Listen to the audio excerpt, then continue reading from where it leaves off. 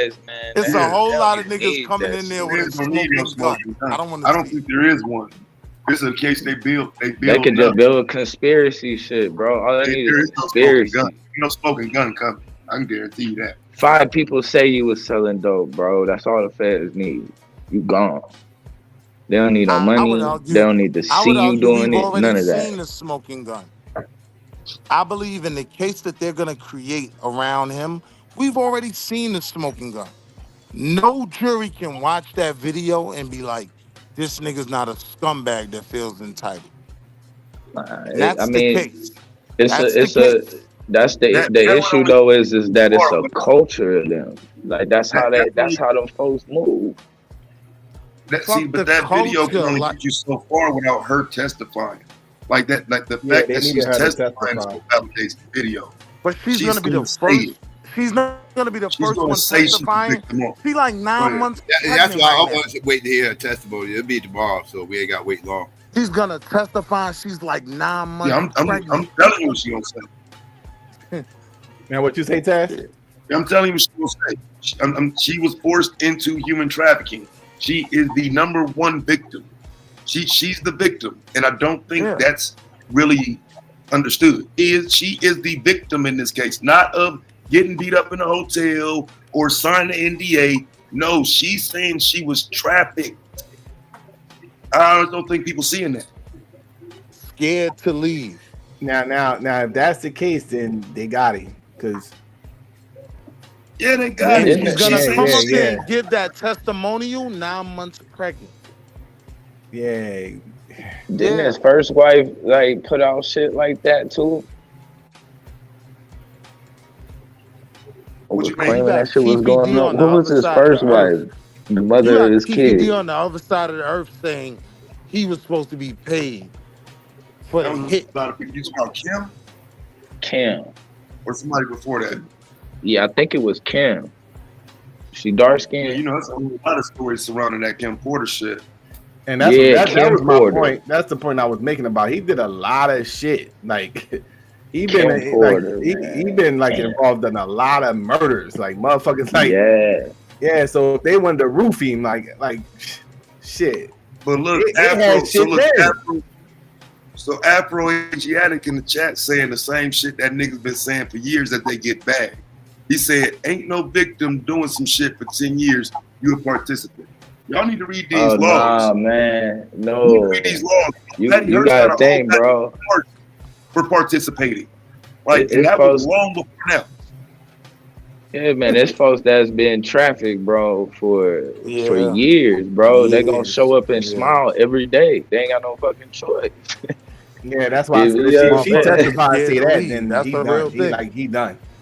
Yeah, he done it because not only that, you see that's how you tie the video into some shit. If she say that and then you see that video, like it's a wrap. All the other you can show her smiling all you want. You don't need nothing. You don't need nothing more than that. Ain't no if. She definitely. And that's where all the other shit connects. And then that's like the rest of the case. So understand, she doesn't have to do but so much testimony, right? He has a settled case where in that case you admitted fault in something and were willing to pay, right? So when they open that case up, when they open up the things that were alleged in that civil suit, and you settled for that, my nigga, yeah, pack this nigga the fuck up. Pack him up. He settled for doing what? He was accused of what and he settled? Yeah, pack him up. Well, he had to settle. That shit was on camera, bro. He didn't have to do nothing. That was a civil case. That's a little bit different. That's a civil case. Nah, I'm saying it's not really different, bro. They are gonna open up that civil case. I'm talking about as far as like why he paid because he didn't want the embarrassment of the tape to come out. Like so that doesn't prove sex trafficking or anything. Like as far as like him settling the amount proves a lot though. Jury, what do you but what Taz is saying, Psycho, is that did anybody other than me actually read the civil suit? Nah, I mean, everything that we talking about right now is in the civil suit. You had all of that shit in there, the sex trafficking and all of that shit. Yeah, that's a fact. The Fed's case is the civil suit. Like, I don't know if niggas understand this shit. The Fed's entire case is the fucking civil suit. And with literally my point. Yeah, that's why she got the 30 years, because a lot of everything that's in this case is. I want to hear what Taz saying because he seemed like he actually looked into the shit. Now you saying what's in the civil suit, Taz? All they have to do is open up the facts of the. No, wait. One second. What did you say, Taz? I would say go back and look at Cassie's civil suit today. Everything that's being discussed in regard to what they have as evidence is her case. Plus now some witnesses to validate it. plus now another woman to co-sign it. But the bottom line is her civil suit. She's saying she was trafficked even in the fucking civil suit. She's saying she was scared to leave even in the civil suit. All of that establishes the foundation that this case is built on. Yeah, we read the entire civil suit on the other channel last year. That civil suit was settled so quickly. I didn't even dig into it. He just settled. He settled like he literally only took over the weekend. I think she filed like Friday. By Monday, he settled. Right. Yes, and Steve, I'm saying when you look at it now, it's like, damn, okay, so did they just read this and say, well, yeah, let's charge him based on this? We got a few motherfuckers right here. Let's string all this shit together and charge. Because her case on that civil case, bro, everything there, like I said, they already showed the goddamn video. The video was what. But the video, not at that time. At that time when she filed the civil suit, the video wasn't out yet. No, I'm talking about now trial. I'm saying that tape is so. It doesn't even have the validity of the rest of the testimony. That's just part of this shit. It's not carrying the case. That was just an introduction into the case. Yeah, somebody leaked that. That video got leaked on purpose. The fans leaked that shit. Shit. The security guard said the security guard testified that part of the video was recorded on his iPhone to show his wife after he got off work the next morning. Say it again. My bad. I didn't hear you. Say it one more time. The security guard at the hotel testified that he recorded portions of the video to show his wife when he got off work. Yeah, I did see that. And that's how it got out. No, that ain't how it got out. That ain't how it got out. No, I believe it was, I believe the feds leaked it. They wanted to champ it. They wanted to take the jury because he had it back then though and didn't leak it. And he said Diddy offered him some bread. He ain't take it. I don't know why. That was stupid. Because he didn't come out with the shit anyway. I just pulled up the they got like highlight points. So pretty much he's saying he says among other violent and unlawful acts, Mr. Combs is accused of rape of Miss Ventura. I'm assuming that's Cassie in her own home after she tried to leave him. Often punched, beat, kicked, and stomped on Mrs. Ventura, resulting in bruises, bruised lip, black eye, and bleeding. Blew up a man's car after he learned that he was romantically interested in Mrs. Ventura. Forced Mrs. Ventura to engage in sex acts with male workers while masturbating and filming the encounter. So that's it right there. Yeah, that's the whole goddamn civil case. Go, Chaz. Yeah, that's it right there. Now, it's literally the civil trial. Now was because again the tapes of with the force shit and everything else. What did the male stripper say today? He said he didn't force himself onto her, right? Well, no, he said she asked. Yeah, so she's saying that Diddy forced her to have sex with. Right, because she said the male stripper saying she asked, and he did it, and Diddy's right there as this is happening. So again, she's just simply saying I had to because he was right there. It ain't no way for him to get out that shit, fam. It's over. Yeah, but how did she prove that? Because if you got the stripper saying that she asked him to do it, and she said she had to do. Like, how did she prove she had to do it? Freaky niggas cooperate. The rest. Yeah, but how did she prove that? Is what I'm saying. Like, because that's what pimping and pandering and all that. That's what. How you got to prove that? No, but I'm saying that charge itself carry that intent though. It's too many people talking. Like Taz said though, it's gonna be hard for them to be. I know niggas that beat them cases. I know niggas that lost them cases, and the ones that I know beat it, they didn't have as much evidence against them. I mean, especially they ain't on video holding them hostage. If it's true that the videos they got is showing her enjoying herself and into it, and the dude already testified that she asked for this, everything else, How do you prove that she did that under the How would you know if somebody is enjoying themselves? Oh, you know, because even if you, or if they being trapped. That's what they said. That's what they say. I didn't see. Even if a hoe is a willing hoe, you know what I'm saying? Like most hoes is, because most hoes choose a pimp. Pimp don't make a hoe. You know what I'm saying? That they hoe because they want a hoe, but they yeah, still. But she wasn't hoeing though. Like he wasn't tricking her off though. They still get a pimp to trafficking charge. That's how the government working. But he wasn't tricking her off though. They've been doing that for like the last 8 The years. dudes wasn't paying Diddy the fucker though. Hold on, why you saying the fucker? So this ain't a pimp situation. Yes, it is. It really is. That's the charge he got. How? Like Psycho, yes, this is Psycho. Yeah, yes, it is. Like maybe because everybody talking at once, you're not hearing that shit. Yeah, look that shit up, Psycho. That's exactly what the charge is. That's exactly what this is, bro. That's the case he got. So you saying that the male strippers paid Diddy the fucker? No, Diddy paid them to fuck her. Right. Okay, right. So now, how is that him tricking her off? That is sex trafficking.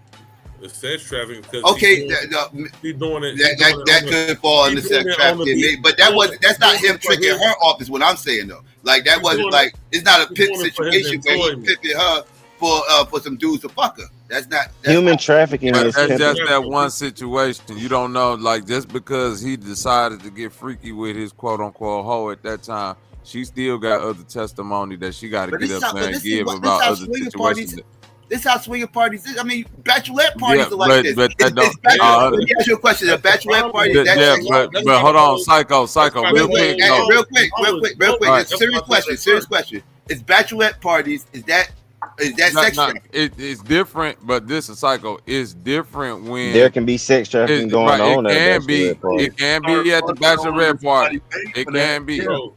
Now, I'm saying real talk. It can be. Okay, so that could be sex trafficking. Okay. Yes, it can. And I'm saying it's different, and it's different when Cassie has a corroborating story of trying to get away from this nigga, getting a new man, and him exploding his car. That's a fact. Like, it's a lot that go. Like it get crazy with trafficking. Not Psycho just for flying the hoe in if you flew her in with the intention of having sex. Now see GQ, I was asking that earlier. In with intention of having sex. See what I'm saying? I was asking that earlier. This shit gets crazy. So see why I asked that earlier, Psycho? So if you be a shorty online that lives halfway across the country, and you fly me in with the intention of having sex, they can hit you with a sex trafficking charge. Technically, yes, you are human trafficking. Okay, fine. So when I was asking, if they wanted to charge you, they could. Thank you. When I was asking that question earlier, I wasn't being facetious. I really wanted to know because I was like, bro, people rap about this all the time. So this is gonna set a new precedent and just rap and everything. Like motherfuckers can't just say President I'm fine, but I'm just I'm about to say it's been said. It's just whether they want to go for I you. know it's been said, but I'm saying it's kind of like one of them. Like it's a certain thing is the law, but do people really enforce it? That's what I'm saying. It ain't like now, motherfuckers saying, that's what I meant by the reason when why you've been doing too much, like Diddy been doing. It's already a law, but do people enforce it? That's why I say we get. But even to the dude in a, but that's even why the we dude get this case because he. But listen, jaywalking is a law, but everybody don't get arrested and ticket for jaywalking. You know what I'm saying? Because this shit happen all the time, but they pick and choose who they enforce it on. You know what I'm saying? And look, with the dude that said the Mann Act, yeah, but then Diddy defense I heard is even trying to argue against the Mann Act and its racist roots and all of that shit. So these niggas throwing anything. There are no racist roots to the Mann Act. Because that's the law. The trafficking law is the Mann Act. No, I'm saying Mann Act does not have racist roots. That's not true. I'm saying, listen. You don't argue with me, Taz. Argue with what them people are gonna try to throw out there at the fence as a the man that was it about protecting Becky? Right, that's what I'm saying. Psycho. That's what they finna go in there and argue. Protecting them from white men, yeah. But they finna argue the Mann Act started with some old Jack Johnson shit, right? That's what I'm. He was the first big case. He was the first big high-profile case of the They gonna die on that motherfucking point. So they did. He was the first high-profile case. He wasn't the first one, but he was the first high-profile case. Hey, well, school me to a task. I'm telling you, this what they defense. All the hills his defense is trying to climb up. So you got to put me on. I'm being honest. I'm just throwing it out. That they wrote the Mann Law for the Mann Act for Jack Johnson. That's not true. No, they didn't write it for Jack Johnson. No, they didn't write it for him. He was the first high-profile case though that got caught up in the Mann Act. Videos where they say they wrote it for him. You know, they made the law. Yeah, that's. I mean, because it, you know, again, when we start talking about the enforcement of it and when it mattered, it was him. But the white slave, the white slavery of that time was white men. You know what I'm saying? The foundation of that law was white men. It had shit to do with black people. It is called the White Slave Trafficking Act, bro. We just call it the Mann Act. I know you know. I know you didn't research that shit. I was just asking because I know you know they show it on videos. Oh, they wrote the law for Jack Johnson. You know what I'm saying? But yeah, that's when it affected us. But that's again sometimes our primary focus being us. At times it kind of messes up the history. You know what I'm saying? We only care about us, but if we looking into it for real, no, that was about them, and Jack Johnson got into their space. They definitely used that law on the pimping, man. That shit been going on for a minute. You know, a lot of motherfuckers, you know, they'll tell you that. That's why a lot of motherfuckers retired, quit pimping, because they started enforcing their law, so that trafficking law, giving motherfuckers life. Yeah, swirling wasn't really prevalent at that time for them to be. I mean, they worried about it, but it wasn't really prevalent like that. But yeah, it definitely was the Becky law. That's why I like to call it the Becky law. Just right quick, it became law in 1910. They hit Jack Johnson with 1912. Okay. Yeah, that's why I say he's the first high-profile case. Yeah, he was the first high-profile case. And it was called I hate calling it that white slave shit and everything else. Weirdos try to use that to try to prove white slavery after this country.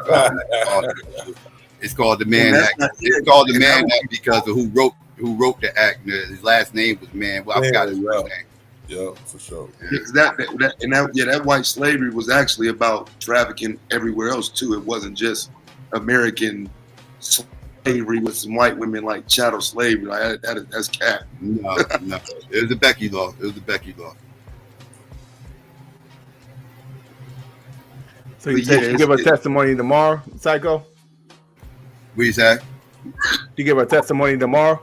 Yeah, they're gonna try to get her out quick because she's pregnant. They're gonna try to get her out the way quick. If it's a long case, that might benefit Puffy though. I think it's best that she get it out the way now than them waited till later. With that still looming over everybody's head, it's best get it. She's gonna be the most damning witness. Yeah, it'd be best for him. Especially if it draw out for months and months, and her shit then got old. You know.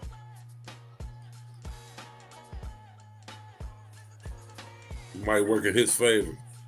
Yeah, but I don't know, man. I don't know if the jury looks at a pregnant woman who they watch a video of being assaulted and all of the testimony she's going to give.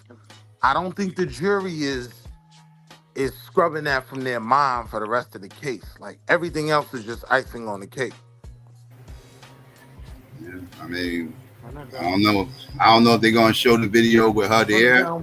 I'm thinking they will because they're gonna try to prove a point. So, yeah. I don't know. We'll see. It's gonna be interesting tomorrow. We'll see. Yeah, there's enough shit out there now that we know all the facts. You know. Oh, they gonna tie everything in. You know what I'm saying? Yeah. You know, they could create a whole narrative based off of all that shit from. You know, the free call shot they got video to what she's making this in the statement I just read. They could create a whole story from that shit. So yeah, this the only shot they got at her. So they're gonna have to I don't know, man. It's rough on the deadly right now. I know that it's gonna be rough on him, man. It'll be hard for him to beat that shit. More motherfuckers lose them cases than win them. That's for sure. I only know 2 motherfuckers that won that shit. And he definitely didn't have no motherfucker witnesses up there talking about he made them do shit. Man, fuck that nigga, man. We should be celebrating this shit. That nigga destroyed everybody around him. Fuck that nigga. I ain't mad or sad. I ain't neither. I'm just curious to see what's gonna happen. Yeah, I agree with Psycho. I think we should just not analyze what's going on.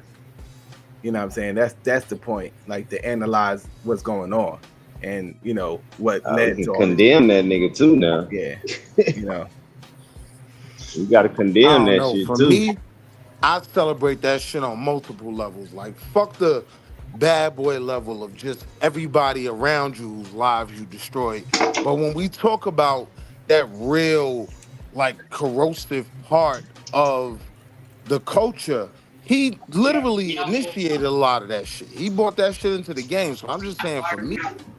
Yeah, but that's all personal. Like that's personal. I get it. You don't like him. What question is whether or not he's guilty? Yeah, he gets. Yeah, I mean, he ain't looking good. He ain't looking good. I'm curious. I'm just curious to see. I'm just curious to see with the sex trafficking part. Like, there's ways they could get him. I'm guessing, but you know. Yeah. That's what I'm interested in. How they're going to do it. Yeah. You know how they're going to connect these dots because it's stuff there to connect. Now, like I said, after I read what she said, I want to see the testimonies and shit like that. Yeah. It starts with her though, because once she make that statement, whatever statement she gonna make tomorrow, then based off of what she say, they could tie all that other shit in. All that other shit just gonna be like, you know, adding to that's what I'm what. saying. It's already connected, fam. I just don't think I don't think it's being played out the way it should be. But like I said, if you just go simply look at what she already said, which is she was under arrest. He couldn't do this. She couldn't do that. Diddy had her under control. He did this and she tried to leave. And that's what I want to hear. Yeah, I want to hear. I want to hear the cross-examination about all that. You know, about those claims. I just want to hear the cross-examination. Hear how she handled that. The answers. I mean, the questions that's going to be asked of her. They're going to be asking some of the same questions people were asking. You know, like if you was, you know, under the arrest and everything else, like why did you keep going back and everything else and this, that, and the third, like she's going to get grilled. And that's the difficult thing, like, you know, because she blew up somebody's car when I tried to leave. Yeah, that ain't got a good like she's like trying to leave and he's like slamming her to a floor, dragging her back down there. That ain't a good question to ask, bro. I'm telling you. Yeah. They're going to ask. They're going to ask it. I promise you. Like, you know what I mean? She trying to leave. Yeah, they gonna get that nigga sunk asking some shit like that, though, bro. Like, if you don't know the answer, you ain't supposed to ask it. And if you know the answer, you definitely don't ask it. And the answer to that is I was forced. I was scared. I wasn't allowed. He was gonna beat me. Like, it ain't a lot of room there. Like, her answer. Well, it depends on the time lapse between these incidents that supposedly happened. Like I said, like, did this happen over the course of a weekend?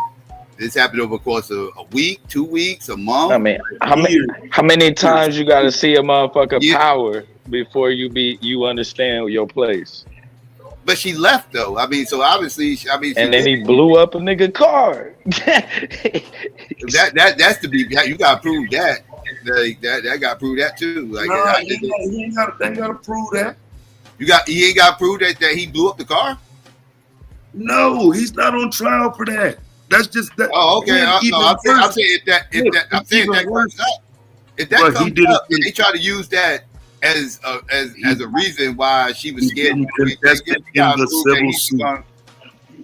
Didn't contest. He already agreed to it when he filed for the civil suit. No, that was in the civil. That's not a confession of guilt. That's not a confession of guilt. So what, he taking a stand? Maybe in the public's eye, but are you saying taking a stand? Law, no. Do you think he's taking a stand? Because that's the only way he can talk himself out of some shit like that. Oh, he's definitely going to take the stand before this is over. Hell yeah. You don't think he is? No. Hell no. Hell no. Diddy better not get his goofy ass on that stand. I think he's going to take the stand. Hell no. What are you going to say up there, though, Psycho? What are you saying up there, bro? Bro. I think he'll take it. That I think he gonna take cross-examination it. is gonna be Although I don't think it's smart, I think he gonna take it. But only Tory listen. Lanez didn't If take the stand, and they was Diddy, like, he if Diddy did get should on the have. stand, Fontaine, I'll be honest. If Diddy get on the stand, it's gonna be to the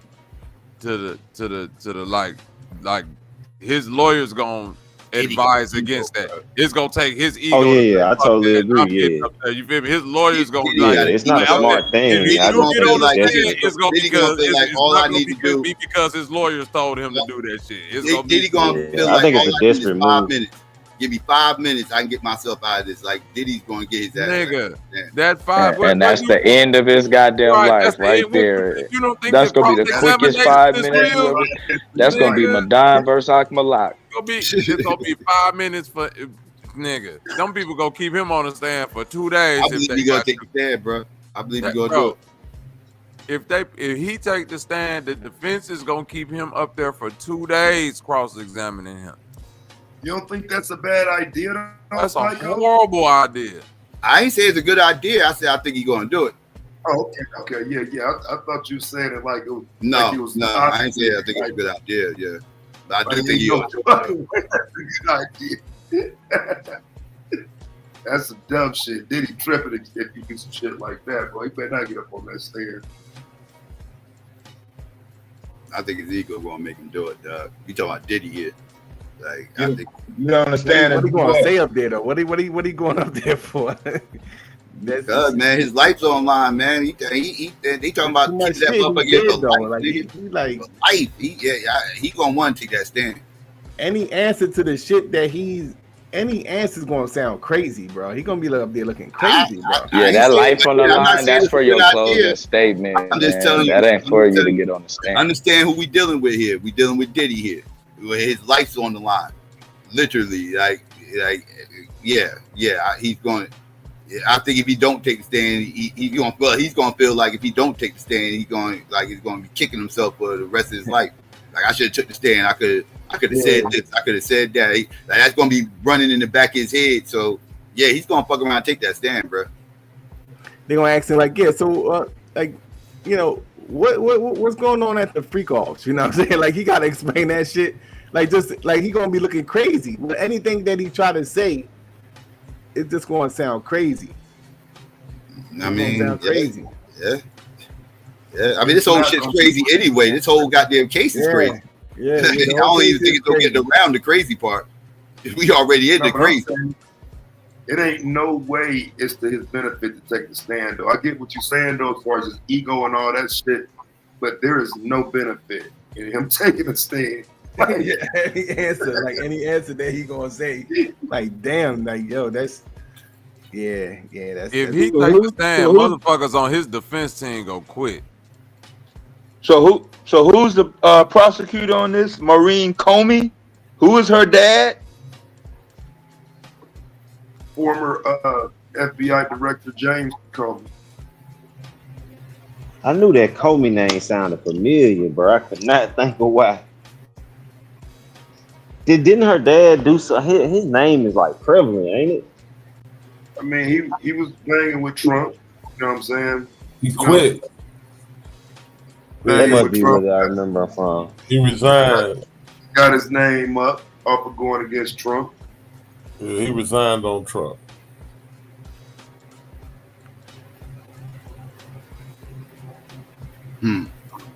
But that in itself is enough to,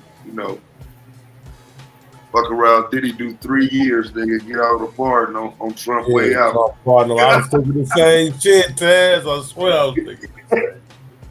Like, hey, Trump a dirty motherfucker.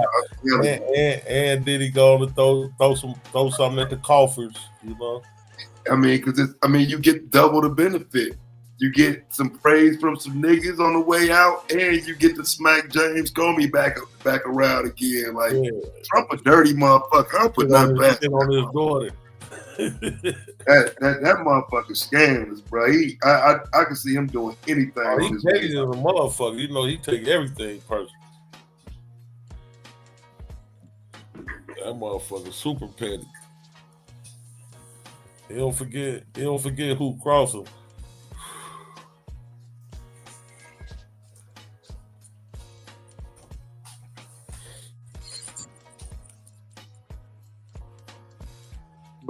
Yeah, so it's nobody said nothing. I might as well ask now. Is Boston through? Oh yeah, that's over with. Beef is fine. Fall. Are they lost again tonight? Yeah, but they down 3-1, bro. Yeah, and it look like Jason. They going back to and New it York. look like Tatum. Those Knicks look fucked up his good, ankle man. too. They said he tore his Achilles, didn't he? They look good. What's the odds on it? What's the odds on them coming back? But Tatum gonna be out the next game. It's over with, bro. Like, No Tatum. I say Tatum fucked his tore his Achilles or something. I think. Yeah, they said he tore his Simpsons Achilles. just had from what I Jalen seen. Brunson hoisting the trophy over his head. Simpsons ain't never wrong, nigga. They told us Donald Trump was gonna be the president, nigga. Simpsons got Simpsons had Jalen Brunson winning the chip. I'm going back to New York, nigga. They ain't put odds up for that chat. Yeah, they I ain't got want to do to odds put for nothing to the serious shit. Simpsons, bro. The Simpsons also said that Kamala Harris is gonna be the president. You see how that worked out? No, in that episode, she actually lost. It said she was gonna run for president. She won, and Trump passed away in assassination. Yeah, that was when he all that history has been diverted, brother. We on a new timeline now, Willie. We don't know what's gonna happen. Yeah, we're on the sacred timeline now. Yeah, there you go, G. You hear me, G2? That shit ain't even on the board right now. I'll let you know if it pops up tonight, though. It ain't even on the board right now. They got that shit on the board. Hell I know it was down when they was down 2-0. It was 19-1. They scrambled now, man. They just don't like shit like that, bro. That's how I can tell. I know this shit ain't rigged. Like they be sick off shit like this. Like they'll take whole bets down. You know what I'm saying? Start rearranging numbers. Like you can see them scrambling now. Like numbers start to change everywhere. Odds flipping around because like they had. What up? The Knicks supposed to be gone this round, bro. Like for real, this shit finna fuck the whole Vegas up, nigga.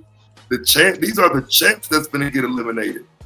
I mean, keep in mind, Boston has been the odds-on favorite all year, except for a couple weeks of OKC. So yeah, the champs going. It's up once the champs go. So what you got? Cleveland and New York in the conference finals. Cleveland in trouble.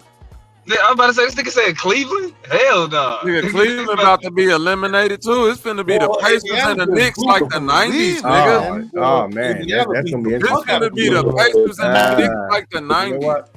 The Timberwolves and the motherfucking. Hey, look, that's what I was about to say. It better not. Look, it's gonna be the fucking Timberwolves and the fucking Timberwolves and the Knicks, nigga. It's gonna be the Timberwolves and the Knicks. Nah. I think OKC. I think OKC can get the Timberwolves. Bro. Fuck no. I don't think OKC finna get past Denver.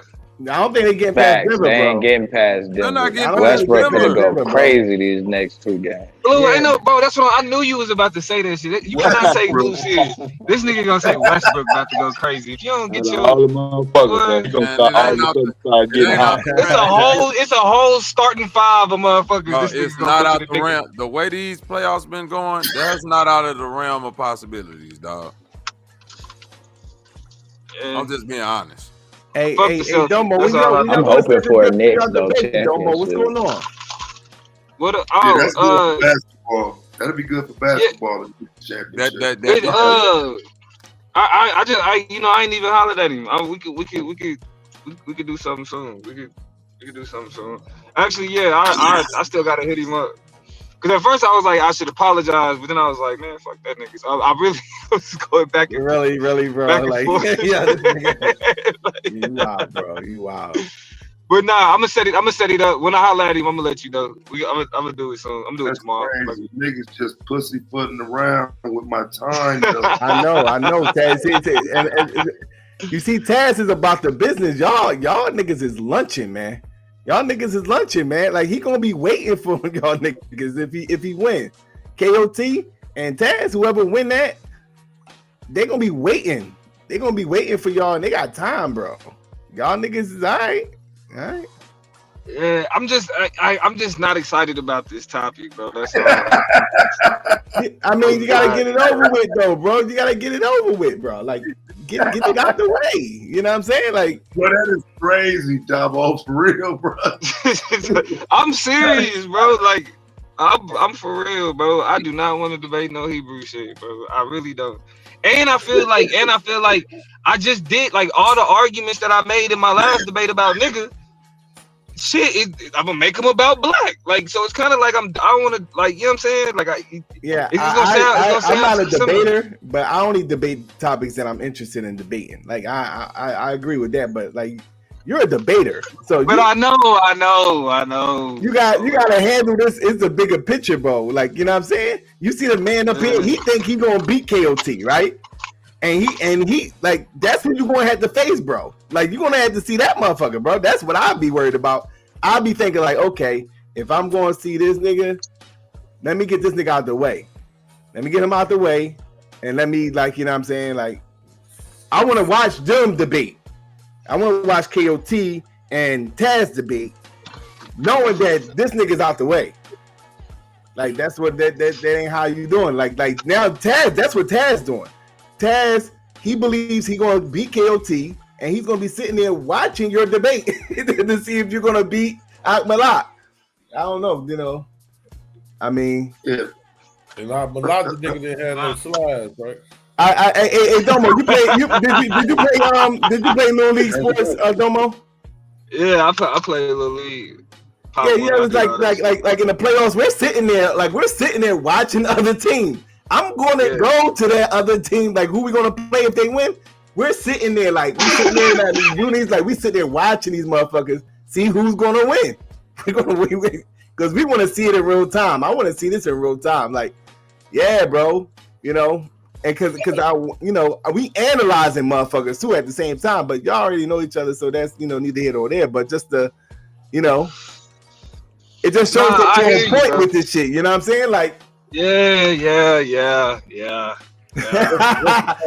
right. No, I mean, you right. Like, I really, you right. You know what I'm saying? Like, we need to set this shit up. You feel me? Like, you know what I'm saying? Get it on out the way, get it done with.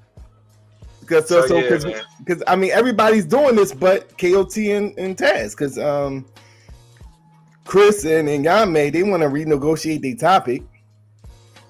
Wow, I thought they had a good topic. Yeah, actually, that's another. I was kind of jealous, nigga. Like, I was. Hold up, what happened to their topic? I mean, this is when Yame called me earlier today. Like Chris want to talk about another topic, and I'm like, why? What was theirs? I thought they did have a fire black. They had like a black. I wanted to hear. It was like shit. Black Panther. Should they recruit from like street niggas or like college shit like that? Yeah. So I'm like, yo, y'all gonna have to debate that joint. He's like, yo, I done already sent my arguments. like what the fuck? Oh, wait. He trying to topic. Can't do that, Chris. You can't do that. He trying to change the topic after he sent them and shit.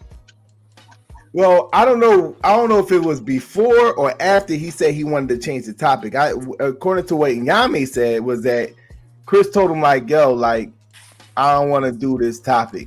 So I guess they were talking, and then I guess Yame was like, yeah, because I was going to come with X, Y, and Z, and blah, blah, blah, blah, blah, blah, blah. So I guess it was that type of conversation. Crybaby Chris. So they both kind of backing off.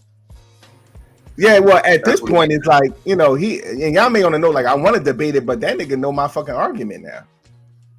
And plus, he want to change the topic. Because I'm like, yo, I was about to like, yo, like, y'all going to have to debate it because it's been a fucking week. Wait, now how do he know his argument, though? Because he told him. He should have never did that, though. Yeah, he told him. You know what I'm saying? Like, you know how like a motherfucker call you like, okay, yeah, well, I don't want to do this debate topic, and then it's like, all right, we're gonna call. So no, I don't know. I guess they had a whole conversation or whatever. Like, no, bro. Yeah, exactly. I understand, Taz. You know, shit. I mean, this is why niggas gotta create rules and shit. And they're on the other side of the bracket, bro. Like for real, that's crazy, bro. If you let him do it, if somebody else gonna bash you over the head, but not yeah, GQ, that's been the story of my motherfucking life right there. Like, you know what I'm saying? Like, yeah, like, yeah. Yeah, I already know. That's Yeah, nigga, it's too many niggas talking behind the scenes and shit. Like, you know what I'm saying? Like, it's y'all doing too much with that. You know what I'm saying? So, you know, this ain't no seasoned debate, so I'm not gonna be tripping about it. But you know what I mean? Like, still, like, it's still kind of like, so I don't know. So what's y'all? like, You know what I mean? I mean, right now, me and Akis still should we call ourselves Black and Israelites? Which I was thinking about how I could kind of scratch that, like he could scratch that itch without the title being about the Israelite shit, because he really making an argument about morality, like and ethics and shit like that. And so I was thinking about proposing the title, like where should Black people, you know, draw their morals and ethics from? I don't understand what you're doing here, bro. Like the man already told you what it is, bro.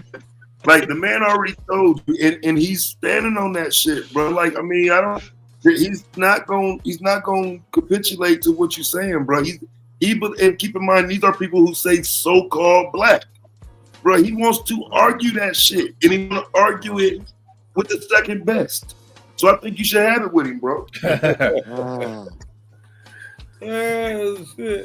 Yeah, you might as well get that shit out the way. Like, you know what I mean? Like, yo, like, what are you doing? Yeah, you should be able to cook them on. I mean, everybody agree with you, Domo. Everybody agree with you. Like, trust me. If anybody agree with you, I do. I had to listen to, you know, season 1. That's all it was, bro.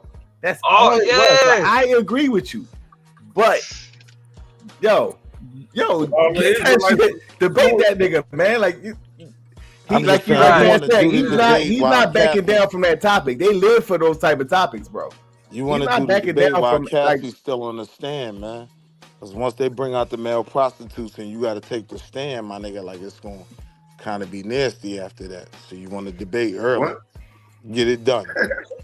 All right, so you got the That was kind of funny. That was kind of funny. It was relevant, you know what I'm saying? You using current events to. You see how I brought it back, Domo? You got the joke. Yeah. All right. You don't get no and you know, you got the other debate with SYKOPATHeist and Brother Rob. These motherfuckers can't come up with a title. I mean, a topic. They can't come up with a fucking topic. So, I mean, I threw a couple of joints out there. I said we gotta do a stream where you get, you know. Right. So once I win my debate tomorrow, Solar, I'm gonna need a stream. hey, you got it. Oh damn! Hold on, your shit tomorrow? Yeah. Damn. Yeah, that nigga shit tomorrow. What you talking about? Yeah. He taking care of business. Y'all niggas out here like playing around and bro. And look, and everybody else don't even have a topic yet. Y'all ain't got no topic yet. That nigga like Jordan, and y'all niggas is like the rest of the league type shit, man. Damn, son. That's disappointed. I'm disappointed Chris changed that topic. I really wanted to hear that one. Yeah, they got it. Shit. Yeah. I would like to. I mean, but give me like, Domo ain't trying to jump into that Bible. That was a good one, bro. That was a good one. Yeah, that was the best one, bro. That was I was looking forward to that joint. Yeah, I was looking forward to that joint. I think Chris was, you know, and y'all may say he wanted to debate it. He said Chris didn't want to debate it, so I think Chris is the one that backed out of it. Yeah, I mean, because I feel like, you know, you got to know your audience. You feel me? Like, you got to know your audience. And a nigga getting up here trying to be like, yeah, nigga, we should have got niggas from college. I wouldn't even have took that one. You know what I'm saying? Like, I wouldn't. That's just being honest. Like, fuck, like, it's from the streets. From the streets. What the fuck, soldiers? You know what I'm saying? Like, you can make an argument on the other side, though. I mean, you can make a that's what I'm about to mean. Bobby Seals and Huey P. Newton with college kids. Yeah, that's anybody with the college. From the colleges. Yeah, they got the money from the guns from the colleges. You would debate that, Tomo? Debate what? That debate that they refusing. Yeah, nah, I would stand on the street shit. Like I would stand on the street shit. Yeah, I would. I mean, and here's the thing. I think this is one of the things where like it's certain shit that it's not just the arguments convincing, but it allows for more rhetorically powerful arguments that resonate with the audience. Like for example, in our debate about immigration, like the one thing where I give you credit is you was on your preaching shit, and you was able to do that and create and lean on that ethos because of the audience and like because of the, you know what I'm saying, the circles and shit. And so it's like you gotta to win that debate, you gotta have a hell of a debate. You gotta cook. Like, you gotta cook. You know what I mean? But the problem is when like college is considered establishment, because this is the class right here. College is considered a part of the establishment. Like revolutionaries are anti-establishment. So if you leaning on people that's attached to the establishment in order to build your revolution, you feel me? How anti-establishment are you being really? You know what I mean? Like the book learning and all the reading and shit. Yeah, you can do all that shit once you develop that revolutionary mindset. You know what I mean? But that's why I couldn't. Yeah, with the Black Panther Party though, like the one of the things that was kind of monumental was the fact that they understood the law. You know, that gave them the understanding, because remember they was carrying guns and they started spitting those laws at the cops once they was trying to challenge them. You know what I'm saying? So it was the education, like the guns, them brandishing the guns on all that. That was like surface level shit. And but they got. You can't forget, and they educated in the law is where like, oh shit. And you can't forget they got the money for the guns from the colleges, selling the books and stuff and everything else in the colleges. That's how they got the money for the guns.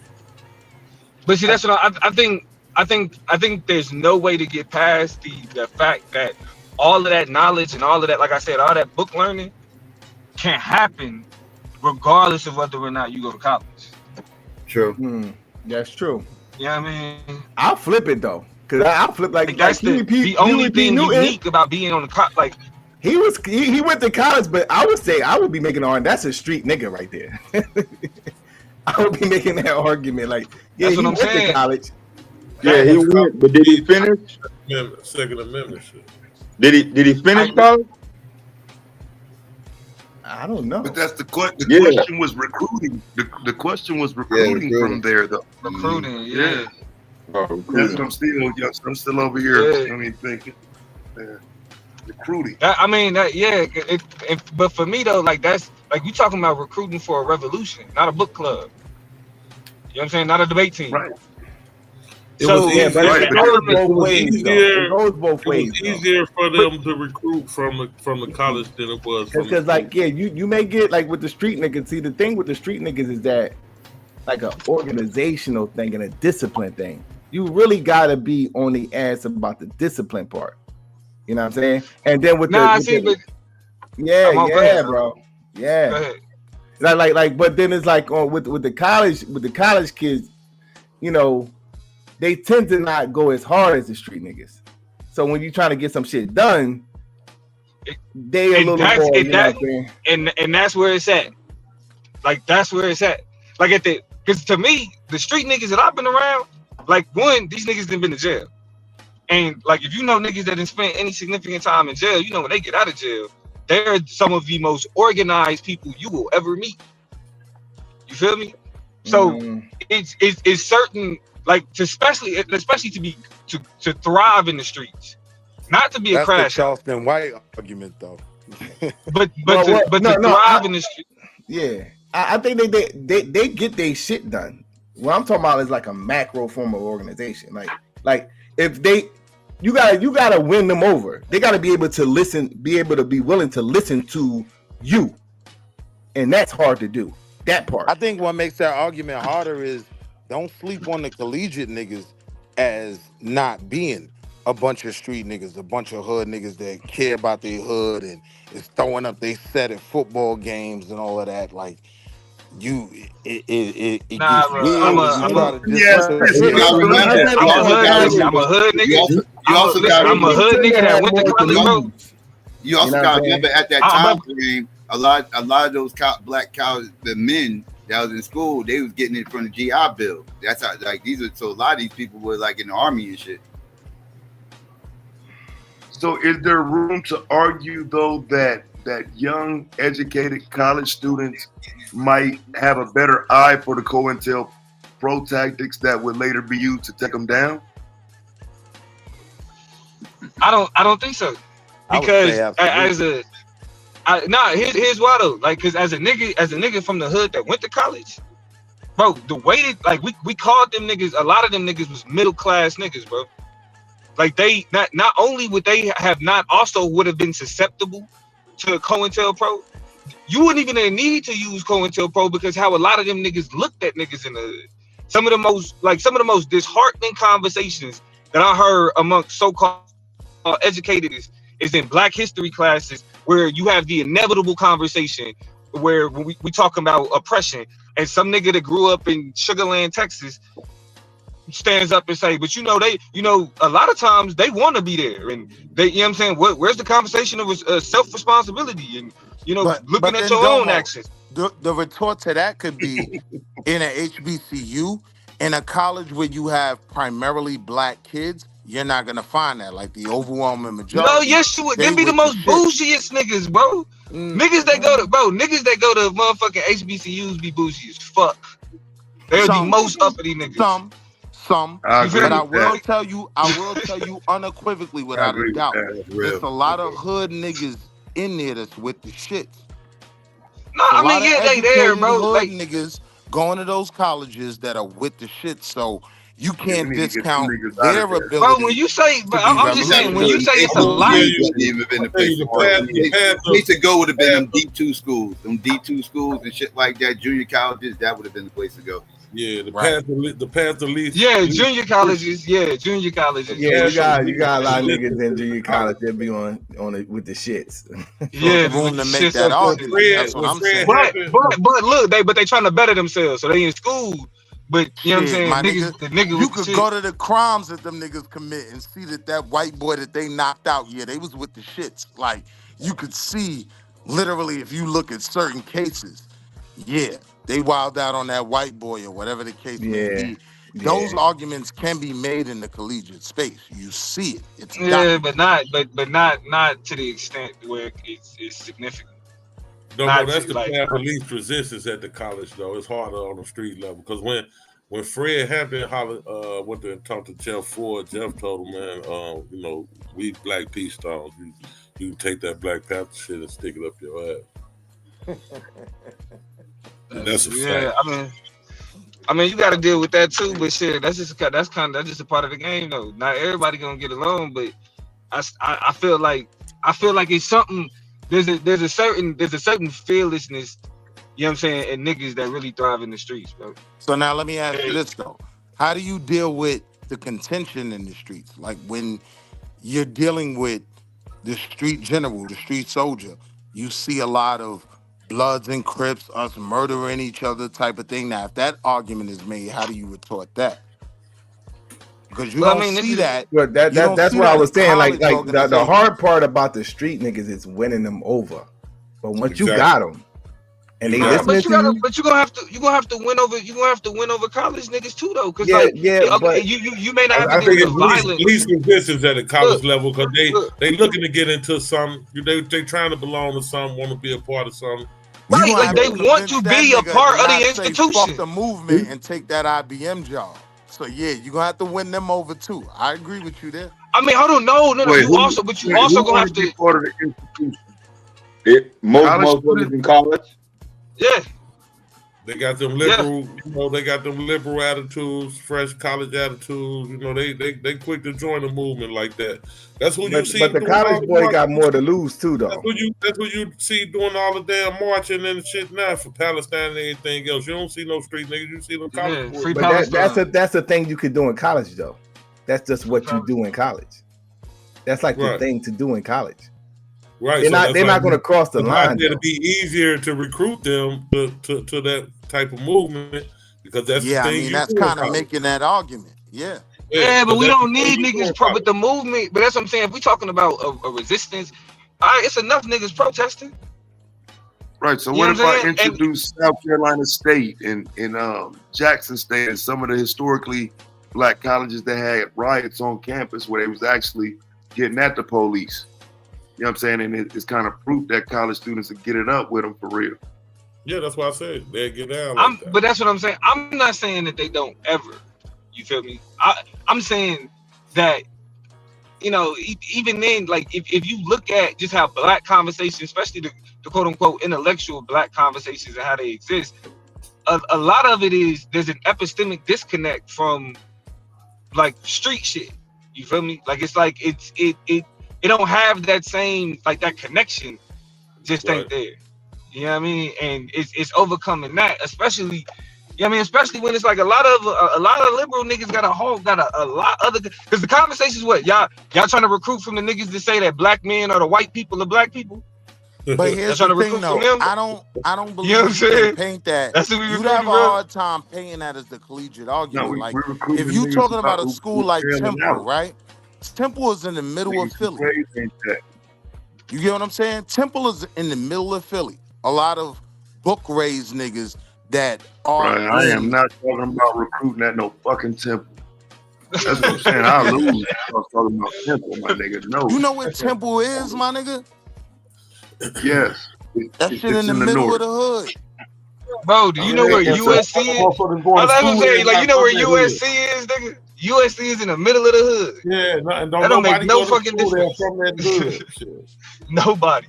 Well, it's more now. It's more now than there's been in the past. But yeah.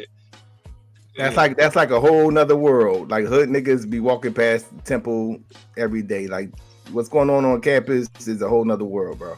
Yeah, see, that would be my argument, though. What Samuel tell them for y'all think y'all better than them. But that would be my argument. You look at the enrollment, right, at Lincoln and Temple, Y'all remember that and what's stay the in the other one school close days to when it? the college You're boys gonna came? find a lot of kids from Southern Jersey, from Philly, from outside of Philadelphia in Pennsylvania. You're gonna find a lot of niggas from that hood, right? So I would make the argument there that there's that potential. So you talking about Cheney? Yeah, Cheney. Right. It's not enough. I'm saying them, don't present period. the story that look. I'm saying don't present Them the story motherfuckers that ain't trying to get involved into nothing outside of that school. Nah, the ones that made it, the ones from that hood that made it into that school right there, Cheney and Temple, and they lived in that neighborhood and they made it in that school, they ain't trying to get involved in none of the fuckery. They trying to be straight institutionalized, like Domo said. They straight with the system. They ain't like, nigga, I ain't trying to do nothing. I know how hard it was for me to get in this on some motherfucker. G shit, right? A nigga that's probably gonna jump on the panel in the morning, right? I always point this nigga out because I know that graduating from Columbia ain't no small feat. But you got niggas graduating from Ivy League schools that still go through hood shit. That's a fact. And hold on. The argument, here's the argument, bro, because I don't think you fully understand. It's niggas from the hood that go to college. It's niggas that's with the shit that's in college.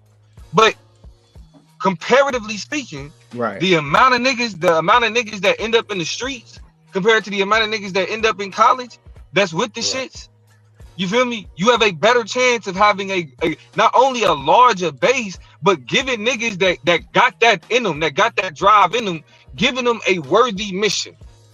You feel me? Like niggas that didn't have the type of institutional success, they view the world differently than niggas that feel like that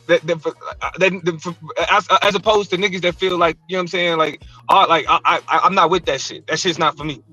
But You feel now, me? where do we value That's real. the education level that comes out of these institutions that has these kids reading about Marxism and different things that hood niggas aren't necessarily going to be exposed to? Everybody ain't, but that's what I'm saying. Like, everybody don't read Marxist theory, bro. Like Yeah, every, and them niggas My supposed to argument become is in everyone. I read all Marxist My theory on my argument is in own. everyone. We're recruiting, right? So we do know that a lot of these little niggas, when we see them in movements, like the Panthers, which I'm sure will be brought up, right? They got their introduction to a lot of things outside of American Western thought through college. It's a fact. No, I mean, yeah, that's true. Where you get colleges outside of Western thought? Where you get what? Yeah, I don't know what did you just say? You said college is outside of Western thought?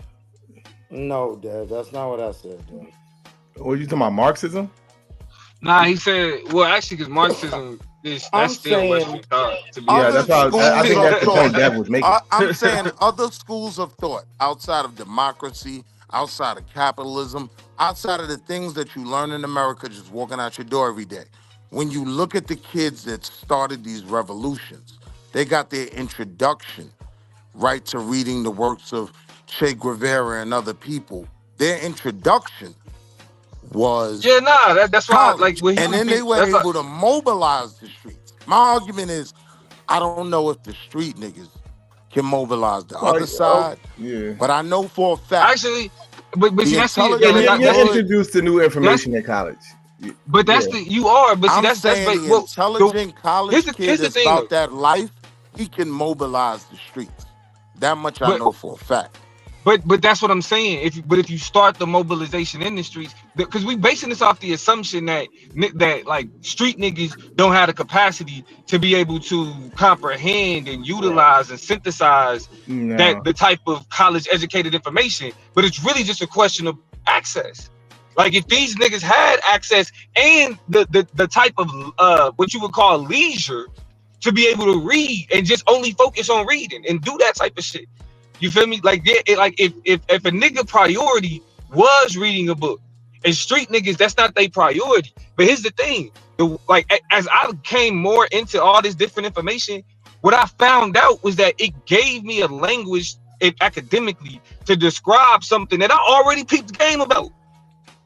I pay attention to the world. These phenomena exist to me. I just don't have the academic language that's used to describe these phenomena in the way a philosopher would. But see, my so that's argument, why it's like, argument with that would be some of the biggest street organizations, right? They have rules, codes, they have politics, they have a structure, right? That very much. Explain how that helps you. Explain how that helps you.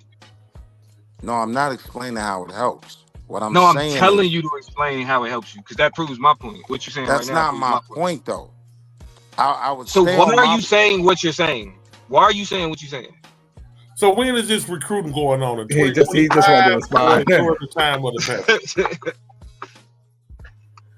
Y'all let us know what happened, because you was telling me earlier about the whole Chris situation. So I don't want to, come off like I'm misrepresenting the conversation. So, you know what I mean? If you want to let us in on the conversation, Taz, when is recruiting going on? 2025 or Hey, what's going on there, man? Yeah, that's what I said. I would rather argue it from the 60s standpoint from the time it was. Okay. Nah, nigga, we talking about today. We all got a different dynamic. If we doing some shit today, where should we be recruiting from today? What we starting a movement. We focused on it. Yeah, so Nyame, like, you know, Nyame, let us in on the conversation. Like what happened? What happened with the it's hard to get in there, man. Yeah, hold on a second, guys, because I want him to let us know what happened with this topic. Well, basically, when Chris got to reading, this was Chris' topic, but I'm a member of a revolutionary political party, and so I know all the Panthers rhetoric. It's kind of my lane.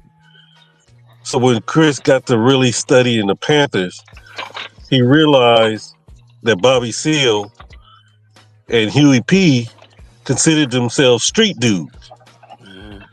They considered themselves street dudes, and they knew, and they left the colleges because they said the colleges was too accommodating to white power. too assimilated. So they said if they really wanted to face the pigs, as they would say, they had to get the dude from the street. And in Marxist philosophy and scientific revolutionary philosophy, they call that the lumpen proletariat, the people on the outskirts of society. You know, it depends on what do you want. Like Mao said, you definitely need those people in your revolution. Yeah, somebody like Lenin said, no, you don't want them. So there's arguments on both sides. But what Chris was saying, he didn't want to seem like he was going against the Panthers, talking against them, because he does believe in what they was doing, and he didn't want to seem like he was going against the Panthers to everybody. By taking the side of they should have had a better strategy to recruit out of the schools. That's the basic summary.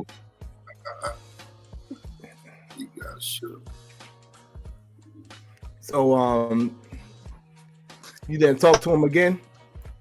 I haven't talked to him. I haven't talked to him.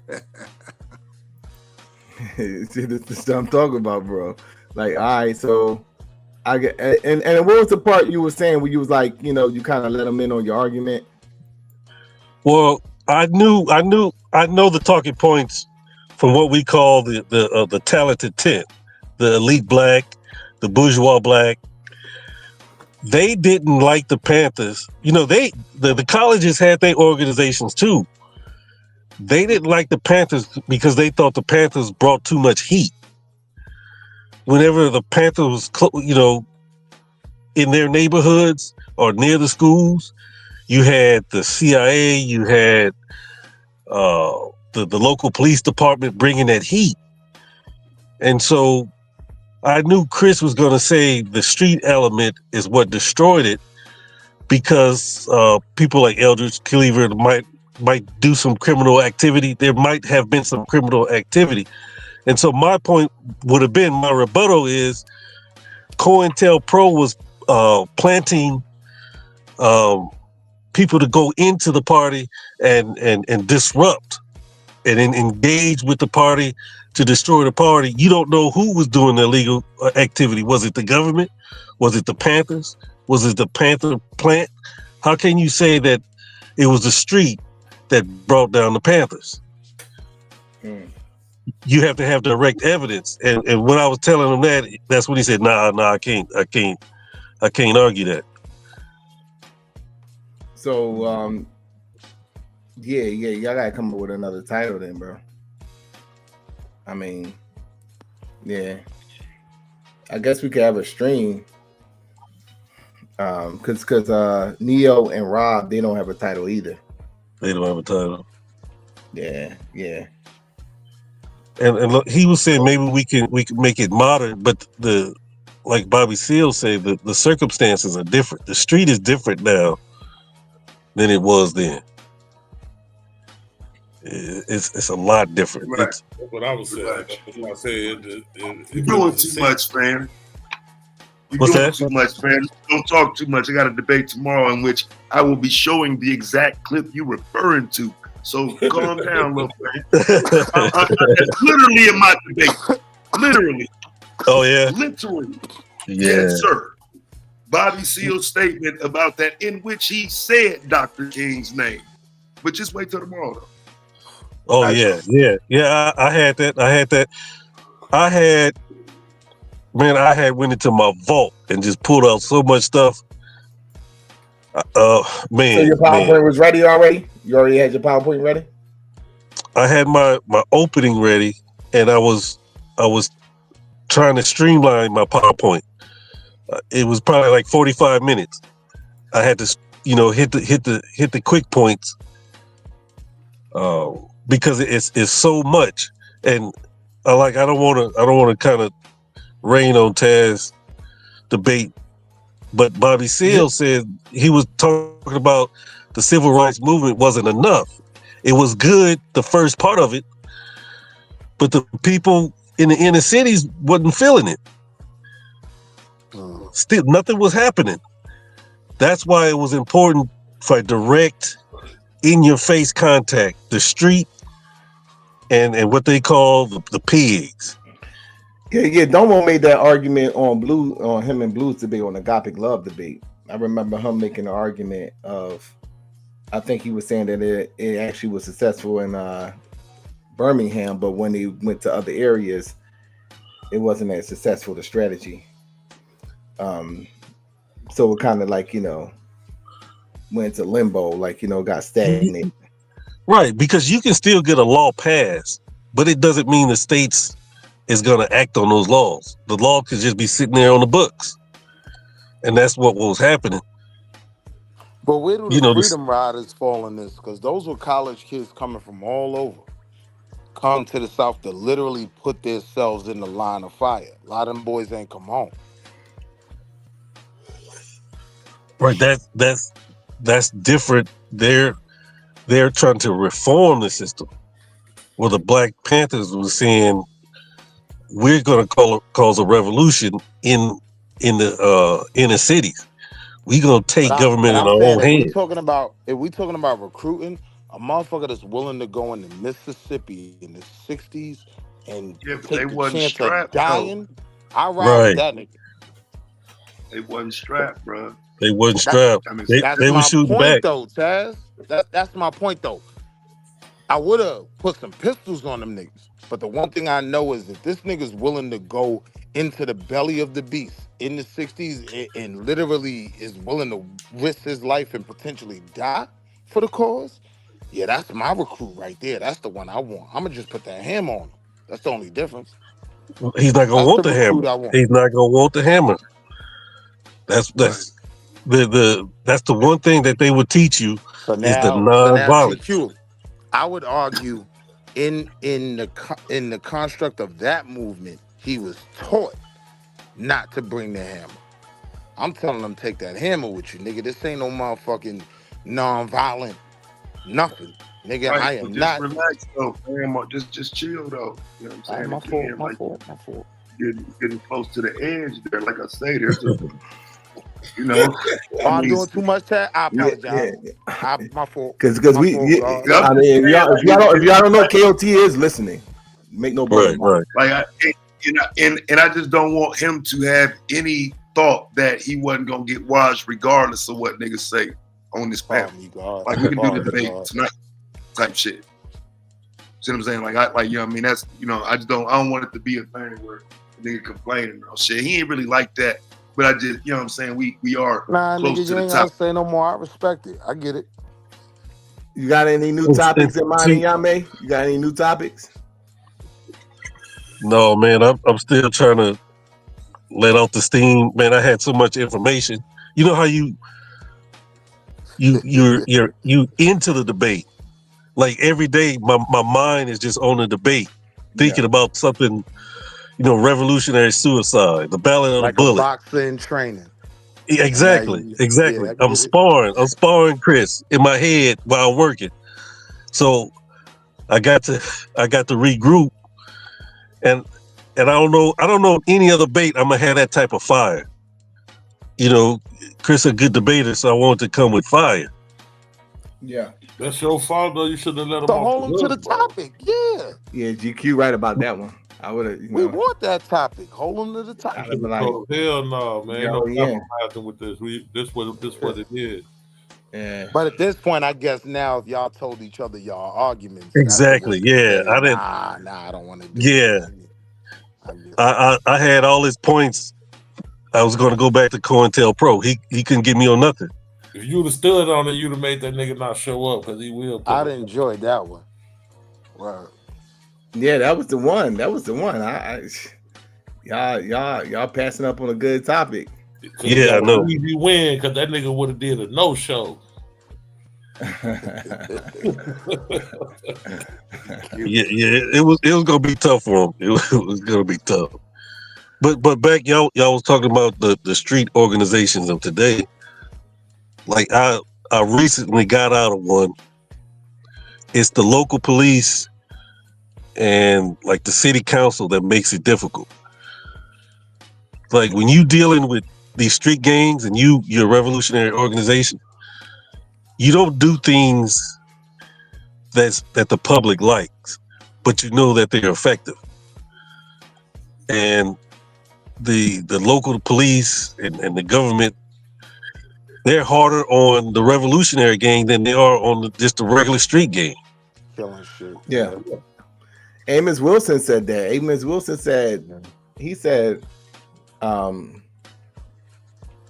one of the things you're going to have to deal with when you're trying to really solve the problems and fix the black community is like, you're going to have to deal with the police. Yeah. You're going to have to deal with the police. If you're really trying to fix the black community, you're going to have to deal with the police. Because, you know, the stuff that you have to deal with. Fix. Yeah. And you know, like Larry said, you can kill as many niggas as you want, deal as many drugs as you want. So if you told niggas to start voting, that's when the feds can't pick his ass up.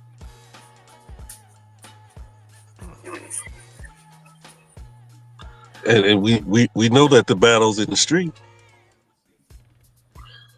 Soon as he told niggas to go to the polls, feds came in and indicted him and came and got him. He was running shit from the penitentiary for 30 years before that.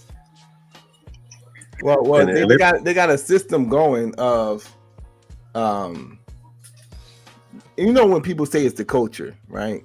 Because I don't like making an argument about like a cultural thing because I know it's systemic racism that's the problem. Like, but you know, the thing is like a lot of the youth, they be so caught up in like the culture, you know, and we talking about mainly like the hip hop culture or whatever, and like they don't really begin to see the real world till they about like in their late 20s. You know what I'm saying? Like when it's like time to like get busy, they get a kid, they gotta be a provider. Then they starting to see, you know, okay, this ain't it. I gotta go in this direction. So you're already far behind because other groups of people started that when they were 18. You know what I'm saying? So you're already far behind from that perspective, and it's like now everything is like catching up. So now you gotta take the bullshit job. You gotta. So the thing is like to, you know, it has to be a reshaping of the culture. From that standpoint, it has to be a reshaping of the culture as to, you know, instilling in the youth like the priorities, like getting your priorities straight, and like, you know, the recreational shit is recreational shit. It's not a lifestyle. You know what I'm saying? So that's the hard part. Because you're going to be looking like a cornball out there. Like, you know what I'm saying? You're going to be like, you know. Yeah, exactly. You're going to be looking like a cornball out there trying to tell them. Because only thing you got to do is put your mind into when you was 18. You know what I'm saying? And you think you're looking at this guy, he's trying to preach to you. And like, you know, all you want to do is like, you know, what you do. You know what I'm saying? You try to, you know, emulate Nas or Jay-Z or whoever it was that you was trying to follow behind. Like, you know, you seeing these people with all this glamorous shit that you're trying to emulate, and like this cornball dude coming at you with some like revolutionary shit. So you know, like that's how they looking at you. They looking at you like, you know, like what you got. Right. You know what I'm saying? Like what you got. They looking at you like, all right, well, you know. Right. Look at this broke nigga. Yeah, man, go sit your ass teacher, down. man. Yeah. But the Bobby Seale and Huey P, they talked about the same. They had the same thing, even though they met with people who was in the communists and socialists. They knew they couldn't bring that to the street, so they broke it down to the 10-point program. They wasn't trying to educate you on revolutionary theory. If you're from the street, just make it real simple. We want bread, we want housing, you know. We want protection from the pigs. It's really simple, just cut and dry, straight to the street. That's how they saw it. You need people who can talk to the street. That's who you got to get. People that can. That third point you just made, that's what really galvanized the street niggas. When you said protection for pigs, that's how you gonna get them aboard. Right. That more than anything. And then and other things too. I mean, the mothers didn't like their sons being harassed by the police. That's why I say that's what's gonna get Yeah. them. That protection from the police, you know, you can galvanize a lot of street niggas with that move by itself. Right. It got to the point where the street would call the Panthers rather than the police or the hospitals, because the Panthers had the connection to nurses, to doctors. See that type of shit. I don't know. You think we could get to that point today? We got to. See, yeah, that's why I say it's a whole different street. It's a whole different. Then you know, nigga then was what running the fruit numbers, gambling. You know what I'm saying? Drinking. Drinking wine. You consider the street niggas. Now you talk about 2025. The definition of a street nigga changes a lot. But what we do out here in Dallas, we have like when school time come around, we gather people's old shoes, their clothes. They don't have like really projects here, but you know those apartment buildings like Section 8. You go there, you have book bags, pencils, and stuff for the kids, and people really respond to that. It's just we need more of it. It's like I know this is cliche, but it's a love for black people. We got to get back to loving black people again. That's the thing I don't see. And them boys had a lot of women in their movement. See, that's another thing. They got the women involved, and then the women brought more men in. You know what it seemed like to me, like you know when I was younger, and then I'll see something like, you know, even like I'm using an example like an Israelite out there or whatever, or whoever, like, you know, trying to do some preaching or whatever. It's almost like you're trying to convince me. You know, I look at it almost like you're trying to sell me something, like, you know, and it's like, you're not just coming at it just for the love of me. You want me to do something for you type of thing.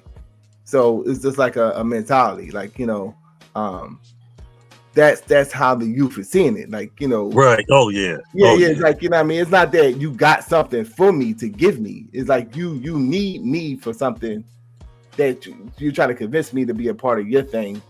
And it's because you need me, not the other way around. Like, I got a message for you that's going to help liberate you. You know, it's funny you say that because you literally called a seller. Like when, like for instance, when we go out, you literally trying to sell a young boy on stop shooting, stop killing them. You know what I'm saying? Stop. So they say, can you sell them on it? You know what I'm saying? That's the question that they ask. Can you sell them on it? You know what I'm saying? So that's funny that you even use the word, you know, selling them. But you are selling it to them for them. I'm not selling it to you for me, motherfucker. I'm not out here. Right. But the thing is, you have to be the baddest thing on the block. Your organization. You have to be the baddest. Like, I mean, either you could do. You ain't got to be the baddest thing on the block, but you do got to be plugged in. You know what I'm saying, to the streets. You got at least respect it. Yeah, you can't even walk you can go a different route. Like walk through if they don't recognize somebody in that march. You know what I'm saying? If we got 15, 20 people coming through, you know, we got the neon jackets on and shit, and we coming through with the trying to, you know, passing out the flyers and shit, trying to stop the violence shit. They gotta recognize somebody in there. You can't just walk through that motherfucker. They're not gonna let you even walk through that motherfucker. But that comes with like you'll just be the nigga like unless you on some like you got like a good 5 dudes and all y'all is like getting money. Like y'all look like money. Y'all look like y'all getting money. Like y'all getting money. They'll see that. Like it's a difference between like you say, a poor righteous teacher handing out flyers or whatever. So you'll just be like in that category. Okay, he's doing some positive shit. Like getting money, but they gotta recognize you from that neighborhood. You gotta be one of the niggas that was plugged over there, one of the OGs that y'all, you know, as they call it. You know what I'm saying? So when you come through, I know, you know what I'm saying? I know who that is. That's who. That's why. Yeah. That's why the majority of everybody that's in the organization that I belong to, all of them been in the penitentiary. You know what I'm saying? That's where you know what I'm saying, when they come home, that's where we get them from. You know what I'm saying? And they all in certain neighborhoods. Okay, where you from? You from West Pullman? Where you from? You from Rose? Or you from Inglewood? So when we go to them neighborhoods, that's who's gonna be in the forefront because they know the people over there. They don't gotta look like money ain't got, but they know that them niggas was out here doing shit. The same shit they doing at one point in time. Them niggas was out here doing it, probably 10 times worse than what they do. Yeah. I think it varies based off of demographics and where we at. Because I know, like in Philly, it's not as gang oriented as some of the other cities. Okay. Like, you know what I'm saying? Like, you know, so it's like different dynamic, you know. But like, you know, the reason why I said the get money part is because, you know, you got to stand out. You know, that's just a way of standing out. Like if you got like 5 dudes, maybe they got like, you know, they owning property or whatever, so they like that's how you're going to be seen. Like, and we're not talking about like a person that's necessarily in the streets, but like a person that's really trying to do the right thing, and they see like, okay, these dudes are getting money, they doing it the right way. Let me see what they about. You know what I'm saying? Let me go and see what they about. It's way harder. I think we underestimate the YN's intelligence, right? Like, I don't think they have a necessity to see a nigga with money, put it in front of them. Like, they just want opportunities. Like, even if we looking at the Panthers, one of the main things they talked about was they wanted full employment. Why? Because niggas don't even have no financial opportunities, right? Like, a lot of these little niggas that's outside, we'll say to ourselves, oh, they gonna do that and they're not gonna take no short money. Nah, if they even saw a way to get in and go sit in the office somewhere for 8 hours and get that money, they would. They just don't see a way in.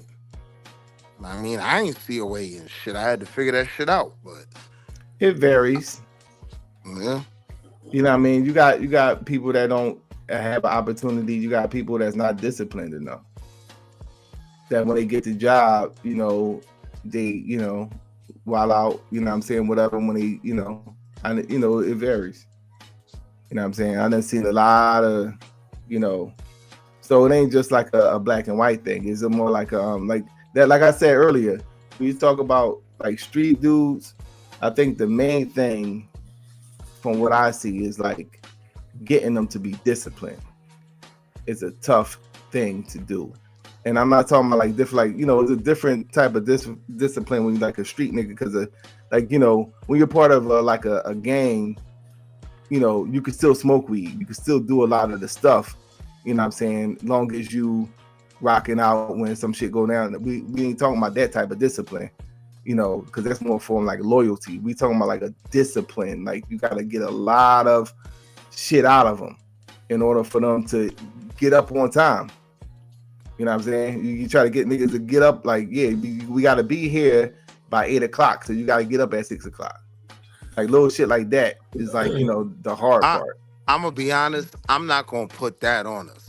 You know what I mean? Like, in my experience, the honest truth is most street niggas is broke, right? Number one. So what they doing, they even know in the back of their mind, it ain't working. They just don't see a way in. They don't see the opportunity. Right. If you don't see what I just said, if you don't see what I just said as a reality, then you're not dealing with street niggas. I disagree with that, bro.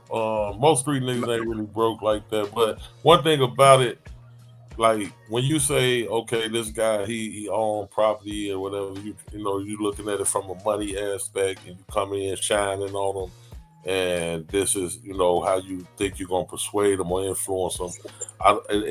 That model doesn't really work, because they had like most of them already had successful people in their family around them, but they just chose the streets because it was more appealing to them.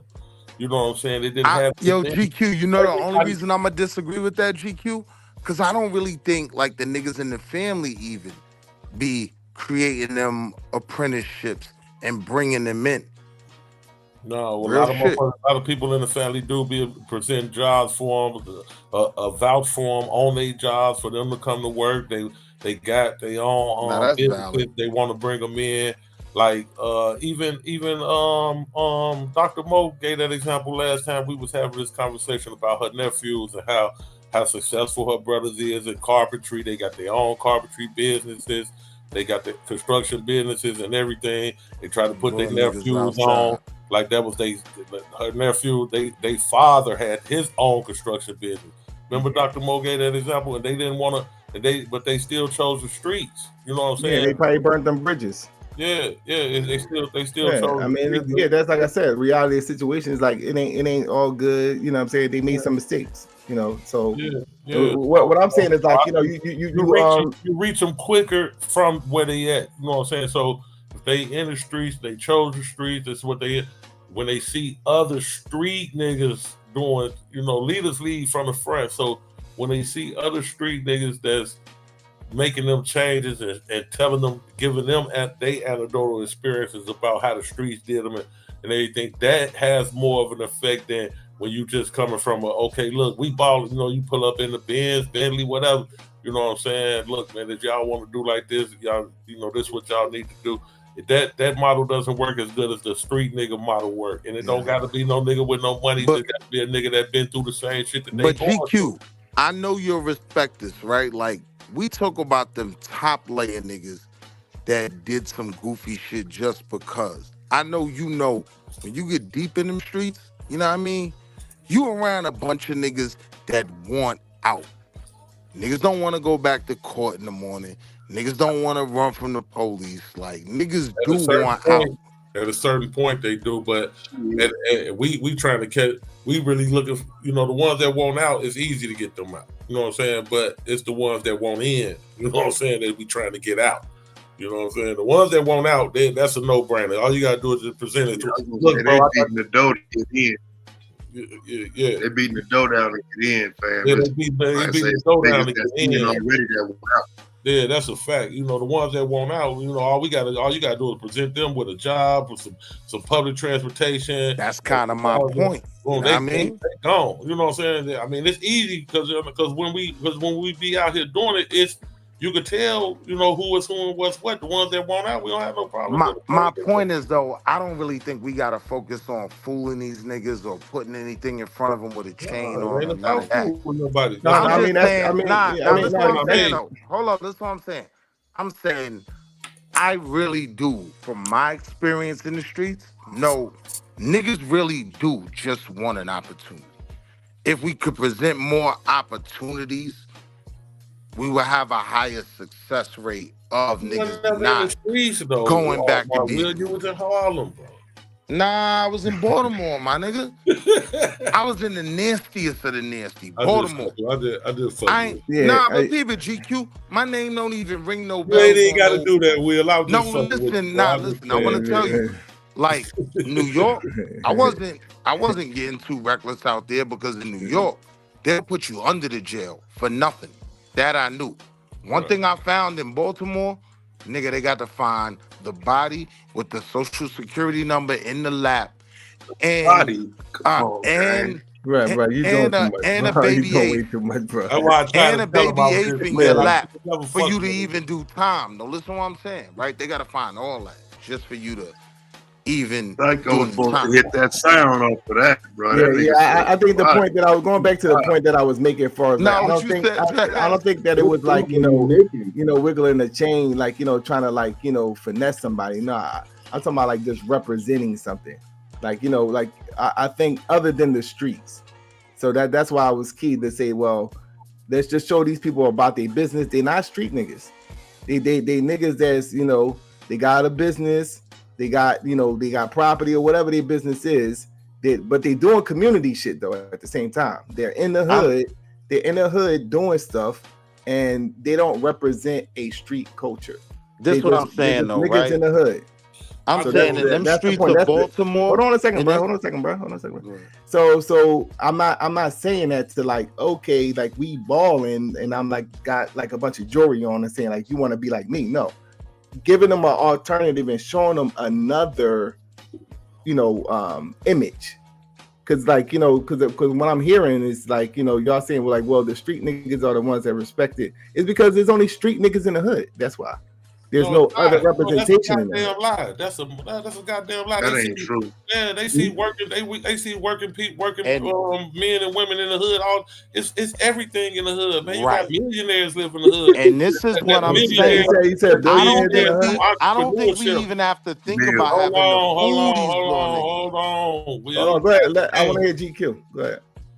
You got millionaires in the hood from entrepreneurship, like no street shit involved. Don't talk about that. You got millionaires in the hood that worked for the railroad for 30 years, 20 years. You know what I'm saying? Doing good. These motherfuckers got nice cribs, nice cars, nice everything. The 90% of the nice shit you see around here is not from those street niggas, and that's in the hood. You know what I'm saying? It's from working. It's from the working class. You know what I'm saying? And they see that. They grew up around it. They know it. They just chose the streets. That's the point I keep reiterating. It's not just street niggas in the hood, but that's when you're trying to reach them and pull them back out of it. That's what it takes more likely than not, because the ones who are the working class, they can't really reach them like that. You know what I'm saying? That's just my point. My point is this, right? I'm arguing this, right? In a city like Baltimore, in a city like DC, I'm gonna be honest with you, my nigga. You don't have to dress it up at all. All you have to do is provide the opportunity. When we even have this conversation that we have to convince these little niggas of something, I think there's a disconnect into what I know. You know what I mean? These little niggas just think ain't even available. You know what I'm saying? I know. They don't have nobody coming right to now, them man. saying, So check it out. They like 30s, mid 30s, right? So matter of fact, the female, she a little older than the boy. She probably about 4 years older. So I say about 34 and 30. Now they both hustle together. They boyfriend and girlfriend. They be out on the block all the time. They hustling and shit. They selling their little work and shit. So I be trying to tell them, right? It don't take both of y'all. Why y'all both sitting in this car? You know what I'm saying? Y'all got a little quarter ounce, whatever y'all trying to hustle. It don't take both of y'all to do that. Why? So I be talking to the boy all the time. Like, why don't you just go get a job? Let her do it. If she gonna do it, or telling her, why don't you just go get a job and let him do it? But they both choose. You know, that's what they want to do. And I'm telling them every day, and they both doing the same thing. But this is my point. They got the same customer, same everything. It don't even take both of y'all to do it, but it's fascinating. But GQ, I'm not saying that they chose to do that, right? Like when I'm making my point, listen to what I'm saying. When I'm making my point, I'm saying put you in that position, and you're saying here, I'm handing you a position. Come work. I believe most of our little niggas will be like, bet. You know what I mean? These little niggas don't fool themselves about these streets. Like, we can't lie to ourselves and say that they just don't give a fuck. Nah, it's a lot of smart little niggas out here that just can't figure out a way to get anywhere else. Just a couple I'm talking about, just this one, because this like a little project of mine. So just these two right here. If you seen how many jobs I done presented them with, like good paying jobs, like I'm talking about just trying to put them on. You know what I'm saying? And then I try to do it on a one at a time basis, because I know this is just what they so used to years. You know what I'm saying? So this is what they used to. You know? Yeah, definitely. I to your point, GQ. That's what I'm saying. Is like is a more nuanced situation. It ain't just one sided. It's like I said, one of the main things is like it may be somebody that they just not disciplined enough. Like they may not feel like filling out the application. Yeah. They may not, like, what I'm saying? So it's just like is other nuanced shit. Well, they always tell me they're gonna do it. Every time I come just to get me off their back, man, for real. I went up there, man. They told me this. They come with excuses, everything. I present some more shit for them. Well, look, check this out.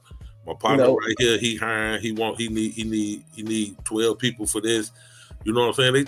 They just so used to call up. And like I said, thinking back to when I was younger. It'll be like somebody will present me with something, and I'm thinking like, oh, I gotta fill out this application. I don't know if I'm gonna get a job. I don't know if I'm gonna get the position. It's been times where a nigga like this came to me before, and I fill out the application. I didn't get the job. It was the same runaround, so I ain't even trying to do. I'm just continue to do. You know, what I mean, so it's nuance. It's nuance. Yeah, nuance. But to my point, real, my nigga, like, that y'all disagree with about you know, from where I grew up at. You know what I'm saying? Now you have people that, you know, have some blue collar jobs, you know, some blue collar jobs. And I'm talking about in the hood, right? Like, you know, in the hood. so like, you know, but I didn't see no really reside where I grew up at, and I'm in North Philly right now. I don't see no millionaires. I you know. It kind of stripped. I'm talking about like that's making legal money. That's making legal money. Solar. You mostly. I'm not gonna lie to you, bro. You can tell that they millionaires because they not showcasing.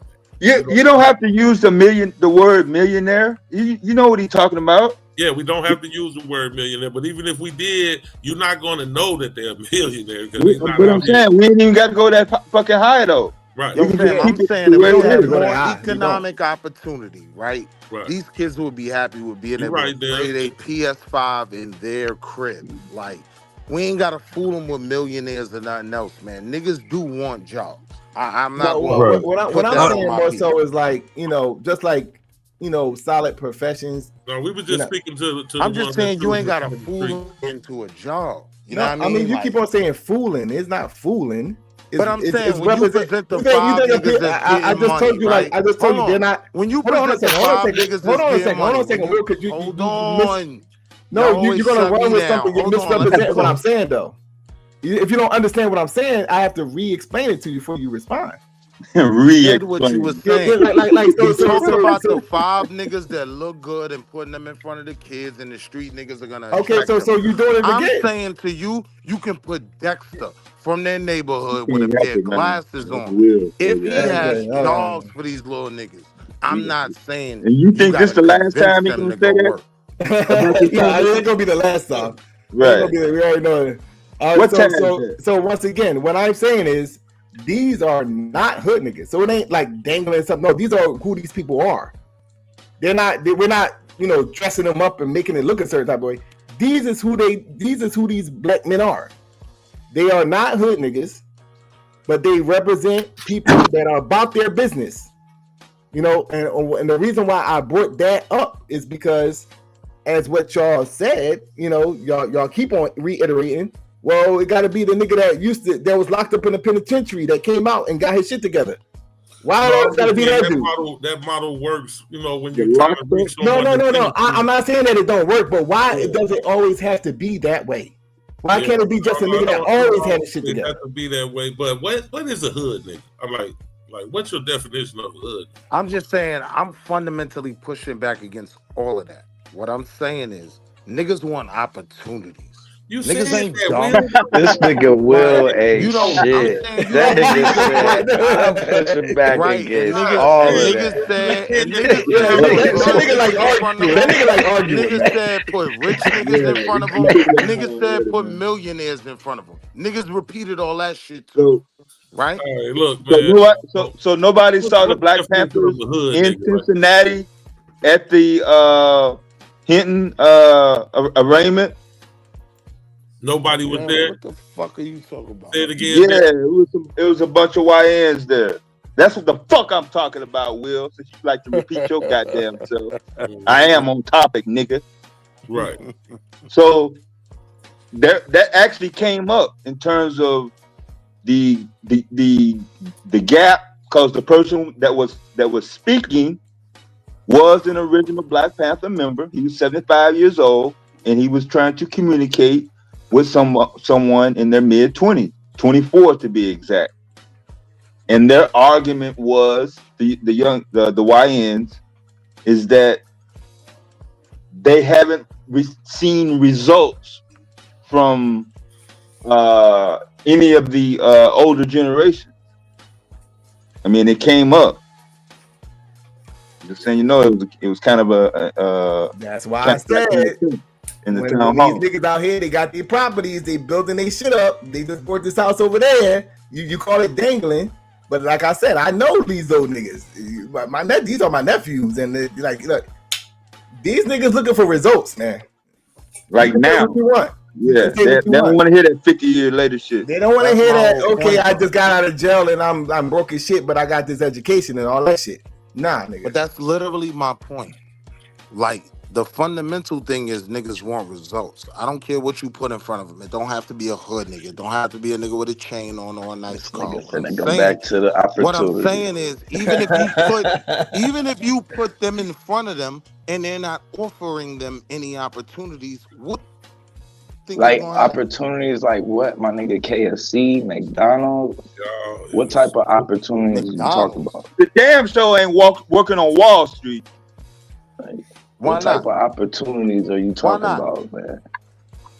So one of the But you things done I've did been it working already, on, man. right? That's why. One of the things I want to do is teach financial literacy at the high school level, right? But in that, in the senior year, people outside of the entrepreneurs program, right? I want to have these little niggas leave high school with either a C++ certification, Series 7, so they could work on Wall Street dev. They ain't got to graduate college to do that, right? They can get the certification.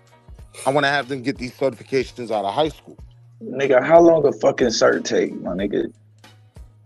I was 3 months. 12, bro. I mean, I 6 can months, make 3 months almost if you really want it. $6,000-$7,000 from Friday to Sunday, just in the right spot. Yeah, that shit would have What worked. the fuck is you talking about, nigga? I done I got my popped your Series ass. 7 in 6 months. I done popped your stupid I got my ass, Series bro. 7 I in ain't 6 gonna lie. months. You sound crazy.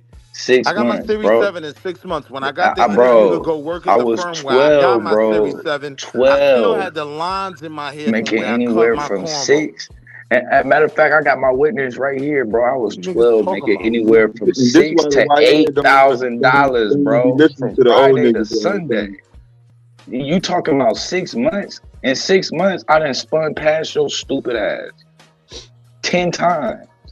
Like, what the fuck I'm gonna give up what I got going on to go waste 6 months for some shit that ain't guaranteed? So you That's saying what I'm just saying. go? That So shit would you have saying worked in just the go to 80s jail and and be 90s. done with it? Because you know you Nigga, can go to that jail, right? nigga, So that's how you nigga. talking now. Just go to jail then, since he don't want to listen to See your what ass. I'm saying? No, That's no, why I no, would no, have no, popped no, your no. I'm ass saying right the there. reality is, Go to jail He then, got nigga. his ass put on So now, out as right a nigga, there. hold Yeah, on. that's fucked As up, a bro. That's This so nigga yo, fucked off up the listen. shit, block. bro. As a nigga that was really in them streets. See, I don't Just think y'all cause one niggas really motherfucker always know trying to how motherfucking street lean the niggas think. goddamn conversation is I don't melanated. think y'all really I know mean, how street niggas think. everybody's You know what I actually mean? trying to get on the topic because it's a full panel, Real but street it's like niggas one know nigga what's just coming. wants Don't get to it hammer twisted. home his goddamn Real point. Like street his niggas point is want more out important than before it everybody counts. else in this fucking panel. You heard? All right. Yeah. So you That's the was really in reality, these man. streets, Will. Okay, Niggas is or crazy. whatever. Now, what I'm trying to tell you is I was in the streets and I'm still in the streets. The only thing different about me being in the streets now is that I'm working with Organizing Leaders Incorporated. So what we do is try to stop the violence in our communities, plural, and we support re-entry into the community. Okay, that's what we do. You know what I'm saying? So this conversation we're talking about, I actively do this. I do this every single day. And I know what it takes to reach our youth that's in the streets and that's choosing the street and chose the streets. You know what I'm saying? It's not about they see success around them all the time. They're not choosing that route. So let me ask you this, my nigga. They got jobs offered to them all the time. They just not choosing that Let route. me They ask you this, GQ. culture. They with the drill culture. They with silent secrecy. They ain't gonna tell you about what's Let going me ask on. you a question, Until GQ. they get on online and go to beefing online, then you can find out everything what's going on. We do half our research online. Let me ask you a on simple question, Instagram, GQ, on right? Facebook, finding out who beefing with who threatening who talking about they gonna come. Listen, nigga. Who talking about they about to Nigga I'm Willie talking, talking nigga. about go for Because 6 months. you done made it clear that you don't give a fuck Now, about let what me he ask you a talking about. question, Yeah. GQ. Nigga, Let me fuck ask is you a you talking question, about? Talking about GQ. a nigga that was really in the street shit and all that old bullshit. I'm telling you something, man. Listen. He don't want to listen to you, man. He don't give a fuck about what you talking He about. already said them niggas could just go to jail. You already said it to you. He already said them niggas could go to jail. He moved on from Am I them. lying? You don't give a fuck about these kids. You in North Carolina hiding out, nigga. No, listen to what I'm saying, GQ. Did I? Right? Nah. So those You jobs that are already being said they given going out, to jail. do you think you'd have more success with them niggas jumping at those opportunities if you increase the pay by a little meager 10 grand. No. Yeah. Now you ain't paying them enough. You still don't think? No. Because it's a lifestyle that they choose. It's a lot of shit that come with it, nigga. You on your own time. You try to cut him off. You try to cut him off to tell him he ain't giving him enough. Man, Shut your dumb ass up. That's not what I was saying. That's the part What I he was missing. saying was, It's girls around you, bro. You on your own time. You doing your what the fuck are and you then talking seeing about? the other side. You seeing the other side too. Remember, you seeing that nigga come home from work tired than a motherfucker. You fucking his girl. Can't do shit once you get home. You see this old nigga coming home from work after he worked hard as fuck and tired as shit and taking his ass to sleep and not doing this shit shit but just sound working. cute, right? But Be what's real, really you happening? fucking his girl when you go to work. That's reality, bro. They going home with nothing to eat. They going home getting shot at and shit like that. This shit sound cute. You sound dumb, No, bro. this shit sound cute. But I'm telling you, niggas don't want to have to go through that. Cars and robbing motherfuckers. They doing anything. They eating. Trust me, they gonna These eat. niggas got Gucci bags. You in the vicinity will, and if you or them, they gonna eat. Your ass might not eat. I don't know what hood y'all niggas be in. Shit, D hood. Do you see the shoes and shit that they wear? Everybody ain't getting it. It's a lot of little niggas out there willing to do whatever just to try to get close to it. For a Gucci bag, nigga. For a Gucci bag, bro. We're not speaking as everybody as a whole, because the ones you talking about that's willing to do it, they doing it, bro. Maybe I'm not doing that with this motherfucker. Yeah, well, you know what I'm saying? We got little YNs that's out here. They doing everything. They doing contracting. They construction. They painting houses. They fixing cars. They doing everything. They doing landscaping. The ones that want to do that, they doing that. We not them not the ones we talking about. That's the only thing I want to pose a question. I want to pose a question. What is the better model? Is it the Talented 10, where you make it out the hood and you reach down and you find somebody talented and you help them out the hood? Is that the best model? That's a model. I don't know if it's the best, but that's a good model also. I mean, all the models work. All the models, we need all of them. It ain't no one. I think that's the perfect form way. of it. It ain't no one perfect way to do it. All this shit. Well said. I think they gotta be the government. Your Atlanta model is not going to be your Detroit model. Like I think if we talking about if we having an independent nation, that would be your Talented 10 would be the government, the lawmakers, the shit like that. So the street nigga ain't good enough to run a town, huh? Nah, bro, that's not our job. We know that. You want us running the whole town? We know who we're the only ones that's in the hood, nigga. Or you want us to hold the town down? Where do the Talented 10 that you call? Where do they be at? Do they be on the street, nigga? Nah, bro, but they know how to structure shit and get shit moving a certain way. They could keep us busy without us running. We could be busy protecting the town or protecting the nation as opposed to running that motherfucker. I don't think you don't want the military running the goddamn nation. Their job is to protect it. Yeah, but the problem with the Talented 10 stuff is like they be the ones that side with the damn beast. Right. They be the ones that be in bed with the goddamn beast, and then I mean this happens.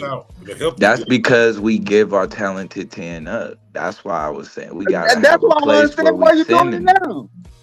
We gotta have a place where we spot, because what they do when they spot you, they go, your kid gotta go to a different school. Yeah. Nah. You gotta be like, nah, the same way they spotted them, nah, our kid's gonna go all here. We Liberia. Like, right. Like I said it before, you know I never knew they did this, but I had a sister-in-law that they saw in the 7th grade that she was a unique talent. And I can't remember, was it Boeing? It was one of these big airplane corporations sponsored her from the 7th grade. Mm-hmm. Yeah, from the 7th grade, send her to college as a psychiatrist, train her as a psychiatrist to go back into the inner city and find the most talented black kids to train them to be employees for Boeing. Several corporations do that. I didn't know they was doing that. Yeah, they pay good money too, man. She ended up quitting because she knew that wasn't the best for black people. But I think she was making like $250,000. Yeah, they pay them good money. Yeah. But we don't do that for ourselves. We don't say, man, look at this talent. This could be an engineer to change our community. Well, help us. You think it's a resource thing though? We don't have the resources. Oh yeah, it's definitely a resource. Yeah. So why does she think it wasn't the best thing for black people? Because they tell you to get out of the hood. Right. You have to have a certain mentality. You have to be able to assimilate. Yeah. So if you don't have those skills to assimilate, you don't get chosen. You get left behind. And so she said, what happens to the rest of the kids? Written? What's that? Are you because? Like Don't when I answer ask him. what's wrong with that, are we implying that this is something written? Like there's nothing written that you have to do these things. Motherfuckers can get a job at Boeing and stay right in their hood. Yeah, nah, bro. It's certain. It's a socialization. Imagine, bro, if one day you that. was going to school with everybody that you grew up with, they take you out and you go. That's to the only school. how Boeing even stay in business with government contracts. They don't make money. They not profitable. Right. And so they have to have so many minorities to keep the contracts going. Yeah. So that's why the Panthers were saying this government really is a sophisticated fascist government. It's just we don't know that they have that much control because they're so good at it. But the corporations is what really controls shit. Right, it's the corporations that control the politicians. Yeah, right. So But to your point with the the point that you was making and y'all made about the reason why they do that is because they would rather because those are the leaders that they're taking out, right? So they'll see like leadership qualities in a person and their high IQ, and they say, let me grab them and groom them to be assimilated within the society, as opposed to them naturally, because that's what's naturally going to happen. If you keep them in this environment, they're going to naturally see that they're the leader, and they don't want that because they know what happened a generation or so ago when they just let that thing trickle into what we see like the civil rights movement and all the organization things that happen. So the thing would be, let me grab them, groom them to assimilate within the society. That way we got a smart mind working for us, and we got this person to say that, well, this is progress. You see a black person here that's doing X, Y, Z. That's where you get your Colin Powells and your Condoleezza Rices and all that shit from. You know what I'm saying? They take them and they groom them. Those are the leaders. Potential leaders. Right. I know it's easy to see in sports. We see it like a private school gets this guy 6'10". Yeah. He could jump out the gym, but he's from the ghetto. What he doing in this private Catholic school? Right. An hour away from his home. But I'm only slightly confused where this becomes a bad thing. Because when we talk about a lot of our you are now when we talk about a lot of our you're not going to be relatable. The first thing we'll say is he would have been a great CEO, right? Is that not what we say about the Demencios, all the kingpins we got? We say he would have made a great CEO. He would have made a great businessman. So to get more of us in those arenas, I'm just not able to grasp how that's a bad thing.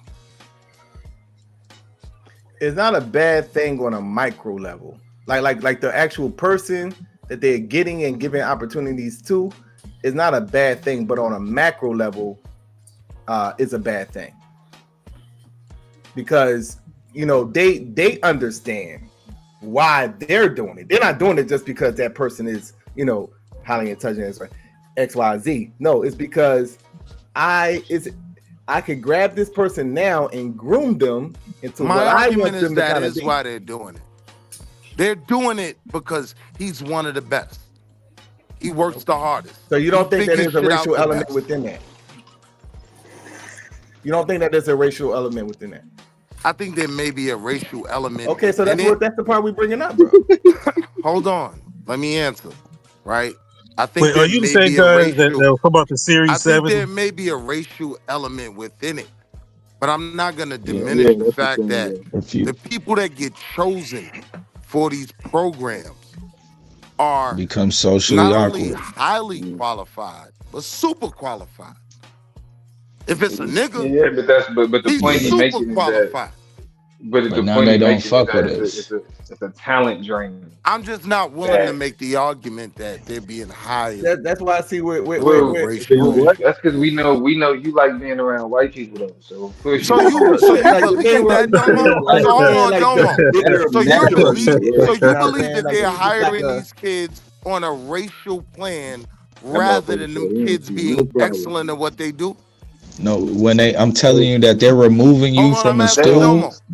They're removing you from a school with your peers, bro, and taking you amongst people, bro, who you would normally not be Nah, around. Domo, I'm I don't genuinely think those. I curious don't think of your those things. premise, only hearing you argue DEI at times. I don't think that those things are mutually exclusive. So like yes, they recognize the talent, but as a part of undermining like black autonomy, they recruit and they groom their talent into what it is that they do.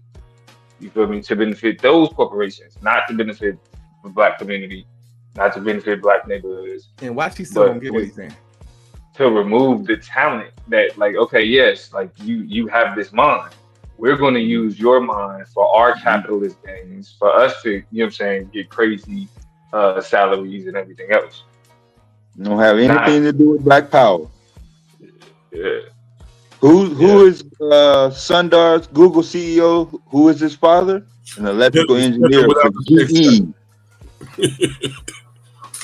Pivot, that's what it is. So it's not a question of whether or not they're talented. It's that like that talent rarely remains in the place where it's needed the most. And to be honest, a lot of niggas they like look at college as an escape. Like for me, it was like I was able to be like, whew, I made it. But it wasn't until I got older that I realized that was it was a framing that was placed on where I was at. I got older and I realized why Kansas City was the way that it was, why I felt the way that I did about being there. Right. Right, and that's where the revolution is at. When we get control of our community and make it and shape it like we need it. And you need those talented people to do that. But if they're focused maintaining Boeing or white America, the talent isn't there in the inner cities. I get it. I'm saying on a revolutionary level for me, right? I was always taught, right, to attack those levels and get in there and bring people in there with you. We're not so attacking now it's almost like the goals of the people who helped raise me and put me in the position I'm in, where I have been able to hire a lot of niggas, right? Well, a handful of niggas, right? But it's almost like I gotta accept, damn, like that never should have been the plan, and I don't know. I mean, it ain't that it never should have been a plan. You might have been somebody who was instilled with an ideology that even though you was out there, you still felt like you had a connection. Absolutely. A lot of people, just imagine, bro, they recognize some of these kids, bro, they recognize you second grade, third grade.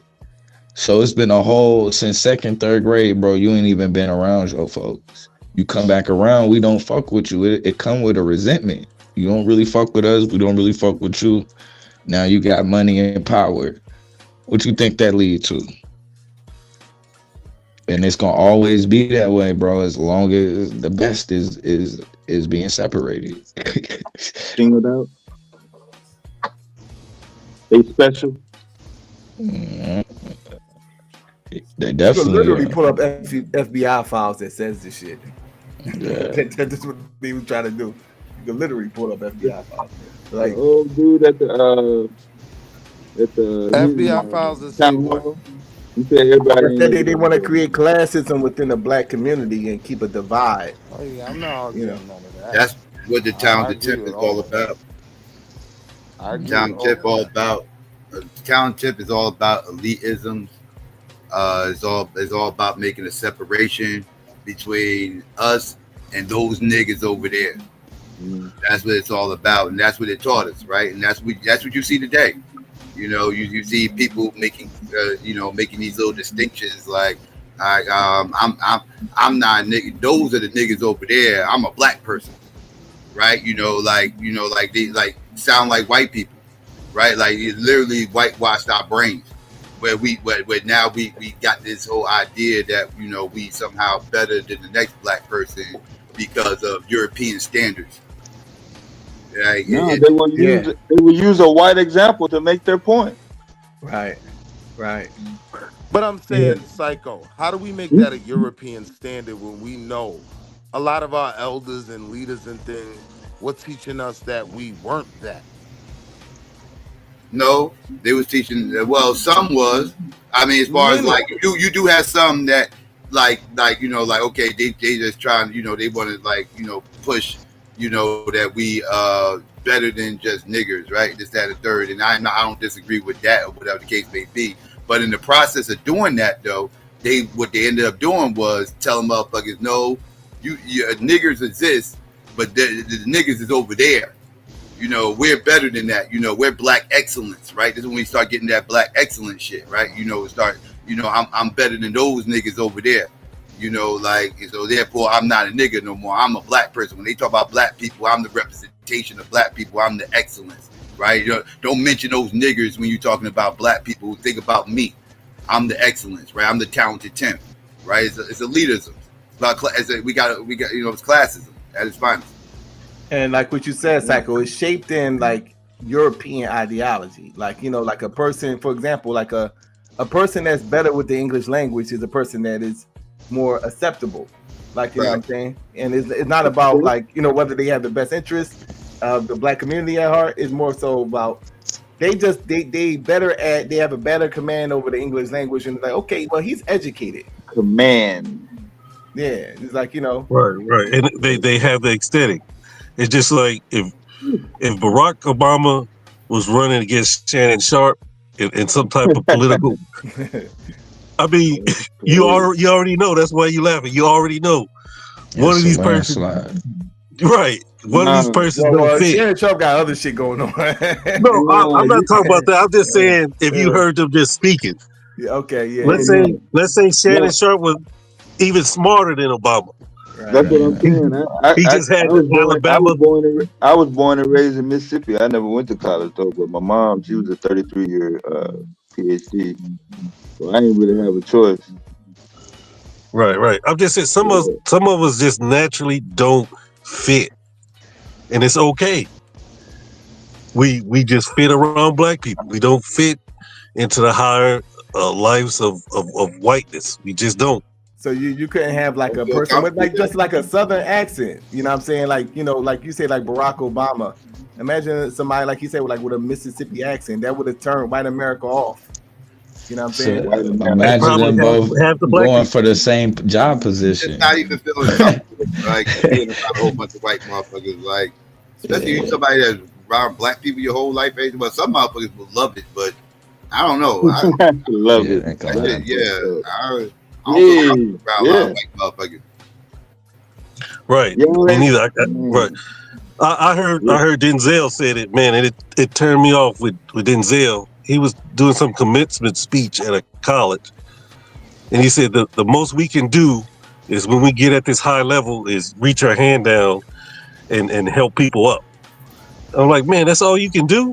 But I guess when you got that money and that prestige, what else can you do? I guess, I don't know. I don't have that type of money, but I guess they put their lives in jeopardy if they're in the hood. I don't know. I don't know why I they mean, take this position, that position.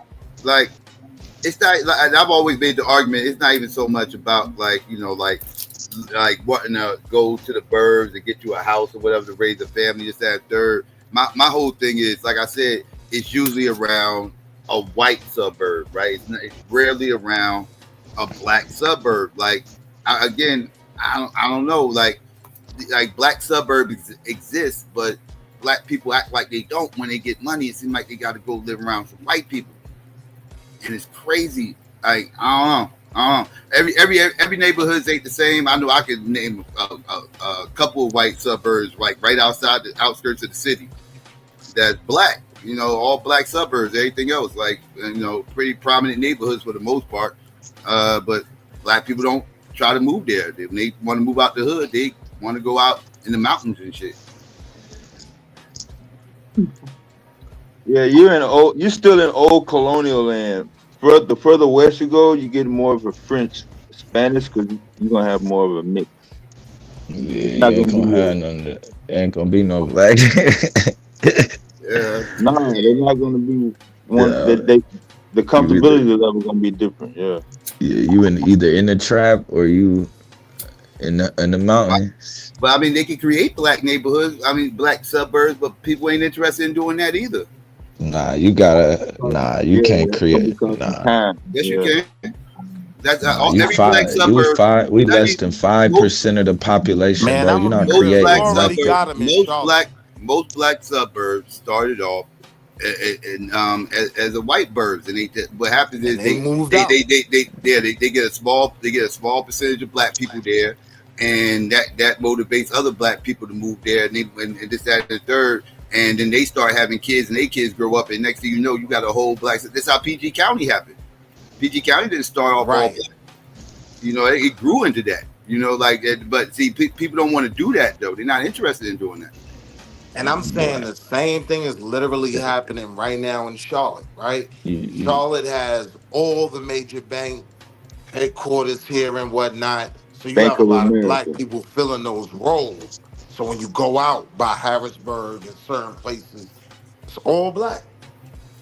You picking all the slave trade corporations. So I'm like, you could be in what you call it.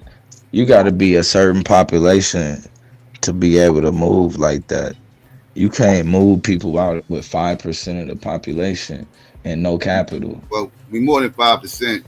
And I'm talking about like moving outside, like having black suburbs outside these big cities. Like every big city in this country got a black population that got somewhat of a black population. You could just build find somewhere right on the outside, like a town or so over from the big cities where it's a black suburb. Man, that's why I'm like, it'd have to be like you'd have to be in the South or something. No, they all have economic catalysts like PG County. PG County is PG County because the government offices are right there. These are all people that got federal jobs, good paying jobs, and they all got houses in PG County. Right. And next thing you know, it was Black County, like founded Black County. Yeah, but like you're not like moving and taking over Malibu. And so now when we talking about taking over Malibu, we just want the burbs. We just want the black suburbs. But look, when we talking about that reaching, we just want black suburbs for the people that don't want to be in the quote unquote hood. The people. But that's what I'm saying. It's going to depend on where you at. Huh? That's what I'm saying. It's going to depend on where you at, because if you in places like Cali, you surrounded by the suburbs. You can build a black suburbs in Cali. Yes, you can. Yeah, you already got them. You already got them. What's that one with it's a prominent black suburb? Some of it caught on fire in the wildfires, unfortunately. That's what I was going to say. You do not want to get caught over there, bro. Altadena. I don't know that's the spot where the black celebrities live at. Where the black celebrities live at. Is that where the black celebrities live at? What black celebrities live at? Nah, it was black people whose houses was burning down off of Altadena, but those wasn't celebrities. Those was regular niggas. I think you talking about the next town over, whatever the next town over is from that. Yeah, those ain't Yeah, you have to look at those, bro. Those is I don't all think of we them talking about the places same are area. active. I don't think we talking about the same area. I'm talking about a spot where it's a famous spot out about where a lot of black celebrities live at or used to live at, whatever the case may be. Yeah, but just think, if black celebrities live there, how the hell we gonna afford to live there? Nah, but regular people live there too. Like because it got built up at a time where black people couldn't just live anywhere, you know. So they started. So the black celebrities kind of made a little their own little sector where they can live at or whatever. Regular people live there too, because you know other people that made okay money would move up there as well and everything else. And yeah, I ain't gonna say like you gotta make okay money against California, obviously, but it's not like it ain't just all celebrities. I'm just saying celebrities do live up there. Yeah, the households are Altadena. Baltimore Hills, okay, they talking about Baltimore Hills. That's what I'm talking about. Baltimore Hills. You know what I'm talking about? Yeah, you're not trying to. Yeah, that's it's activated over there. I'm saying from Columbia, That's Montgomery, banged out. all through PG County, all the way till you get basically to Alexandria. It's filled with black suburbs. Like, let's just say that you lived in Compton your whole life, and you Man, you trying to took it get out my away from mouth. Compton. You are not getting away from whatever you was going through in Compton by moving to Altadena. Oh You man, still I in was just thinking about Compton. it. Yeah, you still in the smoke. Compton was an all-white place in Yeah. early 50s. Black people, working class. My dad's from Compton. They started moving in, and white people just left and took all the jobs and the money, and that's how Compton just became. The ones that And they got nice houses. that stayed, like the spook hunters and shit, they was terrorizing the black people that was moving in there. Yeah. Peckerwood, yeah. And So now they stuck there. Yeah, the gang started coming up to fight against not just the white, the but Slossons the and all Mexican, them. That's the when Mexicans Slossons and all that was born. Yeah, but Compton was a suburb, and but we tried to get next to the white, and they moved out.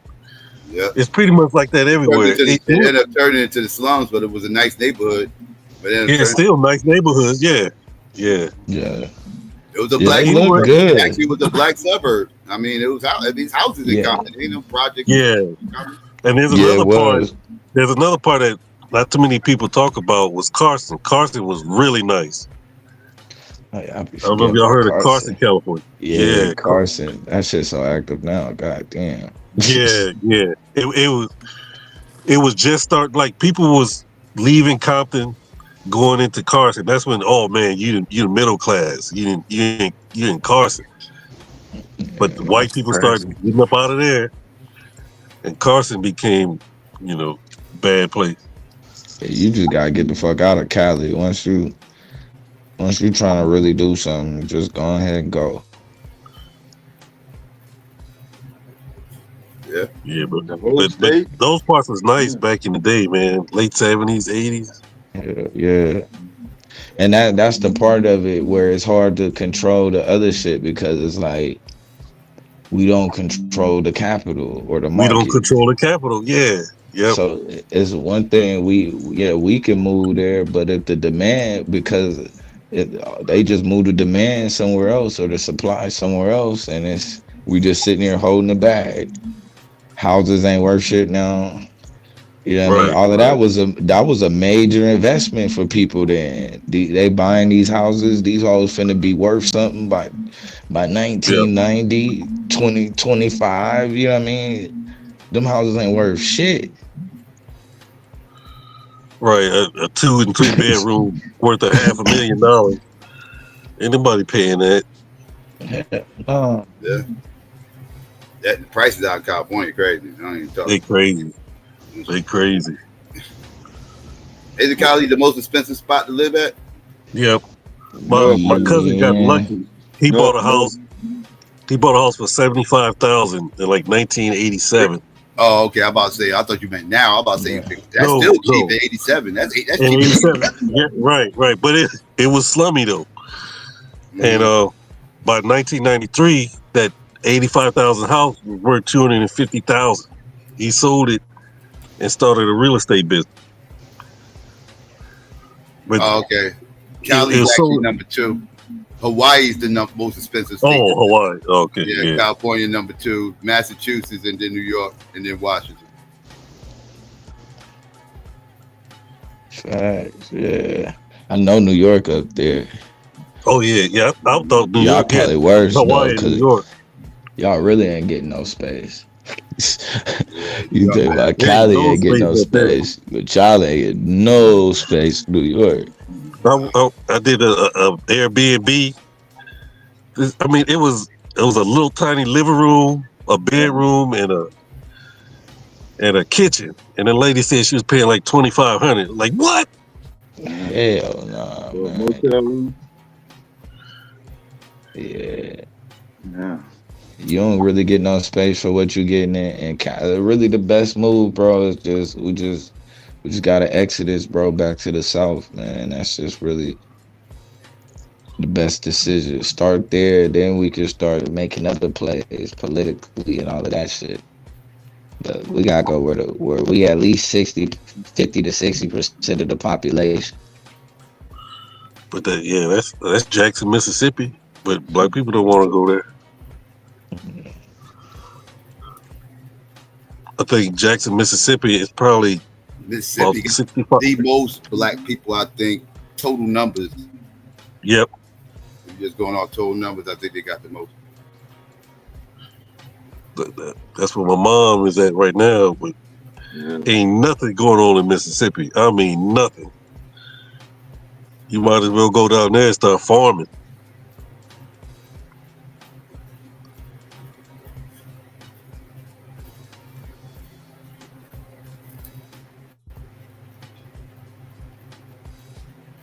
Yeah. So we definitely could build these black suburbs if people was committed to doing it. But again, people don't care about that shit.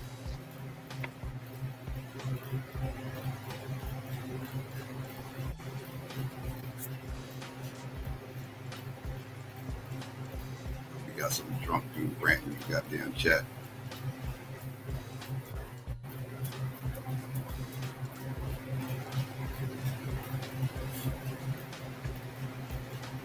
Yeah, I wish y'all debated that topic though, and I mean, I ain't gonna stunt you. Yeah, no, man. I was excited about it too. I was. I can see Chris' point, but I'm gonna let him tell it. He kind of leans toward the college, the black excellency. Mm-hmm. But when you talk about that time period, I can see why you wouldn't want to speak against the Panthers. Like when I was going back over to work, I was like, oh yeah, man, these guys. Would you really be speaking against them, or would you just be just saying? I mean, I don't know. Like, I wouldn't view it as speaking against them, just like critiquing, like what would have been the better move, or should they have done more than this, or whatever. Just analyzing more so than talking. Smack. Yeah. I kind of thought about let's just switch the roles, but I said we'll just go on to something else because there is an argument. See, the argument you had, there was a lot of problems with infighting, and you got a dude that's a criminal that's leading an organization somewhere. He gonna steal stuff, and it looked bad. And the Panthers' policy was if you make them look bad, they was gonna come and beat your ass. So people black people didn't want that kind of stuff happening around them. They was truly a revolutionary organization, and everything just didn't look good. And you could argue like that element hurt their image with black people. Yeah, you could definitely argue that. I mean, Eldridge Cleaver ended up being a problem. Yeah, he was a problem. Yeah, but my argument against it is, how do you know that COINTELPRO didn't get to him? And that was the downfall. Yeah, some people argue he was an agent. Yeah. He came in and kicked the whole table over, caused all kinds of dissension, and caused the whole rift. He caused the whole rift. Yeah. Caused a whole split in the fucking Panthers. So you can definitely argue that he could have been, affiliated with them boys. Yep. Yeah, that would have been my rebuttal. Yeah, you kind of forced, taking Chris' position, you're kind of forced to begin to, in many ways, attack, aspects of the Black Panther Party. If you're going that route, you're going to have to say the negative things. If we include street niggas, you're going to kind of be forced to do that. That's true. Yeah, that's a little bit. Yeah, you're gonna have to get it a little dirty, a little bit. Yeah, I went down to Baton Rouge. This was around the time Alton Sterling got shot, and I went down to Baton Rouge, and I did interviews in front of the store he was shot at, and I'm showing niggas on YouTube like the footage, and they could not stop talking about how the people looked and how they were talking. Right. The niggas in the chat. And I'm in Baton Rouge, Louisiana. So it's like, they got the gold teeth in their mouth. Yeah, you know what I'm saying? You heard, you feel. Yeah, these niggas dancing around like this. So they asking me like, yo, why are you that's where my family from now. That's where my family from. What y'all talking about my family for? Yeah, they like, why are you interviewing these niggas? I'm like, yo, these are the niggas that's in the hood. What are you talking about? These are the niggas that live in the area. We're like, what are you talking about? So like you said, Psycho, we so embedded in we are like under fucking mind control. Like, you know what I'm saying? Like we so entrenched in Eurocentrism that we don't even know we're doing it sometimes. Yeah. You know what I'm saying? We don't even know we're doing it. Like, yo, these are the people in the neighborhood. What are you talking about? You acting like I like handpicked these motherfuckers. Like, what do you expect? Right. Like, Baton Rouge, it's the culture. Yeah, it's the culture down here. Like, what's the problem with? Right. When I left California and I moved to New Orleans, I never saw poverty like that in my life. I'm talking in my life. That's rough. It was totally different. It was a culture shock. But I got into the culture, and I really didn't see the poverty after a while. The culture was so strong in the project. I knew, like, if I wanted this type of party, I'd go to the Calio project. If I wanted to do something over here, I'd go to the Melt. The culture was there, and you really didn't see the poverty. But, you come from Cali, you come from New York, it just looked crazy. It sounds stupid. But these are black people. Mm-hmm. You know what I mean? Yeah, we get caught up in the optics and shit too much. Like, how shit look, how shit we think supposed to be, and we accustomed to, that's why it's good to travel at a young age. Certain accents you could tell the second you hear it. New Orleans is one of them. Oh, I meet somebody from New Orleans, I know they from New Orleans. They ain't gotta tell me where they from. I already know where they from. Oh yeah. My grandmother, I had to get my mom to translate when my grandmother would talk. Mm-hmm. She spoke that Creole, and I couldn't understand nothing she said. And like my mother could speak it, but I wish I could have wrote that stuff down. It's so much tradition that was in it. It's gone now when my grandma passed. Yeah. Yeah, they got a very distinct accent. As soon as I hear them talk, like, oh, I know where you from. Yeah, it's different. Like we talk about different cultures. It's amazing how black people like Cali. I can tell Cali. I can tell New York. I can tell Baltimore. Oh yeah, you definitely can tell Baltimore. Yeah, yeah. A little bit. I'm starting to hear a little bit with Philly. You can kind of hear Philly a little bit. Certain words, yeah. Certain words, yeah. Like John. Look at this, John. Like what? Chicago, they say certain. Chicago say certain words. I know they from Chicago. They say certain words. They say Joe. Oh yeah, that's Chicago all day long. Yeah, yeah. Matter of fact, they say Joe, they serious like that. Like, they mean whatever they saying, they mean it in that moment. The second they say Joe.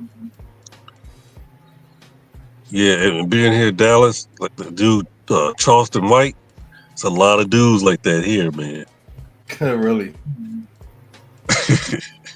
Baltimore tell you, me and you meet the crew. You, yeah. Those yous be killing it. You know how I did you. Those yous be killing me. Yeah, they drag them things out. They don't say dog, they say Doug. I'm going to walk my dog. You what?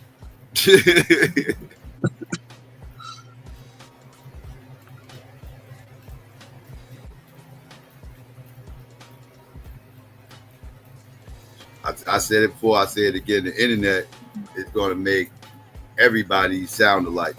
Accents are going to go away because of the internet. Yeah. That shit gonna merge. All types of. Everybody gonna start sounding alike. Yep.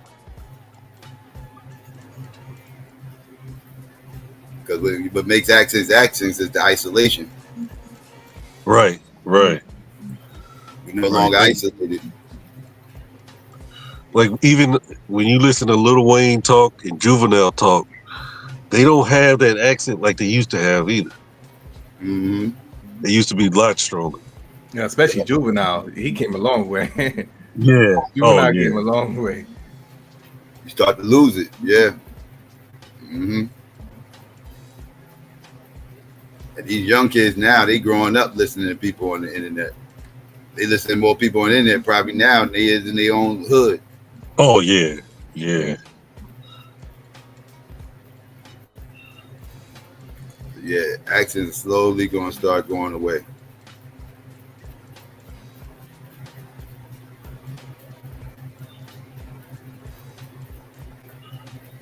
Like even New York is not as strong. I remember coming up like the 70s, 80s. It used to be real strong, man. Said 70s, 80s. Yeah. Like if a dude moved from New York to Cali, it was easy. It was so easy to tell. Mm-hmm. Yeah, like I used to trip because like a dude from New York that played ball, man, they could dribble their ass off. I never seen handle like that, but didn't practice shooting. Yeah, I remember those days. Nigga got a handle like a motherfucker though. Nothing. You learn all. You ain't even got to stick them hard. Just back all the way off them. Just back off them. Yeah. That was dribble. Do all that fancy dribbling out there so you can shoot that broke ass jump shot. Exactly. That's funny. Yeah, dude. It was just like that. I'd never seen nobody with handle like you got to be from New York.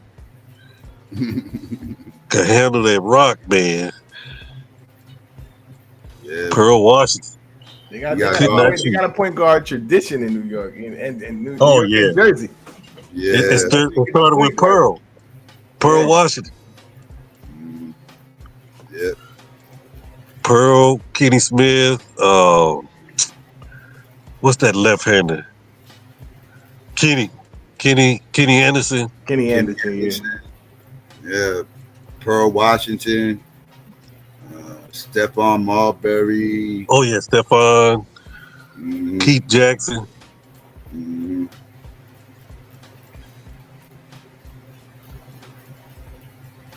Yeah, they got a long list of guards out here.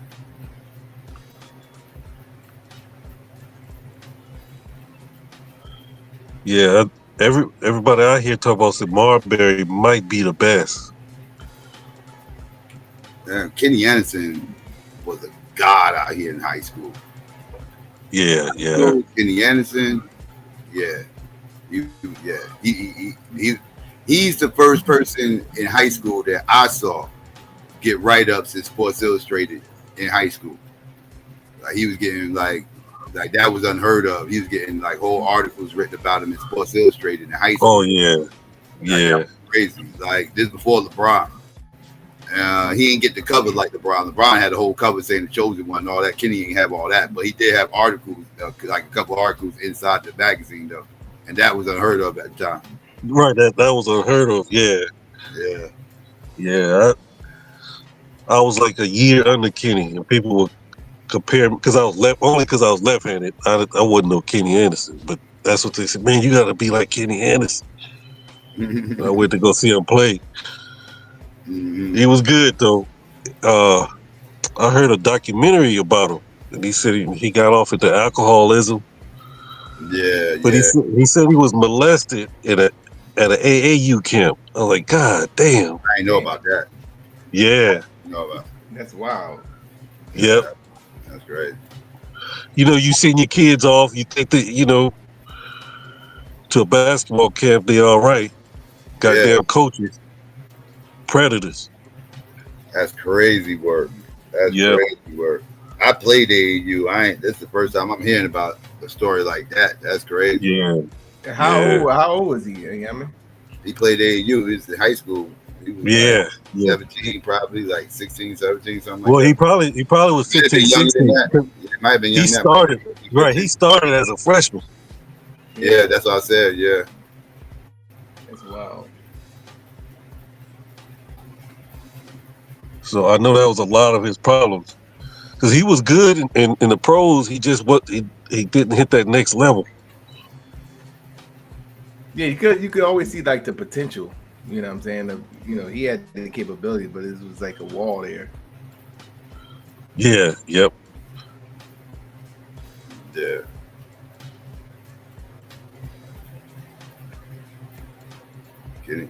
Kenny had a rocky career.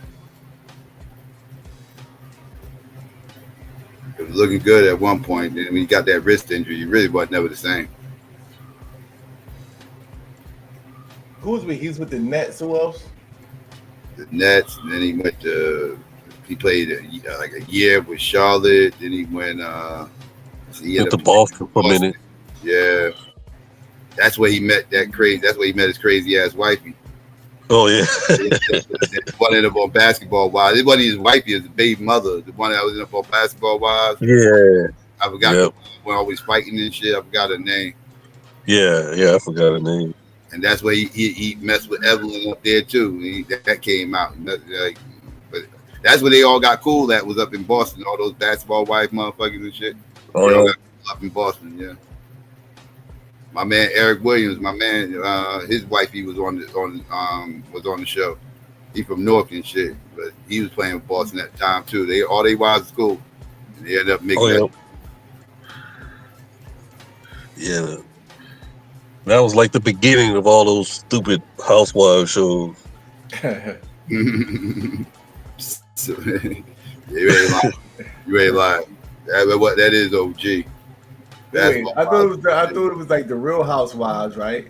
Didn't that? Which one came? Was Real Housewives first? You might be right. Yeah. I think the Real Housewives started. I think there was like a white girl show, right? Yeah. They had the black version. Yeah, they had the black version of it, and then it was like. Now, did the black version come out before Basketball Wives? Yeah, I think the black version came out before Basketball Wives. Okay. Did it? I don't know. It came out like the late 2000s. I thought it was. I thought it happened like that. I thought it was. No, I thought that the white joint was like a it was like they were acting. It wasn't like real. And then they had a real one because I think they had Housewives, which was a show where you had actors on it. And then I think from there, Real Housewives. Right. It was like real, like it was like a reality show. Mm-hmm. And then from town to town. Yeah, that's what I'm thinking. I think the first one was like the Real Housewives of Atlanta was the first black one, I believe. Yeah. Yeah, I can't remember. I ain't seen not an episode of this shit. About this is me from like, just air. I would have to look it up. But that's what I thought.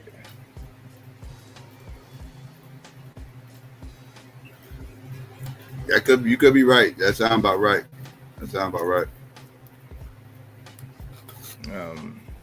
I mean, I was zoning when I found out my man Eric White was in there. Like, what? She up in here? This is crazy. I'll be losing my shit. My wife was up on TV, right? Reality TV show, just running off about all our shit and everything. Like, yeah, what the fuck is this? That's what make the internet bad too. Mm-hmm. Hey, Psycho, I was having this debate earlier, right? Who has the best intro verse, right? Is it AZ on Life's a Bitch? Mm-hmm.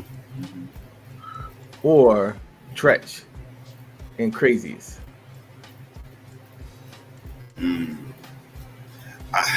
AZ shit is classic, man. I'm gonna have to go with AZ shit is classic. I'm gonna have to go with him. As a matter of fact, I would pick something else besides Tretch. I would say I would put Inspector Deck instead of Tretch. And I fucks with Tretch, but Inspector Deck on Triumph, that's like a classic intro, like verse, like the Obama Atomic League. Yeah, the greatest yeah, intro yeah. verse ever done. The greatest. I just named two of them. They on the list. Now, what you saying, Wall Street Will? AZ joint?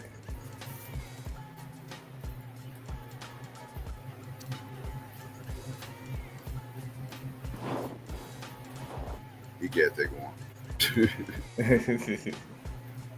I thought he popped in and said the greatest verse. I thought he said the greatest verse. He didn't finish it. I thought he was saying, I don't know, man. AZ shit was tough though. AZ shit was tough, man. You gotta listen to that shit, man. I mean, like just the first bars alone is just the really first bars. Like, I still don't know what Tretch say in the beginning. And then motherfucking reality through galaxies. That's all the part I remember. Like, you know what I'm saying? What the fuck? Yeah, I gotta go with Tretch on that shit. Like, I gotta go with Tretch Tretch on that shit. I was arguing that shit. Then they're like, no, AZ shit was. AZ shit tight too. Yeah. AZ shit was tight. AZ. Yeah. Hey, y'all on the East Coast, like on the West Coast, we thought Eric B was the rapper. Did y'all think that too? Hell no. Hell no. Well, maybe the first time I heard the song, maybe like we talk about like the first time I heard the song, because the first time. The first time you hear it. Yeah, Eric B and Rakim, okay, and you know, and everything was like Eric B make him clap to this, then you know, Right. like, and then it came. Then we started to realize, oh no, Eric B's the DJ. Okay, got you. Right.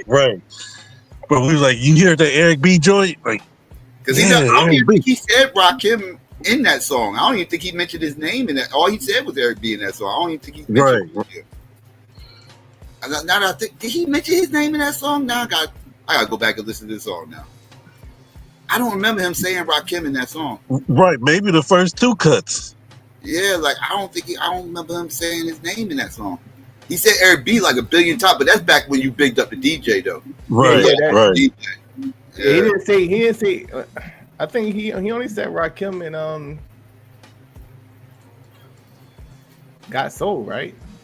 Yeah, I mean, he said it. I Got Soul, but he said it in a couple other songs in his first album. But his first two cuts was out way before the album and shit, like a year before his album dropped. His first Eric B for President and My Melody.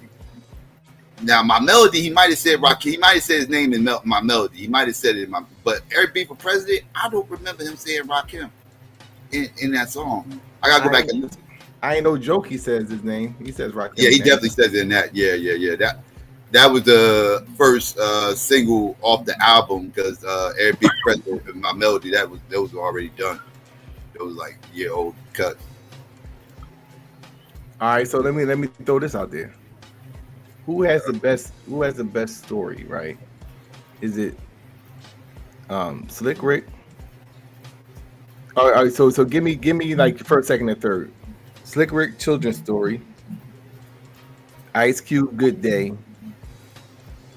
Biggie story to tell. That's some good ass. Them some good choices right there. Oh man.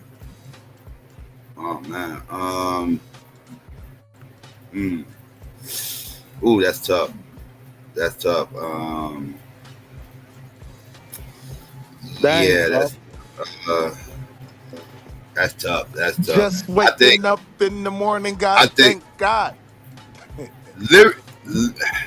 The best lyrical song, I don't think is the best all the way song, because I think the other ones are more radio friendly. Like Story to Tell, I don't think it's as radio friendly as Good Day or Children's Story. And Children's Story is classic shit, dog. Children's Story was crazy. Yeah. Yeah, I might have Story was crazy. I might have to go Children's Story, Good Day, and then Story to Tell. In that you gonna put Big last? Because the other two songs are more radio friendly. Yeah. That's the only reason why. Yeah. I I get Children's Story number 1 too, because every time I listen to it, right, I visualize that shit. You know what I'm saying? How in depth he going, like, you know what I mean? Shot for the head, shot back, but he missed her. He ran through the subway station. Like he gives an in-depth joint, like, you know, it's like a real story that's in your head. But Big do the same thing though. Who was first, Dana Dane or Slick Rick? What you call? They both actually came out together.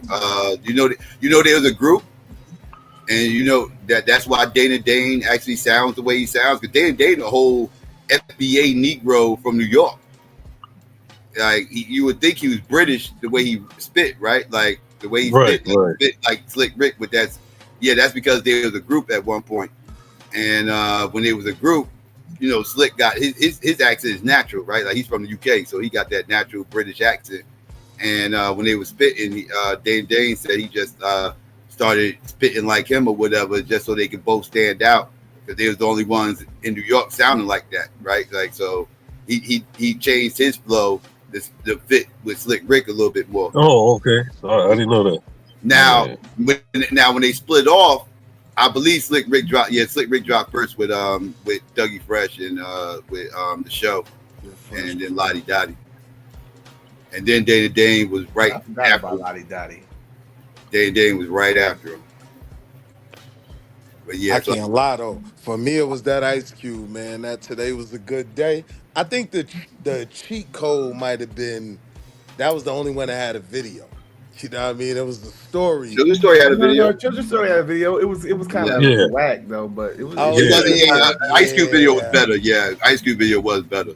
But Ice Cube video is like 4 years later when you know. It's kind of cheating talking about it, because the video was like a 2-parter, right? Because it was Good Day and then Check Yourself, like back to back, like that. It was like a 2-parter, but yeah, the video still was tough though. Oh yeah, so Check Yourself was after he got locked up, because they came right. That was part 2. Yeah. So what about the Ghetto Boys? My mind is playing tricks on me. Is that like a story? No. I mean, Scarface tells a story in the third verse. The third verse, he kind of tells a little bit of a story in it, but it's not a story. I wouldn't call it a story song though. They did all have different stories though. They they all had different stories. They all had different stories. So, yeah, I guess you can technically. I guess you can. Yeah. They all gave different stories. Yeah, technically you can put that in there. Yeah. Yeah, that actually was a good video too. Yeah, that was a real good video. Yeah. That man, I used to blast that song over and over again. Mm-hmm. Yeah, I heard Will Smith admit that Summertime song, he tried to sound like Rakim. It's clear. people thought that Rakim wrote the song and shit. Which song y'all talking about? Summertime.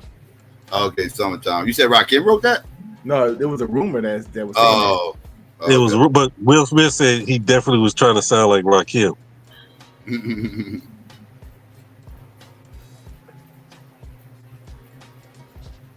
Yeah, because Smith. Will Smith don't sound like that.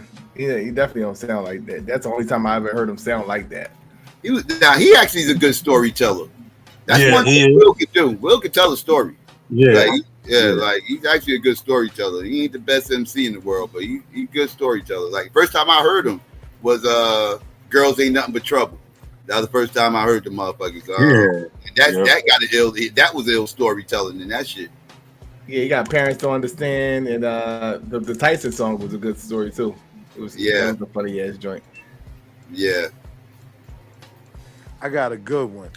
Best album for a nigga that left the group. Well, not left the group, but solo album from a group. The Jizza Liquid Swords, Bun B Triller, or The Chronic. I got other people I would throw up in there. What you call? Where's Scarface at, man? Scarface first album was crazy. That was crazy. He did leave a group. What about Ice Cube? Ice Cube first album was crazy. Where he at? I could only pick one from NWA. That's why I went that way. But yeah, my favorite Face joint was The Fix, though. The Fix was crazy. Yeah, I'm keeping it a buck. I might be biased, but I ain't never heard Scarface drop a whack album. Yeah, me personally, I just never heard it. I know. I remember Face Mob for my homies, all them joints. When his first album dropped, I remember I was zoned because Scarface is always my favorite ghetto boy. And when I saw he had a solo album, I was like, hold up, what the fuck is it? Because my man's that told me about it first. My man's like, yo, you heard Scarface new shit? I was like, nah, Ghetto Boy's got a new album. He's like, no, I'm talking about his solo shit. I was like, wait, that motherfucker got a solo album? He's like, yeah, that motherfucker. He just started spitting one of the verses off that shit. I think it was Born Killer. Oh man, that was my shit right there. His face to face with Scarface. He tried to isolate, and he just started spitting that whole first verse. I was like, yo, I was like, that shit's on his album. He's like, yo, yeah, that was my shit right there. Yeah, I went to the record store that next day, dog, when it got that shit. Lost my mind when I heard that album. I was like, man. Yeah, Scarface is underrated. Another one that I really like is Black Thought. Black Thought. Oh yeah. You mind sharing this clip, Psycho? It's in relation to hip hop. We're talking about it. We're talking about hip hop, the rappers, and all that. It's a good clip.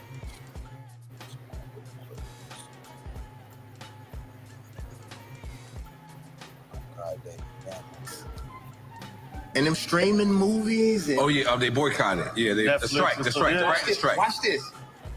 Didn't they just do the same fucking thing to music? And none of us said shit.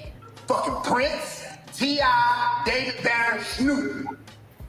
I told you how stupid that was, and y'all called me crazy. Yeah. We gave hip hop away. So what you bitching for now? David Banner didn't mince words. He said streaming destroyed hip hop. Artists used to make dollars per CD. Now they make fractions of a penny per play, while the platforms rake in billions. CDs used to sell between $10 and $15 per fan. Most indie artists need millions of streams just to survive. And here's the kicker. Musicians have no union, no ability to strike, no safeguards, no collective voice. So when tech took over the music industry, nobody stopped to ask, what does this mean for the artist? There were no standardized contracts, and tech CEOs owned the profit margins. So music culture, while the rapper lifestyle still sold, it wasn't owned. Meanwhile, Hollywood said, nah. When studios tried to replace actors with AI likenesses, they struck together. They demanded protection, compensation, and control. And guess what? They got it. AI body scans were nearly legalized, and actors fought to keep their digital versions out of contracts. And they won new protections in recent negotiations. David Banner's message was simple. If we don't organize, we vanish. They'll sell our voices, our catalogs, and our faces, and then leave us with crumbs. Artists built the culture. Now it's time to protect it. Music gave us a voice, but streaming made us silent unless we fight back. What actors wouldn't accept, rappers shouldn't either. Yanga should have used that in his debate. Yeah. When I said that same thing, David Banner said everybody attacked me for saying it. Motherfucker talking about something, these Latinos and all these white people, everybody gonna steal hip hop and everything else. I'm like, they ain't nobody steal hip hop from us. If anything, if we lose hip hop, it's because we gave it away. I said that for so long, motherfucker, they do shit but attack me for saying it. And I've been saying that shit. We can only give hip hop away, same way we gave away rock and roll. White people ain't steal rock and roll from us. We gave them that shit. We moved on. Gave it to them. We gave them jazz. We moved on. We gave it to them. We ain't give shit away. We moved on and we left it and they picked it up and kept it going. That's what happened with jazz. That's what happened with rock and roll. That's what happened with disco. That's what happened. Like we leave these things. And now R&B. Huh? And now R&B. It's starting to happen with R&B. Yeah, we giving that shit away too. We giving up on that shit too. But we give up these genres, and then white people pick that shit up and they keep it running. That's what happens. Like ain't nobody still breakdancing from us. We gave that shit to motherfucking Asians and Latinos. Yeah, niggas get tired of doing this shit. They want some other shit. Nobody steals this stuff from us. So when people say they stole shit from us, no, they ain't steal shit. We stopped doing it. And we moved on. We don't have a thing in us to like gatekeep our shit. It seems like we don't be tripping about that. Like everybody else, like Kung Fu, even though you know Asians ain't jumping around fly kicking all shit like that no more. But they do gatekeep their shit. You know what I'm saying? It's like, yo, y'all not gonna say that white people invented this shit. You know what I mean? So we just don't really gatekeep our shit like that. You know what I'm saying? Everybody knows who invent this stuff. I mean, you Google and look at the origins of jazz, it's gonna say black people. Look up the origins of rock and roll, it's gonna say black people. Look up the origins of the blues, it's gonna say black people. Like you look it up, though. You look up the origins of hip hop, it's gonna say black people. Like it's documented. But I guarantee if I bring a white boy on here and say, black people started rock and roll, and he'll laugh like he know what the fuck he's talking about. Like, what are you talking about? Because yeah, you would have to look it up to see it, but in the layman think that it's white people's music. Right. But it's white people do. Right. But it's documented where it came from. That's what I'm saying. Like this stuff is documented. Like it's not hidden. Like people act like people like Fat Joe is gonna go on Wikipedia and wipe that shit clean and start putting in Latinos every fucking where. Like, nah, bro, y'all panicking about a bunch of nothing, man. Like everybody knows where the fuck this shit came from. It's just documented, dog. It's written down. It's here.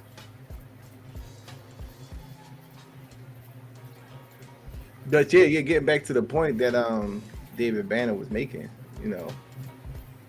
Yeah, I think I paid fucking $25 for the damn CD before. It was a double joint, but yeah, you get a. In regards to streaming, that was another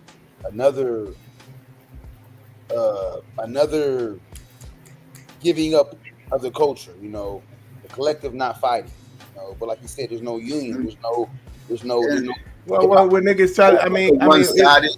It's kind of one. It was kind of a one-sided video because I understand both sides of the argument, but people are getting away from DVD. Nobody buys DVDs no more, dog. No, we are in the streaming era, right? Yeah. It's kind of like get down or lay down. It's kind of like how music is distributed now evolved from back when David Banner first started in the industry when people were still buying CDs and everything else. Like, and it is one good thing. It's a double-edged sword though, but streaming. You ain't got to go through no major distribution, right? You ain't got to go through no major distribution. You ain't got to break your neck to try to get signed to anything else, dog. You get hit right here on YouTube, right? If your shit, gets the right attention, you can come up right here online. Soulja Boy did it, right? He drew the blueprint, right? Like what for streaming, so nobody know who Soulja Boy was. He wasn't signed, no big deal, right? So he kind of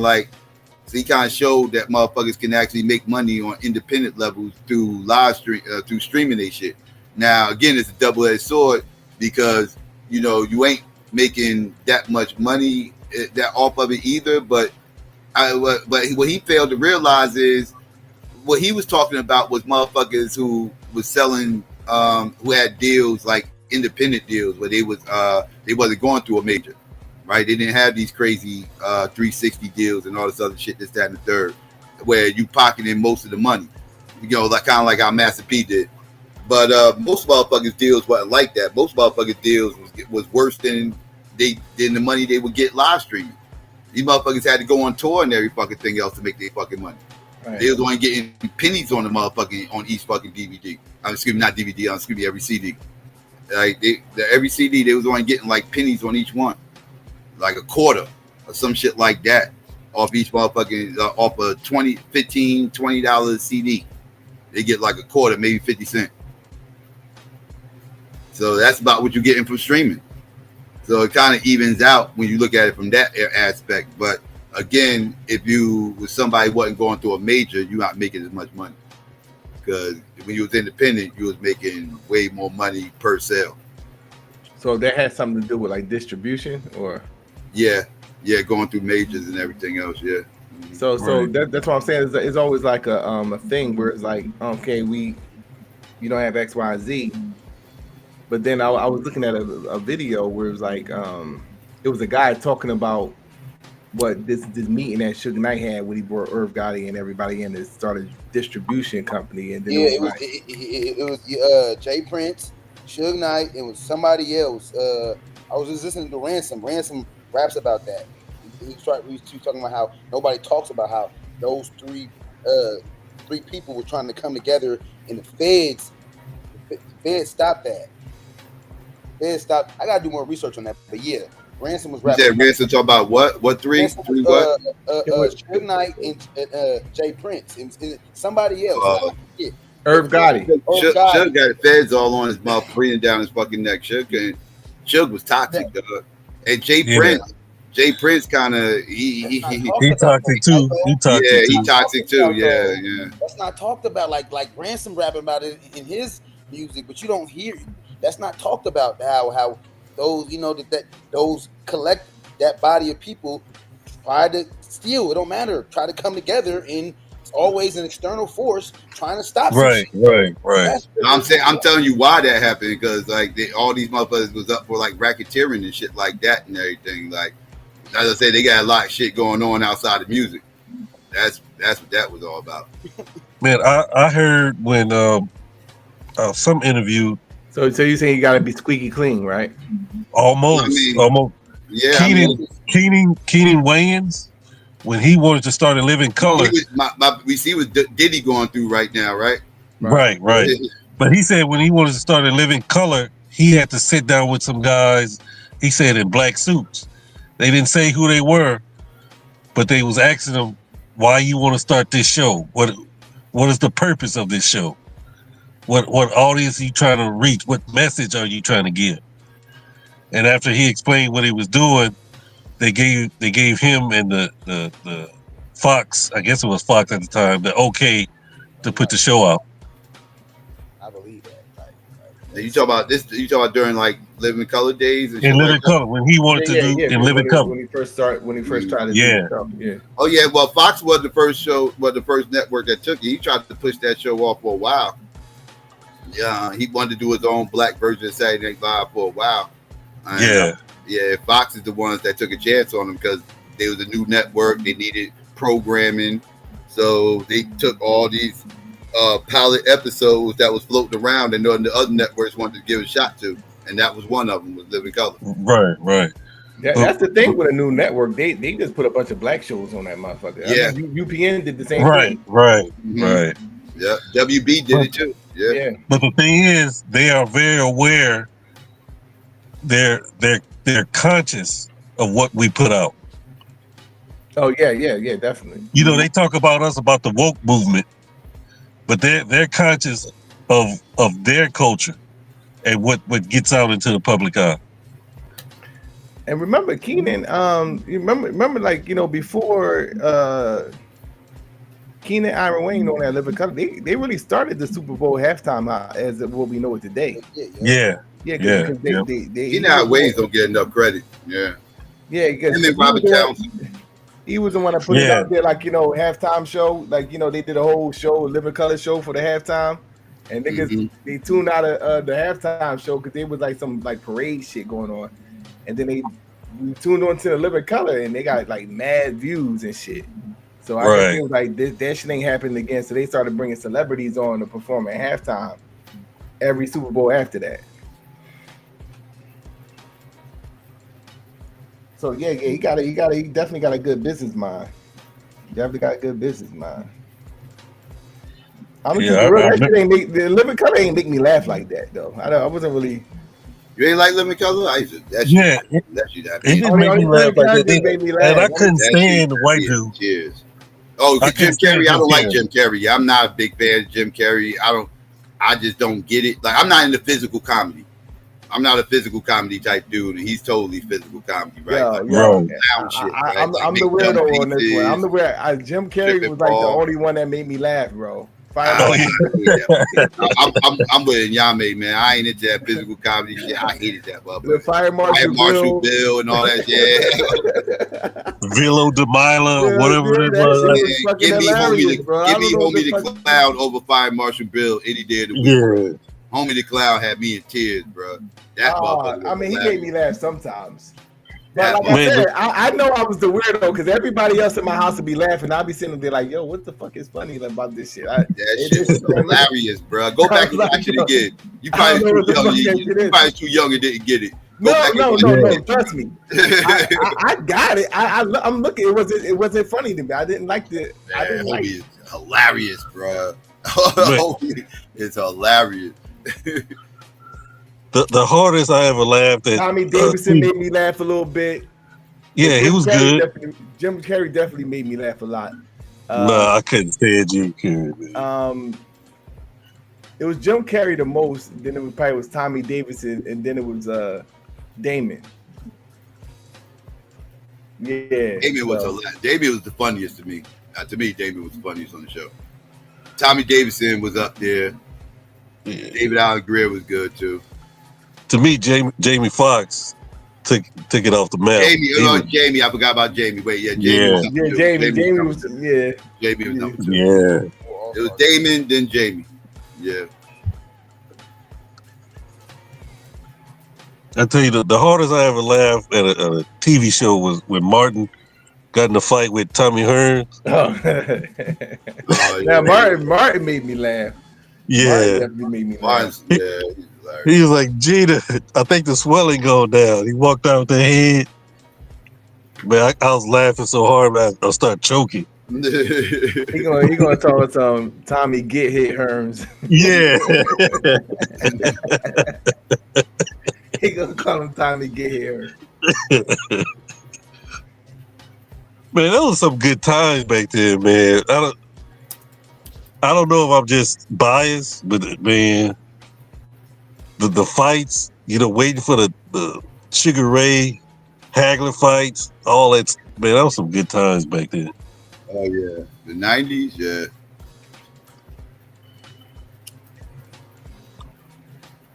'90s definitely different. Yeah, it was different. Hey, Solo, you hear about the brother that died in was murdered in Philly? The brother that was known for rapping on the corners and stuff. Yeah. I just seen the joint out there. It was people standing out on the corner. I didn't know the person, but I was asking like, what everybody standing out there for? They was like some, I don't even know his name. It was like some rap dude got killed. Then it was like he was like a conscious rapper, which made it weird. Yeah. He was like a conscious rapper, but then from what I'm hearing, it's like he hung around with goons and shit. So I guess they at the wrong place, wrong time type of thing. I don't know. Gilly said he got it was a robbery for his. It was not an attempt, but they robbed him for his chains or whatever it was. Yeah. Unfortunate. Yeah. Yeah, you gotta, your circle is important, man. Because a lot of times people be jealous, and then they be trying to like that's Psycho. You remember Joey Jihad? What happened? Do you remember Joey Jihad? No. Oh yeah.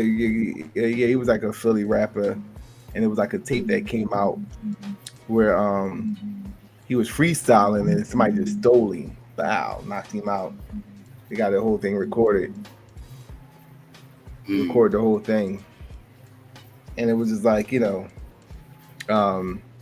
that's the type of, and it was like all a setup because niggas was like jealous, you know what I'm saying? Like jealous, so that type of stuff happens. Psycho, can you hear me? Yeah. Hey man, what is this I know a little something about it, but I just caught wind of this whole black fatigue shit. Boy, these devils are something else.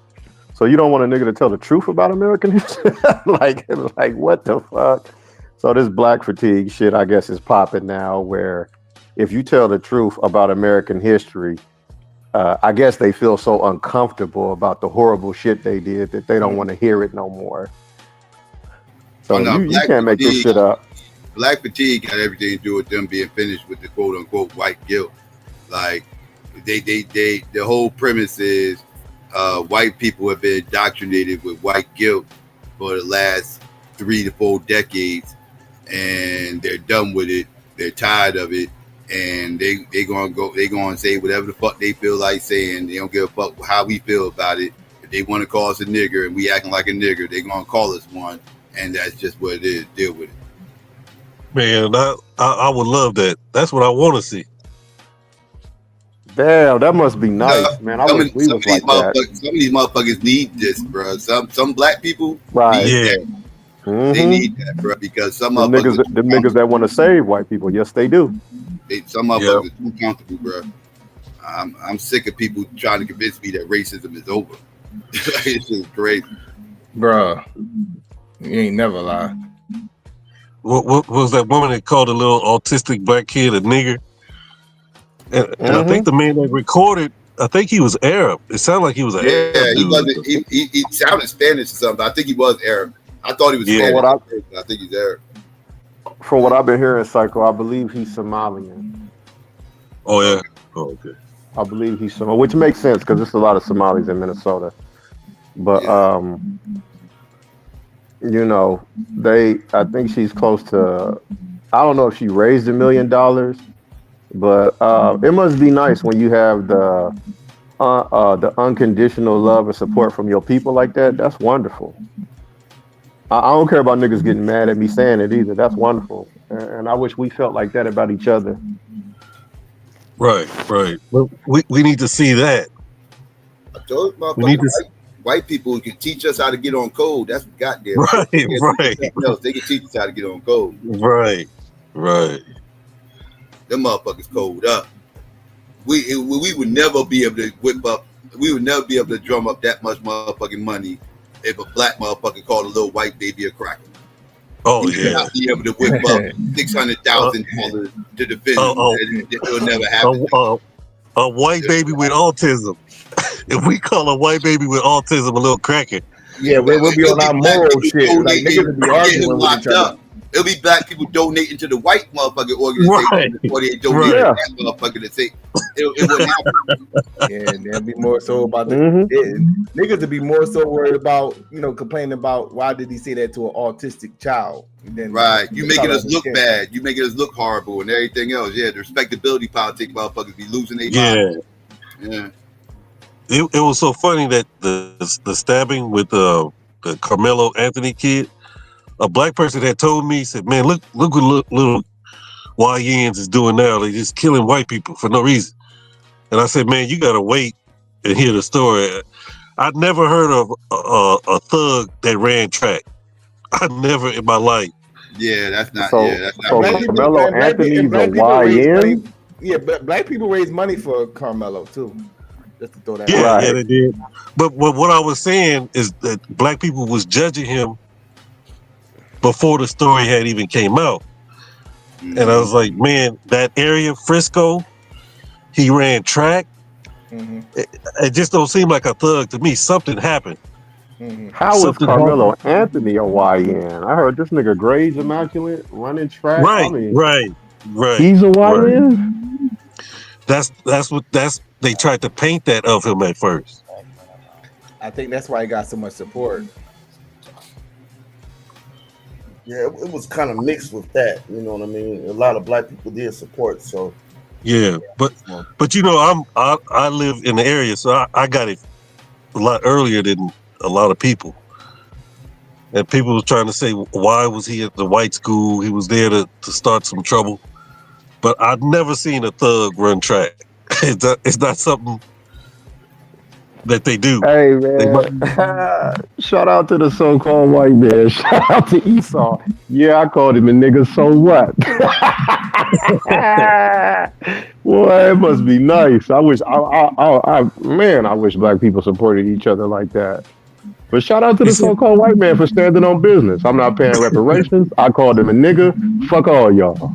But Swazi, that's a key example of what what we're talking about is the young brother Carmelo, he got support, but that's because he was pretty much squeaky clean.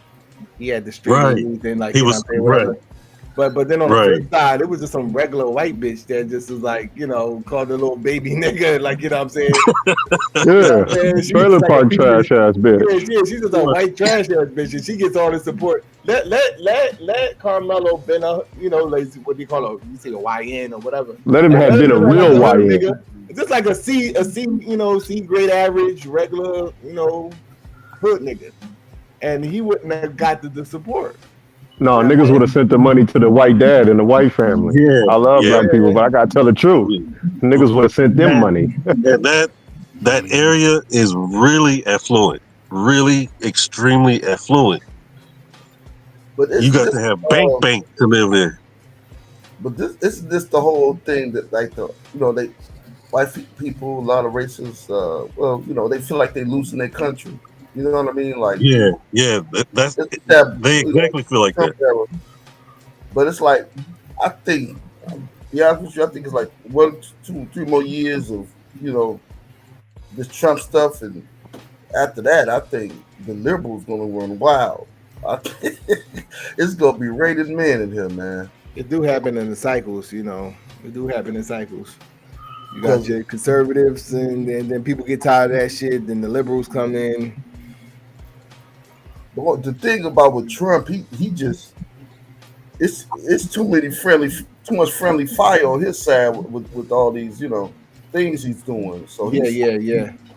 I see some conservatives, not liking what Trump is doing. Some portions of white America is like, begin to speak out against the shit that he's doing. Especially where I'm at, Solar Mine. Where I'm at in the Midwest, Minnesota, Nebraska, North Dakota. So it's affecting the farms up here, right? So a lot of the conservative white people up here in the Midwest, you could tell they leaning more towards the Democratic Party the next time the election comes up. They're gonna vote Democrat because it's affecting them literally. He started pulling back. I think they got like a 90-day ceasefire with the stuff with China. He kind of pulling back a little bit. Yeah, the tariffs. But yeah.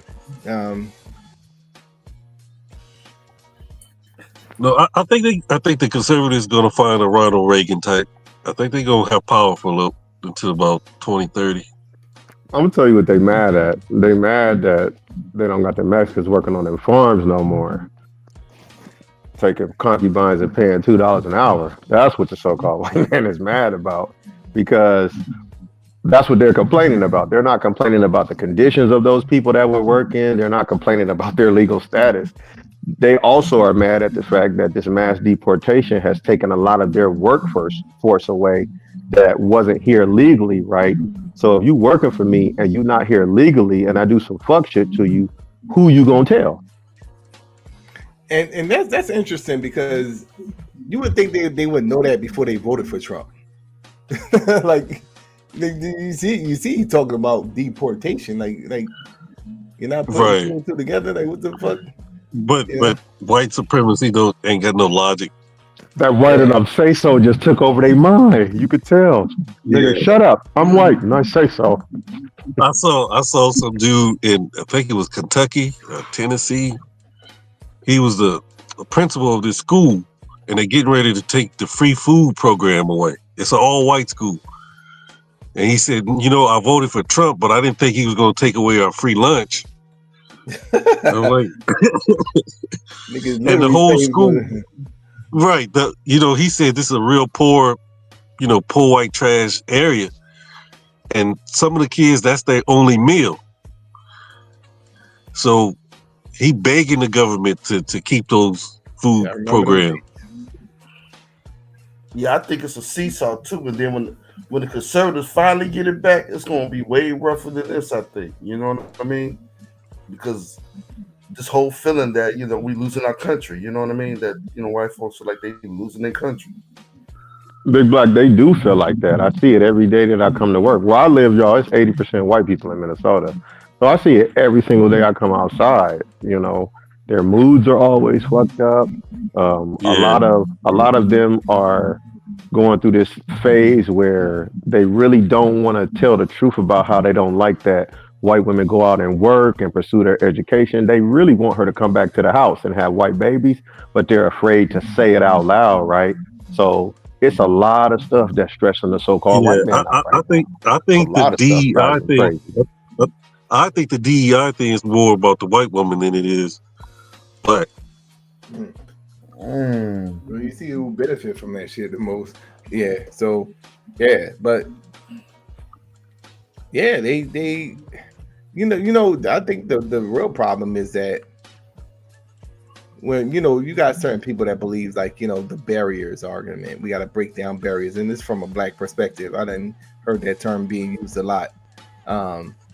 But I think that as we begin to transcend within society and get more privilege and it becomes more equal, that's when you begin to see them beginning to feel as though they're losing their country.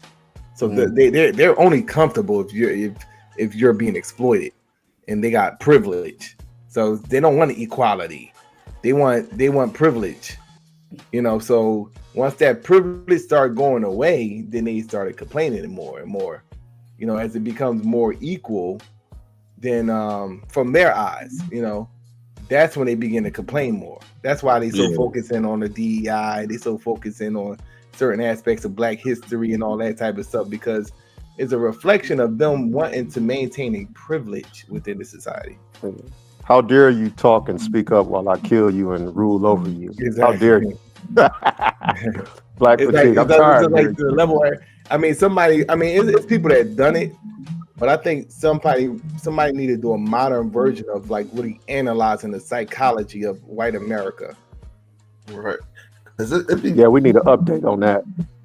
Yeah, because it's a weird dichotomy of, you know, on the one hand, it's weird as fuck. It's like, on the one hand, it's like you present yourself like this, like America, you know, and we're all Americans. This is what you say because you have to say it. Land of the free. Yeah, but then on the flip side, it's like you secretly want this privilege, and then it's like at the same time you complain about everything as you still have privilege.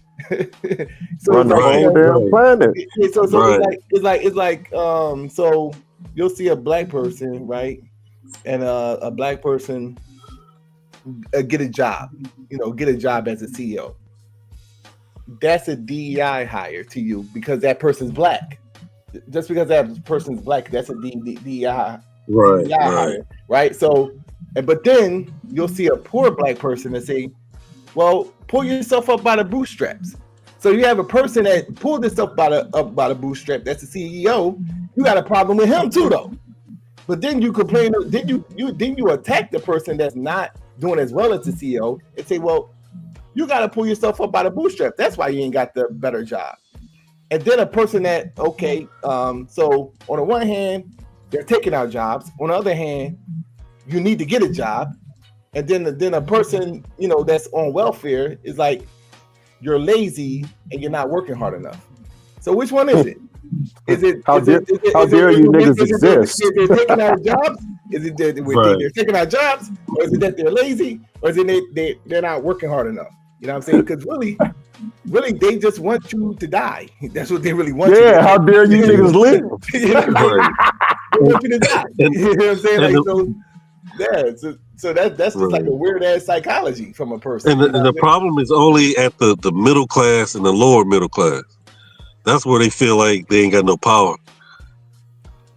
Because when you talk about the upper class, they still have all the power, but upper at the middle class and lower Hey, middle class, Salakia, brother. I apologize for interrupting you, but shout out to who is that in the chat? He's absolutely right about the North, and I figured that out when I first came to Minnesota. Shout out to Hot Lee Hurts, and niggas up here do be tap dancing, and they won't get pro-black until they get disrespected by a non-black person. That's the goddamn truth right there.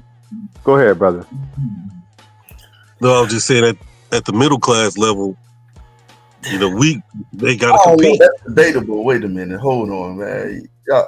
Y'all rebel flag. I'm talking about in Minnesota, preferably. I know the brothers in Chicago and Milwaukee hold it down, but it's a little. They come to Minnesota for a specific reason, though, too. I'll get into that later, but I see what you're saying, Big Black. Black people in Minnesota are very. What's the word? That was like the first swirling state. Yeah, man. Yeah, but up here though, in Minnesota, preferably, black people won't do anything until they get disrespected. Like the same black people that would say I'm preaching hate when I'm out there, right? If they get disrespected by somebody non-black, the next time I'm out there, they standing right next to me with the fringes. And I'm like, hold on, nigga, you just said I was preaching hate. So that's kind of how they get down up here. They got to be disrespected first before they really pay attention to the fact that you're not favored or liked at all. And they make it uncomfortable for you to say shit. Like, you know what I'm saying? It's like, how you on? If I'm talking about, for example, if I'm talking about slavery, something that just had happened, or just antebellum lynchings, like they're offended because it's exposing how evil you motherfuckers was. It's not like how you equating that. They'll call that racism. They'll go as far as calling that racism. Yeah, you're racist for bringing it up. I've had people say that to me, literally. Yep. That's crazy. So I can't tell you what you did to me. No, how dare you? So that's a psychological game the motherfuckers is playing. Yeah, playing psychological games and motherfuckers is falling for it. Like, you know what I mean? So yeah, like, no, when we say racism, we talking about how we can't get this job, how y'all, fucking our communities up, how I can't get this house. You know what I'm saying? Like y'all racism is, I don't want to hear nothing about what we did to you motherfuckers. That's crazy to me. Yeah. That's just crazy. And then that how niggas fall for that shit. Yeah, they'll tell me that you just need to get over it, brother. And it's a new time and it's a new age. Man, I should record some of the stuff black people say in Minnesota. They're telling you all that shit as they feel they're oppressing you, though. As they still not letting up on, okay, I would see if they say, like, look, it's equality now. Why are you still talking about this? That's not what they're doing. They still got their foot on your damn neck and saying, like, you can't talk about this. Why you keep on bringing up racism? And why you? That's crazy, bro. And they don't see we still have to work 3 times harder and be 3 times smarter just to get a position that they have. They don't care. No, you don't. I'm suffering from black fatigue just listening to you. Niggas are lazy. You know what? I start realizing that they do know, they just don't care. It's like an arrogance. Like it's like an arrogance with their worldview. It's like really white privilege. I'm supposed to have this just because I'm white. So when it's a black person entertaining certain spaces, they gotta label it something because it's like, yo, I deserve this. Why is he here? You know what I'm saying? I was talking to a white guy just the other day. He wanted to be a firefighter. Let's say there was 20 positions. 19 of them was white. The 20th one they gave to a black person, he felt that should have been his position. But the fire department told him he would have got the position, but they had to give the position to a black guy. And he said that was discriminating against him. Even though 19 white boys already got the job and they had to give one of those jobs to somebody black, he felt like he understands what discrimination is because he didn't get that firefighter job. And I'm arguing with him, saying that's not the same, dude. It's not the same. You can go to another fire department and probably get that position. The very fact that they told you that they're giving it to a black guy and not giving it to you, that that messes the whole idea of discrimination right there. They just had to give that one position to a guy who probably was highly qualified and should have got it anyway. Oh, you killed his vibe saying that. He wanted to call you a nigga, but he probably could tell you whoop his ass. He went home to his wife and talked about your ass. Like, you won't You believe know this he shit. did. Sue, you won't believe this shit. You talk to this black guy. He had the nerve to say that whole PC. He wanted to say, nigga, who learned you that? Right. It's more of that whole PC culture, right? But still, there's a lot of hidden racism, you know, within that. It's just being held down. You know what I mean? So they give the facade like, oh, racism's over, but nah, it's still alive and well, burning. You know. Oh yeah. They changed the definition of racism because initially it told more truths about how, first of all, black people don't have the power to really institutionally be racist to anybody. We don't own corporations in countries where we could stop you from getting a job or stop you from being a CEO or stop you from getting a loan from the bank. There's a certain level of power you have to be able to institute racism in the way that they have. So when they try to say black people are racist for just talking, that's crazy. Right. I don't care if somebody don't like me because I'm black. I could give a damn. But if you stopping me because I'm black and you're a police officer and you have your power over me, then that's a problem. You can talk all you want to, but if you're using your authority to violate my rights as a citizen, yeah, that's a problem. That's racism. Mm-hmm. And see, they're going to call that black fatigue. If you bring up, I'm serious, man. They're going to call it black. Oh, they're just playing the victim. Here you go with the victim shit, and they'll throw that victim shit. That's what they go with. Because you know why they go with it? Because some niggas buy into that bullshit. Some niggas buy into the Officer Tatum, Antoine Daniels. Yep. The biggest victims you'll ever hear are white people online. These are the biggest victims on the planet. All they do is cry. These some crying ass motherfuckers. I see that shit. All they do. So I guess we didn't go to slavery. Are they lying in these museums? Was black people slaves or not in America? It's the what more do you want? Yeah. Man, that's why I hate the ABO movement, man. I cringe when I hear that. Yeah. Oh, slavery never happened. Yeah. You and me both. I wanted to go over there and say, so Top Cat, y'all just got y'all ass whooped in? What the fuck happened? Right. Y'all got your ass whooped so bad the next day you forgot you was in power. It was 20 million black Indians and y'all got whooped on by white boys. Out you motherfucking Yeah, that's the one question I always ask Lance. I was like, every time I like, okay, so if y'all was like, when did the transition happen when they got in power? What happened? He could never explain that part to me. From we ruled and we controlled America to how they took that shit from you. Yeah, how did we get in this position from us ruling it? And how did we all it? You can never explain that part. That's what I said, man. That white man got magic powers. You let some of these motherfuckers call it, bro. That's right. Hey, yo, tell my nigga Dave Calloway to come up here and talk to us right now. We want to know how 20 million black nigga Indians lost to 5,000 white boys. Tell him to come up here and talk to us. That's what I'm saying. The South. That's what I'm saying. Like, I don't understand the Confederate flag wave with black people. Like, I still don't understand that. Even when they try to explain it, it never made sense. Ever. You know? Yeah, it don't never make sense, man. It don't make no sense. It don't make any sense. The wildest conspiracy out there, boy. I swear. I just did my DNA test. It wasn't no Native American. 0%. 0%. None of that shit. Hey man, what's so funny is Americans, black Americans, I just say. Yeah, what's so funny? Like my mom would tell us we was Choctaw.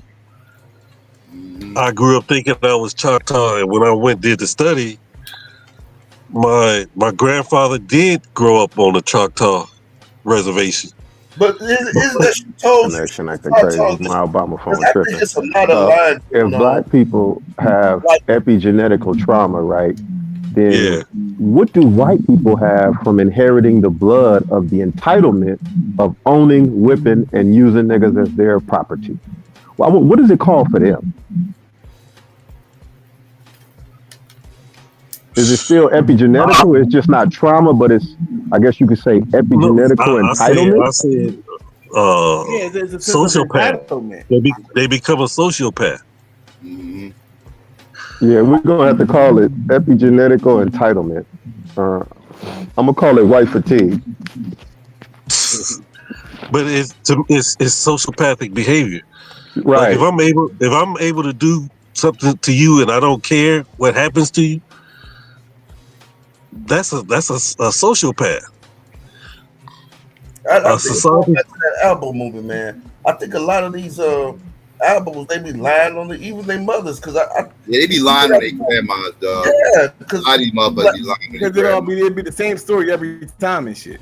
She said no. She said even when they say this, like usually they say we got some in us, meaning that we're not all, you know what I'm saying, Cherokee and this and that. You know, it's always when I've always heard that story where people say that, you know, before the internet hit, is my grandma said we had some in us. You know what I'm saying? Like, okay, like, you know, not like we were all one big tribe or anything. You know. Right. Well, I was finishing my great grandmother. She told my grandfather he was chucked up, but she was a slave. She still was a slave, but she didn't let him know that. Mm-hmm. He didn't have no idea that you know, the man who raped her was a native. Yeah. So he didn't tell her she didn't tell him the whole story. Right. So it's a lot of that happened. Oh, okay. So you see what I'm saying? Yeah, you got he knew he grew up on the Choctaw reservation, but he didn't know the whole story. Right. Oh, okay. And his mom didn't give him the whole story. Right.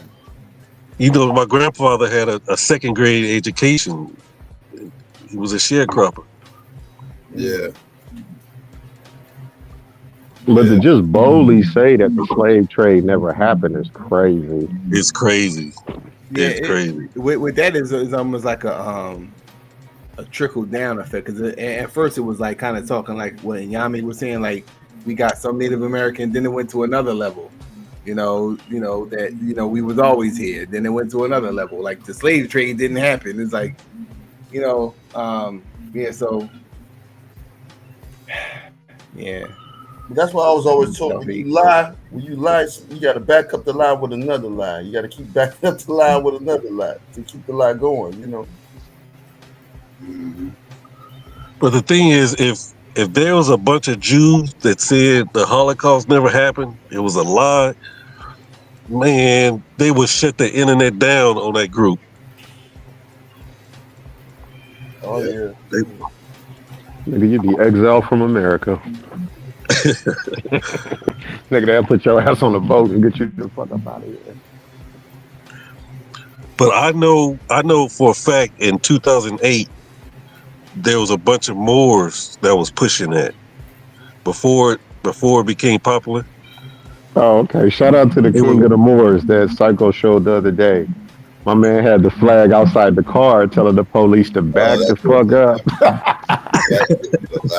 I thought the Moors stole that from the album, because at first it was actually no, the Moors. They've been talking that Southern Citizen shit since like the 70s. Oh, I ain't talking about that particular part. Well, they the ones with the engines. That's the engines. No, the Moors. Said their whole thing. The other Moors make different. Like the Noble Jew Ali Moors don't talk that dumb shit. Okay, right. Talking about the ones that said they said that they created the United States. You know what I mean? Yeah, that's not the Noble Jew Ali Moors. Those are the Friends group. Yeah, they started in the 70s out in Louisiana. They used to say, "We always been here." That was their theme. We always been here. And they got that from a bunch of white supremacists. That whole motherfucking sovereign movement and shit. That started white supremacists. Yep. Because I remember one of the biggest ones that's pushing that was pretty much almost the ringleader of the Moorish movement. I guess the one with the biggest voice was Tariq Bey. And, he was really, if you're talking about over the last couple of decades, yes. It's Taz about that side of the board. Yeah.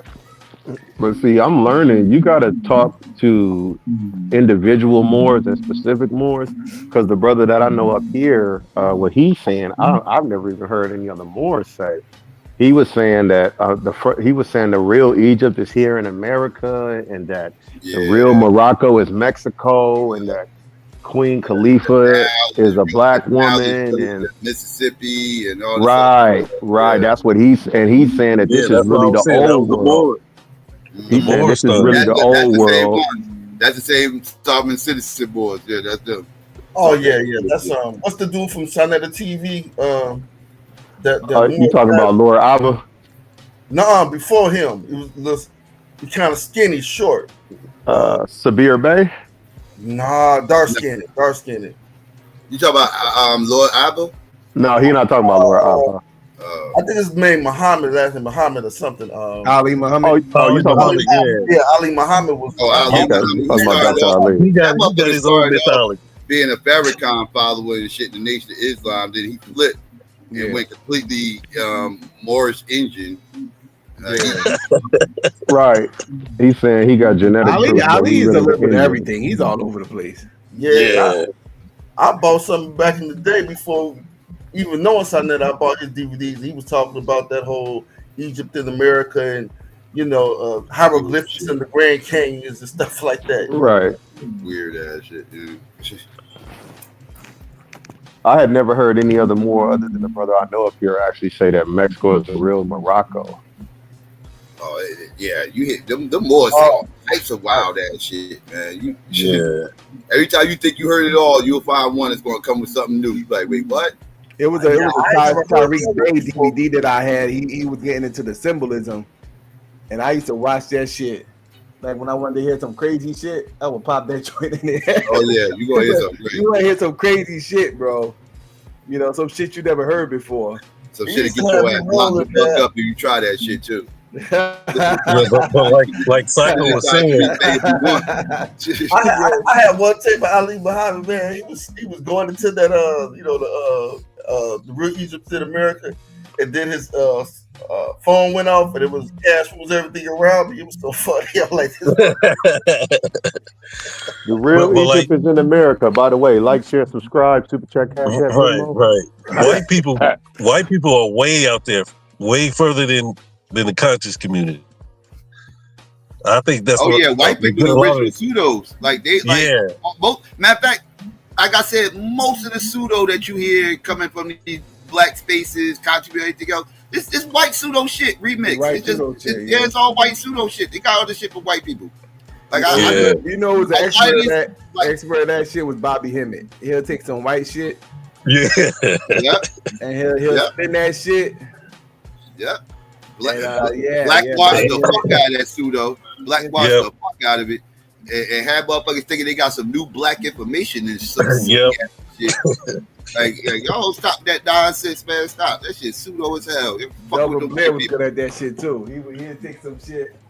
Like, what the fuck? That sound like some Ron Hubbard shit you thought. I done caught so many black people trying to espouse white pseudo. I used to argue white pseudos before I even started messing with the black pseudos.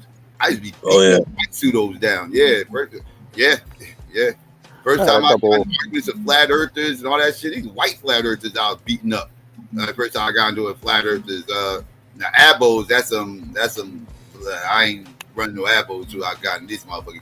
That was some new shit. Right. Tell me slavery was fake and everything else. I ain't never heard that shit till I got online. No. What's the joint? Slavery and the slave trade in reverse. I heard. I ain't never heard none of that shit till I got online. I was like, I done heard some pseudo. I'm used to the Nation of Islam, the Hebrews and all. I'm used to all that. But when these motherfuckers started coming with all that slavery being fake and all that shit, I'm like, y'all motherfuckers is different. The fuck is this? Right, we got to say something about this. Yeah, like, Right. Man, I I had tell these you two what white got girls come up when I was out preaching, and they was talking to me about reptilians, and I didn't cut them off or nothing like that. I just let them bring out what they thought was true, and they were saying that it's reptile people that run the whole planet in the Vatican and everything. That's that Yeah. David Icke stuff. Yeah. Oh, Yeah, okay. yeah. I actually brought David like book. Which one I brought?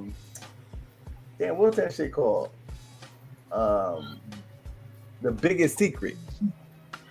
And Ike is big time.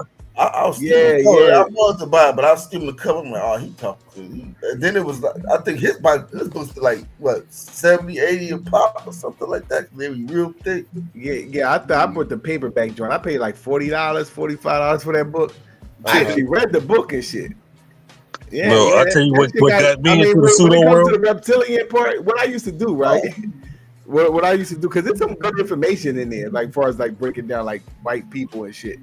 I just replaced the reptilian with white people and shit. In my mind. Okay, When that's it's that reptilian, the it's correct like context right there. That's the proper context. Shout out to Solar, that's the real context. Now, Yasa. Now, after I read to those black abos, I did run into those white abos. Yes, they are white abos.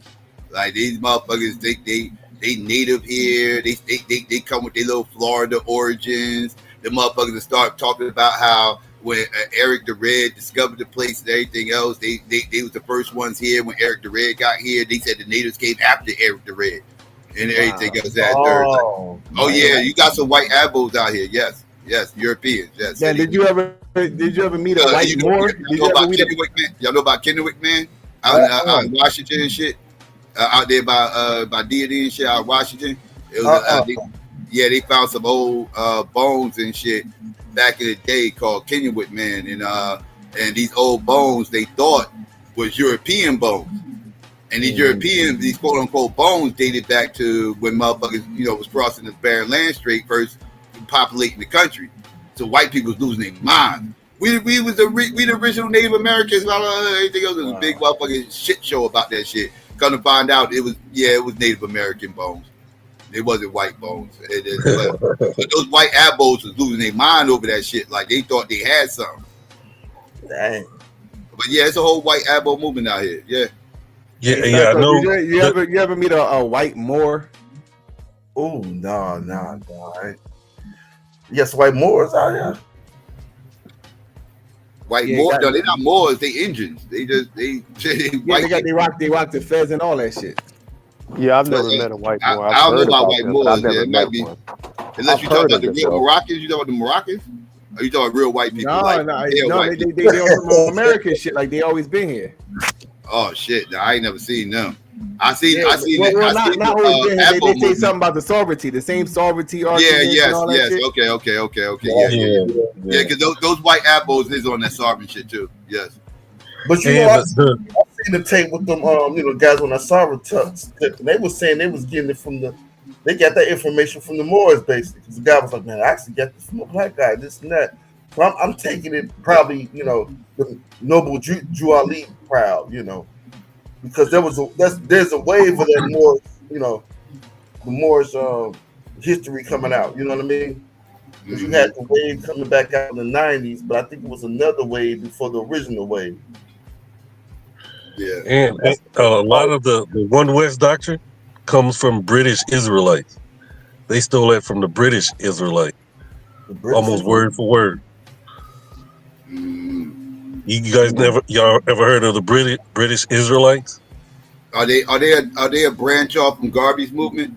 Because I know Garvey played around a lot with the Old Testament and I know Rastas came up with that 12 tribe chart first before the Hebrews. Like the Hebrews didn't create that 12 tribe chart. They might have put their own spin on it, but the Rastas actually had a 12 tribe chart first. Right, but the British Israelites have their own 12 tribe chart. Okay, all right, yeah. That doesn't come from Jamaica. Did they get it from Jamaica? Because that's what I'm saying. Like, are these like? Because Jamaicans and British got a close connection. They be bouncing. Right, they do. I mean, I never went deep into the study. I just knew that the Brits there's a religious sect that said they they're the lost tribes of Israel that ended up in. So that was like the first pseudo I was introduced. The next was Behold a Pale Horse. Oh, that really oh my goodness, you talking about? Oh boy, you want to talk about a pseudo doctrine? Like that is almost like the Bible for pseudo. It is the Bible. Yeah. Yes. If you wait up, you are not an official pseudo if you didn't read that book. If you didn't read that book, you're not an official pseudo. I don't even respect your pseudo if you ain't read the right. fucking book. Like that is the holy grail of that in 1984. I'll put that above 1984, but 1984 is another. Yeah, like those two, like yeah. What they talking about? What book you talking about? Behold a Pale Horse. You never heard of it? I've heard of the book, but what are they talking about in there? All types of wild shit up in that goddamn book. Yeah, the one world government. Yeah, it's basically talking about the one world government. The cover of that book is crazy. Let me see if I can find that shit. Oh, okay. I'm familiar with that whole little one world government. Oh yeah, that's where a lot of that stuff comes from. Is this book, William Cooper. Yeah. Didn't he die in the shootout? That's the white guy that died in the shootout. I think one of those authors died. I think it was a car accident. Was it a car accident? I can't remember. You might have seen people rocking this cover as an avatar or something. This cover as an avatar. Okay. Oh yeah. I know That's some Christian brothers and sisters that read this book. Yeah, this is like the holy grail of pseudos. They will reference this motherfucker. Oh my goodness, don't even get me started. Oh, it's just one of those. That's one of them. The shit gonna hit the fan books. On there talking about the government. He was talking about the government trying to get them in. Yeah, the one world government that they trying to push a one world government. Oh, okay. Yeah, that's some of the shit gonna hit the fan type of shit. Yeah. They talk about all that crazy shit. All the Illuminati pretty much. You wrapped into the Illuminati heavy. Oh yeah. It's your book. Yeah. It's your book for you. Yeah, I remember hearing that book back in the day. It kind of threw me early off. 90s. Yeah, that shit was popular before the internet. Yeah, that shit blew up before the internet. Yep. And from that book, you go to not Vernon Maxwell? This guy's name is Maxwell. I can't remember his first name. He always talk about a bank, like a ship. A ship goes to the bank. A spaceship? You guys know? No, he makes all these correlations. Okay, a ship is birth. A woman gives birth. Right. That's going to that moral stuff of Psycho, as far as commerce. You know what I mean? Commerce. Yeah. Currency. Yeah. Yep. Okay. I thought you about to go to Heaven's Gate. I was about to say, you talking about Heaven's Gate? No. His last name is Maxwell. I can't remember his first name. All right. But he's referenced in Behold Pale Horse. Oh, he's referenced in there? Okay, yeah. He's either pseudo that motherfucker or Cooper misrepresenting what the fuck he was saying.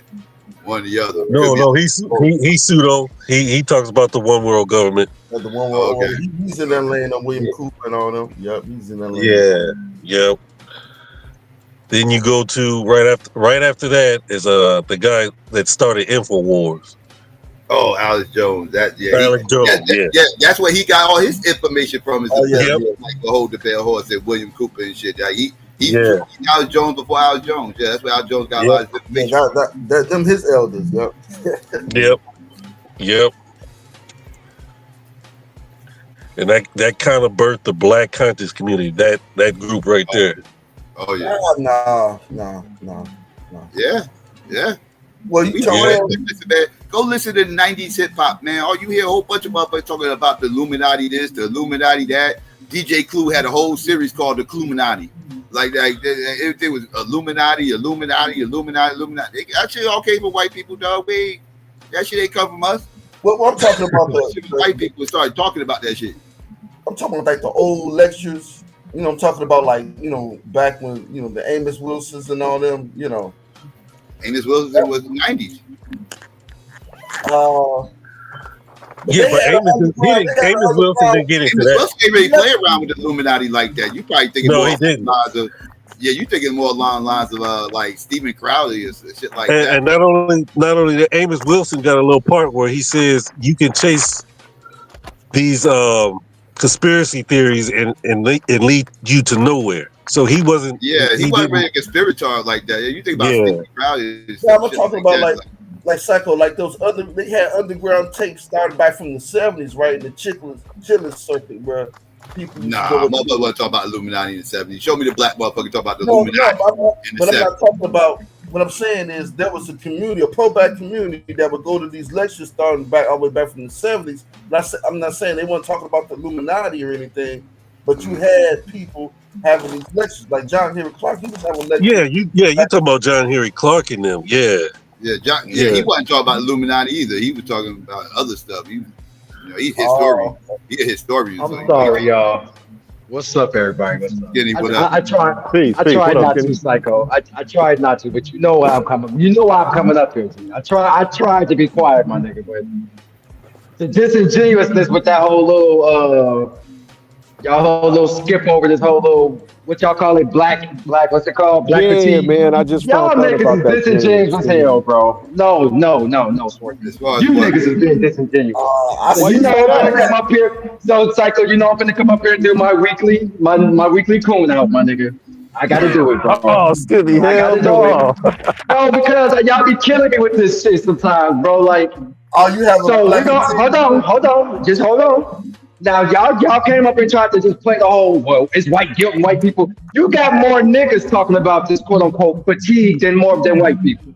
And let me hold on. And let me just say this. And let me just say this, G. And hold on. And before you niggas make it to all those niggas are just coons. We just literally just saw, if anybody's aware of the whole little quote unquote Spirit Airlines little situation, that's why black people shit like that is why you got niggas having quote unquote black fatigue. It has nothing to do with it. Ain't all just these white people. What happens? It ain't just these white people. I'm sorry, when shit like that, that's what gives me black fatigue. Let me rephrase that. When shit like that's what gives my ass black fatigue. Or when a dumbass bitch just starts to twerk in the middle of nowhere for no reason. Shit like that gives me black fatigue. I don't know about you niggas, but I'm just saying, y'all, I love how y'all just tried to paint this whole white guilt picture on that whole subject matter when it's more niggas that's talking about it. Hey, Skinny, what happened with Spirit Airline? What happened?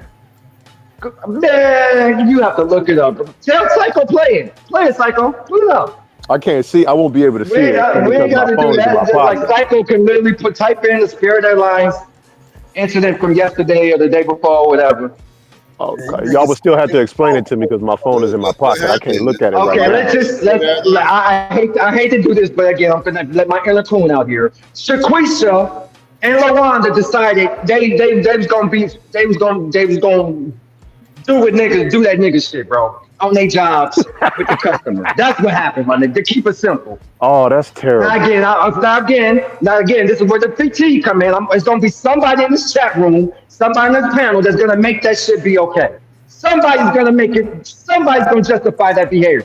Skinny, it got you suffering from black fatigue. Hip hop stuff. I mean, that's where my black fatigue come in.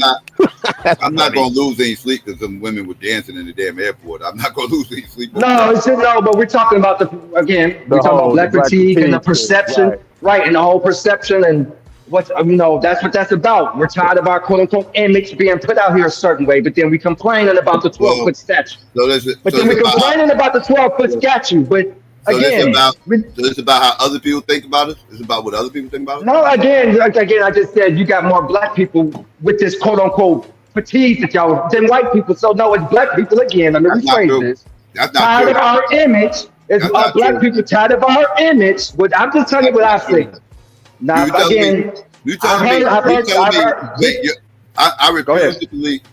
I refuse to believe it's more black people that got a problem with our culture. No, I didn't say that. I said from what I can see. I was very clear. I was very, clear with my words. I said from what I can tell, what I've seen, most of the people complaining about it, and that's just this shit it's been black people, and they're the ones. I'm talking about speaking from the Again, I can only go off what I'm saying. I'm talking about speaking as the one with the fatigue. It's mostly black people speaking on this shit. Now, of course, you got some of your Jason Whitlocks and some of them people that are putting up the white people and showing you those ones, the N-word and the part shit. Okay, I got you. So I'm just talking about these regular people, that when this shit is being discussed, you got, like I'm telling you, I'm hearing more black people taking the position of being fatigued than white people. Now, I don't want to argue the whole white guilt. I'm not saying that doesn't come with it. But to sit up here and to paint that black fatigue, this little new thing that is just white guilt, y'all are being disingenuous, bro. That's my opinion. Y'all are being disingenuous. Not being disingenuous. They're the ones who came up with it. They literally are screaming, "No more white guilt." Just Google the hashtag, just search the hashtag "No more white guilt" and see what pops up. You ain't gonna see black people. I know the group of whites that's talking about it. Black people under that hashtag. I know the group of whites. I know the group of like Right. that whole little with that bitch being able to raise all that money. Like I get it. I get it. I know the my point is you got. What can I say then? White people Can I say this? white people are fighting to call us nigger again without getting in trouble for it. That's what they fighting for. Well, no, that ain't the whole aspect of it. But you know what, Skinny? That ain't the whole aspect of the black fatigue. That's not it. But you know what, though, Skinny? Psycho, I can tell y'all from living here, people get fooled by this term Minnesota nice. But what she did to that little boy, that's always been a vibration to us up here. Even when I talk to brothers and sisters that lived here their whole life. So a lot of people are not aware of what's going on in Minnesota because they get fooled by this term Minnesota nice. But it's always like I say, I'm not arguing that aspect of it. I was just simply saying, like, from what I've heard the last 2 days, and I'm talking about online, just regular motherfuckers, because this shit has been a big topic just in real life. Like, I'm catching motherfuckers talking about this shit, like, that don't even be on the internet and be in the quote unquote woke, community, if you will. Right. They don't be in our space. Something that's right. So I get it, but that conversation has been, from most of what I've heard, niggas is the one telling you they got the fatigue with this stupid shit about how our image is being put out here. So Skitty, I have to ask now, So it is about how other people think about it. Skitty, I have to ask, sir, are you suffering from black fatigue, sir? I was just fucking with regular Joe. I said, hey, I tried not to come up here. I put the zip emoji. I was like, I'm just gonna be quiet because when I do this, Arthur and Psycho, they kill me. But they be beating me up. But I said, bro, I can't help it. I know they are. I just feel like even on top of the issues that we know exist with racism, like, and all the stuff that you can name for, that we know we know that. I just feel like we are getting to a point sometimes where you do see people be playing with it. Do we have to put that in using it as like, you get what I mean? Like, you are starting to see people that are not like really, and it's just like, honestly, it's just to take lack of accountability on a lot of shit. Sometimes we just automatically go to that shit, bro. Okay, wait. What accountability are we running from?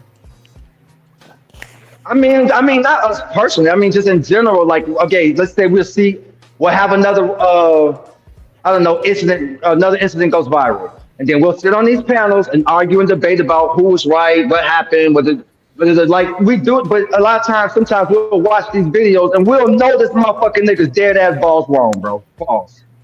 We'll know that, but for the sake of conversation and for the sake of not getting out of not getting on the bad side of the pro, like we'll sit up here and play this game like, well, we won't say nothing. Instead of, I seem like I'm the only one to come up and say, okay, well, like again, we'll use the Carmelo shit. Which, like, I had to argue with y'all about that. Like, nobody really wants to take and hold. Not to say that the whole thing is on him, but again, we're going to start holding some accountability where it's deemed necessary. You been having he had him like for real.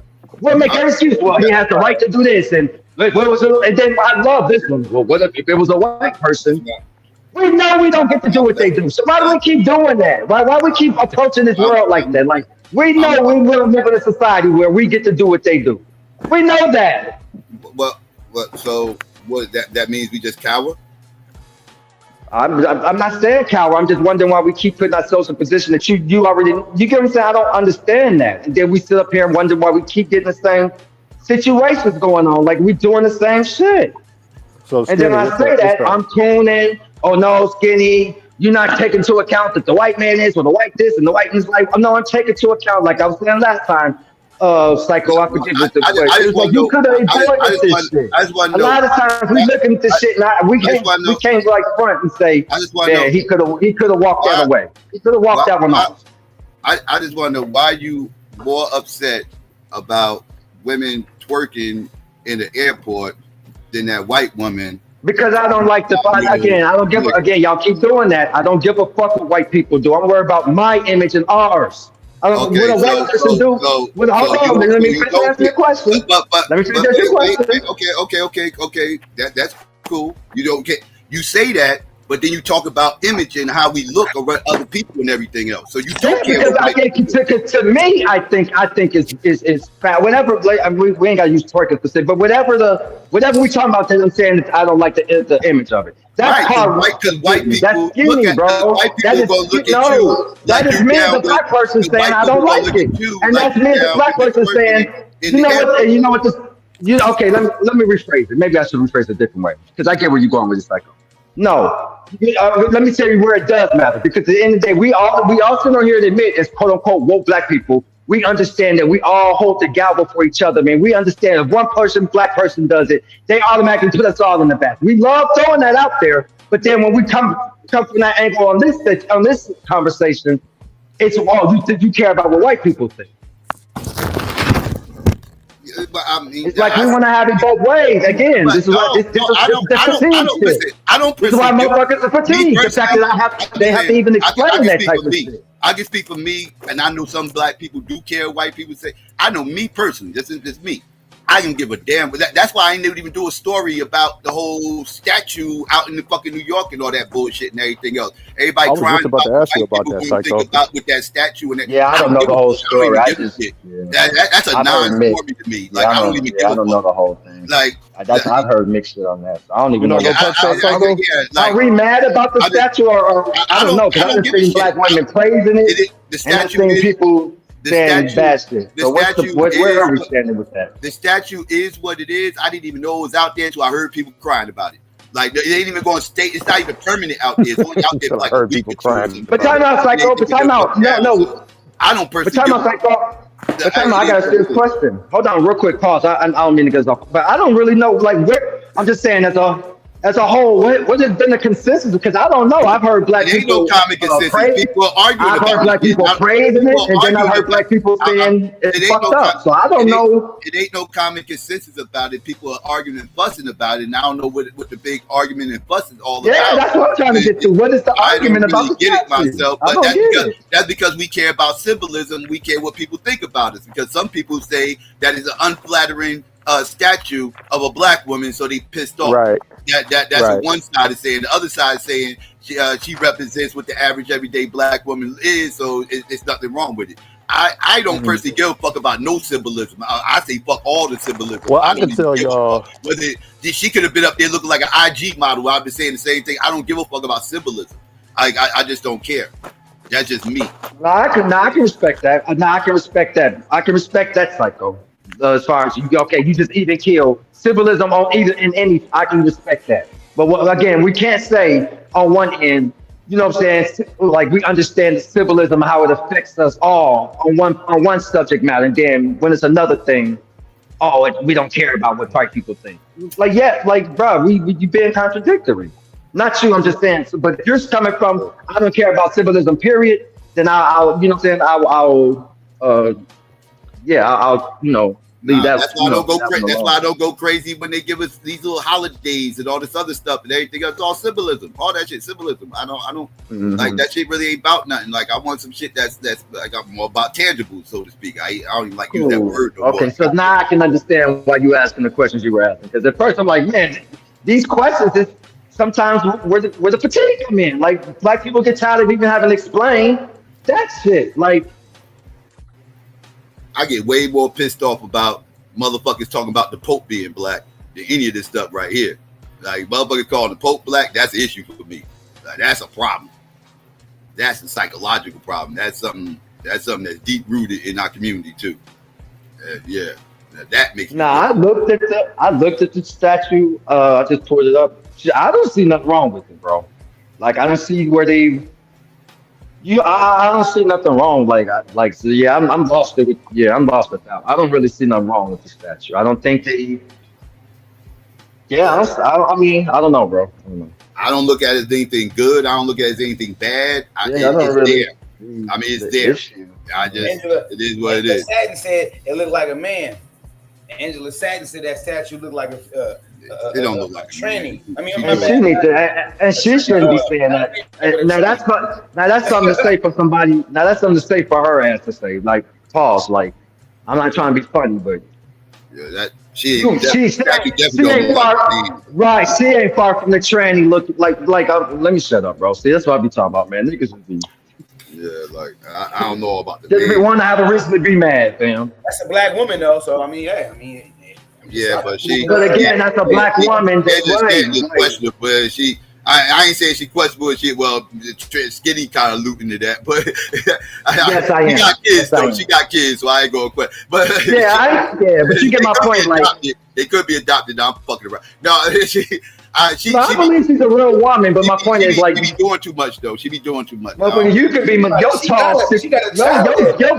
your big ass can be confused as that. Like that's my point. Like for you to be like, oh yeah, she just wants some shit to be mad about. Psychological project, because she be doing too much. Yeah, bro, she just be wanting some shit to be mad about. Psycho. I don't see nothing wrong with that stuff. I mean, when you look at it from an artist perspective, right? It doesn't have any what historical person is that? That's not a historical person. So what's working? The way I looked at it is okay. From where they explain it, these are just them. That's not going to be the only one. They actually got two other quote unquote black women. Yeah, they got they rotate tucked away. It's going to be a series, right? It's going to be a series. So, like the next black woman might be a thinner or more. You know what I'm saying? Like my point is. Hold on, real quick. My point is, there's all different representations of women, or even us as black men, right? We all come in different shapes, sizes, and all of that shit. So maybe they're gonna put, you know what I'm saying? Like, my point is, I'm looking at it. I don't see where they devalue the black woman's image per se. She's fully clothed, if you will. Like, you get what I'm saying? Like, I know black women that look like that. They're putting those statues out to see what I know black women that look like that. So again, I'm confused to where the anger is. Yeah, people that are not artists are into art. It does like somebody you can see at the supermarket tomorrow. Right, I know that black woman, quote unquote, if you will. Right. So I don't understand. I think the problem that our people are having with it, social media. That's all it is, because there's no historical. You know what I'm saying? She's not. Go ahead, Swartz. I was going to say, I think the problem that our people are having with it is, well, I mean, me personally, Skinny, I've been an artist since I was like in the 5th grade. So I've been doing art my whole life, right? So from an artist perspective, that's the expression of the artist, right? But everybody is not an artist, right? So I think some brothers and sisters have a problem with it because they feel like it's not portraying the black woman in her utmost majesty, right? And I do think some of it is us comparing our statues to the way other cultures' statues look, how they always portray their people in statues with regal garments on, looking very like kings and queens, right? So I think some black people feel like it's not portraying the black woman in the most regal way. Yeah, you know, but I'm an artist though, so I look at it from an art standpoint because I paint and I draw and I sculpt myself, right? So just from an artist standpoint, that's the art, that's his expression. He's the artist, that's his expression. But I think some black people think it doesn't portray the black woman in a majesty type of way, and they feeling some type of way about that. Yeah, I hear you. But okay, sure. Okay, hold on. So we're gonna do that though. Nothing, burger. Oh shit, I got it. Am I echoing? My bad. Nah, I don't know. Somebody's echoing. But to me, Skinny, it's not that big of a deal because I'm an artist, right? But like I said, I could see how our people feel some type of way about it. Those of them that do feel offended in it because if they feel like they're not portraying a black woman in a state of majesty, if you will. They feel like it's a shot at us. Okay. But let's really deal with that, right? It's royal regalness and your majesty. That to me, what I hear when you say that is that goes back to that feel goodery to be like all of us as kings and queens and shit. Like it's some elements of that there. I would agree. You know what I mean? Like so, it's some like elements of that there.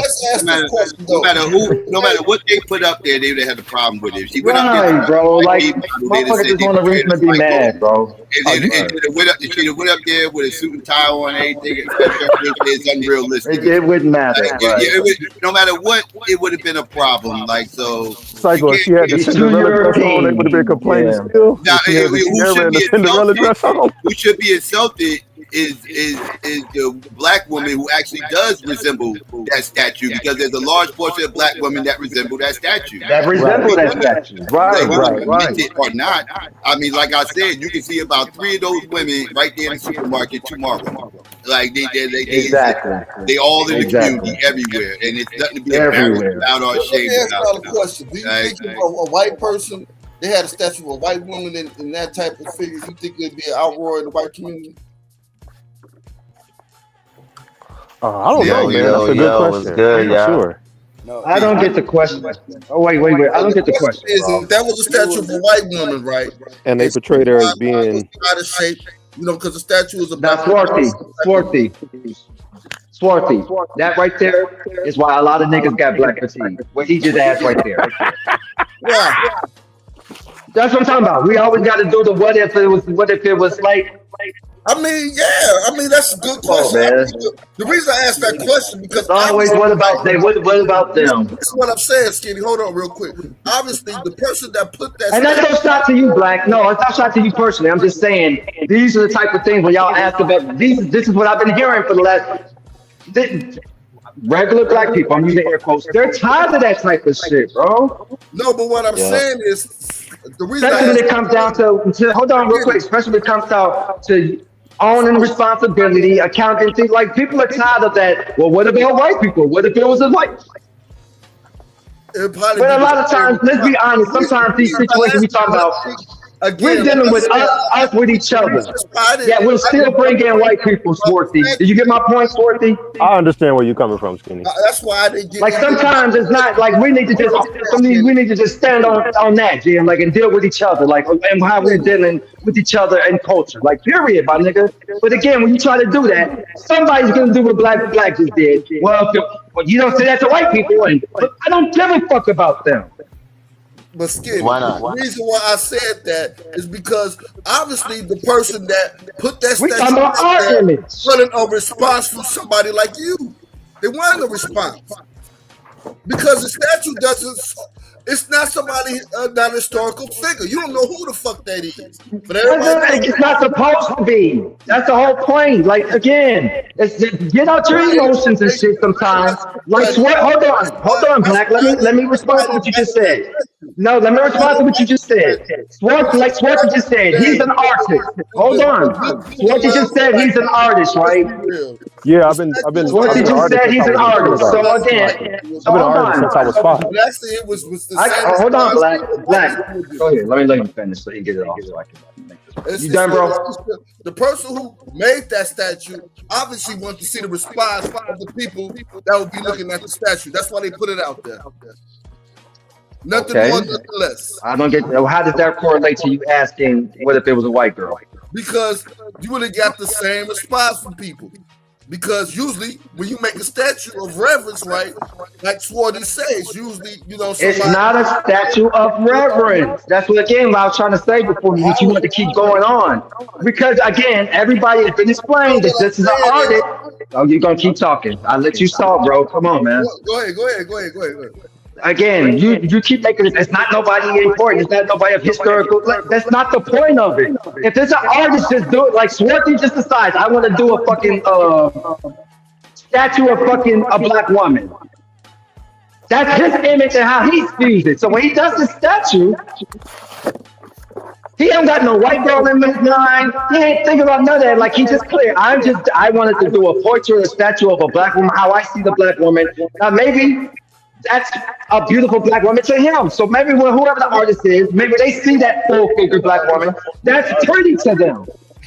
And I can tell you, I can tell you. Like Psycho said, we're unusual. Like Psycho said, where is the shame coming in? What's the shame? Like, what's the shame in that statue, bro? Let's say if Swarty wanted to do a statue like that. Swarty couldn't put that statue out in the middle of that in the middle of New York and without some type of fucking permit. Let's be real. You talking about that? You talking about that round looking lady? Okay, I'm sure them people got a permit if that's the case. What do you mean? I'm trying to get where you're going. I have to admit this, You though. have to be somebody of importance to even put a statue out there. That statue look like the female big one. Me being they did that just to get a response. It's nothing more, nothing less to get a Black, response. we know that. Black, you keep repeating something. We know that. We know that. That's the whole point of the series is to get. Oh, that's the whole point of art in general, ain't it? Yeah, it's not always conventional. Sometimes it's unorthodox. Sometimes the whole point is to get you to open. The whole point is to open your mind to see different things. Sometimes it is to start a conversation. Sometimes it's just to start the conversation. Yeah, but why did they start the conversation? You gotta ask, why did the artist didn't start the conversation of somebody white doing? You know what I'm saying? Why they put a white image out there and start the conversation? Because it'd have been like I said, nigga, this is why some niggas got fatigue, bro. Well, I'm gonna keep saying that shit. I'm gonna keep saying that shit, bro. The more he keep pounding, it makes me have to say that, bro. Like that type of talk is why some black people got quote unquote black fatigue. Well, half fatigue, because bro. it's the reason why they chose a black woman out of anybody. White folks are crazy black fatigue, and I guarantee that artist wasn't black. Well, he kind of looks. I mean, he looks. He doesn't look. I've seen the artist. I've seen what the guy looks like. He doesn't look like a so-called white man, no.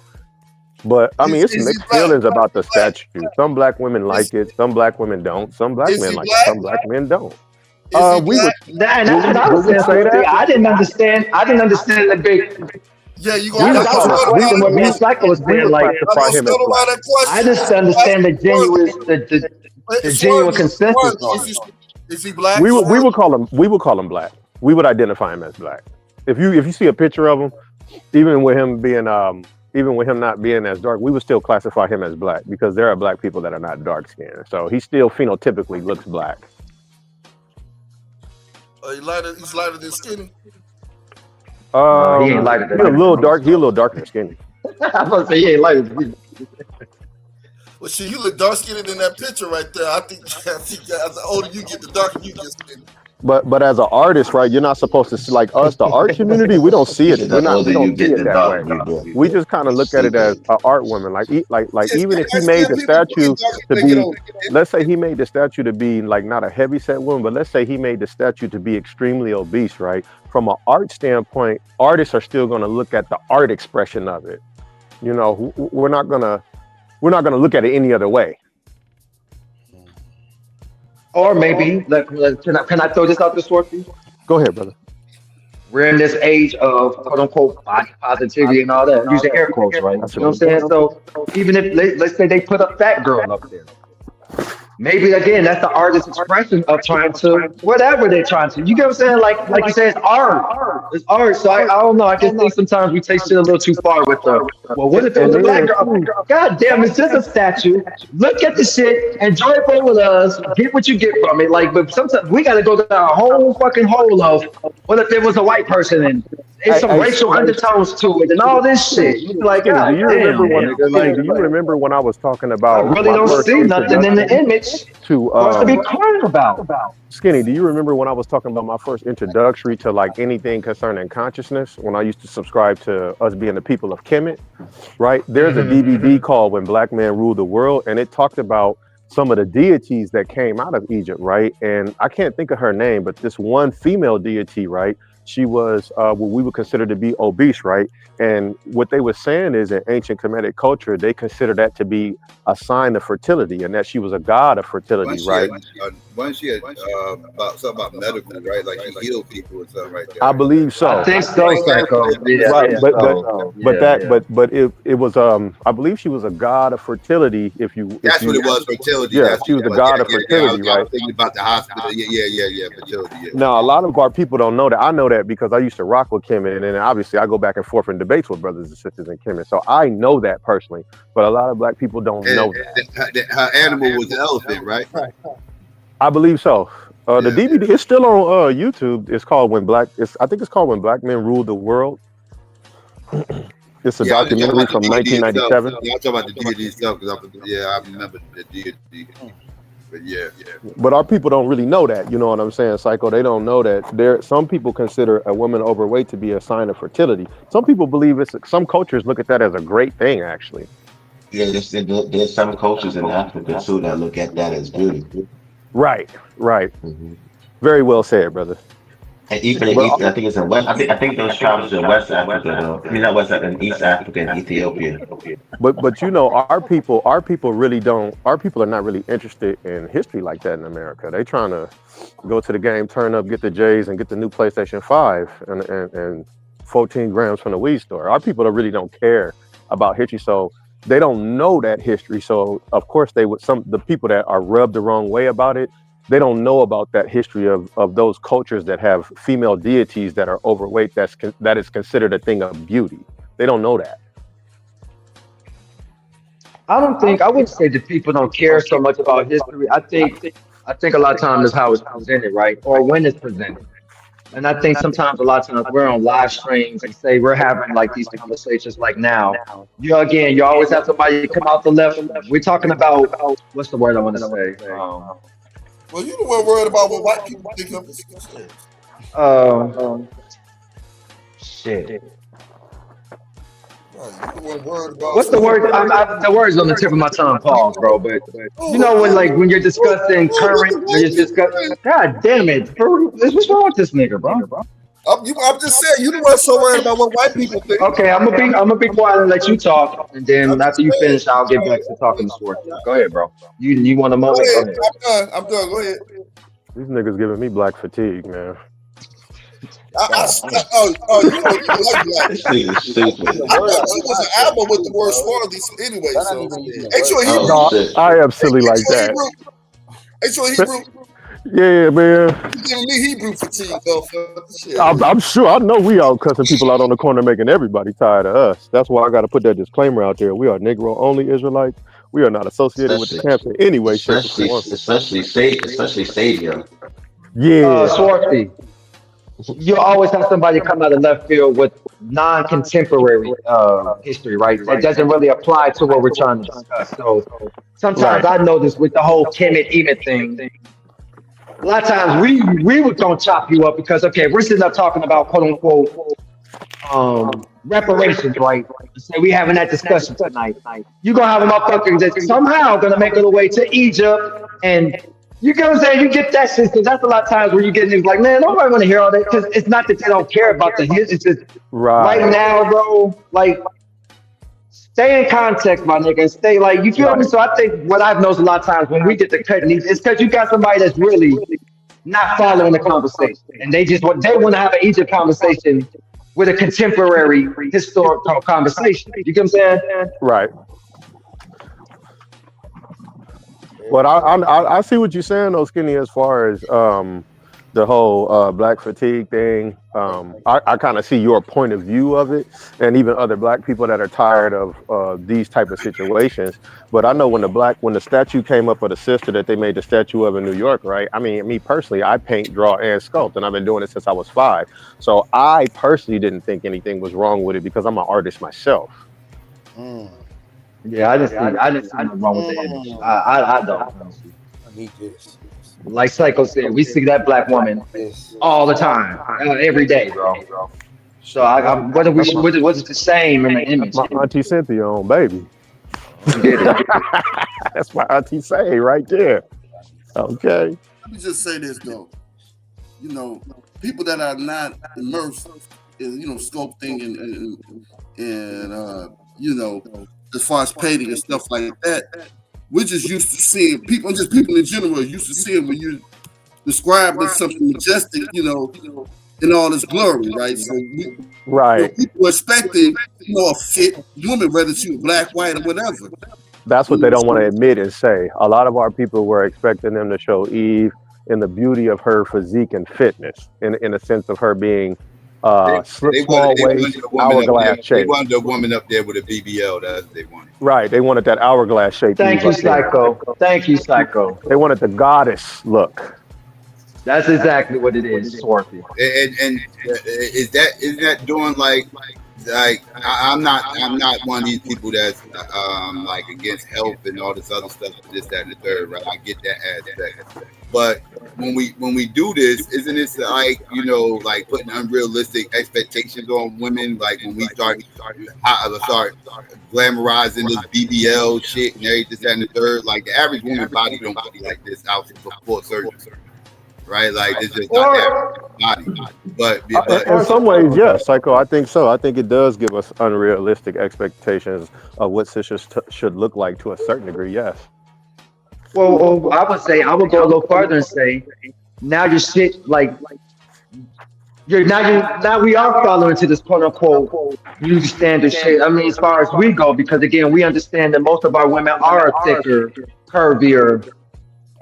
You get what I'm saying? For the most part. So again, what are we saying if we're saying we have a problem with that image of the black woman? I don't have a problem with it. What do we? No, not you, Psycho. I'm just saying in general. We're talking about the brothers and sisters that complain about it. I have a problem with it. Want the BBL to be the image of the black woman. They want the BBL. What about the argument itself that say Americans in general are obese? You know what I mean? But your typical woman, my point is your typical woman is gonna probably look more like that than even the BBL. You understand? Like we're just talking about the natural state of the black woman, and you want to represent that, or you want to capture that. I would say that's more than normal than the BBL. I wouldn't say that. I wouldn't say that. And again, let's get outside of what you personally like. I'm just saying, generally, again, because I don't see a fat. I don't see a fat black woman. Now look at this. I don't see I just see a full-figure, curvy black woman. I thought that was big. I don't see a fat woman. I thought that was Biggie's sister when I first saw it. Yeah, I didn't see no curvy. I don't see that. So if that's what it is, it's about her size. Again, I don't see that. Jimmy had no hips. What with the curves at? But you know, Molly know goddamn well she looked just like that woman downstairs from the crib.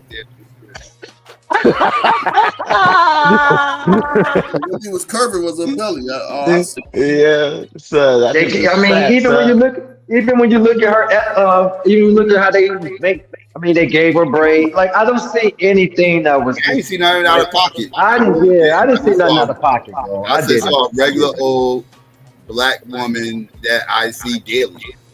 Right? Sisters don't want to admit it. That's all I saw. Some of the and I took the statue and I took the statue as just that, Psycho. Some artists decided to catch. Come on, the typical like that's how I took it, bro. And even when I look at the statue. What people don't understand about an artist, right, is sometimes what will determine whether or not you become a world famous artist and you can make millions of dollars off of your art is the controversy and the attention that your art draws. So sometimes that controversy that is drawn is good because he could end up selling the painting a month from now for probably like $500,000 or $600,000. Like that could actually boost his fame as an artist. So from an art perspective, as an artist, controversy is never bad because it will increase the value of your art. Let's be real. No, the average black woman got some ass. Let's be real. It might not be the ass that you know what I'm saying, the most perfect ass, but the average black woman got some ass. Okay, well, I didn't see the back of the statue, so I don't know what the statue's ass, right? Yeah, I wasn't looking at all of that. She could have ass. I seen a lot of statues with ass. How long is it going to be in New York? I mean, I saw her. She was properly dressed.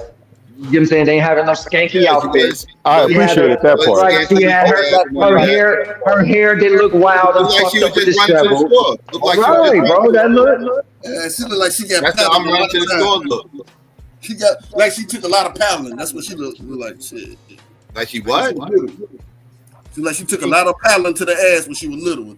And it's Okay, let me ask this, because you keep making comments that's just raising a red flag for me. What is your image of the black woman, big black? What's your image of the quote unquote one black woman? Well, average black woman got curves. She didn't have no curves, man. She didn't have no curves. Yeah, that statue does have curves. You're lying. Well, You're thinking BBL curves. So again, outside of the BBL and with the average black. Okay, I'm asking you to describe. Okay, outside of your. Stop thinking with your loins for a minute. What is the average? I'm asking. Big black. Slow down and listen to my question. Black. Slow down and listen to what I'm asking you, bro. You just talking. Let me ask you a question. No, you just talking. Every black woman ain't got a BBL. Y'all got it, bro. Y'all got it, bro. Yeah, Mr. Righteous. I see what black. Appreciate you, Skinny. Appreciate your perspective, brother. I see what you on tonight, black. Your ass black. The sisters. No, you wide awake, nigga. I ain't competing with you tonight, black. Yeah, you wide awake. I see. I can't compete when you wide awake. Yeah, I'm gonna let you. I ain't got that much energy tonight, bro. So some of the sisters don't want to admit it, but some of the sisters want her to have that head dick look. You know you my nigga, black. I know what your ass saw. Yeah, I ain't gonna do this with your ass. What you say, Swarthy? I'm sorry, bro. I think some of the sisters do want her to have. I think some of the sisters do want the statue to have like the boss babe aesthetic. They want her to have the tight, nice body. I think some of the sisters don't like it because they don't like the way it portrays them. You know, which is understandable. But I think some of the issue that they have with the statue is simply the fact that the statue doesn't have the conventional slim look. They feel like it's portraying the black woman in a bad way. But like Psycho said, what does that say? You also like it doesn't like even if they put that girl up there, that black girl image, right? Like you're not gonna you're gonna have the girls that's her size that's up there. They're gonna be saying that doesn't represent all black women. Y'all just putting up. Right. So like Psycho said, you really can't win because again, it all comes back to really your opinion, which is subjective in this matter. You can say like, let's be real, your biases. Let's be real, because black keeps saying a fat ass, so we know black likes fat ass. You know what I'm saying? Like, so some of this is our biases. You know what I mean? Don't like fat ass. What the fuck? So I'm just making a point of like of how the bias is kind of playing as to whether we want to admit it or not. Like, this the dude that made it. It's the dude. This motherfucker ain't black. Somebody lying and shit. How you gonna say phenotypically? Man, this dude look like half Arab, half. Yeah, and then he said he darker than skinny. Wait a minute though. Wait. I know you ain't finna go A-Rap when you was just up here. Hold on, Swarthy. Let me get this before you go. I know you ain't up here talking about. Hold on, wait a minute. I know he ain't. When this nigga was arguing, wait a minute. Diddy was sitting up here having a whole panic attack about somebody calling Nipsey Hussle A-Rap looking. I wasn't having no panic attack. It's a joke, bro. It's a joke, bro. Because you misquoting me. I was referencing. I wasn't quoting you. I was describing your behavior. I didn't quote you. Describing your behavior when you was up here going through a thing because you want to make. Yeah, you didn't want to accept that Arab lineage and him. But then this dude, you want to call out his Arab. Who is that who got the picture of him? Is that still learning? See, Hustle's dad is from fucking Ethiopia and his mom's a black American. Arab, how the fuck do you get Arab out of that? Nah, this dude looks more. I'll be quiet. Palestinian? I don't know, fam. I mean, he just looked like. You said my man looked like the Sultan. He's like a Palestinian with a bald head. What you talking about, Skinny? My man looked like the Sultan. He said my man looked like the Sultan. He said this dude was darker than you. All this shit y'all motherfuckers talking about this goddamn statue. Y'all would holler at this at the goddamn store. Y'all motherfuckers lying. Hey, Psycho, I didn't want to say Psycho. That's why I was finna go there. I was finna go there when I was talking about our preferences. See, me personally, I don't mind that. So yeah, I would have knocked that down that size. I don't know what Black talking about. Like, that ain't a bad shape to me. I'm an ass man, bro. That ain't a bad shape to me. The brothers would have been asking her what she doing later on tonight. Yeah, that's what would have happened. They front, huh? She looked like she been sitting down all her life. I wouldn't. Niggas be front, huh, Psycho? Niggas be up here capping, G. Big Black over there roasting her like down Ontario from the west side of Chicago. I Yeah, gotta make Black another over here one. like with Oh, her baby. stomach. Yeah, Black told one this morning. It ain't just black. Hold on, it ain't just Her black. stomach. Wait. It ain't just black. I ain't letting Marley off the hook either. Marley be all up in the emails. Who we talking about right now? Marley has to be all up in the fucking emails. What we Man, Marley, Marley, you need to get a Oh shit, restraining Marley, order on that's that you? dude. I That didn't was even know Marley was on crazy. the panel. I didn't even know Marley was on the panel. Hey Marley, my bad, bro, man. I was with the OG all day, fam. When you was calling Mother's Day, bro. My bad, fam. Marley, was you dirty Mackin though? Marley been dirty back here on that statue, man. Marley was like, man, fuck the On the kid, statue. man, you know what I'm saying? No, I hope Marley was dirty Mackin. I don't know, man. Man, Marley need to get a restraining order on that dude and call the National Guard the next time he come up on the panel. That dude was upset. I know a shorty. Hey, look, I know a shorty working Best Buy look just like that. What you doing later on tonight, man? You know the brothers would have hollered at her. They playing. Hell yeah, I be trying to. These niggas up here capping, man. My stomach ain't that bad. Sorry, y'all. But I don't see not tall, no ass at all. And you know what I'm saying? I gotta bake another one on baby. Oh shit. They in here roasting the statue. Buddy, you lie. You know what I'm saying? We can't trust any word you said. You said that was a black man. That was a goddamn Palestinian. Oh, so he can't come to the Pan African Conference? He was darker than skinny. Hell no, he ain't darker than skinny. You said my man look. You said my man look Palestinian. Look, Black. Look, I said Black just made me feel good. Hey, you don't know no light skin. I'm darker than somebody. I'm darker. You've never seen an East or West African that has that look. This motherfucker got that statue. This motherfucker talks. Yeah, that was a black man and shit. The melanin challenge. Look, I'm melanin. You know I'm melanin challenge. I'm like, oh look. Yeah. I am darker than that. I guess y'all got a point because I know some people. I understand. That's what the he definitely got more of an East North African look to him. Because some of the Habesha Ethiopians look like that. And so does Nipsey. Yeah, and Nipsey's from Eritrea. That's East Africa. I thought you was an Albo when you first came up with the name Swarthy and shit. Because that's what the Albo said. Oh, that was a black man. They said he was swarthy looking and shit. They got it from us. They got it from us. We said it first. But let me ask you this, Deity. Okay, so no, seriously, since we brought it up, because I know I really want to ask Deity this though. Y'all like doing. Why do we do this as far as on the whole continent of Africa? Like everybody gets a pass just because they're from that continent. We understand. You do understand that there's a difference between the West, the East, and the North. So when you bring up, oh, he's from Eritrea, look at the map and see where that's at. See what's around it, and then really question whether that's you get what I mean? Like y'all niggas be killing me with that, bro. Like he's Eritrea in Africa.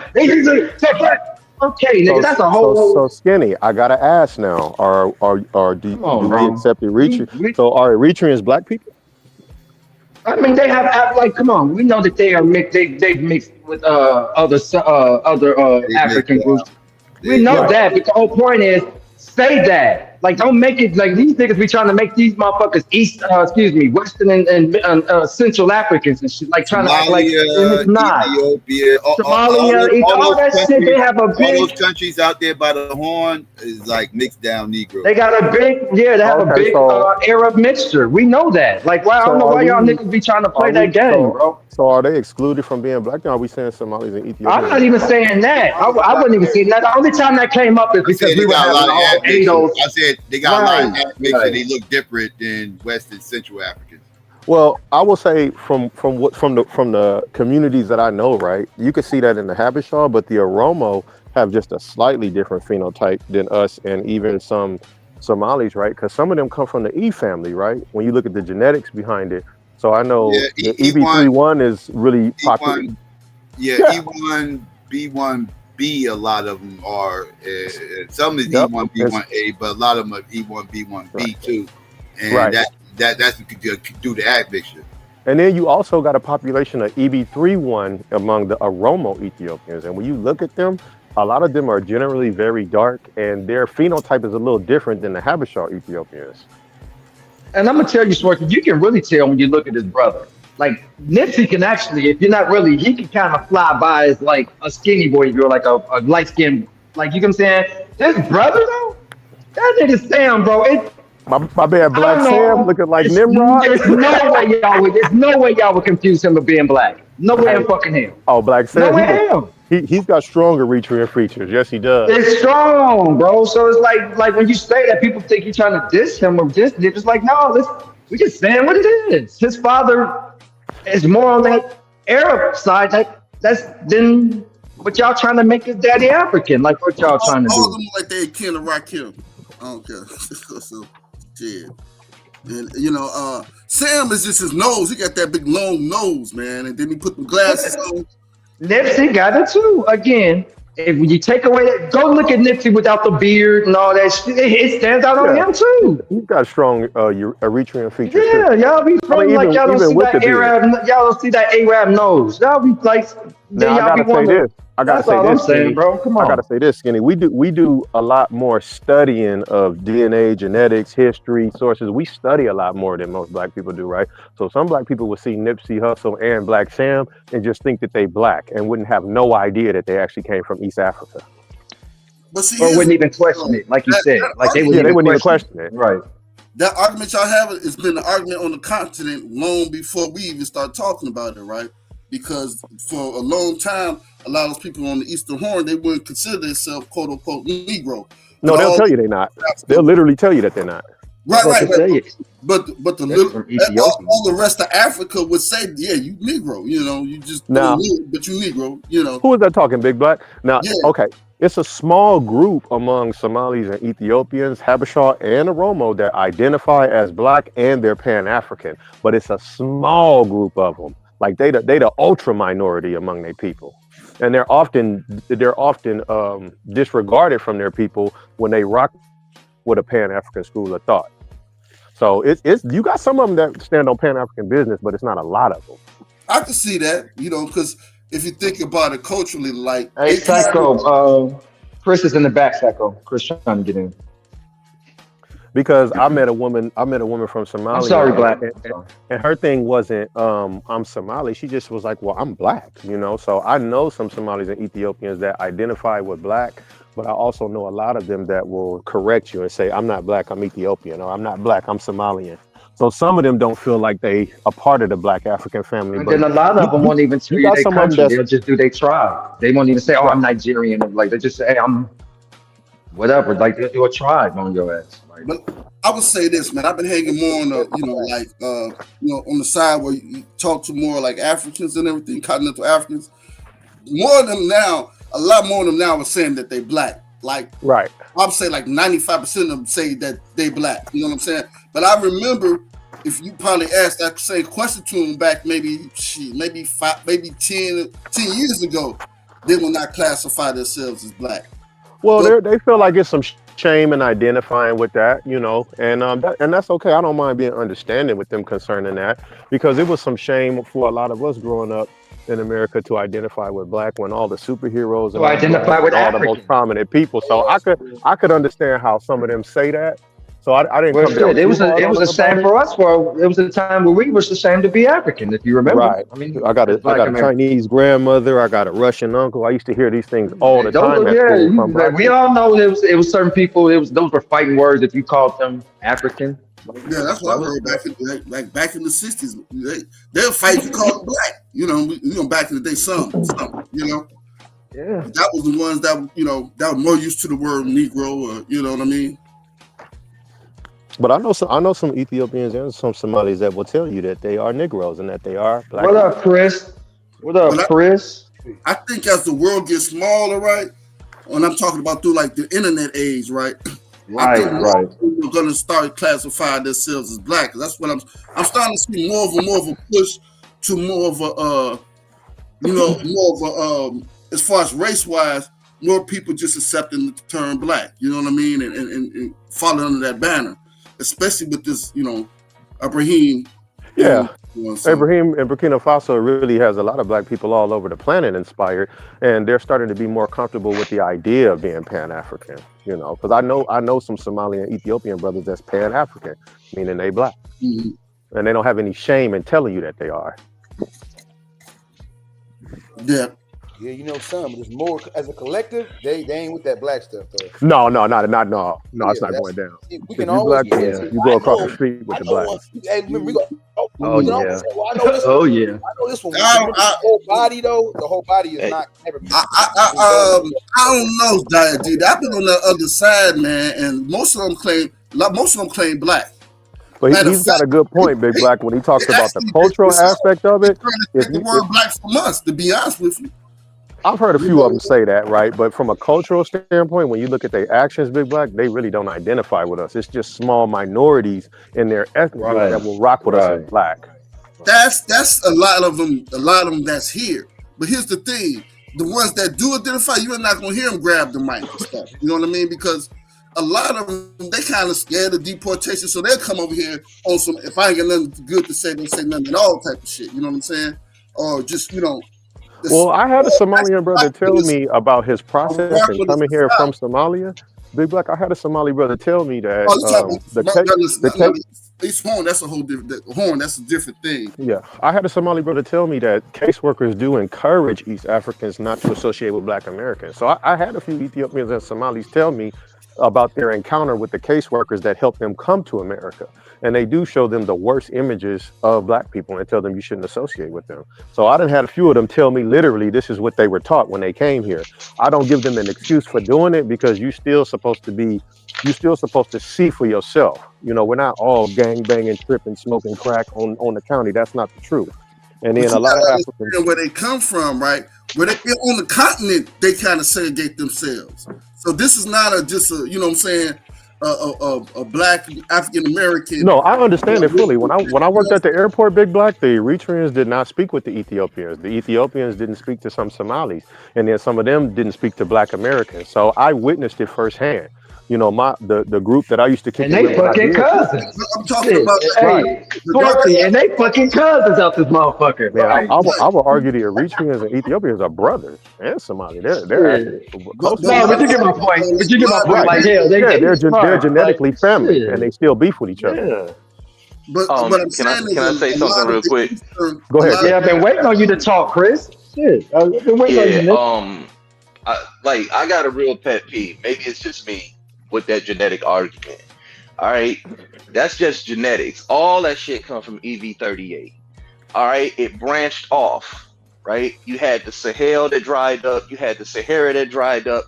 You had certain regions that dried up and caused things to mutate. It don't mean that they're not Black in the sense in which we define ethnicity over here in the United States. Right. All right, we keep overcomplicating something that's so simple. Africans on the continent of Africa, which is not a country, but a continent, they do not have an affinity towards the word Black because of what is associated with the word Black. They don't have an affinity towards that. They have an affinity towards their ethnic identity through language, tradition, dance, culture, foods, you know, the people that they know. So when they hear the word Black, they're going to take it as an insult pertaining to the political entities that surround them. So when they hear the word Black, they take it as an insult because they know what that cracker over there doing and how he labels them Black. All you got to go do is read about apartheid and you will understand that. When we adopt these arguments without showing or teaching how these things intersect, that's when we begin to have problems. You understand what I'm saying? You got to show how the shit intersect. I used to always hear that when I used to argue with people about certain topics, and they said, Chris, you got to broaden your argument, learn how to intersect.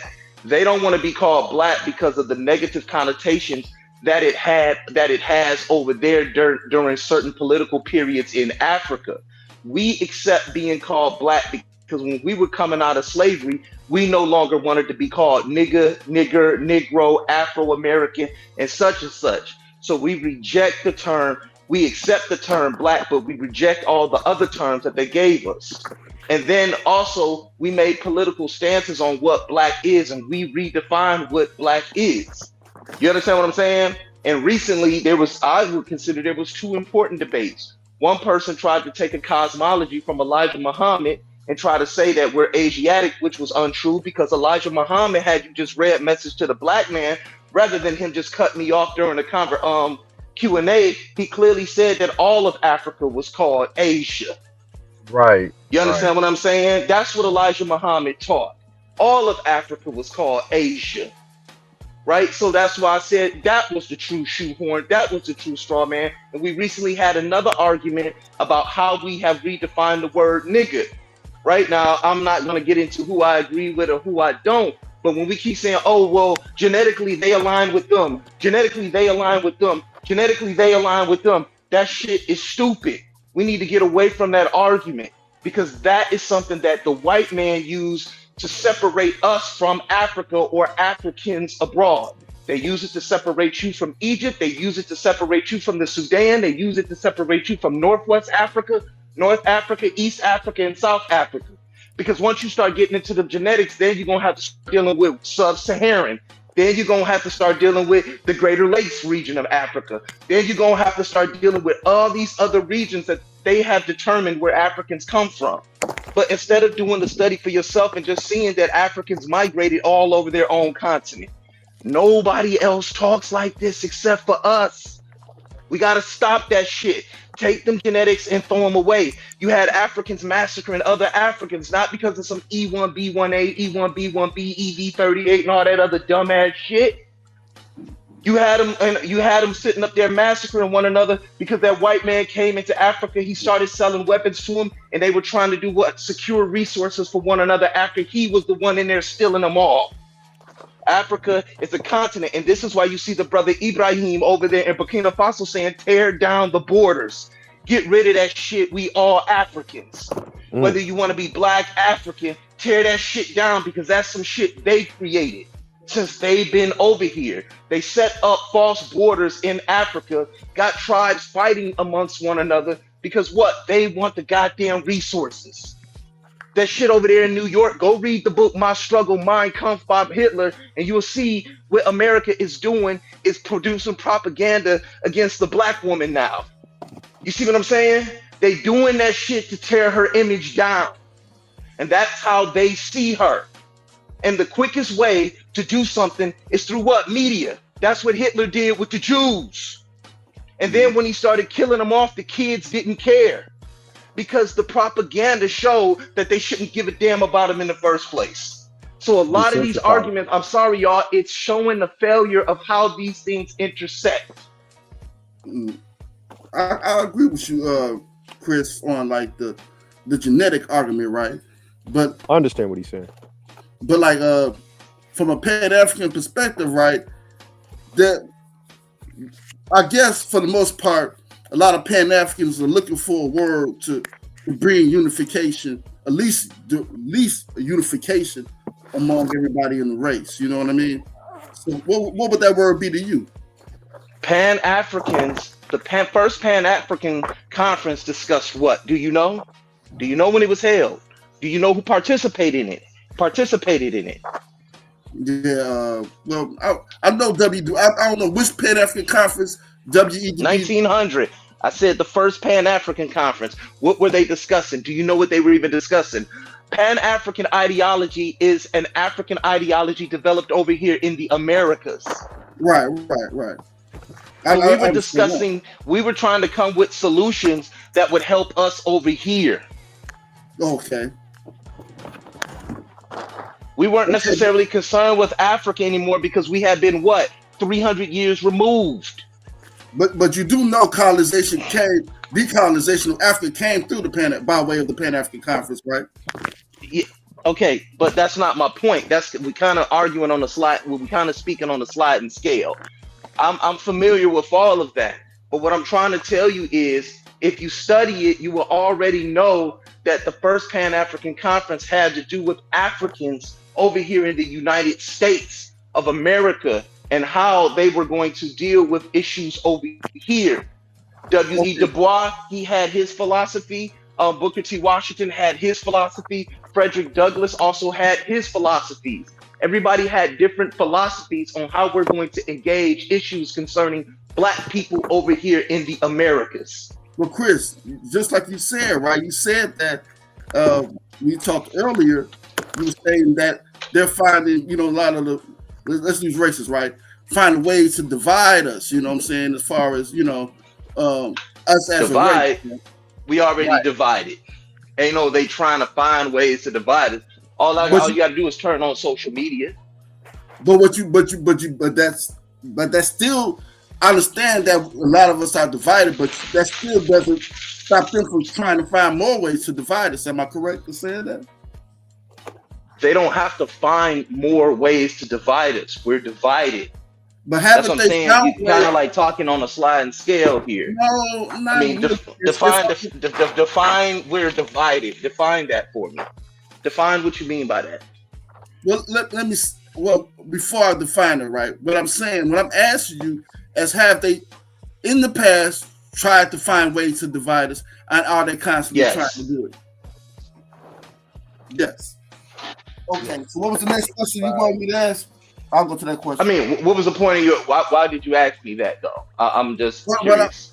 What I'm basically saying, yeah, you were talking about when you talk about the first Pan-African Congress, they were specifically talking about us in the diaspora in the Americas, right? But at the same time, I think the main goal of Pan-Africanism is a unification of the race and the betterment of the race, if I'm not mistaken.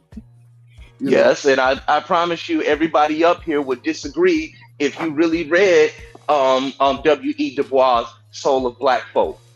I'm pretty sure all of you all will agree with what he had to say concerning education amongst us.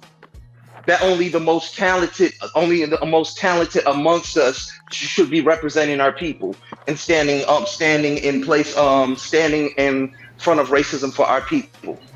He was teaching that. That was on some Black Boule type of shit. No, there was no. Stop. We want part of Black Boule. Stop. See, that's what I'm saying. You argue Black Boule now. See, that's what I'm saying. Black in a situation. That's what I'm saying right here. Now, hold on. Stop. About that. Hey, stop. In order to see, hold on. The man was part now you're talking fast. See, that's what I'm talking about right there. Have you ever read the book?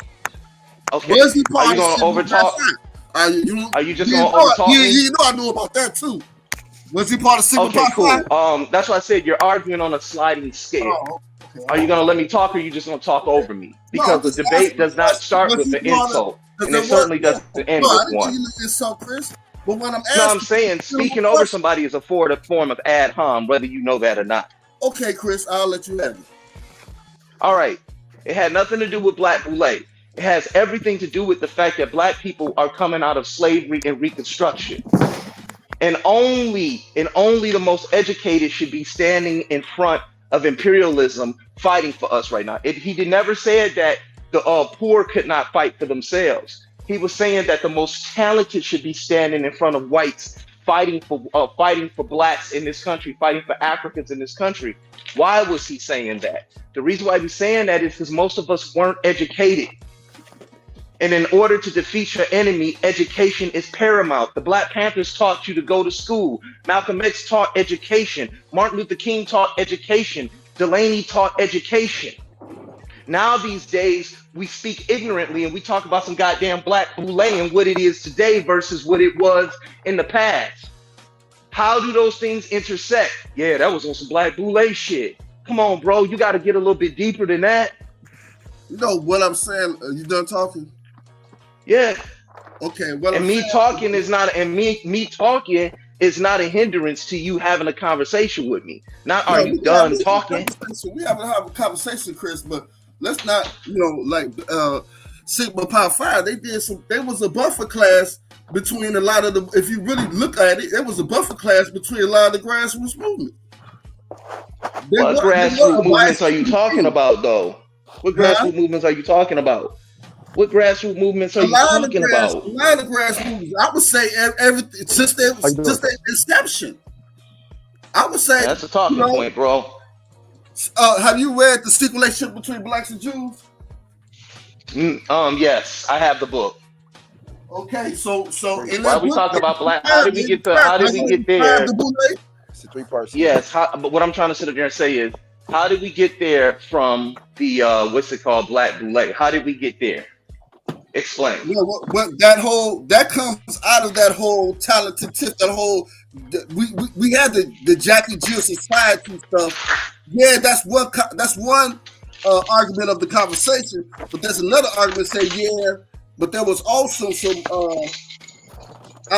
it was also a lot of that stuff was also used as a buffer class, and actually there was a lot of colorism in that too. So. All right. I mean, okay. I don't know what else to say. I don't know what else to say. That's why I said if W.E. Du Bois or Huey Newton or Bobby Seale or any of these brothers were speaking today, many of us will say, y'all will be saying up here hollering that they some coons. Because they spoke on matters of education. And that's just something y'all really don't want to talk about. Education don't make you a coon at all.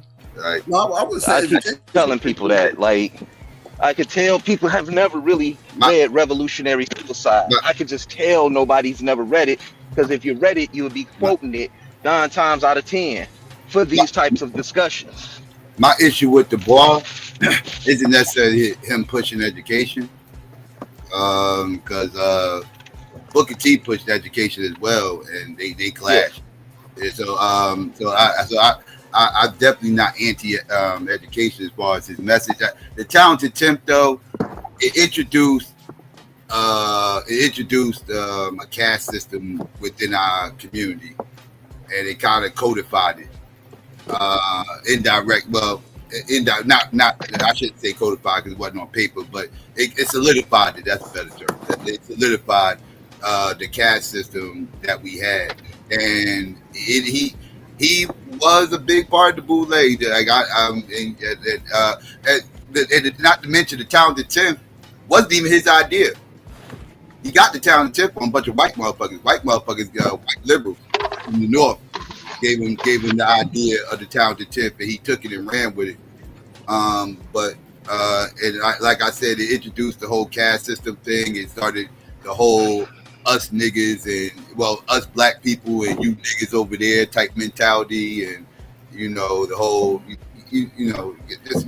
elitism for the most part. My argument today, or excuse me, my discussion with everybody on the panel, what I'm trying to introduce is just like you're doing. You're showing how these things intersect or where they came from, which I don't mind, but we have to show how they intersect. And unless we're showing how they intersect, we're just up here arguing and talking. Because now, I think Psycho's my age. I think Psycho pushing 46? Psycho my age. Me and Psycho used to sit back and laugh. Like, what if one day they release a gay rapper and he up there acting all zesty and shit? Now you got him, and he's a big time. He's selling all over the place. His name's Saucy Santana. I saw that and was like, what? I just saw it yesterday. I couldn't believe what I was seeing. So they're introducing these things into our communities, not because he's talented, right? I'm definitely not gonna argue that, because I can't rap worth shit. I can't write that type of shit. But they're introducing it. It's a bigger agenda, and the agenda is to effeminate and emasculate black men, and the agenda is to do what? Masculate black women. That's why they put that image up there in New York. You understand what I'm saying? It's propaganda. I keep saying, I want everybody up there. I want everybody on this panel right now, tomorrow. Everybody go download the book, Revolutionary Suicide. I want everybody to go do that and read one chapter and get up here and argue about what Huey P. Newton was saying 50 years ago. And then look at today's media and tell me if he wasn't a prophet or not. Tell me if he wasn't saying everything wasn't going to come true. And he's saying that. See, they have to erase the images or censor the images of the Black Panther Party. I was going to debate it. I was going to debate against Elvis Cleaver. I was going to ask you about that and everything else. I'm a little disappointed you didn't take that debate title. I'm going to be real with you. I really want to hear that. We took that. Well, we were trying to work it out. But I have a problem with Eldridge Cleaver and some of the things that he was doing with the Black Panther Party. But at the end of the day, I can't approach it on this college boy, Chris Harris. Here's the chronology of everything he was doing when I know personally he was compromised by COINTEL or counterintelligence operations. I know he became what's it called? Excuse me, what's the word I want to use? Compromise. I understand that, but what I can't do is get up there and make it look like I'm attacking the Black Panther Party, which was very pivotal Oh yeah, I mean, in yeah. our yeah, I can't do Well, that, you and can that's what me respect. and You can Yame was both respectfully. explaining. You could both of y'all would have been attacking the Black Panther Party indirectly, but not in totality, right? Kind of like because it was splits in the Black Panther Party, right? And y'all kind of was tackling that split, right? Like as far as like which way the Panther Party should move and everything else, right? Should they move a little bit more militant going this way, or should they keep going the more political route, work through the colleges system, and it was a whole split there on how the Panthers should go, and y'all kind of. Yeah, that's why I was interested to hear what y'all thought about that. But we're still gonna do it. We just got to work out some kinks in it right now. You understand what I'm saying? That's the point. We just can't sit up here and say should they recruit? Should they be recruiting from the streets, or should they be recruiting directly from the colleges? No, you can't say that, because the streets is where the grassroots movements begin. You understand what I'm saying? You need your soldiers in the ground. Has anybody ever read the book The Spook That Sat by the Door by Sam Green? Has anybody ever read that book? Hell, fuck it. Has anybody ever seen the movie? Just stick with the movie. The movie did almost a page per page on the book. Has anybody ever seen the movie? I got the book. I read it. Good book. It's non. Well, yeah. It's still a good book though. I know what you mean. It's a fictional book. Okay, so it was about a CIA. Hey, baby, how you doing? What's it called? I'm sorry, guys. 1 second.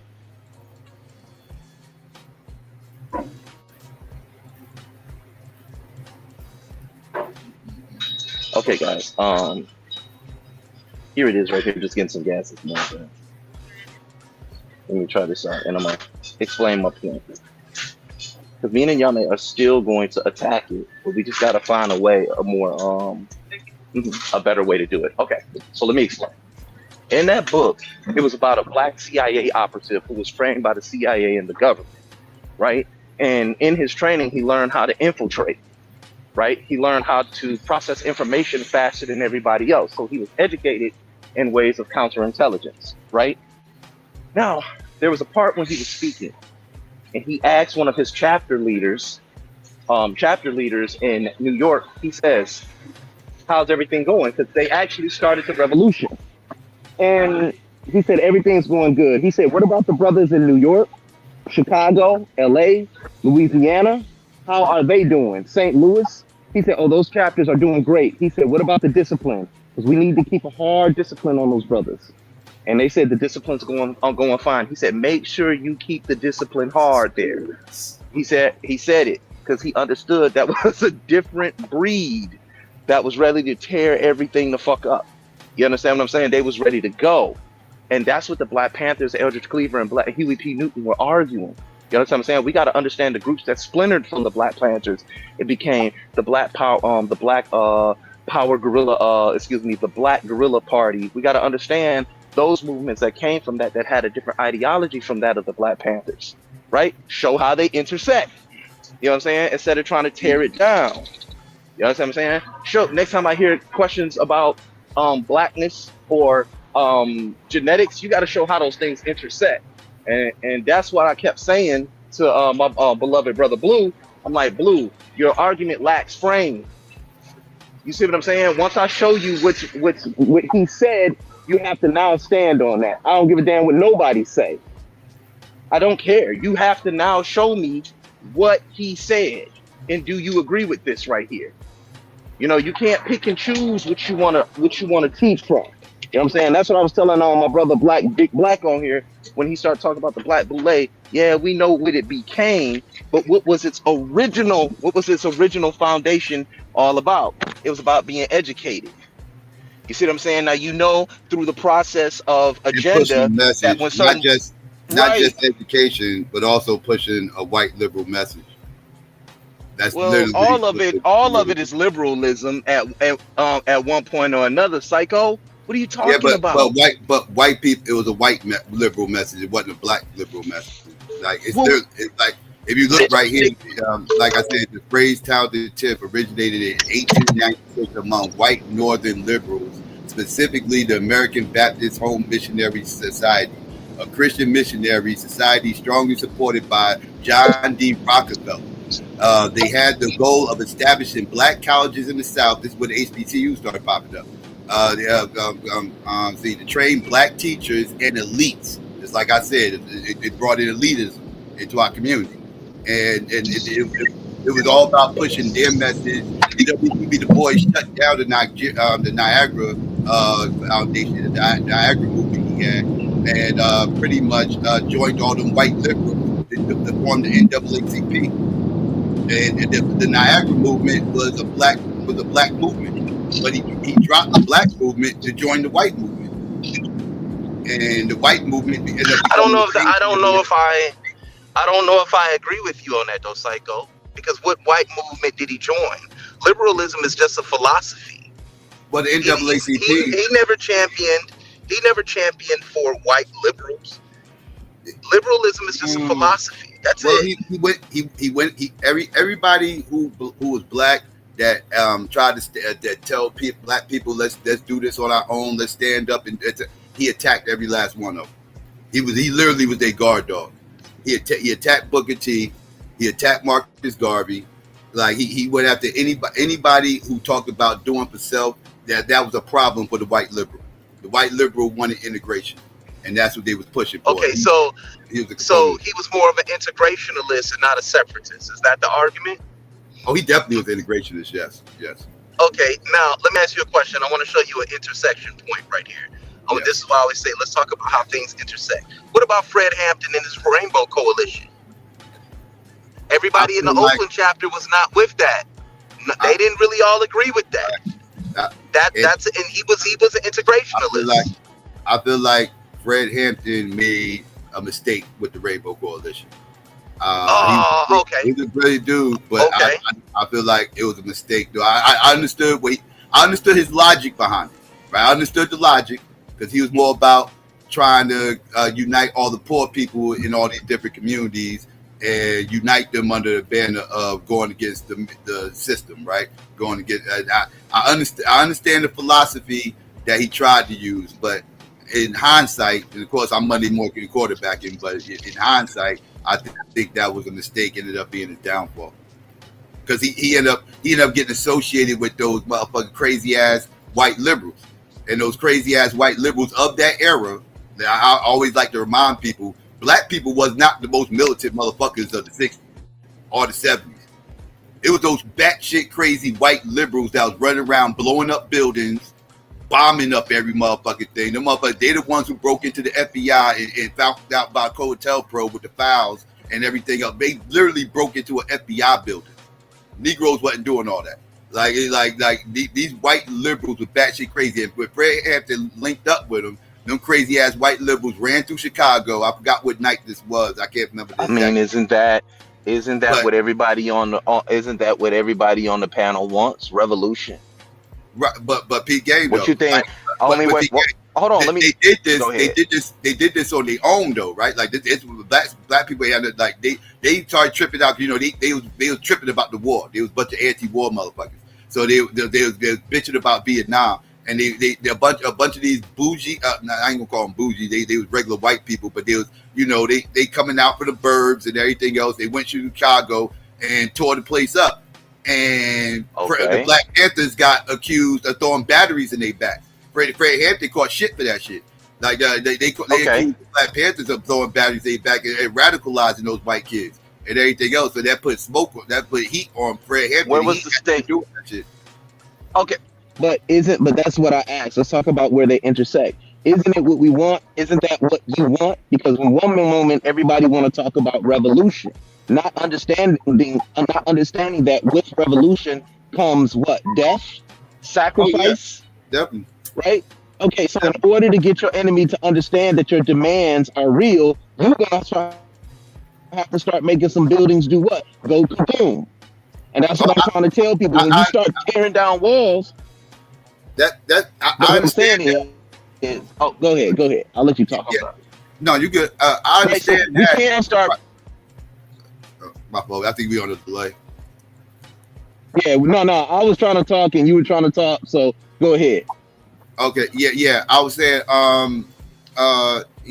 like revolution is, well, yeah, I feel the whole revolutionary mindset, but those white motherfuckers they wasn't fighting for black people, right? Like they wasn't doing all this shit for black people. Like when they found when they broke into the FBI building and they found out about COINTELPRO, they wasn't busting that FBI building and found out anything about black people. Right, they just stumbled across. Yeah, but because of that, we know. But that's what I'm sitting up there saying. When you sit up there and say that Fred Hampton's agenda, you disagree with it. When that building came down, that's how we know about counterintelligence programs today, because of what liberals did in accordance with revolution. But let me tell you something. They was trying to find something else, and they stumbled across that and exposed a whole lot of shit. And one of the things that exposed was the FBI's attack on black people, as well as a bunch of other shit. But yeah.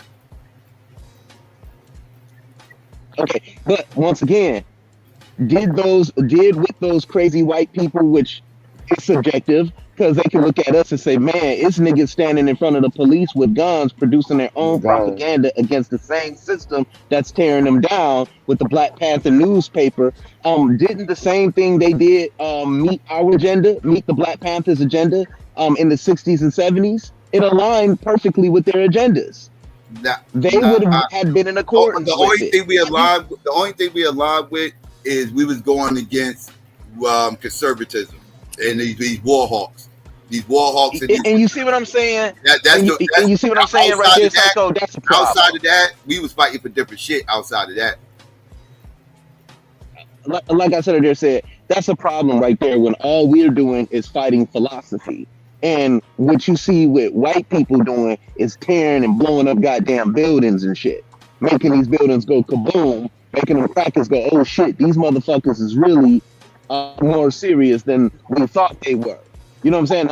I'm not trying to incite anything, but I'm trying to tell you, if they're hold on, Psycho, let me. Okay, but what I'm trying to sit here and say is they were talking about arming against the pigs. They were talking about arming themselves against imperialism also. So if you have a white factionalist group tearing down FBI buildings, it would align properly with what the Black Panther Party was all about. Well, excuse me, with certain chapters of the Black Panther Party, because all chapters didn't align the same way. And that's what I've been trying to sit up here and say. What is it that we really want? Yeah, I understand the mindset and what I understand the logic behind it. I'm not saying I get why he tried it. I'm just saying I don't like again, looking in hindsight, it wasn't the best idea because because I said what they aligned under. They aligned under, fighting against these conservative war hawks, right? But outside of that, these white liberals fighting for a whole bunch of other shit too. They fighting for women's rights. Gay rights are starting. Yeah. Gay rights. But see that, and that's why what you're saying.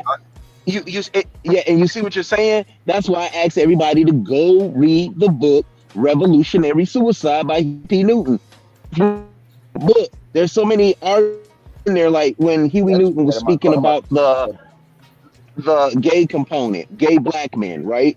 He sat up there and said we have to be careful of their revolution towards imperialism about what they like to do. He said, but their revolution can't be our revolution, or their revolution is going to be counter-revolutionary to what it is that we're trying to accomplish. In other words, they'll start pushing their revolution over our revolution, and that's not what he wanted. And we see all these black movements happen. I just don't understand.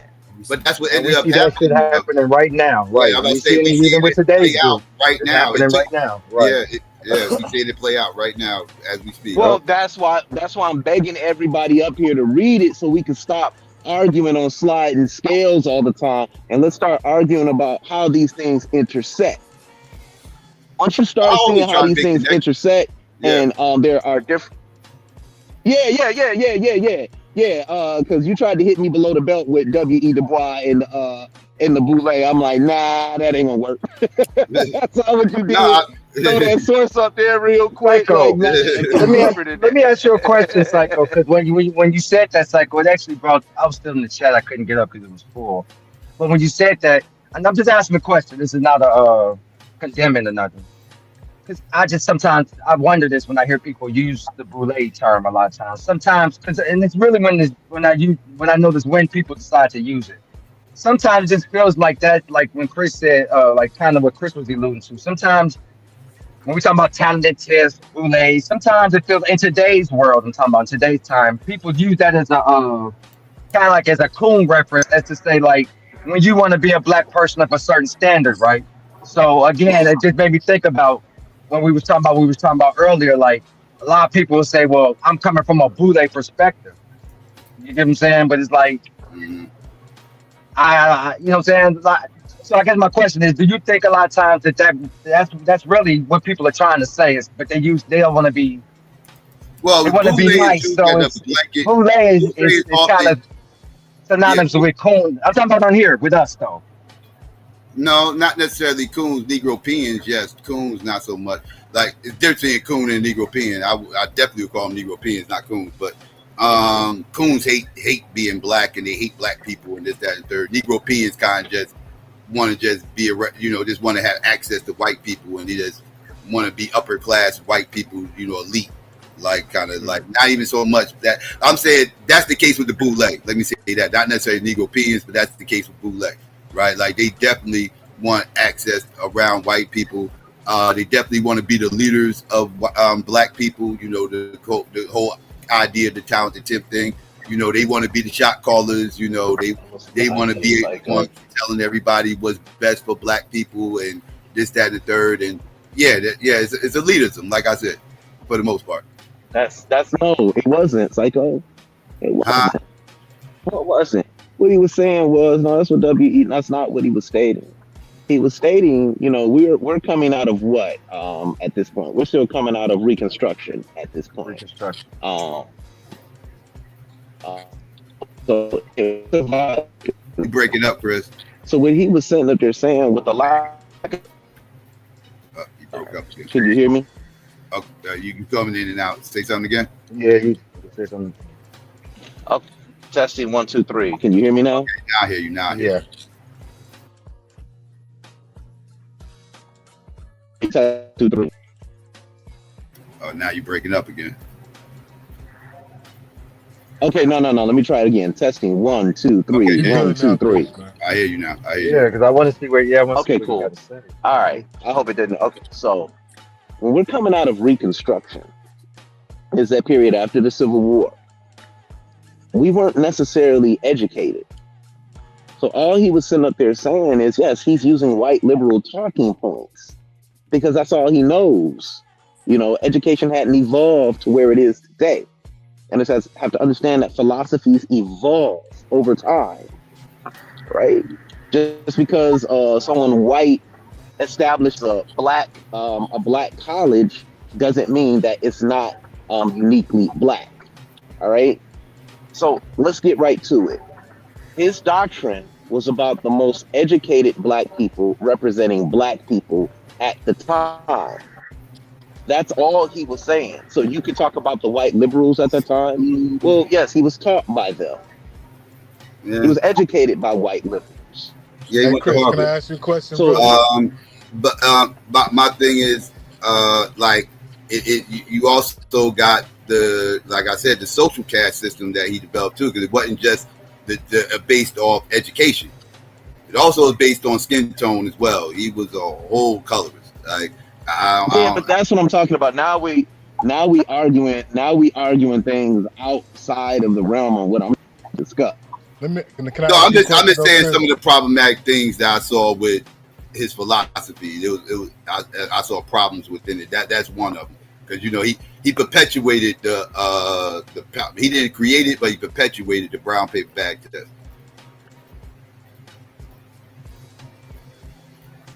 He didn't create it, but he did perpetuate it.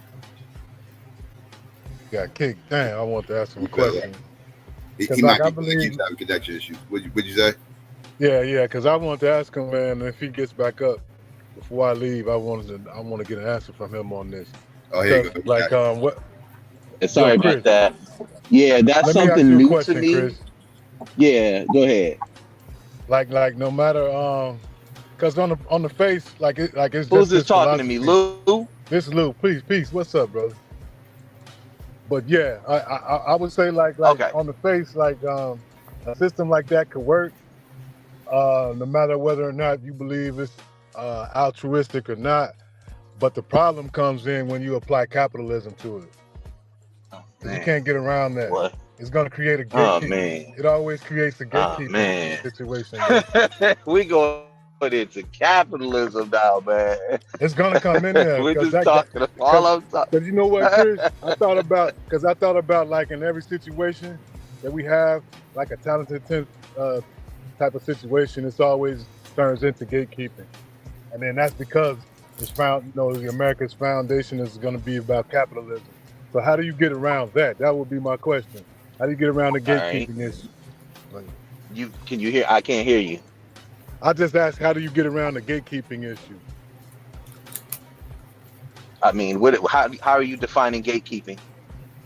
Well, like the talented 10th would be the top 10% of the upper class of black people, the black elites. But yet, Well, that's what it's become today. That's not what it was then. But even if you're so like when I'm talking about the philosophy of W.E. Du Bois in his own writings, The Soul of Black Folk, when he's only speaking about the most educated blacks should be standing in for blacks, representing black people. That's all he was saying there. It began to evolve into what Psycho is talking about. And I'm talking about as early as 50 years later. And what Psycho is failing to realize is that it began to evolve in the North, not in the South. Oh, I agree. No, but let me ask this. Now, W.E.B. Du Bois was pushing back against, Booker T represented the South. W.E.B. Du Bois represented the North, right? And W.E.B. Du Bois was out of touch with what's going on in the South, because W.E.B. Du Bois was a northern mulatto, born up here, went to college, educated, Ivy League school, first black person, quote unquote, to graduate from Harvard, all that. And then you got down the South, you got Booker T, who was actually born a slave, had to get it from the mud, like literally, educated himself, this, that, and the third, didn't get to go to Harvard and all this other stuff, but was educated, right? And trying to start an institute and everything else, and trying to develop a mindset for Southern blacks that he felt would work for them, which is, being that we had these segregation laws down there and everything else. He wasn't tripping on that. He was like, we just going to build our own shit, and we going to build our own foundation. And in the midst of him trying to do that, here comes W.E.B. Du Bois from the North, carpetbagging, trying to wag his finger at Southern black people, telling them what they need to be doing. They shouldn't be messing with Booker T. Booker T's a problem. Booker T did the Atlanta Compromise and this, that, and the third. Boom, boom, boom. He's getting funded by white people. W.E.B. Du Bois by white people. Can I ask this? Can I give another?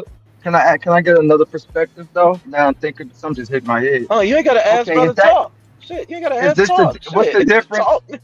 What's the difference in today? Like when we sit up here today and say, okay, because this is how I see the Du Bois things, the Du Bois Booker T thing too.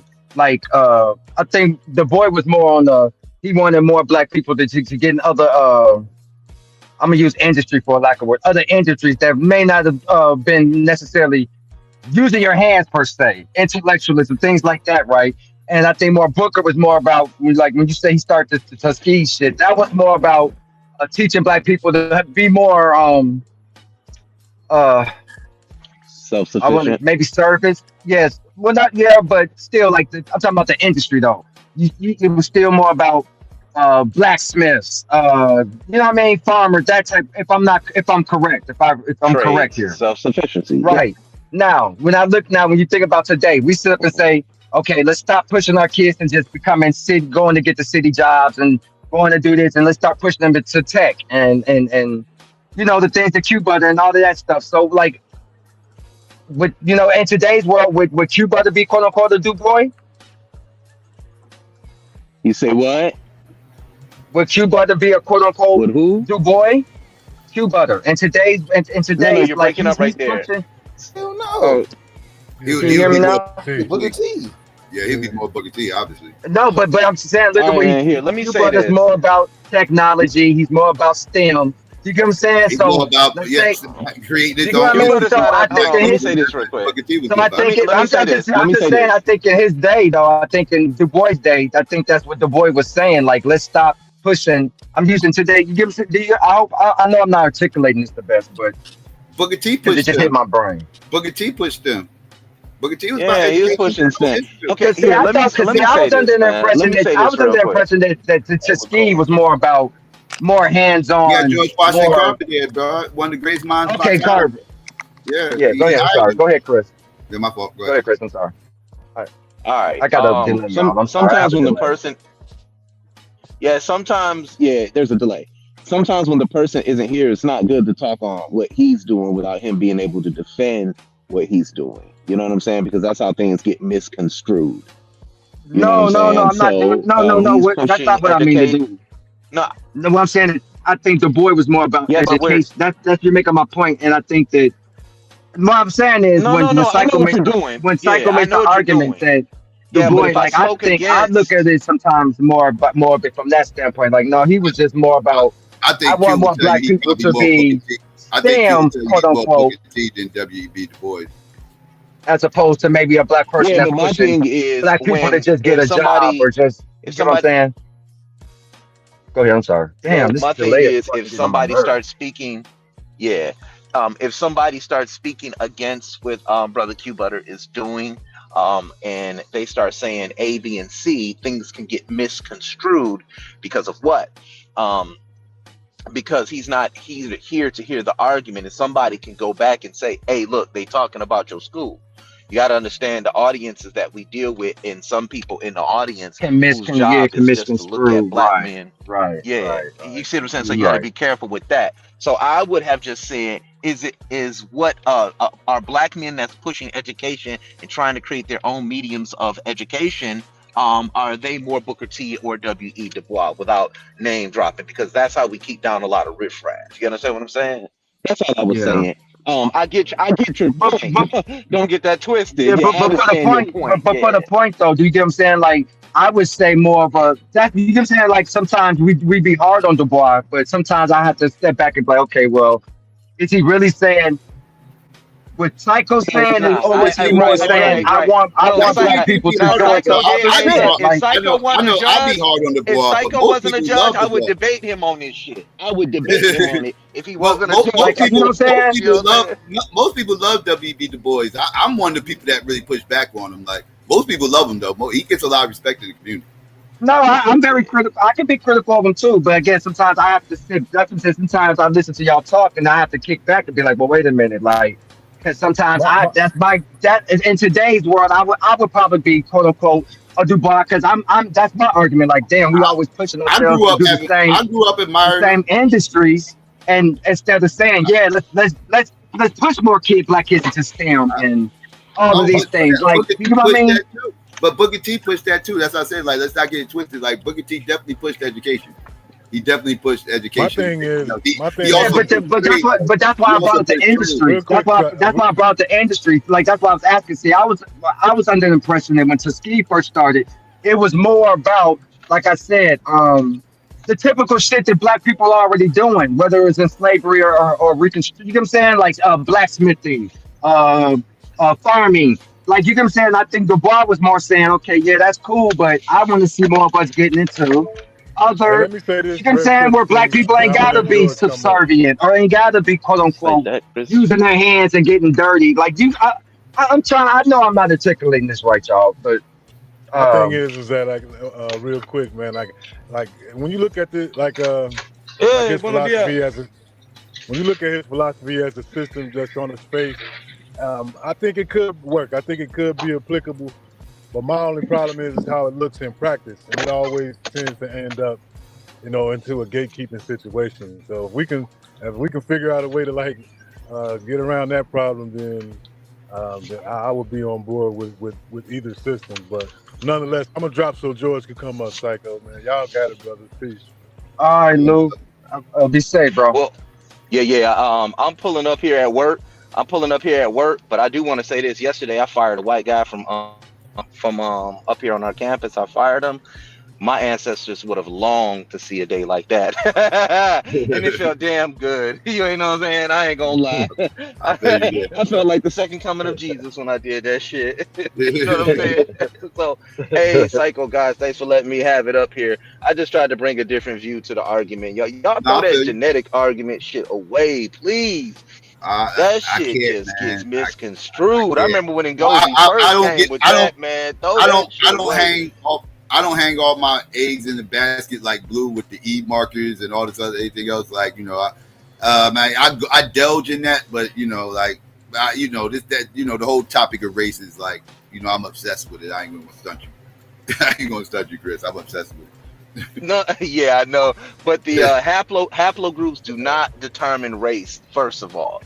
And second, L3 I agree. did go into Africa via the male. The man can carry the L3 marker, as I Yes. was trying to tell him in that debate, and that's Yeah. why he started He talking keeps over getting me that and wrong. He muddying the keeps getting that water. wrong. Yeah, he what he Yeah. needs to say. And What he then he needs to keeps say. saying E. What he means to E, say is like, no, what are you what talking he about means with to E? say. Yeah, what he be meaning to say is the male can't pass down to L3 and this, that, and the third, which that's Right. true. He He can't can't pass it pass it down to down, his but he sons. He still can only right. can pass. No, the man can pass it. The male can only pass it to his daughters, and the daughters can carry No, the it. male can't You pass see it what I'm down, period. saying? The male can't pass it down, period. He can get it from his mother, No, but he can't pass it down though.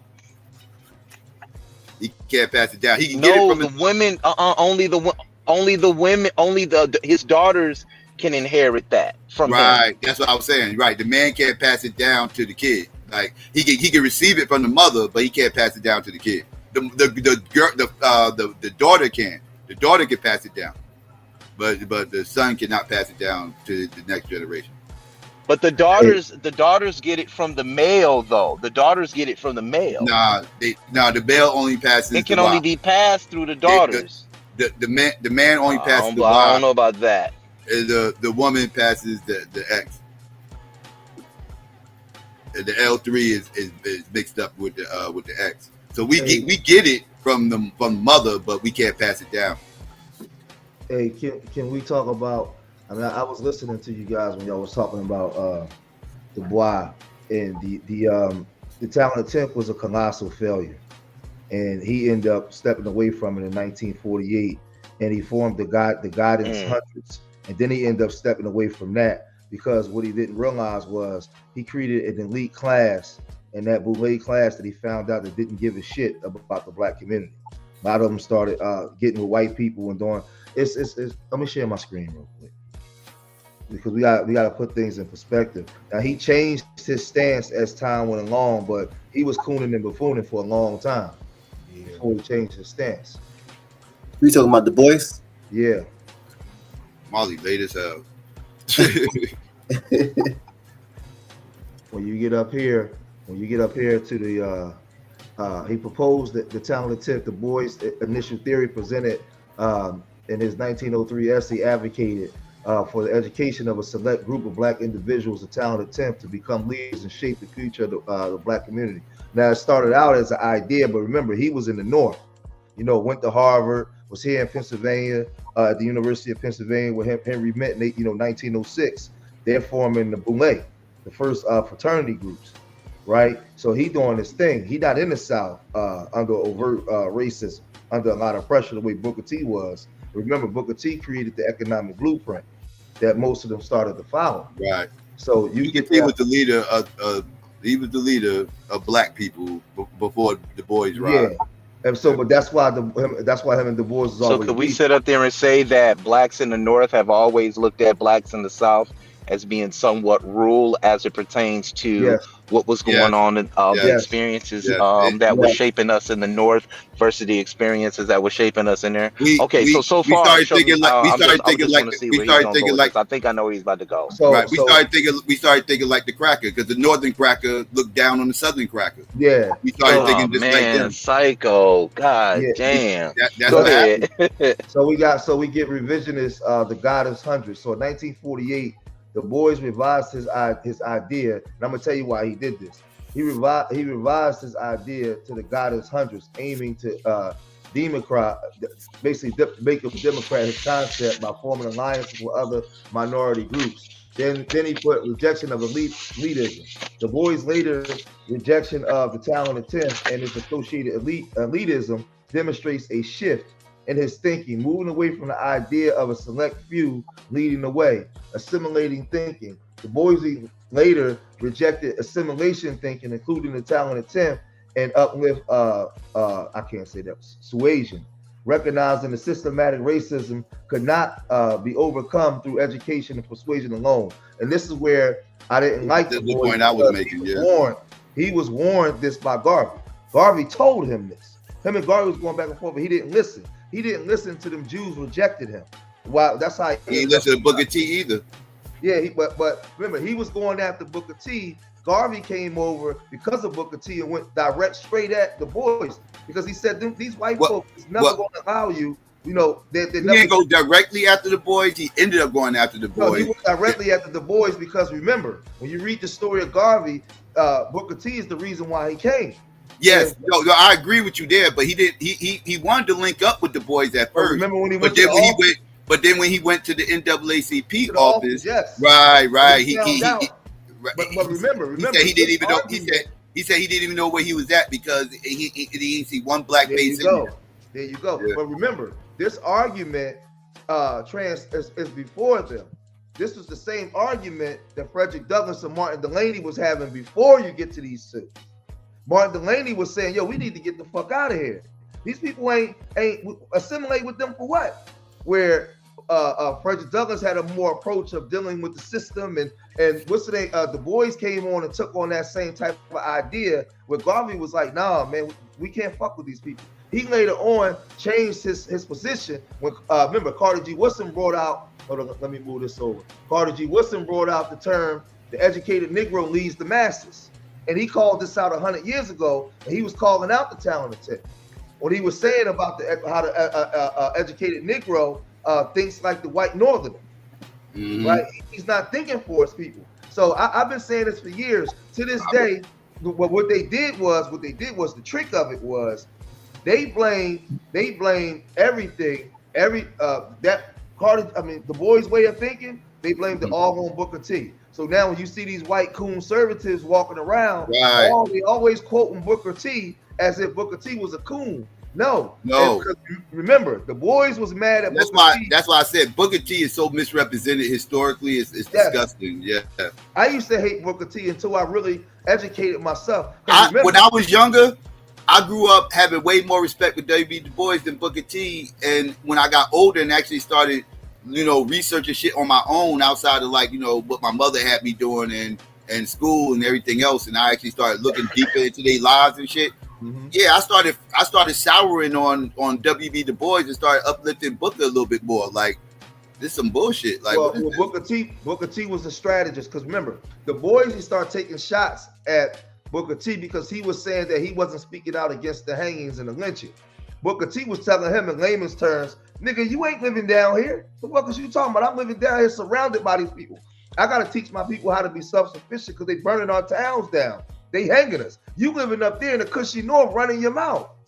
And that was basically, so he was compromising with the leadership in the South to get money to build things. And he was like, "We gotta build. And when it's time to fight, then we'll fight." So now if you see after 1948, Du Bois started changing his stance to agree with Booker T and Delany and all of them. But before that, he was cooning. He was part of the elite group. And then he started to get away from that. So that's why I don't like Du Bois like that. Du Bois wasted a lot of years, man, when he could have unified with them. Right. And just like I said, the town tip was all about elitism. It says it right there. Yeah, that's what it was all about, ultimately.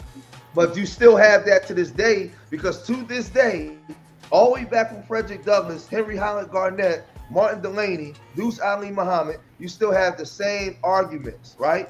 Coming from them, you come into Du Bois, you come into Du Bois and his elite groups, Henry McNeil Turner, all these people, right? And then you come into Garvey and Booker T. To this day, we having the same arguments, the same elitist groups. the same lower classes, and then the same political structure. And It's the same shit. It you never can date it changed. all back to W.E.B. Du Bois with the talented tip. Before that, we didn't have all that craziness going on in our community like that. Yeah, Like, and he wanted to get rid of assimilation, right? It says Du Bois later rejected assimilist thinking, including the talented Tim and uplift cessation, recognizing that systematic racism could not be overcome through the education and persuasion alone. Now, if that's still there today, and then you have Carter G. Woodson. this is after he got kicked. This is after he got kicked out the NAACP. Yeah, but he got the Walter Jews White and them rejected. kicked them the fuck out of that shit. Yeah, and then you have wait a minute. You have Carter G. Woodson. Why did they kick him out the NAACP again, bro? Real quick, I'm sorry. Well, why did they do that again? What did he do? Well, his services really How did he piss wasn't them off? needed at that time. But he was starting to ask too many questions. He wasn't being a good little Negro anymore. He started asking too many questions. Oh, okay. That's okay. crazy. Okay, go ahead, George. What he did was he started to like go into a more communist way of thinking at the time, right? And he started to reject the policies, and was basically saying, no. He started basically taking on a Garvey and them approach. Nah, we And That's when he started trying to become Pan-African. Yeah, he was taking a more Pan-African Garvey approach, and they wasn't with that shit.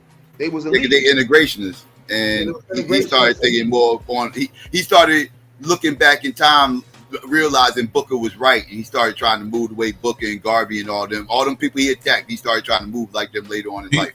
He basically started asking why we having so many meetings with white folks. Right. Right. If y'all Pretty much, he realized he led us into a burning house. Yeah.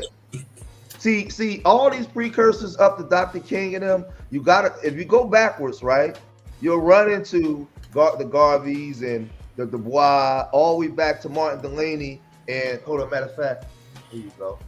Let's see. Let's look at Martin Delaney. What Martin Delaney said. Man, what?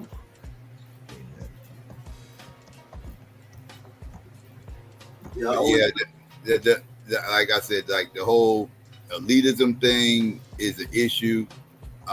He promoted that. He ate off that, and like I said, that's what the Boule pretty much pushed and promoted. And like I said, you still see the effects of it to this day. Like they the ones who made black people frown upon living amongst each other. Yep. You know, we got to move. We ain't nothing unless we live amongst white people. We have to be doing what white people do. Everything white people do, we must do, or else we lesser than. Right? Like that was his goal, was to get everybody to do everything white people were doing, and this, that, and the third. Whereas you had other people that was like, fuck what white people doing. We about to do what we doing, and we about to build what we about to build. And that went against W.E.B. Du Bois's ideology, which was a white northern ideology, and that's who was paying his bills. That's what was buttering his bread, was those white liberals. So he had to push that message. And every time a Negro was coming up, that message was getting louder than his. That was talking about doing without white people. Hey, yo, yo, go down there and handle that. We got an uppity nigga down here talking about doing something. Just for them. The boys and them boys, they thought the more they acted like white folks, the less they'll be mistreated. They thought they could like the Irish and the Italians, because they were stepped on and dogged out. So when they started assimilating to the uppity white folks, they were brought in. Yeah. He saw Catholics and Italians and all them starting to gradually come up and everything else, and he thought black people was going to be able to do it the way they did it. Yeah, but only problem all was, they had to do was just change their last name and assimilate into whiteness. We don't got that convenience. We can just change our last name and just blend in with white people and just call it. But that wasn't going to work. We had to move different. But he thought we could do it. Jimmy Baldwin was asked that in the debate. He was debating the white boy and why black folks can't just come up like the Italians and the Irish did and refine themselves and fit into the mold. He said, and James Baldwin said we could, but the only problem, we can't erase the color of our skin. You know what I'm saying? All right, so here we go. Here we go. Hold on. Let's look at this one first. Right? Martin Delany versus Frederick Douglass. Martin Delany and Frederick Douglass was both influential figures in the abolitionist movement and co-editors of the North Star paper. However, they held different views in the future of African Americans in the United States, particularly regarding immigration and national identity. Now, when you quote that term Black Power and all that kind of stuff, you can credit that to Martin Delany, right? Delany advocated for immigration, believing African Americans should move to Africa and other places to build a separate nation, while Douglas favored remaining in the United States fighting for civil rights. So Du Bois is coming off the shoulders of Frederick Douglass. So you having these different disagreements, right? Delany and Douglas worked together in the North Star, a newspaper advocating for abolition and black rights for about 18 months. They share a common goal in fighting against slavery and advocating for racial equality, but their visions for achieving that goal shifted. And this is where Garvey and them will come in, because Garvey started following behind Delany.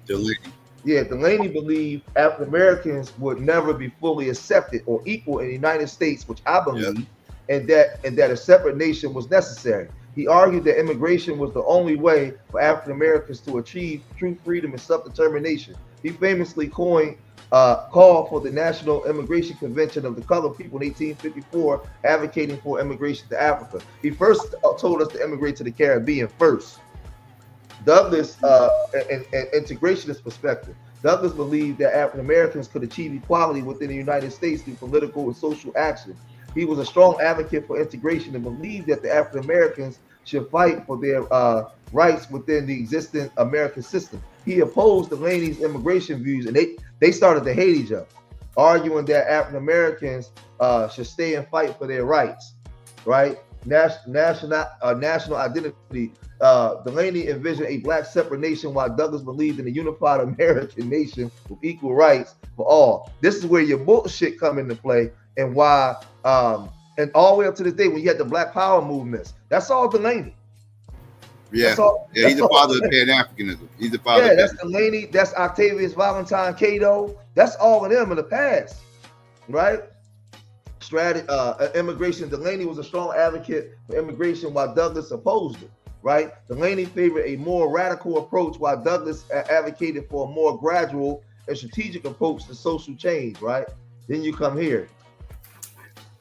The historical roots of black nationalism can be traced back to the 19th century.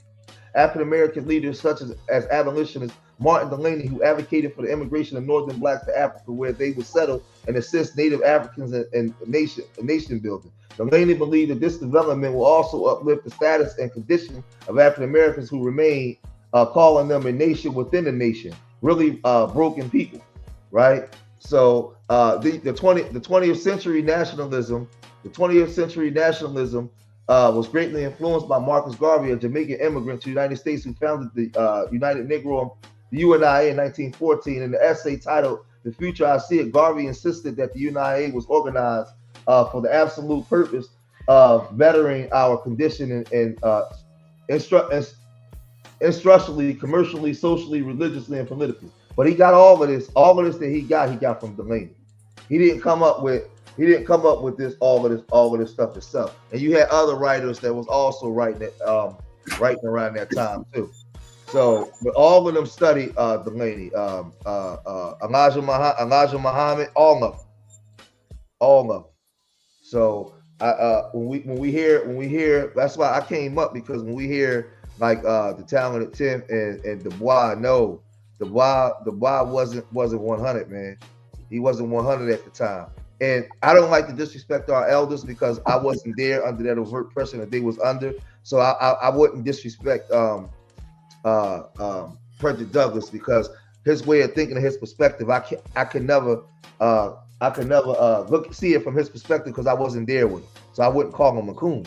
Like the same way I wouldn't call Booker T a coon. We wasn't there going through what they was going through and why they made the decisions that they made. But the history tells the story nonetheless.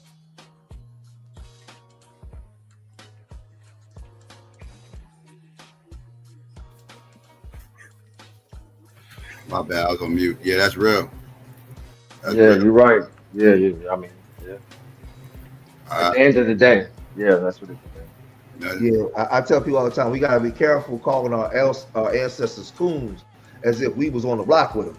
Or like we don't know what it's like to be in a house and they can come kicking your door anytime, drag your little brother out, rape him and hang him and kill him. We don't know what that trauma, that terror, that mindset. We don't know what that's like. So we can never George, George, that's crazy, big bro. Because I was just having this convo with my mama earlier, and we was talking about how sometimes we take it as an insult when we try to put ourselves in our ancestors' shoes, and we was just saying how like, and I was just telling my mama like, I don't dare do that, like regardless of what you think. Like I said, because I can't walk in it, I can't fit their shoes. Like you get what I'm saying? Like in my generation, we have to be careful because I say we just weren't built like they was built. Like even like with us Monday morning quarterbacking, like you get what I'm saying? Like you said, we was there at the time, bro. It's hard to say what you would have been on and what you would have did. Like we can say that in 1990 or and you get what I'm saying, and then whatever, but you get what I mean? Like so you're right. Like I was just saying that like, we gotta really be careful with even that, like, bro, to say like we're still in the same position as our ancestors. Like, nah, bro, because to me it's like we can't wear them shoes. And two, I think it takes away from the work that they did do. To say we're still in the same condition as them, that means they didn't do, you know what I'm saying? They didn't get shit done. And I think it's like, that ain't fair. So, though I'm critical, I agree with you, bro. Like, I was just having that convo with my mama, G. Yeah, we wasn't there. We wasn't there, and we got to be careful. We got to be careful when it comes to that kind of stuff.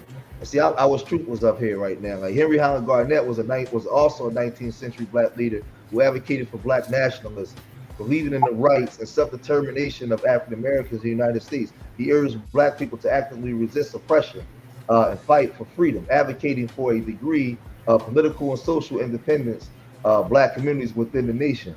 While he supported immigration as a possible solution for some, he also emphasized the importance of black people claiming their citizenship and fighting for their rights in the United States. Yo, what's good, George?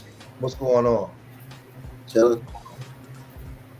What's going on? So he was another one called to rebellions. Garnett's most famous speech and address to the slaves of the United States in 1843 urged enslaved people to resist their oppression and fight for their freedom, advocating for a degree of independence and political power in black communities. So these were the vanguards and the ones on the front line in the beginning that's not talked about. A lot of times in the black community, especially today, we bring up Garvey, we bring up Du Bois, we bring up Booker T, but this argument was already on bubbling before them. They actually had elders. They were standing on the shoulders of these people. They was watching these groups and saying, all right, so we don't see it from this perspective. Garnett's activism and speeches sparked a debate amongst abolitionists, influenced the development of black nationalism and the struggle for civil rights in America. So these guys was at the forefront of it. And that's why Truth was up here, because Truth would really break down Henry Highland Garnett. He was a monster. He was a monster, but they don't bring these people up. They don't bring these people up. You know what's funny? In American history, when white people teach it, you know why you always hear Frederick Douglass, but you never be in school and hear Henry Highland Garnett? Or you never hear these coon servitors, Hope Martin Delaney. You have to Why ask not? yourself Why not? Why not? So let us know. Because they quoted, they taught black nationalism, being self-sufficient of your own, separate from white people.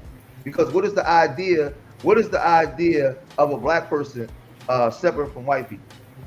If he's not a nigga or a coon, what is his identity? Who is he? If he's not Carlton, right, or the guy on the block with the hot clock, who is he? And this is what they was advocating for back then. We have to have our own identity. And so they pretty much tried to write these guys out of history. And that's why it's our job to bring these people back to the forefront, because these was the ones that was asking those questions and answering those questions back then. But we get filled with the Carltons, and the thug. But what is the identity of a black man outside of that? Who is he? Always to this day, who is he?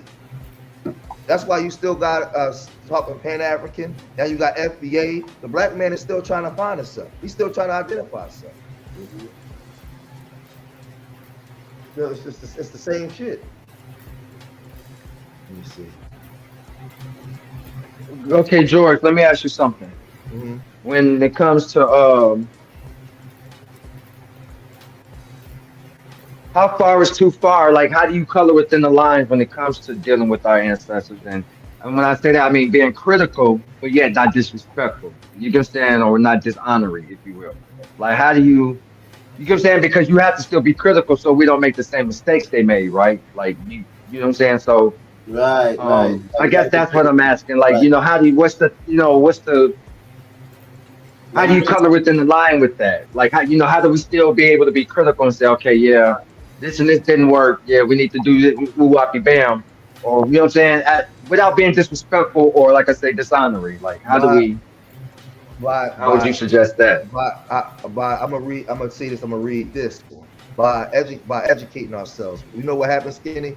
The more and more we educate ourselves, the more and more we'll understand. We'll start to have a better understanding from their perspective. And the understanding from that perspective will make you respect it. It will take the emotionalism or the trauma out as much. Where we're saying, the elders failed us, they dropped the ball. And I'm like, we never had a ball to drop. We was never a time when we was not fighting. There was never a time when we wasn't on the battlefield. And to this day, we still on the battlefield.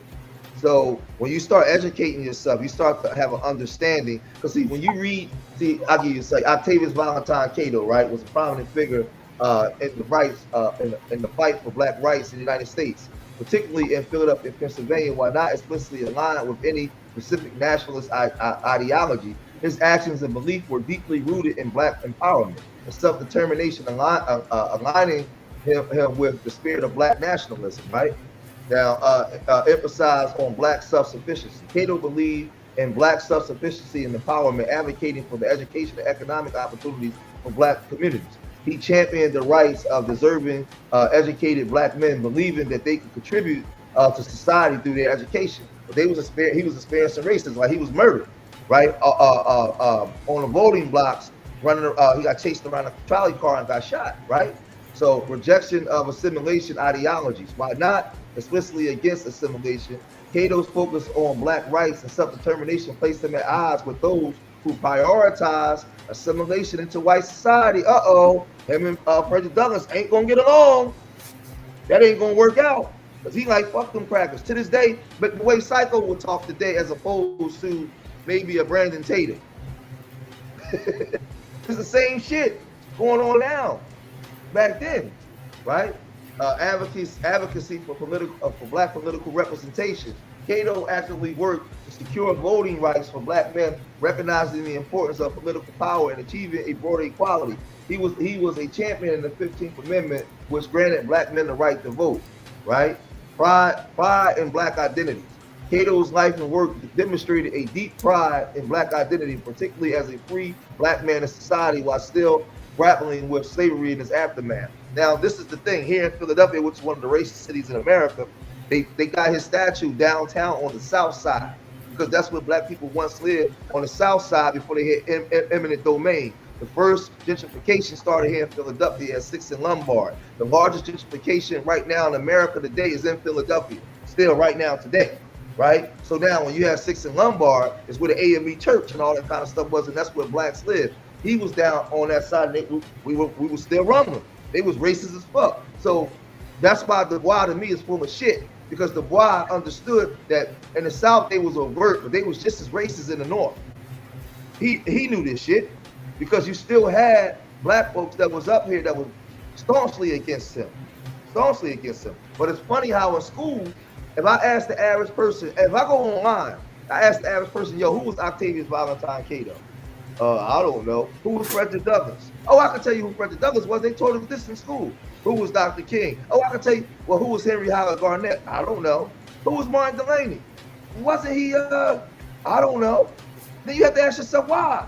Why they don't have these commercials for them? Why they don't talk about them? Why when these conservatives and these so-called black Democrats, when they quote black people, they always quote Dr. King and Frederick Douglass and all these people.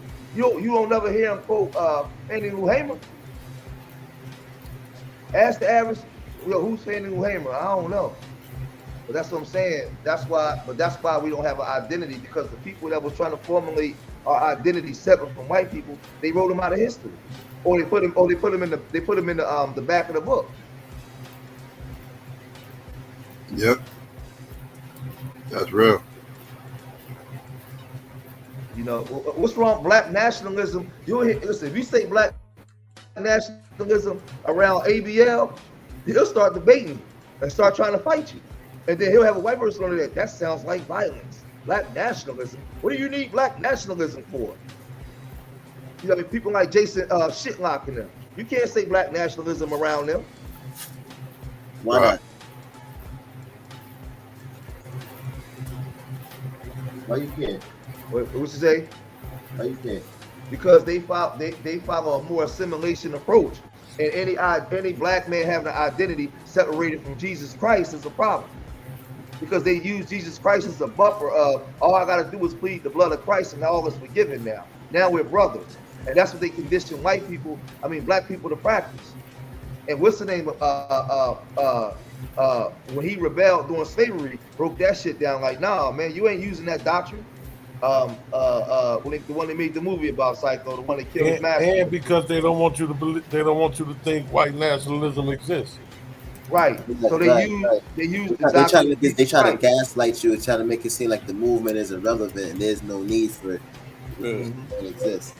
Yeah. Ain't no such thing as white nationalism. That's what they want you to do. And see, the Jamaicans, the real Jamaicans, not the motherfuckers that was down there cooning and buffooning, but the Rastas man at the time when they named their god Babylon, the Babylon system, in their books. They separated themselves and they created an identity of at that time what they believed. They created the identity of a black Christ, separate from them. Right, because they had to have an identity, because they understood that as long as this Christianity, their form of Christianity is in the way, they're going to always be galvanized or gravitate towards them. And this is what you see going on now with these black sambos. I don't even like to use the word. I don't even like to use the word coons, because they're not coons. That's not what a coon is, right? Let's pull up a real definition of a coon, because we use coon out of context. We use it in the wrong way. That's not what a coon is.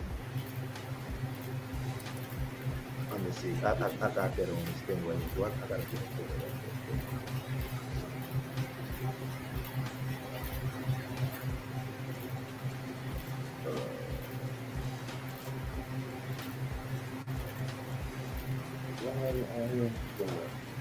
Info, coon character.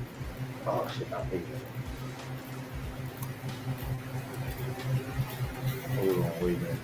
I went to type it in. I thought I had it on this, but I don't. The coon character. Hold on.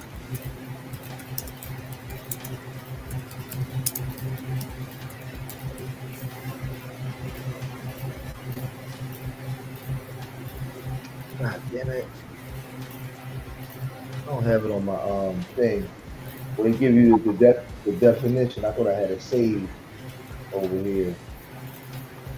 Hold on, I find it.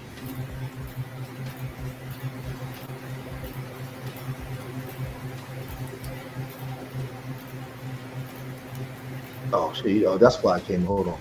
Wait a minute. My age. Just give me, bear with me, y'all. By the way, the Knicks won last night. Yeah, they did. What's the name? Got hurt too. 3-1, B. 3-1. I think the Knicks might be going to the championship and the Timberwolves. That's what it looked like. Look like it's gonna be the Knicks and the Timberwolves, or the Knicks and Denver. There we go. Here we go. I got it now. We in business. All right. Let's put this thing in its proper context so we can stop using it wrong.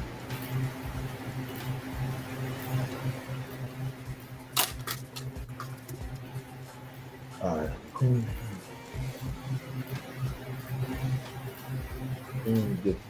All right, so let's read it. Because I'm going to get to where they break down the definition.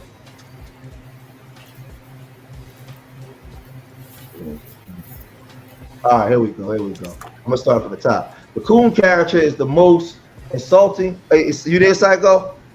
Yeah, I'm here. Here we go. This is from the Jim Crow Museum, right? The coon character is one of the most insulting of all anti-black characters. The name itself, an abbreviation of a raccoon, is dehumanizing. As with Sambo, the coon was portrayed as lazy, easily frightened, chronically idle, inarticulate buffoon. The coon differed from the Sambo in subtle but important ways. Sambo was depicted as a perpetual child, not capable of living as an independent adult. These are your ones under your Jesus Christ and whatever white folks say. Whatever white folks say, go, that's your Jason Whitlocks and all of them, right? The coon acted childish, but he was an adult, albeit a good for little adult. Sambos was portrayed as a loyal and content servant, right? These are your coon, well, your Sambos, but I don't call them coon servitors. I call them Sambo servitors. Indeed, Sambo was offered as a defense for slavery and segregation. How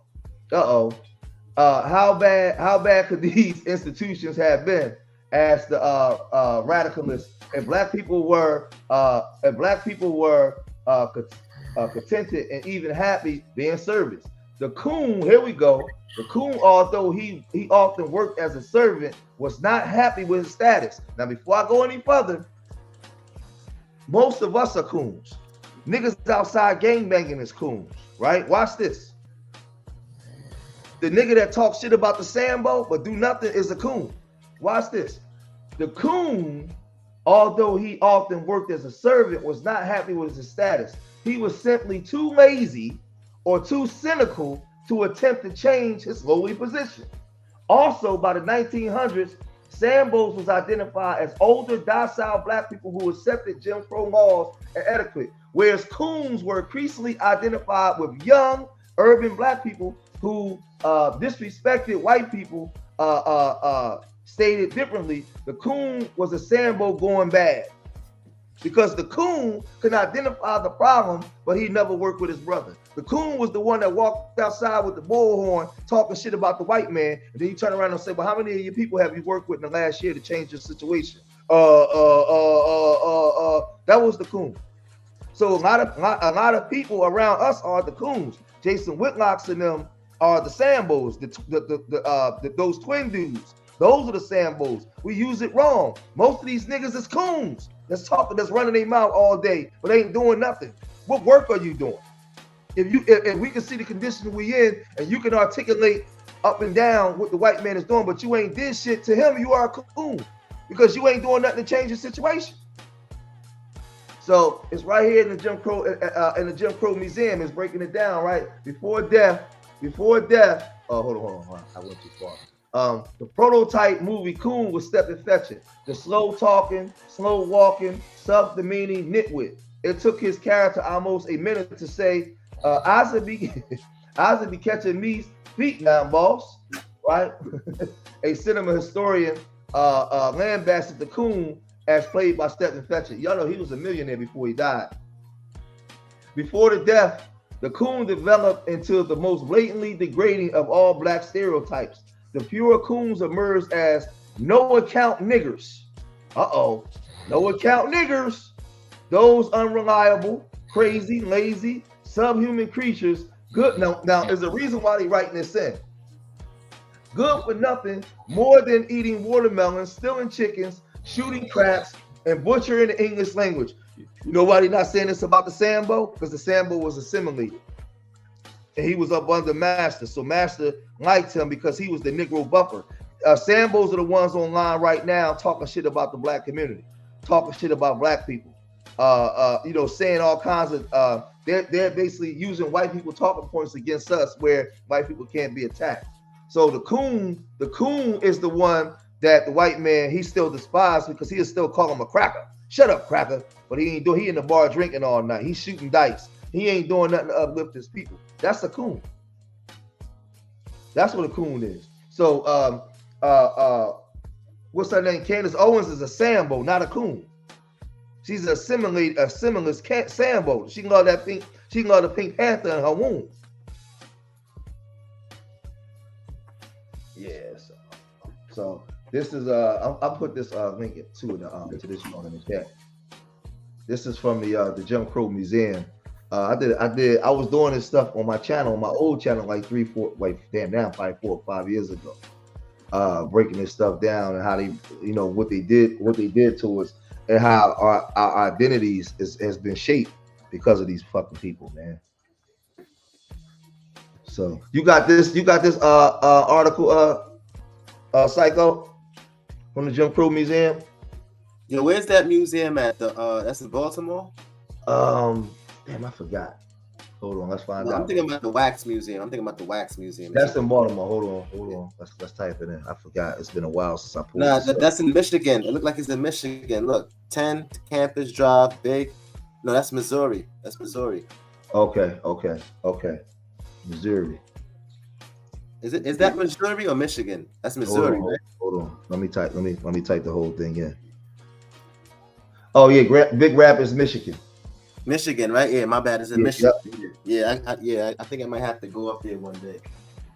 Yeah, so this is the jump. I've never been to that museum. Yeah, it's called the Jim Crow Museum, right? Yeah. You see these images here? This is where you had the Darktown images and all this kind of stuff.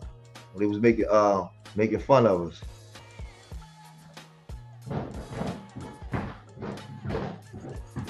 All these type of goofy ass images. They was depicting us in a certain way. And Truth used to teach on it, really break this shit down years ago on the channel.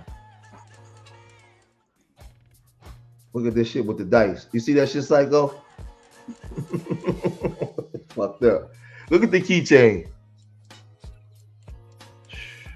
My goodness, man. My fucking goodness. That's crazy. That was That's crazy. Blackout. I'm home. I'm on home defense. And to this day, young black boys don't have an identity, and that's why they kill each other and kill their brother, because they don't see the reflection of themselves in their brother, because we don't have an identity.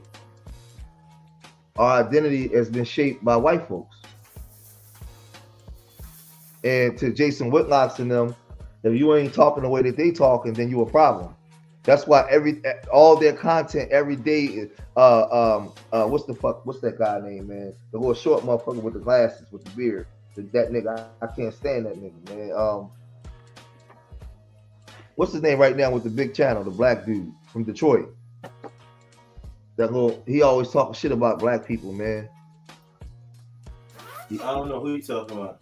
No, the YouTuber, the YouTuber, God damn Officer it. Tatum? Officer Tatum? No. He was one of the red pill niggas. Y'all know what I'm talking about. He was one of the Peep Network and all that shit. The little short black motherfucker with the glasses. What's his name, Psycho?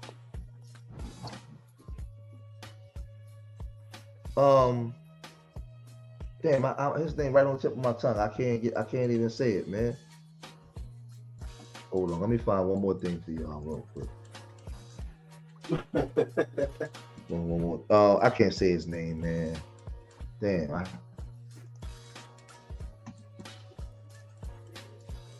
Making sure. Anton Daniels, yeah, Anton Daniels. That motherfucker Anton Daniels, he one of them niggas too, right? He sit there, all he do. Oh shit! I should have known when you said Detroit. God dang it. Okay, yeah. Yeah. Let me see if I can pull up Henry McNeil Turner real quick. I want y'all to see what he said about black people, right? They might have tried to take this out. Henry McNeil Turner. He was educated on that. He says Henry McNeil Turner was one of your first super fucking coons, right? And he later changed at. Oh, here it go, right here. Okay, yeah, man, the ancestors is working today. Oh yeah, we in business now. Here we go. This nigga George is stupid. Here we go. Yeah, man, because our people got to get this information, man. I'm going to show y'all one of the first coons recorded in history, man. They're not going to tell you, they're not going to show you this shit. This is where your coon your Sambo servitors come from. He's their father. This dude right here. Now he later changed his stance, but he was a man. Bishop. I'm gonna start from the top so you can see who he is. And when we get down here, we get right here. Y'all gonna be like, oh shit. But I'm gonna start here first. Freeborn in South Carolina. Turner was where you at, Psycho? You there, Psycho? I want to make sure Psycho's seeing this. Yeah, I'm here. Check this out, Psycho.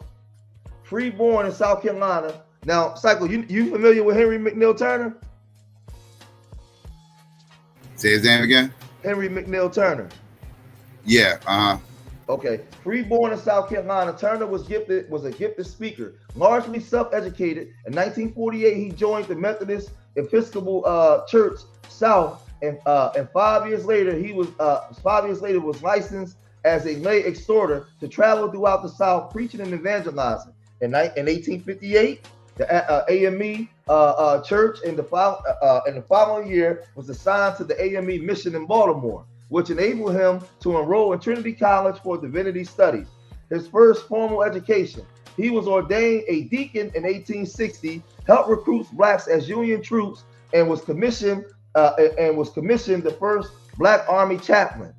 Following the war, he was sent to Georgia as a member of the Reconstruction Forces, but he reassigned to recruit members for the AME Church in that state. He held a series of political offices in Georgia, and in 1876 became the director of the AME Publishing House in Philadelphia. 4 years later, he was elected bishop in Georgia. Are y'all ready for this? I'm not gonna read this so y'all tell me y'all ready. Y'all ready for this right here? Are y'all ready? Yeah, we ready. Y'all ready for this? You sure you ready for what I'm about to read? Yeah, go ahead. DLC boys. Y'all ready? I'm going to show you where Brandon Tatum. I'm going to show you where Jason Whitlock, Candace Owens, all these Sambo servants come from. Turner regarded slavery as a part of a divine plan to bring Africans to America in order for them, in his words, to come in contact with Christian civilization. And by intercourse with the powerful white race, fit themselves to go back to their own land and make of that land what the white man has made of Europe and of America. He contributed he contributed to African missions by founding the Voice of the Mission.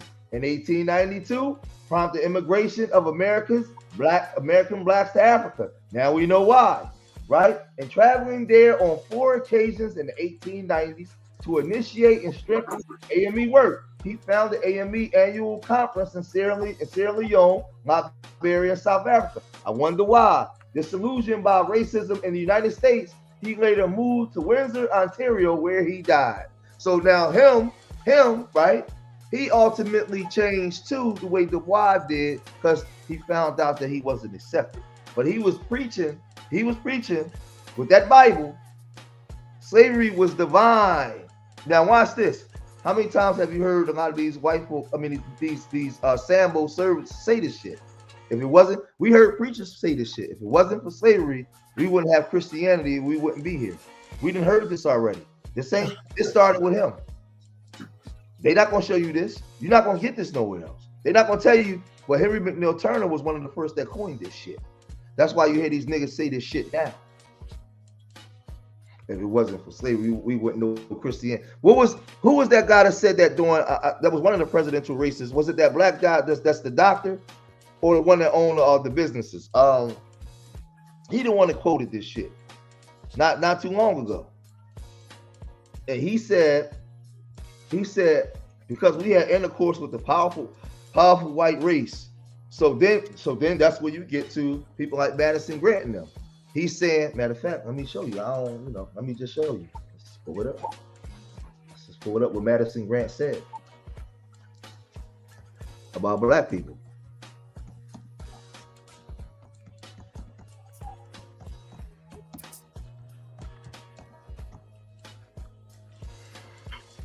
before I get out of here.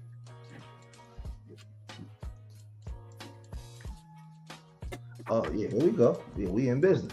Let's pull it right up.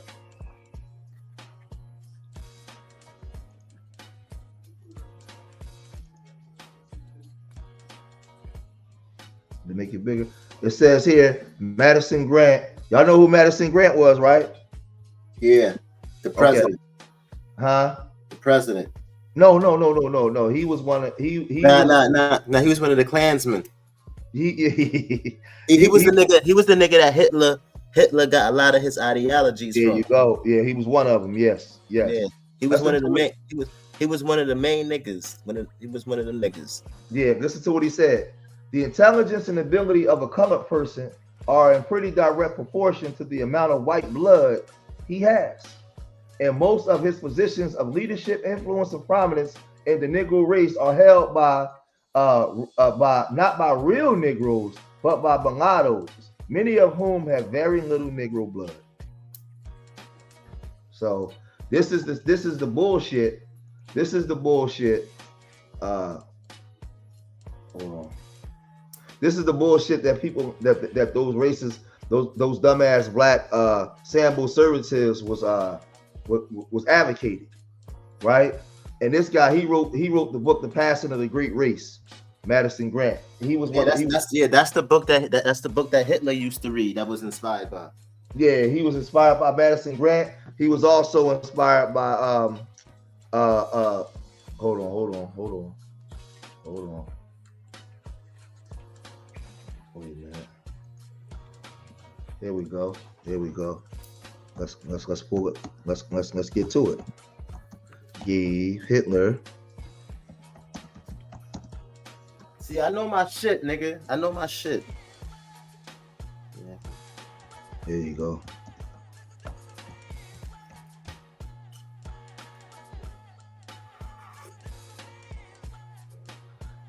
The international. Hitler was inspired by the international papers that made him want to write Mein Kampf, right? And then you had hold on. This is Henry Ford receiving the Grand Cross of the German Eagle from Nazi officials in 1938. The international papers influenced Hitler to write Mein Kampf, right? And that's your Henry Ford dude. So let me say, hold on. Ford's interests. I want to particularly suppose synthesis. And he influenced the Nazis. Okay, here we go. In Germany, Ford's anti-Semitic articles from the Dearborn Independent was issued in 4 volumes, commonly titled "The International Jew: The World's Foremost Problem," published by Theodore Fish, founder of several anti-Semitic parties and members of the Riesling, right? So now the International Jew is what inspired Hitler to write Mein Kampf, right? So in the letter written in 1924, Heinrich Himmler described Ford as one of the most valuable, important, and witty figures. Ford is the only American mentioned favorably in Mein Kampf, right? And that was from the International Jew papers. But people like him, Madison Grant, H.S. Chamberlain, like these guys were the part of those aristocracies in the beginning, so-called progressionists. And they was the ones that formulated the ideas that people live today, like black superiority, blacks over everything, the Nordic race and all these different things. So when you have these white nationalist groups, they're quoting Madison Grant and H.S. Chamberlain and Henry Ford, but most people aren't educated. They don't know what they quote. So Madison Grant was a lawyer and wildlife conservative who advocated for eugenic policies. And when we get into the eugenic shit, right, this guy is at the forefront of this shit. Him, H.G. Wells, the Rockefellers, all of them is at the forefront of all of this kind of stuff. So all you gotta do is look it up. Adolf Hitler refers to Grant's book as his Bible, and listed it during the Nuremberg trials in the 1940s as evidence that eugenics did not solely originate in Germany. Grant's advocacy, yes, everything started here, right? You had the eugenics here, and then the West Coast eugenics. So it all they was watching what was going on here, and then took it on the road. Grant's advocacy for eugenics shaped policies, right, that restricted reproductive freedom and immigration in the United States and helped legitimize genocide in Europe. So listen, man. I just wanted to just come up and just let me stop sharing because I got to take my son to school. But you good? Yeah, I just wanted to come up and break some shit down, just put some shit in perspective, because I think a lot of times, man, like sometimes we be having long conversations, but we got to pull up the whole thing. When y'all was talking about Dubois, they was talking about the positive shit, but they wasn't really breaking down because he got positive and negative. But the whole story got to be told about Dubois, the whole story, because he wasn't always 100. Nah, he wasn't. I'm with you on Dubois. Totally. Yeah. I get a lot of smoke for it, but it's like, hey man, like, like I used to feel that way about Dubois too. Like I said, I grew up, reading all the, the fluff about him and everything else. But yeah, when you start really researching shit and start understanding our history a little bit more, when you really digging into crates and the onion, yeah, you start to realize, yeah, he really was on some bullshit. And who? Dubois. W.E.B. Du Bois. And what happens is you don't see, because this is a hardcore pro-black channel. You don't hear more emphasis on the Martin Delaney's, the Octavius Valentine Cato's, the Henry Highland Garnett's. That's why I showed you the Henry McNeil Turners and them and the bullshit they was doing, right? So what happens, Psycho? If we put more emphasis on people like Octavius Cato, Henry Highland Garnett, these people, when Dubois come up, the conversation wouldn't went as far as it went. It would have been corrected right away, but people don't know who these people are, and even in the pro-black sectors, they're not really fully aware of these people. So it's kind of scary, man. Especially when you got all these Sambo conservatives out here. I got to get used to saying it, not saying coon conservatives, because the coon is the nigga on the block. The coon is the nigga on the block with the shea butter that can talk all shit, but all he can do is sit and sell the shea butter all day. He don't do shit. That's what a coon is. He don't do shit. That's the definition of a coon. Because he knows who the enemy is, but he ain't willing to fight. He too lazy or he too scared. So that's the aspect of a coon. But like I could probably get in them debate leagues and do all that shit, but I'd rather get the information away than debate. So you said a coon is the nigga who's selling the incense and the fake iPhone chargers and shit? Absolutely. At times, yes. And the one with the bullhorn and the beret talking this black shit, but he ain't really doing nothing. He ain't busting the grape in the fruit fight. You know who ain't a coon? That motherfucking black dude that ran that cop over that when them cops killed his son, that said fuck it, enough is enough. He ain't no coon. They fear him more than anything. Because they saying, damn, this nigga, man, he don't give a fuck. He don't care. You know what I'm saying? But nah, man, we gotta get more. I'm gonna get on truth about that shit. Like we gotta get back to teaching more on black nationalism, especially over in these spaces, because we need it. We need those teachings more than ever today because of Trump in office and all the shit that's going on. Our people need to understand that we have people teaching an identity, preaching an identity, but they try to write them out of history. You know who our biggest detractors is? Other black people, the black church, these black educated class. They know who these people are more than I do. I'm gonna keep it real with you. You think Roland Martin don't know who Henry Highland Garnett is? Roland Martin is very educated from the South. You think he don't know who Martin Delaney is? He not gonna get up there and talk about him though. He gonna talk about Frederick Douglass. Some of them are the biggest traitors, man, because they don't educate our people. We're not allowed to have a black nationalist identity. That's illegal. Black people, a lot of these educated blacks don't you go down there talking that shit around them white folks. You better shut your goddamn mouth. Yeah. You're not allowed to talk like that. You're not allowed to have an identity outside of Jesus Christ. That's real. No, that's real, bro. That's some real shit. So it is what it is, man. That's why people don't understand the code words, because we don't understand black nationalism. when Carmelo Anthony killed that white boy, what's the first thing his father? He went right to his Christianity and his Christ, right? Those was racist code words to get these niggas in line. Because that was a way to get the black people to turn away from Carmelo Anthony and vote Christ. And vote Christ. Let's all shake. Let's all grab hands and pray. And then you see your Jason Whitlocks and all your coon, your Sambo niggas all siding with him, all online everywhere because he invoked Jesus Christ. Those are signals and code words, but if you don't understand black nationalism, he got you. Yep. They don't practice the same Christianity we practice. The way I would view the Bible as something that's not real, not use it to empower me because it's just a fallacy story telling me how things should be. Allegory. It's an allegory. Yes, I'm a Bible-based person because I was raised in it, but I don't see it as a real thing. Those are not real people. Those are just stories telling me on how I can achieve and do certain things. So I take certain things from it. Teach you a lesson.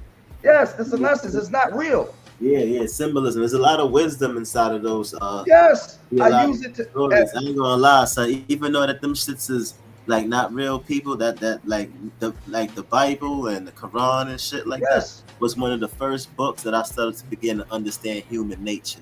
There you go. Well, I often say if you're not using the Bible to empower yourself, then the book is no good. So I use it as a form of empowerment. I don't take it literal. Like I am the Christ. Mm-hmm. I walk on water by achieving things outside of the norm of what they said we couldn't do. That's walking on water. That's doing the extraordinary. Not being a fucking nigga in the system that designed you to be a nigga. So the scripture helped me with that. Nothing else.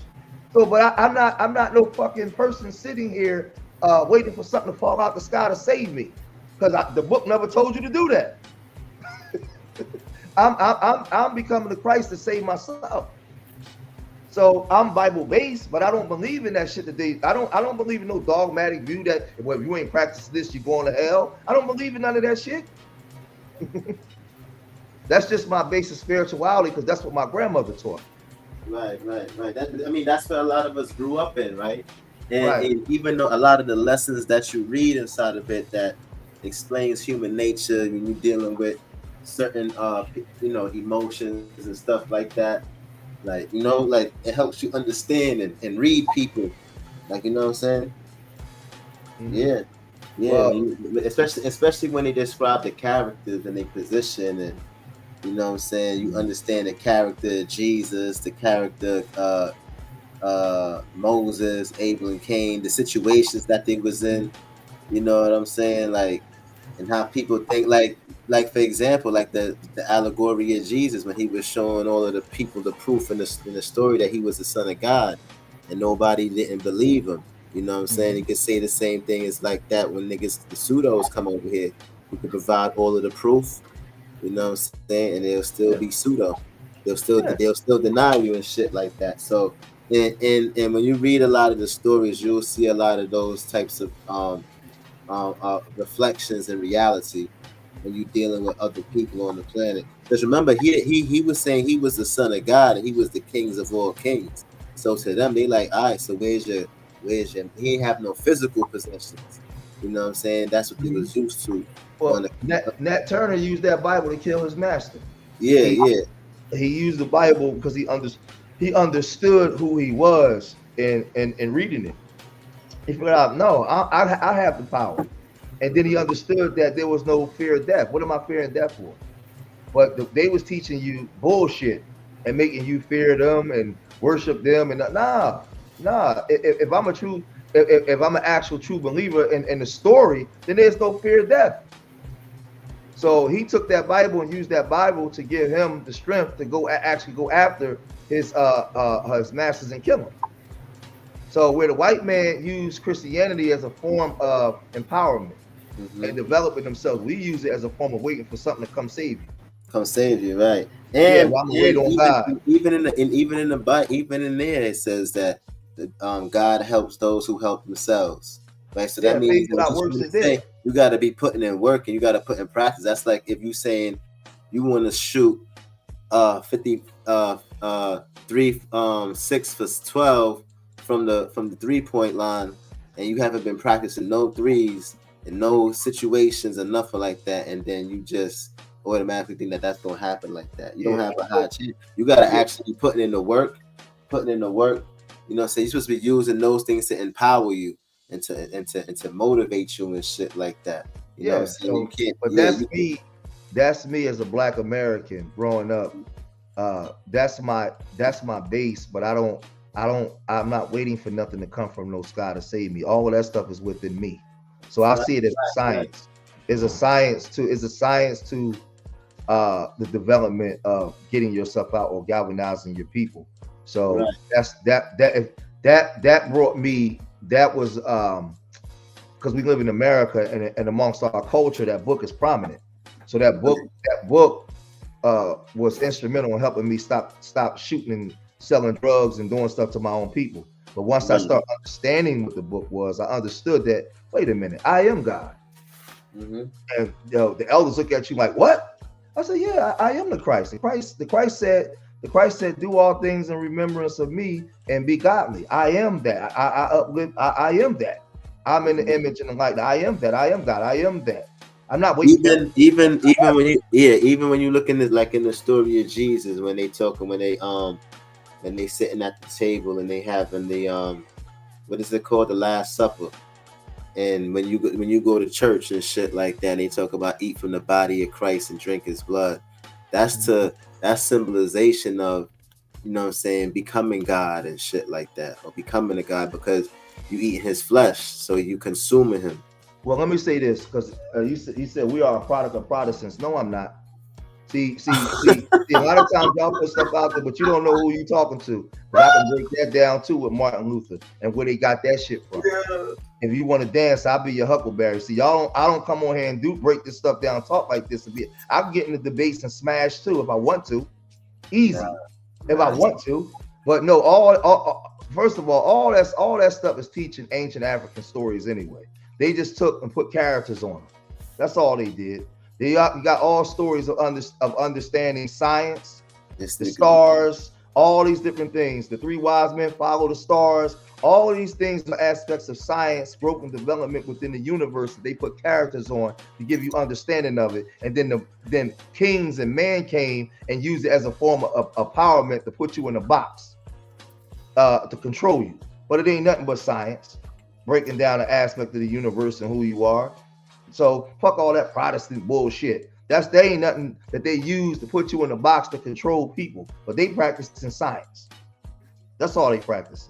So don't put that in there saying like don't put that in there. Like that's ignorant nigga shit. We ain't on that. Like give me more credit than that. Show your brother some respect. Don't tell me I'm on some Protestant shit and I just broke all this stuff down to you. I'm way smarter than that. And I would hope that you would be smarter than that. We know who the Protestants are and where they got it from. I take that as a form of disrespect when you tell me that. I'm way too smart for that. Don't put that on me.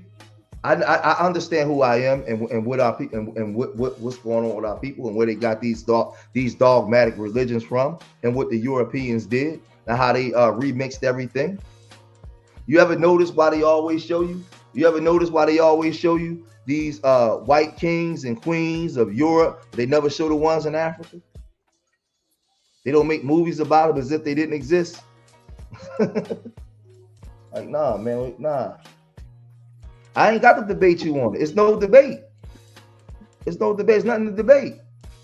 And you would have to qualify yourself to even have a conversation with me about that, because I don't care. Like I just told you, I don't care about the Protestants. The Protestants ain't teaching. That shit is all bullshit. They teaching bullshit. I told you all of this stuff is not real. It's all basically still a science. They just put characters on it. That's all. These are not real people. So if I'm sitting here telling you that these are, watch this, Molly. If I'm sitting here telling my brother that these are not real, if I'm literally telling you that these are not real people and these are allegories, why is he still? What do we? And then he come and say, "Well, y'all practicing Protestant." How? That's not what the Protestants teach. And don't listen to that nigga Buddha, man. Yeah, you got you going. Leave Buddha alone, man. That don't even make sense. Think about it. It makes no sense. How can we say that this is an allegory and it's not real? How am I teaching Protestant? Nah. Don't listen to Buddha, man. Buddha just talking. Oh, that's shit. Buddha. Yeah, that's Buddha. Oh, yeah. man. Oh, I That's didn't know Buddha. that was- I Yeah, thought it was Buddha just somebody talking. else. He just fucking with you, man. He just playing, bro. That's how I'm just like, yo, what the Yeah, niggas be trolling. Yeah, that's He said I just said everything from the order of the Rosy Cross. Here we go. That's Buddha. Let's not go down that road. Yeah. But again, some people shut down as soon as they Buddha. hear Christianity. As soon as they hear something Christianity or pertaining to the Bible, they automatically shut down. Yeah, shit. People shut down and shit like that. You know what it is? That Bible shit and all of that from slavery and like how we grew up knowing about it and how we was indoctrinated with it. I think that in the community when we hear it, it's just like, oh shit. Like, you know what I'm saying? Like it's like nah, evil or you know what I'm saying, or this because how it was used, right? So they used it in a way to justify slavery and the act that they was committing, and then also how it was forced on us as well too. You know, Yeah. so I think that's what it. And then when we learn it that way instead of, you know what I'm saying, seeing it in the way where how I see it, you know, so I see it in that way too. But I also see it in the sense of, yo, there is things that you could learn from these allegories and shit like that in real life. Yeah, it's true. I believe that. I see. I mean, I know that. I see it. Yeah, you can you can learn. You can take anything. You can take anything and learn from those things to empower. Especially if you're a slave and you're in a position where that's all you have is to read. You can use it as a form of empowerment. You can reverse it. You can take anything and use not anything, but a lot of things you can take and use as a form of empowerment and redirect it. The same way they use the swastika. That's not the original meaning of the swastika or what. Right. Yeah, I know. Yeah, I know. That's actually what Nat Turner did. Nat Turner used the Bible. He claimed to be like a prophet, really. When you read his stuff, like, you know, he said that he did his first rebellion. He was waiting for an eclipse to happen, and when they caught him, they asked him, like, what prompted him to do this, why he was doing this, and he was like, he said he got a message from God, and he was like, what God are you talking about? He said, the God that talked to the prophets of old times, and he was the one that actually was like reading the Bible, because he knew how to read, so he was like a preacher. And so he kind of used the message or the Exodus from Moses to kind of like way to kill. Show that we supposed to be had to fighting. be the Old Testament. No, it wasn't the New Testament. That's for damn sure. Yeah, and you when Brother Kareem was writing the book, he went down to he lives in Virginia, and he went to the plantation down there, and they was talking about how they when they killed him, they kind of dissected his body and all this type of weird shit. They took his body apart and they sold parts of his body. People was buying parts of his body. They dissected him. They cut him, to pieces. So yeah, it's a crazy history. Yeah, crazy. A lot of our rebellions from back then was dealing with people hearing things. I'm glad for schizophrenia. That Turner, motherfucking John Brown was schizophrenic. He heard God telling him things. That's what he said. That motivated him. He was spooked out too, super spooked out. He said God was telling him to rise up and free slaves. Well, what do you think? I mean, from an atheist perspective, what do you think that is? Because obviously you don't think it's God telling them that. You just think they. I mean, they definitely believed what they was reading, and I think what I think happened with Nat Turner was I think he saw contradictions in the Bible, and shit wasn't really making sense to him. Because if you read that Old Testament and then get to the New Testament, it sounds like you talking about different gods. You know, they try to explain away why he acts the way he acts in the New Testament opposed to the Old Testament. They use Jesus as the buffer. But yeah, you're going to be lost. Like, okay, this ain't the same guy. This is something different. Like, what is going on here? So But they tell a story. Yeah, but when you read, when you read in the stories though, you'll see to why like it started changing for how his character. Yeah, they try to explain it away and they use Jesus as the buffer. Yeah, they try to explain it away why he was different and this, that, and third. But he really wasn't that much motherfucking different. He was less aggressive and started playing silly ass games. Right. Like I always say, like parables and shit. Yeah, because keep it real, like God is really the evil motherfucker in the Bible. Like, who did the devil kill in the Bible? Name me one motherfucker the devil killed in the Bible. One. Give me one. I can name you millions of motherfuckers God killed in that Bible. Name me one motherfucker the devil killed. Can't name it. You can't. Yeah. Well, what about who's the evil one? The story of Job. Didn't he kill somebody in that story of Job? Nope. God told him. God said you can fuck with him as much as you want. Don't kill him. Well, Job, but didn't he kill his kids and all that? I don't know. He didn't kill the kid. I don't think he killed. He did kill Job's kids. Okay, he killed Job's kids. Okay, excuse me. I don't know how he No, killed. he didn't kill Job. He didn't kill Job. I know he wasn't allowed to kill Job. I know he wasn't allowed to kill Job. Because I know that they end up dying, but I don't know how they died or whatever. But it was through the power of the devil. You sounded like a devil worshiper now. No, because I don't believe none of that crap. I'm just saying, but if I'm just going off the stories, yeah, the devil. I don't be seeing the devil wilding out. I'll be seeing God. The role of the devil in the Bible is this is what it say. This is what it say. It says in the Bible, and it talks who just now said Job. It said in the Bible, the devil's direct involvement in the causing death is primarily seen in the book of Job, where he is permitted to kill Job's children, while his influence is suggested in other. Okay, stop right there. Okay, he killed Job's kids, but God let him do it. That's what it was. Okay, they made a deal not to touch Job, so he said, "I'm gonna fuck with his kids." Right, but God let him do it. Y'all notice something though in this whole only people he killed, God allowed to happen. Right. Now check this out. Check it out, right? Now y'all notice something in the last spill, right? For the last hour, right? When I was breaking down all that stuff, right? Mm-hmm. You go back to those times. Every last one of them read the Bible. Every last one of them followed the Bible. But if you notice how they all interpret it different. So if we use a Martin Delaney, he ain't using that Bible or talking that shit that the boy is talking. He's still got the Bible in his hand, but he's saying, man, fuck these crackers, man. We need to get away from these devils, right? He's using it as a form of black nationalism to galvanize the people around a spiritual system to bring them together at that time. So he's using it as a tool, where these people are being used as the tool.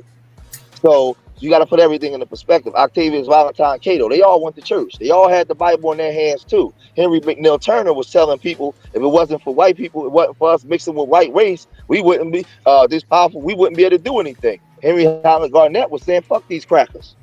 So what I'm saying is, a lot of people understood, even back then, they understood the fallacy of it, but they used it as a form of empowerment, right? You have people that had knowledge, because even back then, during in the European teachings, they knew this shit. They knew that it wasn't real, but they used it as a form of dogmatic teachings to put people in the box, the condition people to make them believe it's real. But if you look at all the black nationalists versus the Sambos, they had two different interpretations of the way that they would teach that Bible and galvanize their people. Two totally different interpretations. And that's why I said white people always use that as the crutch to bring black people, the more black people in. Let's just hold hands and pray. Man, I plead the blood of Christ. Oh, we gotta forgive him. Martin Delaney wasn't with that. Bobby wasn't with that. But man, we ain't forgiving them for shit. I ain't praying with you. Nigga said, I ain't praying with you. That's Yeah, crazy. so we gotta see it from the perspective of. So when we hear the word Bible, we get tight. Take the emotion out of it for a minute. Let's look at the education of Let's it. just build. Yeah, this right. I It's agree with hard to that. do though, George. That's hard to do. Nah, You know, it some ain't hard to people, do. It ain't hard no, to no. do. For some people, it is. Some people, it's hard to do. You know, separate your emotions from. Oh yeah. I see what you're saying. Yeah, because it's not about the emotions. It's about like we got to be able to transpose things together. So if Frederick Douglass is reading the Bible and Martin Delaney is reading the Bible, why do they have two totally different perspectives? So now that's when the intelligence come in. Well, there's two different dynamics going on here. They're using it in two totally different ways. So we gotta. Wouldn't that be the Bible is very abstract? If everybody could read it and get all Yes, the interpretation. absolutely. But that's why I said for me, because my grandmother taught it to me as I got older and I started getting educated. I don't see it as real, but it helped me. It helped me change my life at a time when I didn't have a lot of knowledge. So I don't see I see the Bible as me being God, not no God coming to save me. You understand what I'm saying? So yeah, you're correct. That's why I don't argue with people about religion because it's redundant. Why am I argue with somebody about my personal belief? It don't make no sense. So is it power in the Bible? Like, why do we have to read it? Why do we have to read it? I mean, it's like we're given a choice, like to interpret it this way, interpret it that. Why do we have to read it? Like, I think because a lot of times in our communities, as Black people, we don't have no type of spiritual system that unifies us or bring us together under understanding outside of what white folks tell us, and that's why we can't move ahead, right? And we don't know how to transpose it into a science as to why we talk this shit, but we don't. It's not an actual practice, everyday practice of life. We've lost that. When y'all say power in the Bible, isn't that kind of like subjective? Because like people can find. I was saying that. I asked that question just to get this. No, I'm serious. Like fuck that. So. No, I'm serious because like people can. No, I agree with Psycho. I agree with him. People can find power in the Quran. People can find. I agree. Oh yeah. I agree with Psycho. He's correct. That's why I said the doctor. So it would depend on the individual, right? Like, Yes. So that's why I said earlier. That's why I was like, nah. That's why I mentioned the Quran, the Bible, all of those different religious texts. They're very similar to each other. So yeah, you could use, even if you get into Buddhism, there's things that I read about in Buddhism that empowers me, and I'd be like, oh, I could use this. And the Quran, like all of them. People find power in music. People find power in music. People find power. People find power in a whole bunch of different things. Depends on. They do. But a lot of those musics too got a lot of theology inside of it too. When they getting empowered too, they might mention something. Some people find power working out, I know. But another thing too, because we as Black Americans, most of our community, we were raised by Big Mama, right? Yeah, through Christianity and Big Mama, we just right? talking about Christianity. Yeah, so I'm looking at it from a practical perspective, right? Me, I'm taking the emotion out. I'm standing at the top of a hill looking down at our people. And I'm not dealing with feelings. I'm dealing with what happened. So when we look at our communities and we see Big Mama is running the community, but Big Mama takes care of everybody. All the children is hers, right? We know she got her indoctrination, but Big Mama's love is what shaped and formulated the way that we think, the way that we understand certain things. So Big Mama, for me, she took me to the water to swim, but once I jumped in the water, I started swimming on my own. So she introduced me to some form of science and spirituality. But now where I'm at today, I took it to the next level because I began to re-educate myself. But our base comes from that. It is what it is. It is what it is. Hey, so, George. Yeah. It's always good to have a George. It's always good to have a said George and make how it. you You know broke what I'm saying? He down not explain shit. You know what I'm saying? He not explain shit. You gotta have a George make it. But what you just said and how you broke down Coon and his origins is saying we use it wrong. Have you ever took the time to study how we use the word bozo wrong?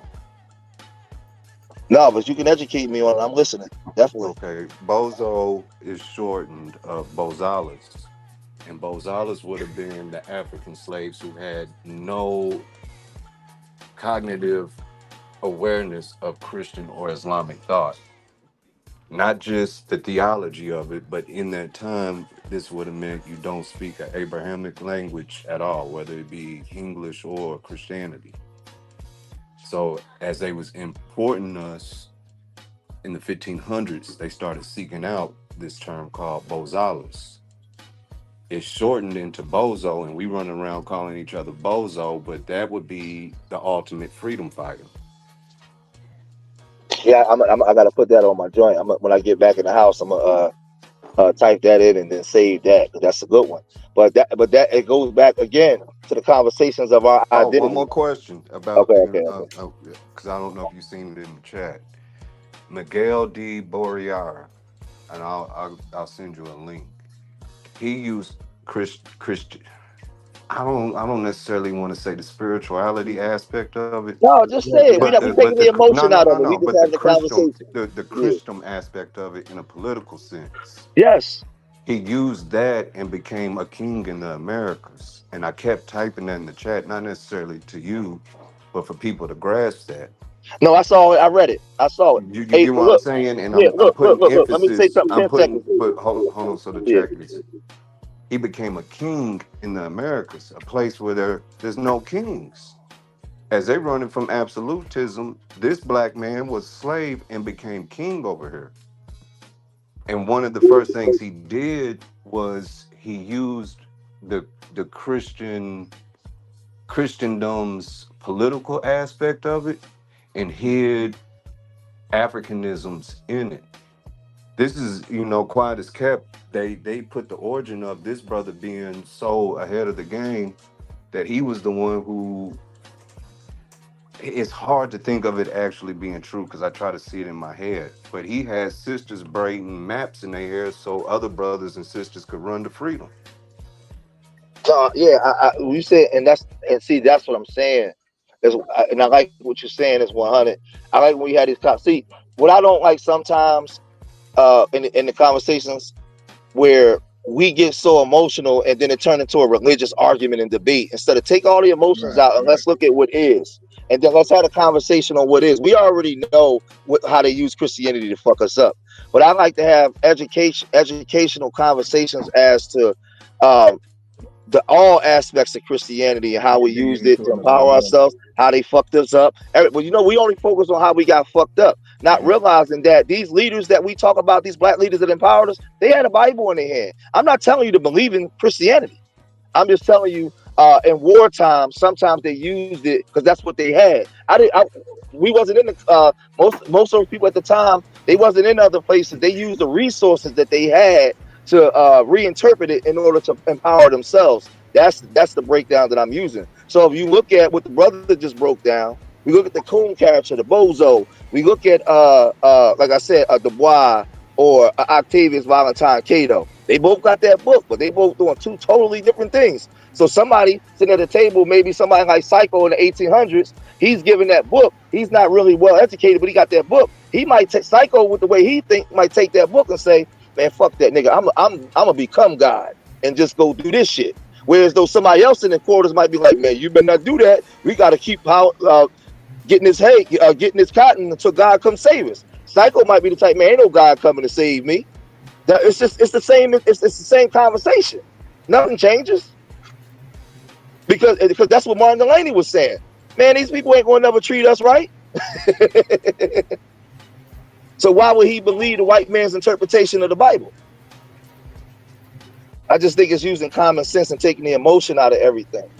And that's just the ones we got documentation of, because this was happening before Paul Cuffey and all of them. Yes, absolutely, absolutely. That's why. And That's why. to the modern day, take the emotions out of it. This is what I do. I just look around. The fact that the black church is still giving out blankets in the wintertime, still giving out coats, help people get out of jail, help grandma when she's sick at the hospital, get them kids toys and meals on Christmas and holidays. I'm not going to shun away for what they do from the community. People's I beliefs are agree. their beliefs. You get what I mean? They beliefs, but your actions speak louder than what the hell you thinking. I think what happened. Where you at, Psycho? Because this is important for Psycho. Where you at, Psycho? I see. I agree with a lot of things that Psycho say. I disagree with some things, right? My only What argument about with me? Psycho.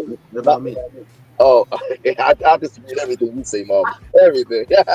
I'm just joking. Just joking. No, but I think my issue with Psycho would be at times is what he's laying down when he's talking about the Bible. I understand his point. The problem is inside the black communities, like when I got my nonprofit to help the black kids in the community, the black church did that for me. I couldn't go to the black power people and do it. I couldn't go to these black scientist groups or these people that when people speak against the church of the Bible, these other groups ain't around. They're not really there providing resources for the people like that. So I think what happens is it gets missed in the conversation. So I agree with the assessment that Cycle would be laying down, but the alternative is not there most of the time within the community. You understand what I'm saying, Psycho? I feel you. I think it's a double-edged sword, though. I think one of the reasons why that alternative ain't there is because the church is still around, and a lot of people will put more faith into the church than they do a Black Power organization. That's why the church gets way more money, and because they got more resources, because of that, they able to do more. And it almost looks like the Black Power movements. People like to criticize them, like they ain't doing this, they not doing that, and they'll say, the church is doing this, the church is doing that, and the church are the ones with all the resources. So it makes sense that they would be doing more. That it'll be embarrassing if the Black Power movement was doing more than the church, as much money as they get. As the Black Power movement get. I agree with you. My only pushback is this is my pushback. What you just said was 1,000% true. I can't challenge that. The issue that I have is all the way back into the history we was going. We have over almost 200 years of history of black nationalists talking this talk. We have enough black people across the United States where we could have already had a black nationalist power base to provide services. Maybe not as much as the church, but again, a lot of these people are coons. They talk this black shit. I'm gonna inject this, and I don't want everybody to get super emotional, turn it into a Tariq Nasheed debate. But I just want to say this one part. Tariq Nasheed can come out and raise $1 million, right? But if you come online, all these niggas that talk this black shit claim that they black first, B1, we should be able to get $1 million easy from the Caribbean to America to Africa. But It is sad that we can raise up $1 million for a goddamn DVD. See what I'm saying? The push. So watch this, Psycho. But watch this, Psycho. So what I'm saying is the problem ain't Tariq Nasheed. The problem is us. It's us. Yeah, I would agree. That's why I'm not blaming you. Right, you're right. We gotta stop being sheeple. I agree. Can I jump in My real quick priorities and give y'all a quote? This is one of my favorite quotes of all time, and it has to deal with disagreements. Just because you don't see eye to eye don't mean you can't walk shoulder to shoulder and get where you both getting respectfully. You don't have to trip nobody up. You don't have to stop their path. And I think we lose track of that. I agree with that. Yes. Yep. We lose track of that. You can have your religious folks love black folks just as much as your political folks, just as much as your rebel folks, just as much as your warrior folks, just as much as your everyday folk. That's how it should be. That's just not how it is, though. Yeah, because I'm pseudo. Because we adopting, I hate to say it this way, I'm going to jump off as soon as I say it, because we adopting that Eurocentric mindset. And by that, I mean we're embracing this king of the hill, there can only be one mentality. My boys is up full blast, so I'm going to jump to mute and get them in order. I hear him too. He said, to respond to what he was just saying, though, like, I think the church introduced a lot of that, with all the shunning of people and everything else, if the person don't follow the scriptures the way I follow it. Not even, it ain't gotta be an atheist or agnostic or something. It could be another Bible believer, but they don't follow the scriptures the way they follow the scriptures. So, i.e., they isolate themselves from them because they morality, they got different moral codes, right? And morality is everything in the religion, right? That's all religion pretty much care about is morality. So if your morality ain't in line with theirs, they don't really rock with you like that, and that's the dogmatic teachings. Yeah, I agree. But Marley will tell you, I'm super pseudo, but don't nobody love their people more than I do. I'm on the line all the time for black people, black family, presented on my channel, the wife, the kids. I'm super fucking pseudo. But that's my personal. Those are my personal beliefs. I don't put that out there to everybody. That has nothing to do with my conversation with Psycho when we dealing with science. But I'm definitely pseudo. I'll be the first to tell you. Marley, no. But that's my personal stuff. I know how to leave that at the door when I come into the room with my people. Right. Do you think that the black church is dying?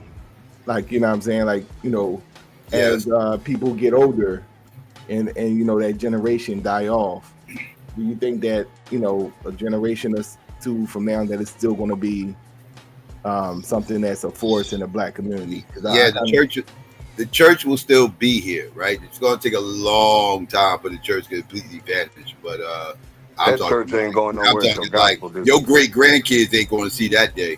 Like, it's going to take a long time for something like that to happen. But I will say, each generation that comes along, people are becoming less and less involved with the church for various reasons. Some are just becoming less dogmatic and becoming more agnostic or atheists or whatever. Then you got the people that are Bible believers, but they prefer the Hebrew doctrine over the Christian doctrine. I would say that's happening a lot with the 30s and unders. If you're like 30 and under, there's a very good chance if you're a Bible believer, you identify as a Hebrew over a Christian. There's a very good chance, right? If you're 30 and under. If you're over 30, there's a very good chance you're still a Christian. So it's kind of like a generational thing, and I think that's going to increase as time goes on. You're going to see more and more people identifying as Hebrews and less people identifying as Christians in the black community, and that's going to hurt the church.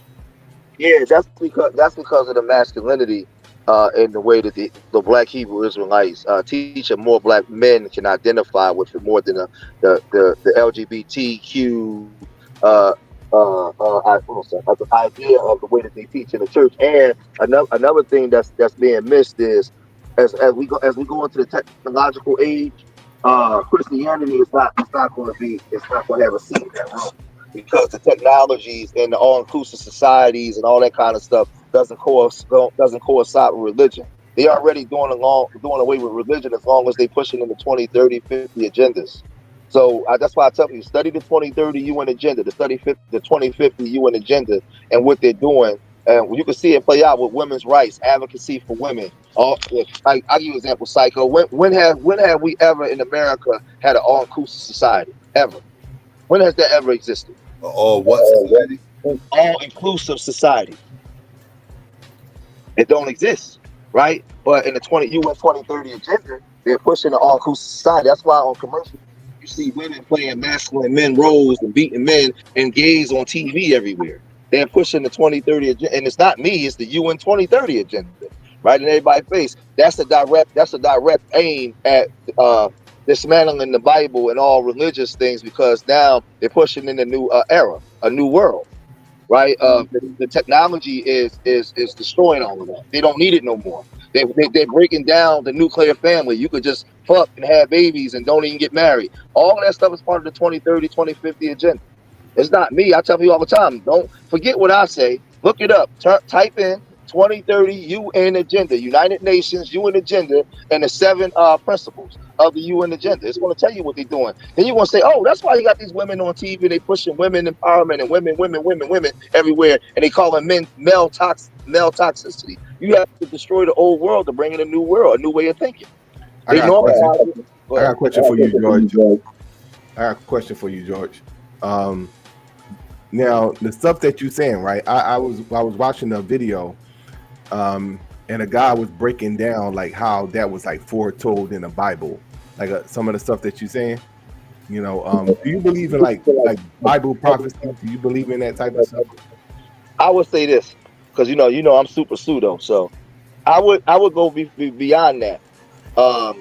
I believe that prophecies are real, but it's not just Bible prophecies, because they just use Bible as the reference for everything. But they got that stuff from Africans, Native Americans, a lot of stuff. When they tell old stories or folk tales or stories about things that's predicted, yeah, they talk about these days to come. So it's up to people's interpretation of what they want to believe. But people, they did tell stories like that. But I think that the Bible is just a book that told stories of older stories. right? You know, and they put their we broke this stuff down 6-7 years ago, Solomon, on our channels.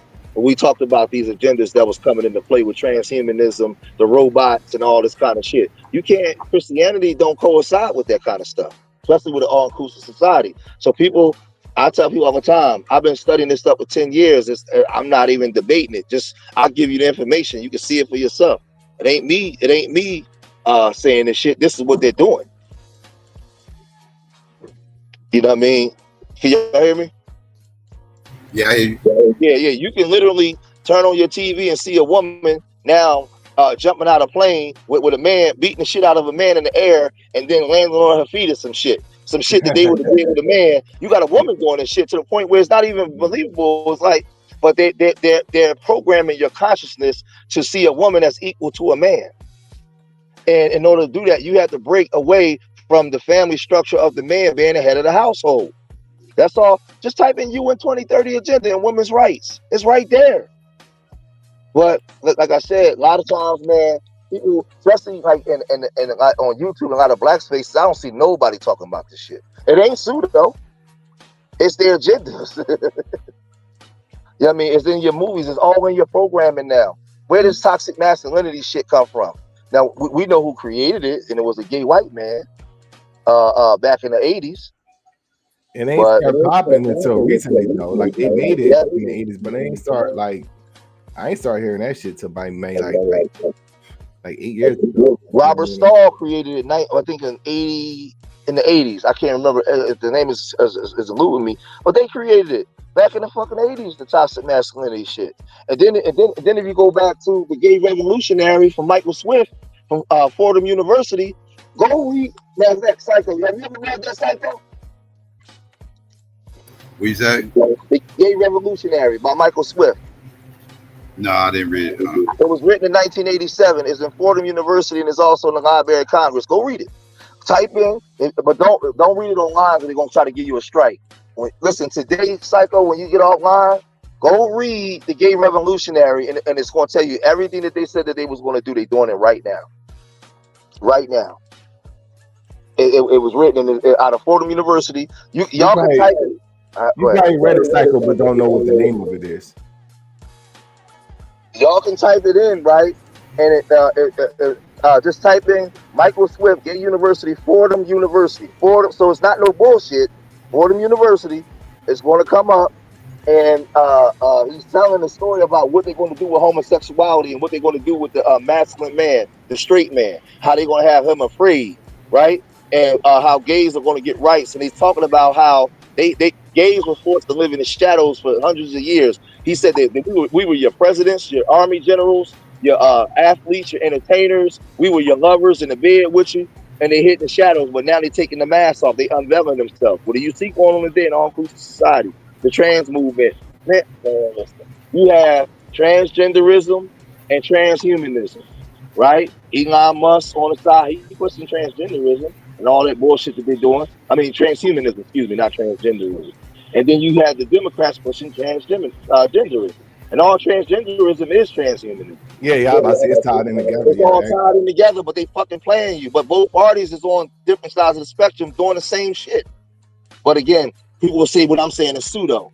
But that's why a lot of times, man, I don't even get into the conversations because black shit is not just black studies. It's the science of what your enemy is doing and his approach to things. That's black nationalism too. Hey, George, to that, are you, because I heard you say nuclear family, and it always triggers me to think of this man. Are you aware of George Murdoch? Murdock? I heard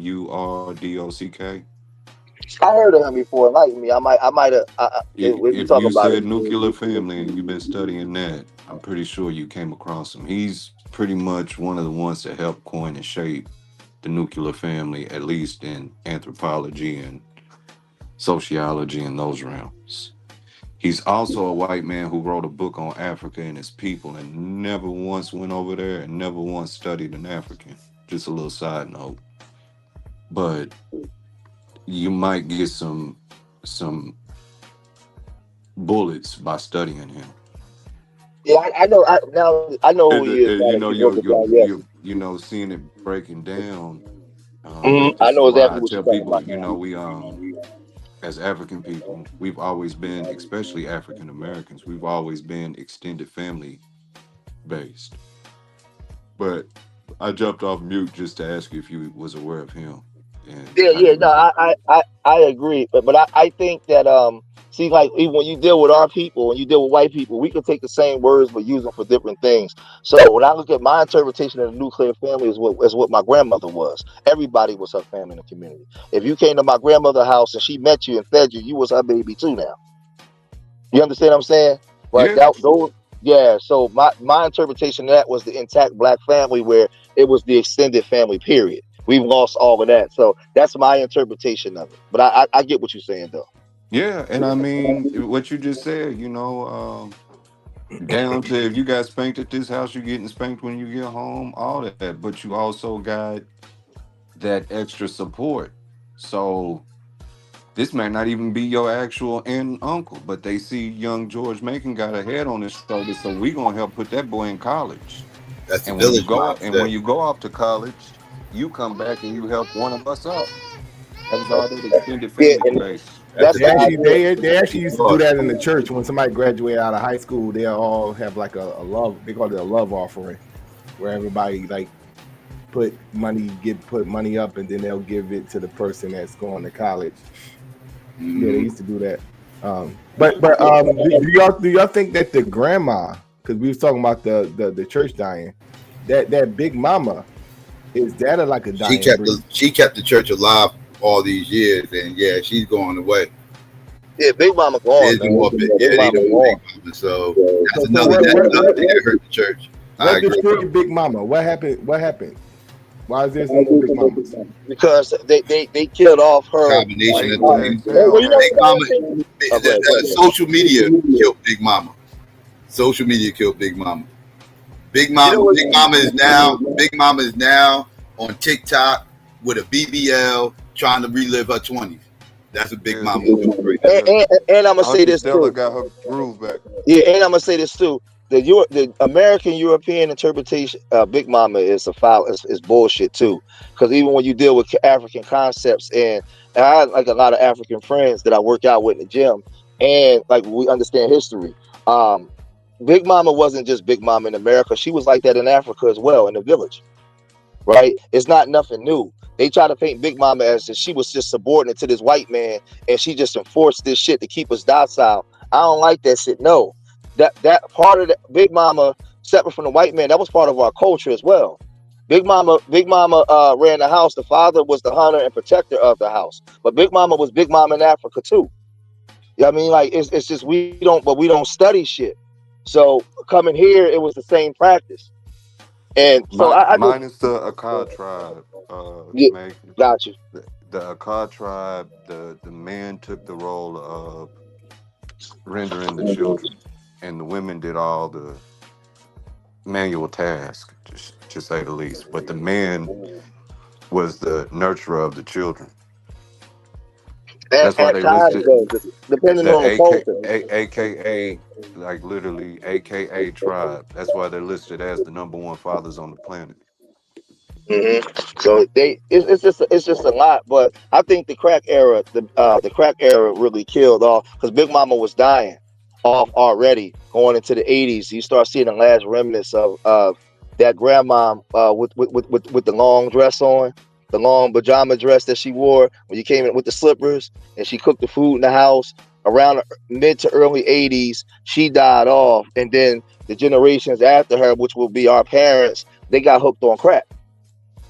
And then you get down to our generation, Psycho. I said this to my wife the other day. I'm gonna say this to y'all. In my opinion, I think my generation, for 50 years old, uh, uh, I would say 40 to 55. My generation has produced some of the worst generation of children Black America has ever saw. Because our generation, we are the children of the crack era, meaning we sold crack to our parents and uncles and the elders of the community, and then in the 90s we start having babies, and we gave birth to a lot of the shit you see going on now. It was our generation. We sold crack to our parents' generation. and we giving birth. The children that's born that came from us, that produced these so-called YNs, that all came from us. It all came from us. It's the truth. We came from our parents that started smoking crack. We the We crack started babies to, too, though. We the crack babies too, though, George. We the yeah, ones that. yes, I agree. There was the generation that was selling the crack to the parents. We had we started having babies in the 90s and early 2000s. Now those children are grown with children. But when you see all the raticity going on, they are children, bro. That's our children. That's not Big Mama's children. That's our children. A lot of people don't like that shit though. Oh man, see, we could talk about the elders dropped the ball, but when I say this shit, now all of a sudden everybody turn on me. But all the kids online wilding, that's our children. That's the hyper masculine, born in late 70s, early 80s. Era. I hold my generation accountable a lot, man. Like we dropped the ball on a lot of levels, bro. Like How we dropped the ball though? How we dropped the ball if we wasn't raised? Our parents was crackheads. We don't. Yeah, I think we was ignorant. We was just all ignorant. We didn't. Yeah, like if our parents was crackheads, that means we wasn't raised right. Yeah, it was just chaos. It was fucked up, bro. It was messed up really bad, man. And now let's go back to our parents, right? Let's go to Big Mama. Is it safe to say where y'all at? Is it safe to say this is when we full-fledged embraced pop culture and turned the 80s, 180 on, and I don't beat me up on this, Psycho, but any African sense of spirituality or philosophies. Instead, we went full-fledged American pop culture. That was the 80s. Yes, yeah. I would agree. Changed us as a collective. It changed. You know what we did? You know what we did, Psycho? Watch this. Y'all gonna laugh at this. Our generation, not our parents' generation, our generation was the ones that said, like, let's just say, Psycho, my brother, and he come over my house, and his son act up, and I whip his ass. Our generation was the ones, don't touch my son, that's my son. We start separating the family norms of what really existed. Our generation, the one that broke the village up. It was us that did it.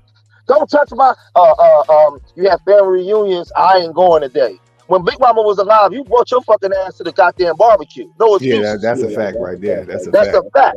We was the ones start breaking up all that shit while the families and the kids. It started somewhat with the crack era of mom and dad because they was on crack. But even the crack era mom and dad still had some sense of family still. Yeah, they just was fucked up on drugs. Yeah. Our generation was the ones that was saying, don't touch my, like how many of y'all might have had an argument with your sister because you done cussed out one of her kids at the barbecue. That didn't exist when I was a kid. When I got out of line, my uncle could whip my ass and my dad would come whip my ass too.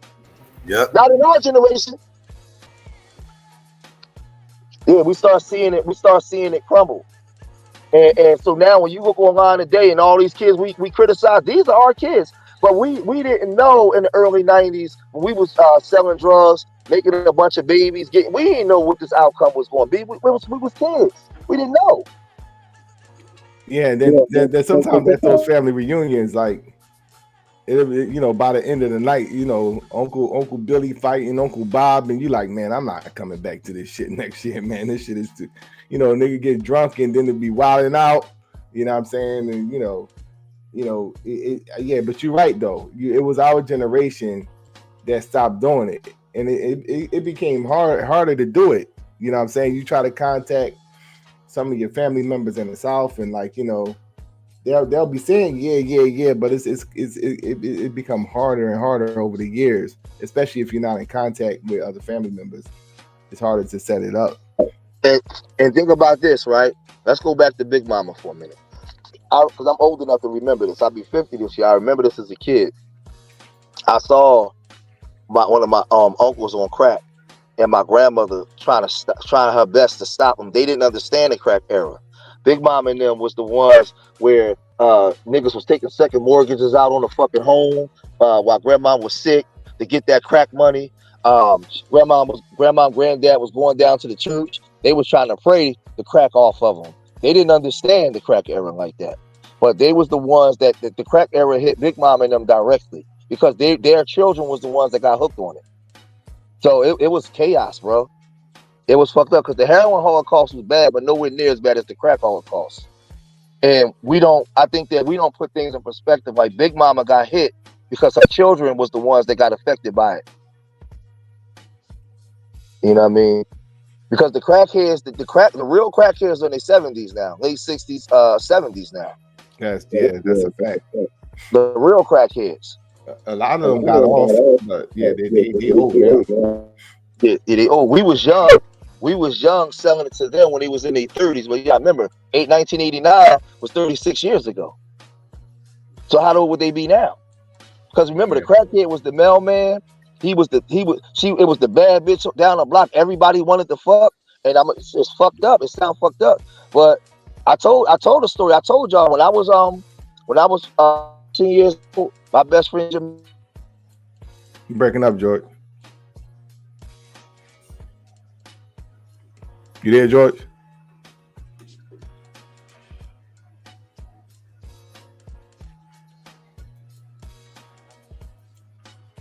I think we lost him. I don't know. He might got a phone call. Yeah, but yeah. That crack era, did mess a lot of shit up. I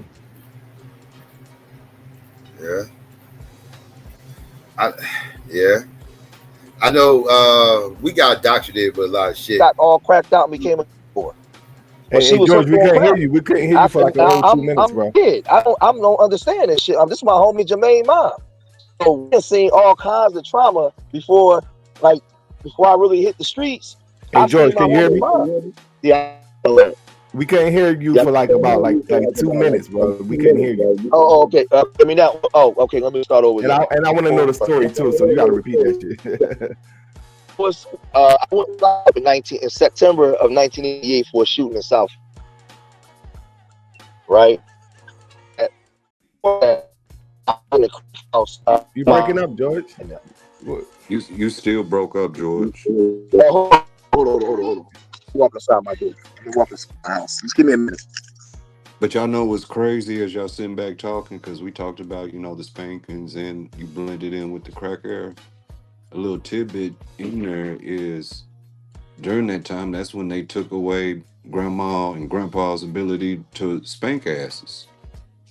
Now all of a sudden you calling DHS just because they threaten you to get an ass whooping. That was the beginning of it. Yeah. Right. Yeah. That was the beginning. I'm just saying, the wildest thing. The pre-timeout era versus the post-timeout era. That's a sensitive topic. Yeah, but it's right there. I seen that in the school too. In the highlights of it, like in the pinnacle of it. By the time the crack dealers is getting their money and can ball out, grandma at the house with the baby. Let's keep it $1. Let's go back to them times. While she watching Bebe's kids, she can't whoop them. She can't do nothing to them. So she getting stressed out, worn out, and more than likely pushed to an early grave. You get where I'm going? Yeah. I seen it in the schools actually. We had a big mama teacher. Her name was Miss Bolden, and she would pinch your ear, make you hold the books in the corner, and then you had but she was older, and you had a new wave of young white teachers. Yes, that would be putting it. They would put it in my ear, like, yeah, I'm not gonna pinch your ear, and I'm not gonna make you hold books in the corner. I'm just gonna ask you to calm down and da da da da. And at the time, I thought the white teacher was the nice one, and Miss Bolden was the mean one. You know what I'm saying? And it's like, so they'll throw that little shit in your ear. Miss Bolden didn't do that. She didn't never compare herself to the white teachers. She would just be disciplining you. But the white teacher would throw that in your ear, like, I'm not going to do this and I'm not going to do that like the other teachers. Of course they would. Blah, blah, blah, blah, blah. And so that put in my mind, like, damn, Miss Hannah's the white teacher. I'm like, Miss Hannah nice and Miss Bolden is mean teacher. You know what I'm saying?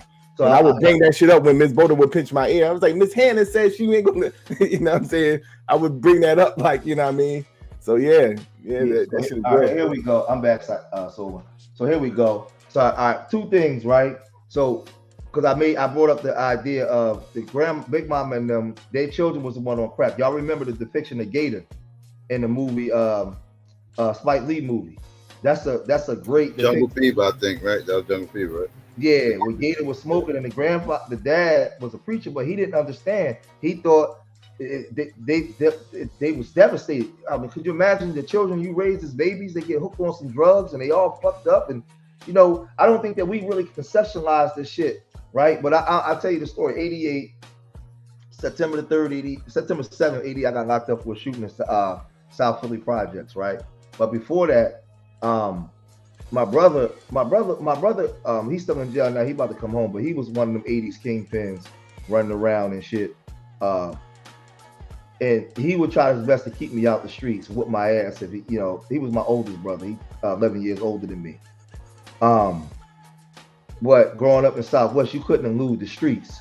So we used to all be in the crack house. I hung with kids older than me, so they be in the crack house, with the guns and everything. So my homie Jermaine, my childhood homie Jermaine, I remember before crack, his mom and his dad used to be together, and they was married, and they used to always listen to "Silent as a Rock." That was the song back in the day. That was their shit. And they would be, we would go out to the park for picnics with them, everything. Like with my homie Jermaine, come around late 80s, they got hooked on crack. And one day I went into the crack house. This is about 88 before I got locked up as a juvenile. I heard this lady getting fucked upstairs. I'm just telling y'all a real story, man. Like real. And as a kid, I'm like, damn, they up there. I'm a virgin. I'm 13. So but I'm up with the older kids. I run upstairs. I look in the room. I see Jermaine mom, Miss Gloria. She in there having sex with all the young guys. They in there wearing her ass out. I run from the out the room because I'm in the doorway. She saw me. She jumped up naked and ran to the hallway to get me for me not to tell, because she wasn't all smoked out yet. She was smoking, but it was starting to get her. And for me not to tell, I was fucked up because I never saw anything like that. We was raised to respect adults. I never saw anything like that. So that traumatized me, right? And from that time on, if we want to be technical, if any of y'all that grew up in the streets, man, listen, during that time when niggas said they was fucking crackheads, we was fucking homies' moms and all that shit. My generation was the first generation that really stopped losing respect for elders, because we was selling crack to the elders and fucking the women. It was what it was. Mm-hmm. Yeah, like a lot of those women, if you go back to 89, 1990, 1991, crack is at its apex.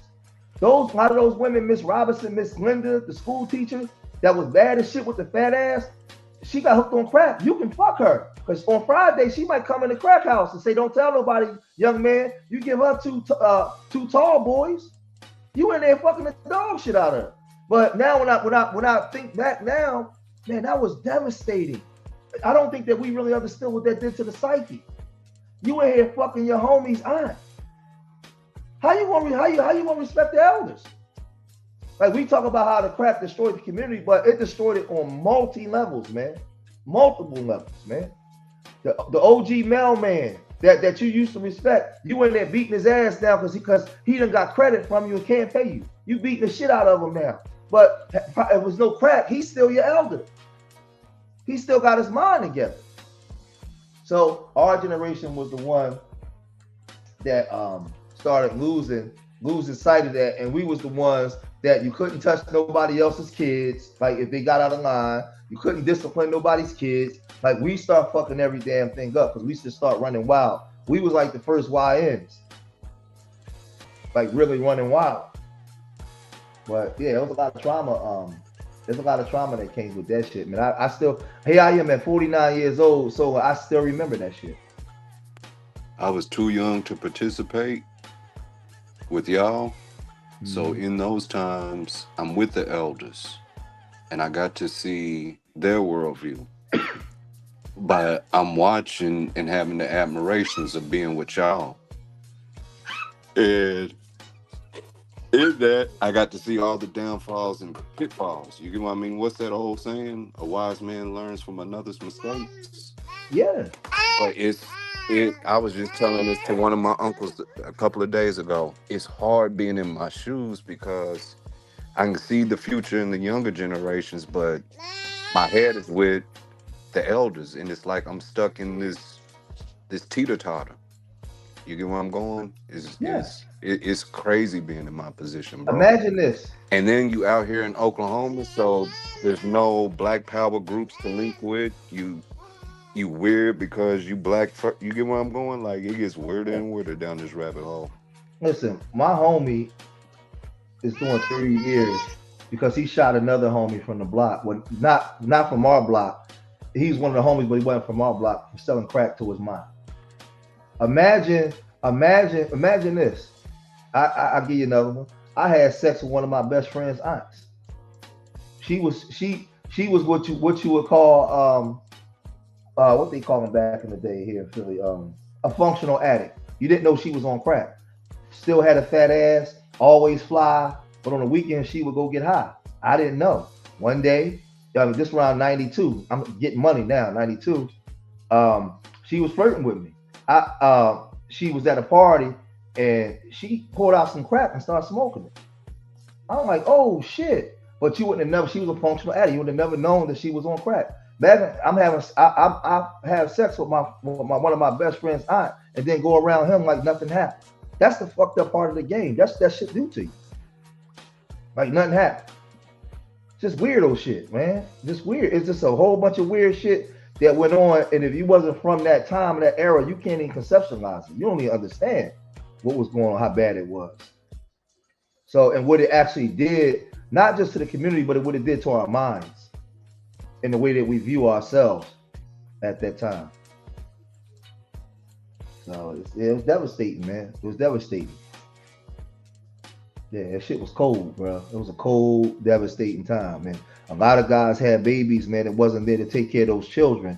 Now, those children, that they have children, and what you see on Instagram now, all these girls wilding out, man, listen, they all part of the crack era shit. George, that's how I became a godfather before I was 20 years old to 6. Mm-hmm. And that's why I refused to hustle. Yeah, that made me an outcast amongst my brethren because they looking at it like, especially once I had my own biological kids, like, nigga, you could be out here eating. I'll give you this. You ain't even got to pay me back. And it's like, I ain't doing nothing that's going to jeopardize me coming home to my kids. I gotta find it another way. On top of, I seen what it did to people. You know what I mean? Some of us don't like saying it, but I had an auntie on crack. I seen what it did to her. I seen how it separated people from their families. I seen the little bullshit rewards. Motherfucker knock on the door at 4 o'clock in the morning with a trash bag filled with polos. And uncle on some, I don't want that.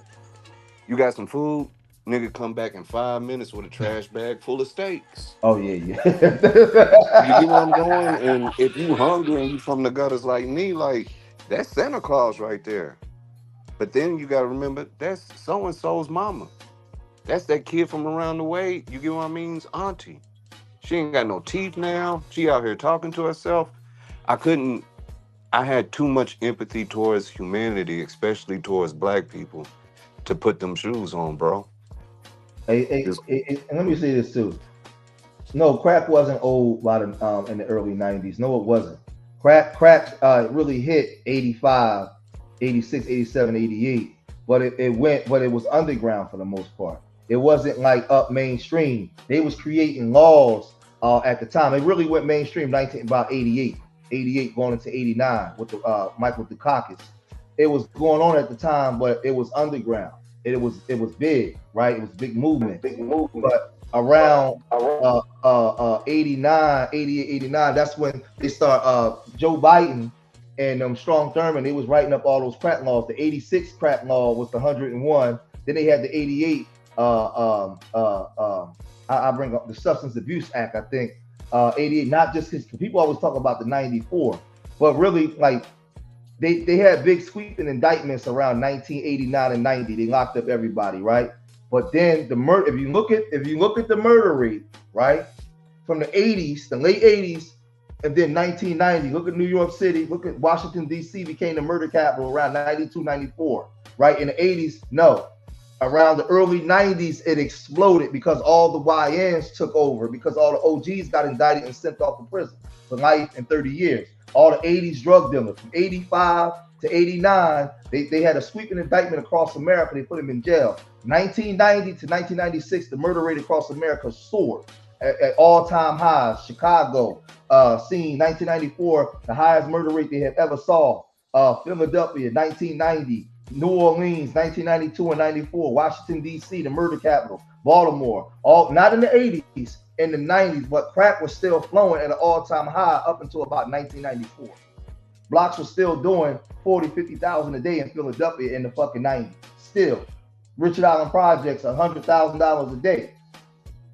You know, so no, it was still there. It's just in the 80s they locked up a lot of the big dealers, and when they went to jail, the YNs took over, and then all hell broke loose.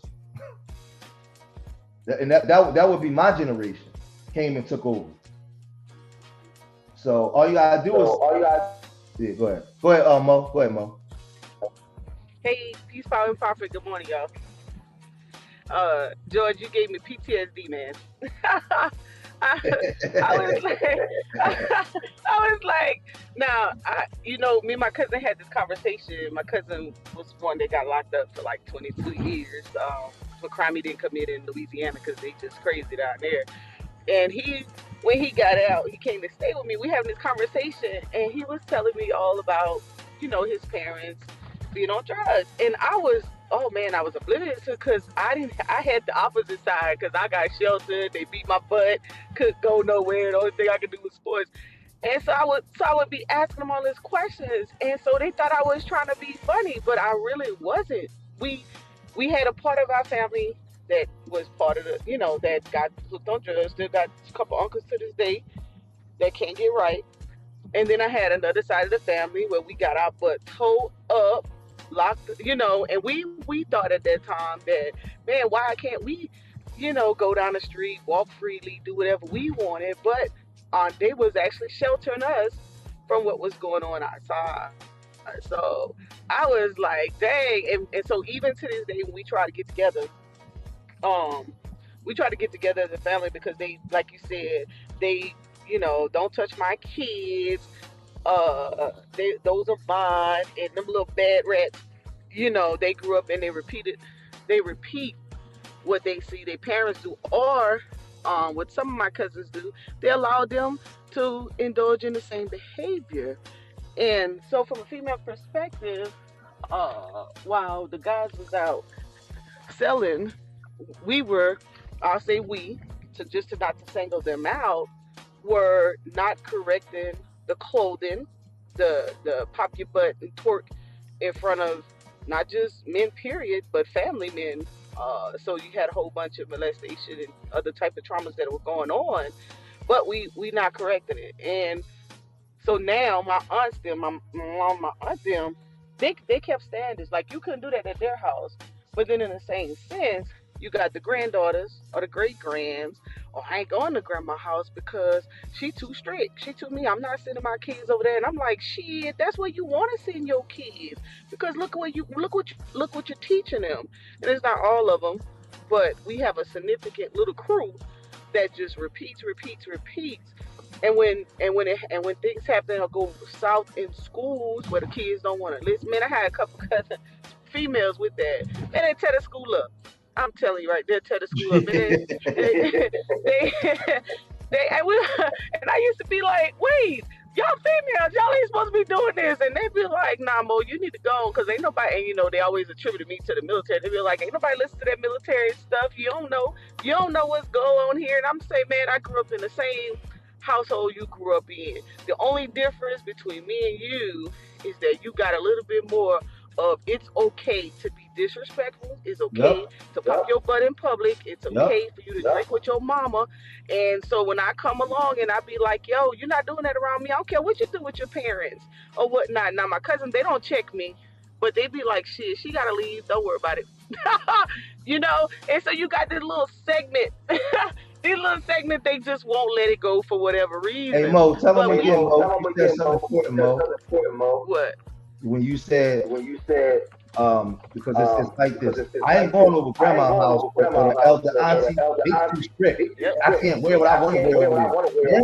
Yeah, that was our generation. Yes, my think my oldest aunt just turned 75. Listen, bro, when we go over there, hey, lights out 9 o'clock. She don't care who you are, how old you are. You not bringing your significant other to her house and spend no nights. Y'all better be married.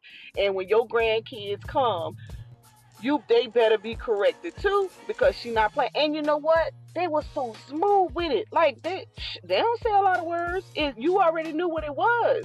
And so when my little cousin them come, I got one. She be side eyeing them, right? And they be like, "Yeah, you can look, but bring your little butt up in this yard and see what's gonna happen."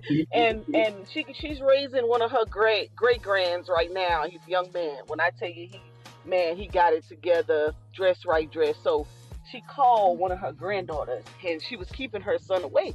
And she said, "Hey, why you don't bring my great grand over?" And she was like, "Well, because I know your rules, this, that, whatever." So my cousin's having problems because he's not talking. And so I said, no. I called my cousin and said, no, you want to bring him there. Because she's the one that's going to sit and take time with him and not judge him, not call him names, not say he's this, that, or whatever. Those are the people you want your kids around. I know what you think, but that's not how, you should change your perspective. And so she has them now. So it's kind of like a great thing to see that they are lining them up. But I can tell you, boy, my aunt, I got three. Well, I had four. Well, the one who passed, she actually was the one on crack, which I didn't even know, which was crazy. But the other ones, shoot, listen, our house used to be so clean. My grandmother's house used to be so clean because we used to have to get on the floor and wax with a sponge. Don't play with it. Dust them whatnots every day. So when we do the same thing, my cousin look at us like, why y'all do that? I said, yeah, because when you was out going to the club at 15 and 16, you thought it was cool. And now y'all still doing, why nobody don't help us? Why this, that? Because your mouth. You Well, disrespectful. you know what it was, You're Sumo? sassy. You know what it was, Sumo? And I know this now. Those family members that you speak about, we rejected them because we thought that they was up. They had higher standards. They had high expectations for us. I know this now at my age now with my own kids and grandkids. My aunties and my grandmama and them, no, they had higher standards. And we couldn't bring that foolishness to their house. Not at all. So you know what we did? I ain't going to. Oh, we go with it when we had to. Oh, they think they better than. No, they didn't. No, they didn't. They was just better than bullshit. Yeah, they didn't play, and the correctness. When the crack, when when they were doing all the putting the guys in jail for drugs or whatever. I think I'm a year younger than you, so 48. And I remember we had just got a new chief of police. At that time, we wouldn't. Well, I didn't. Let me say that. Didn't look at it like, oh man, I got to get the bad deal. Cause man, we was like, yes, the chief of police is cleaning up the streets. Like yeah, you ain't gonna be able to stand in front of our house and sell to this person and sell to that person type of deal. And he, at the time, his little tenure or whatever, we just looked at it as it being cleaned up. But as you got older and you learned the whole three strike thing and what was going on, how some people was being treated unfairly, that kind of thing, you kind of put something in a different perspective. Like, okay, you could have went about it a different way. Because I grew up in the town and we had all black police. I think our sheriff's department had the white folks, and then the black folks. Our black police were the city cops. But then now it's like more mixed up because we have predominant black in our in my little city, which is not very big because you guys grew up in much larger areas. But what hurt us when Katrina happened, natural disaster, and everybody started to disperse from out of the New Orleans area, all hell broke loose, and there go the gun violence for us. But yeah, in reference to what our kids are doing right now and try to shape their mental mindset, I had put in the chat. We had a grant call last night with a grant evaluator for EPA, and he was telling us. He said, "Hey, I need you guys to think about a rites of passage program for it because this was dealing with the Gullah culture, a rites of passage program because based on what they're doing with the school systems right now and being able to educate and teach the young men and women not just about the culture but also how to conduct themselves and all that great stuff, the stuff that some of you are already doing with mentorship." And it comes back full circle. But his approach that he has and how he's going to get us to facilitate it is pretty cool and unique. Um, but when you speak about rites of passage programs, or you talk about creating an organization that's going to help our young men and women, you have some people who buck against it because of the principles, because of standards. It's almost as if the people that we need to help, because you got a lot of people who are doing pretty good, and they still win. People say we isolate or we abandon our communities. But when you go back and you try to facilitate, it goes back to the conversation, the education, and who is allowed to teach your kid whether they could, whether the education, the degree matters or it does not matter. It all goes back to, okay, if you know a way that actually works, then why are we getting caught up with systematic principles or a checklist that we have to have? Why can't we just implement it and focus on the guidance and shape the minds of it? But like you said, George, the mental mentality of our age group, on what and how it can be done, we get disconnected because we are comfortable with what we're offered from the government.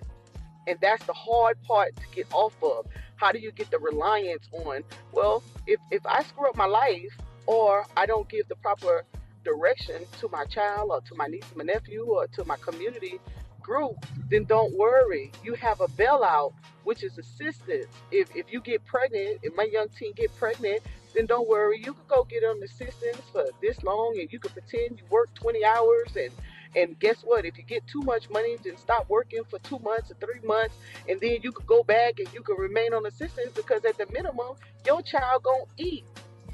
Whew, boy, we got work. Auntie Mo, it's so bad here. It's so bad here, Auntie Mo. I've seen more than one sit back and literally believe if they had more than 10 kids, Yeah. more than 10, they don't have to pay taxes. And I'm like, you don't have a job, and this ain't true. You ain't even paying taxes. So how is that an incentive for you? Somebody got a It's serious different. echo. Mo, you want a headphone, Mo? Yeah, I think Mo, yeah, because he went away. I'm on mute. Oh, yeah. Hey, but I think it go back to what we was initially saying. I think in our generation, we talking about the hip hop pop culture.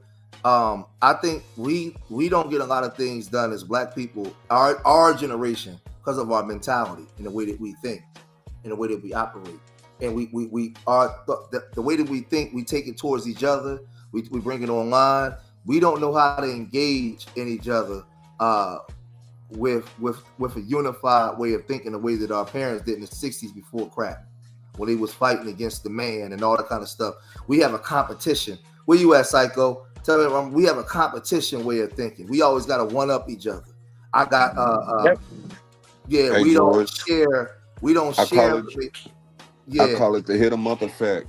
yeah, but we gotta. This the hip hop way of thinking. The way Just think about that. Think about how Hit 'em Up, that one track, changed it permanently.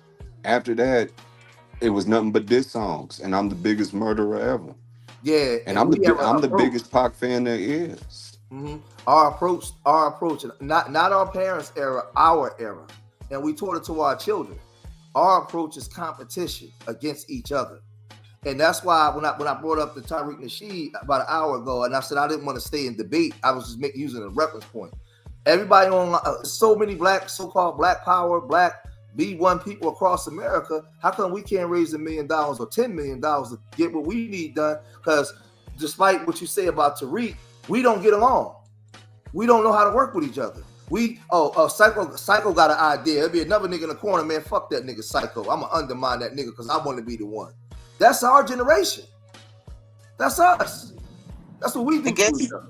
They And the forcing Black you to do it part, now. If you go gonna ahead, if you Auntie Mo. gonna get somewhere now, you're forced to do it. If you haven't embraced it, working together, to build a little coalition, or what they're using, the word they're using now, a cohort, then you're gonna be forced to do it. But yeah. So you better get used to it now. Start And working think with of it. this, Mo. Think of this, Mo. We ain't in our dad's my dad, if he was alive, he'd be 79. We ain't in our dad's generation. Like nothing stopping all if all of us right now with social media wanted to build a coalition. I'm just use urban nerds as an example because that's what I got. Let's just say we're gonna make urban nerds New Orleans, urban nerds Newark. And we got Mo, we got all people that can get the nonprofits, so we can get the benefit us. Ain't nothing stopping us from doing that but us. It's us doing it. The white man ain't stopping that. That's us doing that. That's true. That's You know, us. there's a guy down in New Orleans.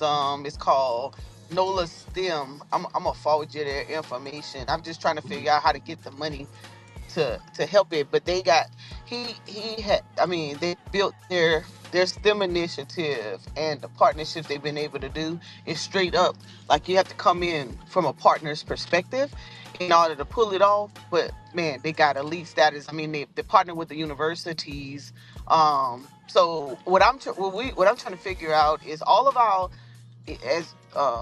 professors who are in the universities, they gotta let us in. Like you gotta open up the gates and say, okay, no, I want to partner with that. Our urban nerds is doing a phenomenal job. They got their track record. They've already proved themselves. That's the community program that I want to partner with. So when I do my research, that's the group that I want that funding to go down to as a sub awardee. Yeah. No, If they open those doors for go ahead. I think Mo, in my opinion, like I'll give you an example. I just got the okay last week to go into Drexel University. We're going to be live Oh, streaming nice. and doing our work from Drexel University, right?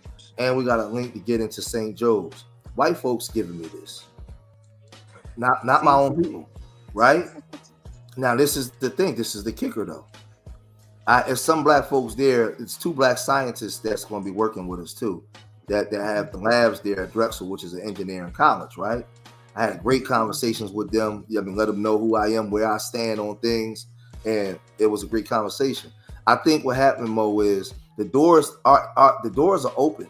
The problem is we're not unified to give a great presentation as to why we should be there. I learned this by the last 5 years, just going to city council meetings, sitting around. I learned who the sellouts are, who the ones that's for our people. But I had to learn, like, I need a better presentation. I need a proper I take that. presentation. You understand what I'm saying? Like, because the thing Oh, is, I know what you're saying. yeah, it's a lot of shit that they Yeah. want to give you. But the thing Yeah. is, we don't know how to go get it. Or, like, this is what we do, Mo. Instead of us, well, I'll give you an example. I see you in the streets, and instead of us having constructive conversations, I'm looking at you to try to have sex. Or you looking at me like what he looking at. Instead of saying, not knowing, damn, I got all this knowledge and this brother's doing this in the community. We don't have a communal base anymore. Everything is over sexualized, or we got attitudes towards each other. Hey George, I watched, and I'm a little bit younger than y'all, but I watched when the block parties died, especially in the aspect of we all broke, we come together, we all eat, we gonna celebrate. To this individualistic look at what I got mentality. Mm-hmm. And if I ain't got, you don't exist. And I hate to double down on my emphasis of that Eurocentric king of the hill mentality. That's what's stopping us. Even in this social media world of black empowerment. Your Tariq Nasheed. I don't trust him at all to back up nothing he's saying. It's all look at me, look at me, look at me. So even our history, even our plight becomes a hustle. Yes. People don't want reparations because what our ancestors went through. They just want the free check. So by that sense, you pimping your ancestors. It's all part of So ignorance. George, Go ahead, so Mo. George, that's why. So when I would go live and nobody would be watching, I would do that on purpose so that people can get the content, so that you can know how to better organize the information when you do get in those circles, right?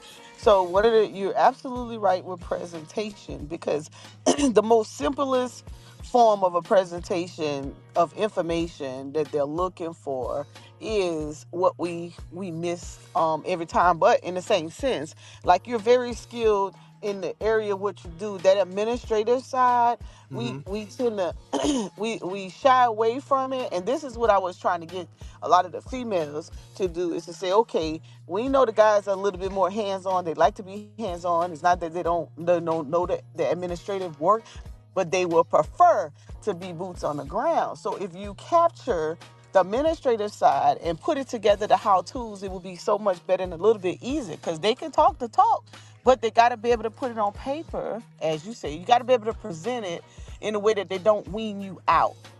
Perfect opportunities, lots of opportunities, but it's just that one little aspect. And sometimes it takes time. It will take time out of your day, but sometimes we got to know that the little time that you think that's irrelevant is the one that's gonna get you the bag. Yep. And and somebody was saying something. No, that was my nephew. Go ahead. Okay. And when we come out, and I learned this, when we come out and like when we have like in Philly, we have organization meetings where like all the nonprofits show up. Like for anybody that got any organization that might be watching now and listening, when y'all come out to these organizations, don't like you get phone numbers. I gotta just call it for what it is, because I know our culture, man. Stop trying to get with each other all the time. We got to learn how to come into spaces and do business and be professional and have people take you serious. Like, my policy, man, we would take Mo, we would every year, we go to these DC trips. I'm real, now in the last 2 years, I'm real careful of who I bring with me with Urban Nerds to help out with the kids or the parents. I tell them no fraternizing with the women or like the men. We coming up with, we on business. I don't want nobody getting no phone numbers. I don't want you out there flirting. We come into certain spaces like we don't know how to be a lot of times, and even the professional educated, because we don't know how to be professional. Say the mouthful. Creating that You want people culture. to take you serious. Yeah, creating that standard, creating that culture. Yes. Conduct is important. How you behave is important, because with the kids, not with amongst yourselves, as far as being able to do the work versus being stifled by what what the behavior. We already know what the sexualized behavior does, and how it affects your performance when you're working, but also important for the kids to see that it's okay to be professional, and you got to be able to have a little self-control. That's one of the biggest problems in our communities is self-control and the standard. Because I said this we had a big meeting at St. Joseph University 2 months ago. When I got the microphone, I said, what is the standard for the young black boy and the black girl in the community? How high is the bar set?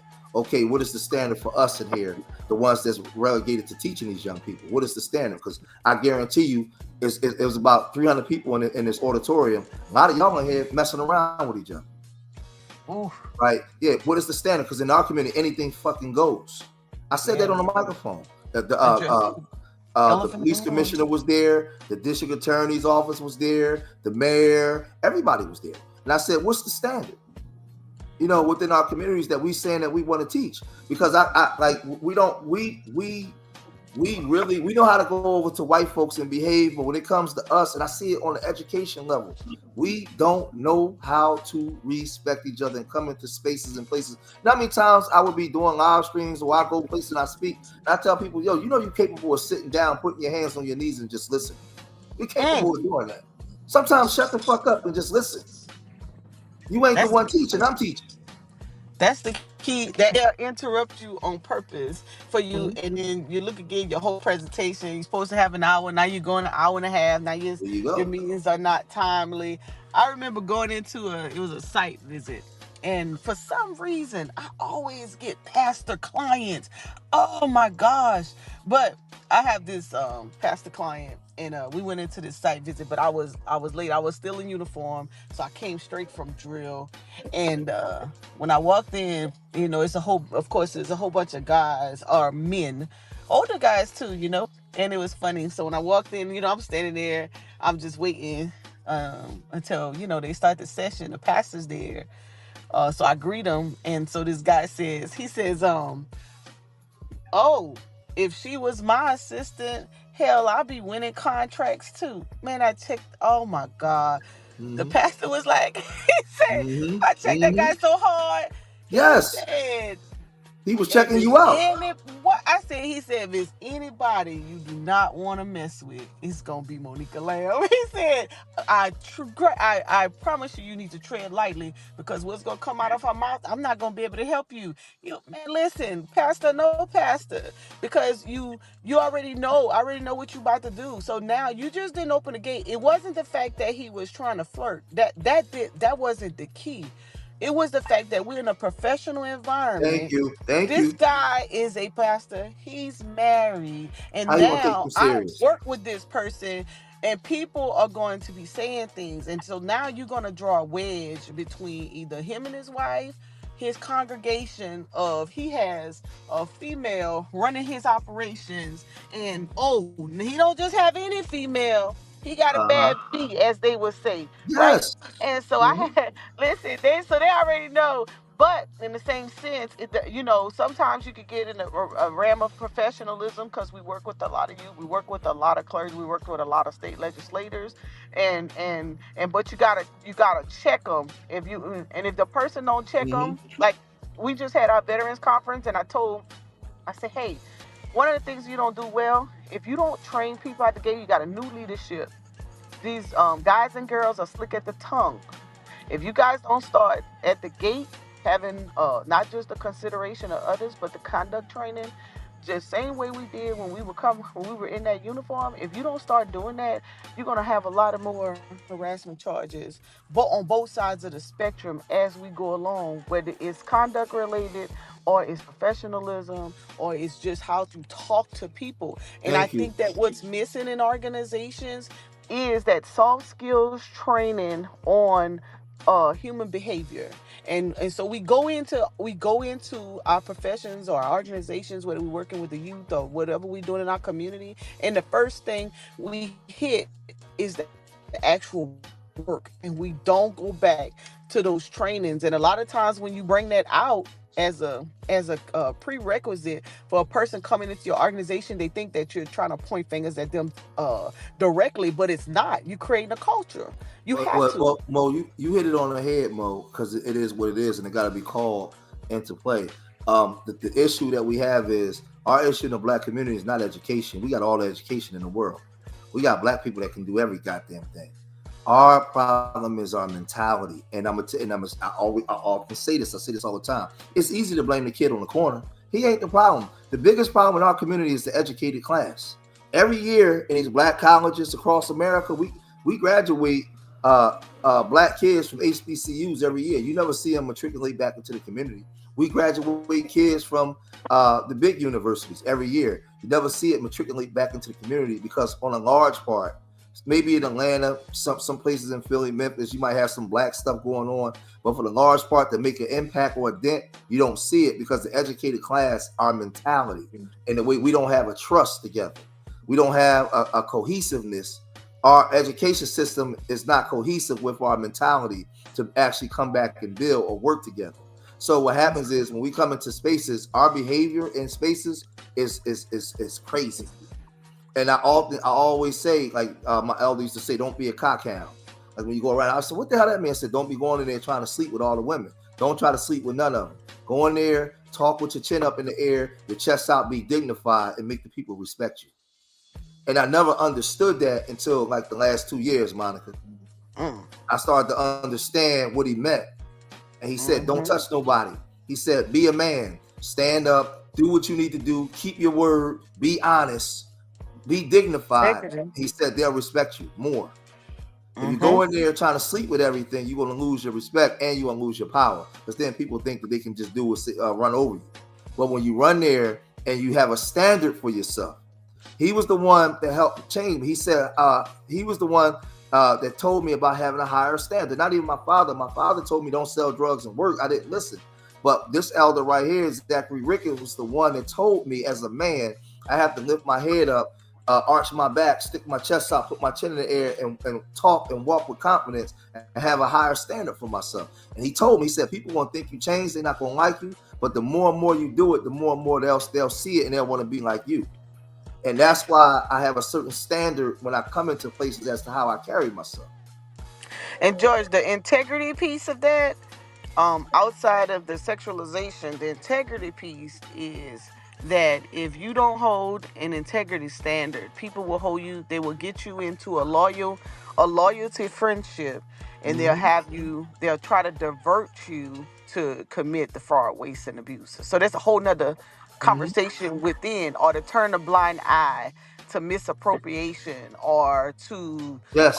to treatment of or to separatists. Let me say that, to how to separate individuals within, so you wouldn't give favor to the entire whole. It would be only to a particular group of the whole. Like, it's, man, the standard that you have to get out the gate is the one in which you have to keep. And man, and training is super important. That's why my motto is train, transition, relationship, and innovative networking. Like, if you don't learn to train, it has to be in the forefront. If you run an organization, it has to be something that you do. If you don't do it monthly, you have to do it quarterly. You have to do it semi-annually. You have to do it annually. And that's just not for the work that you do. That's conduct too.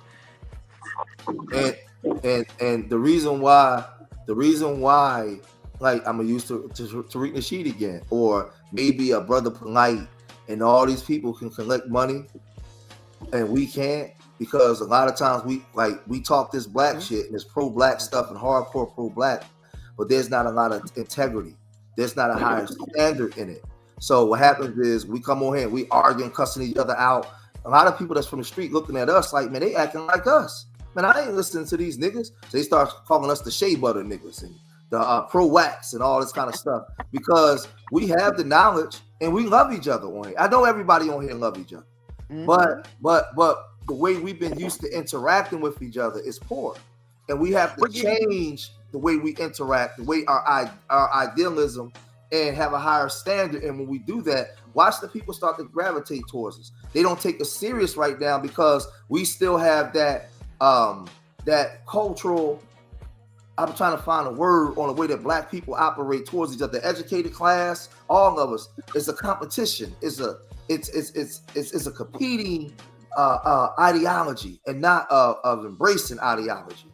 It's not a higher standard of, yo, I got integrity. We ain't doing this, and this is what it is. I'm not better than you. I'm just better than this.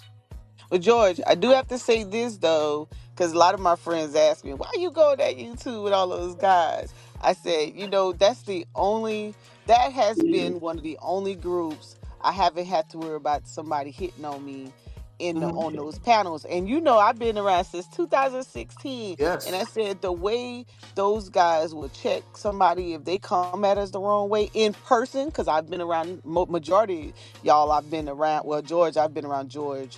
Let me see who else on here. Oh, well, on other panels, I've been around some of the other guys more.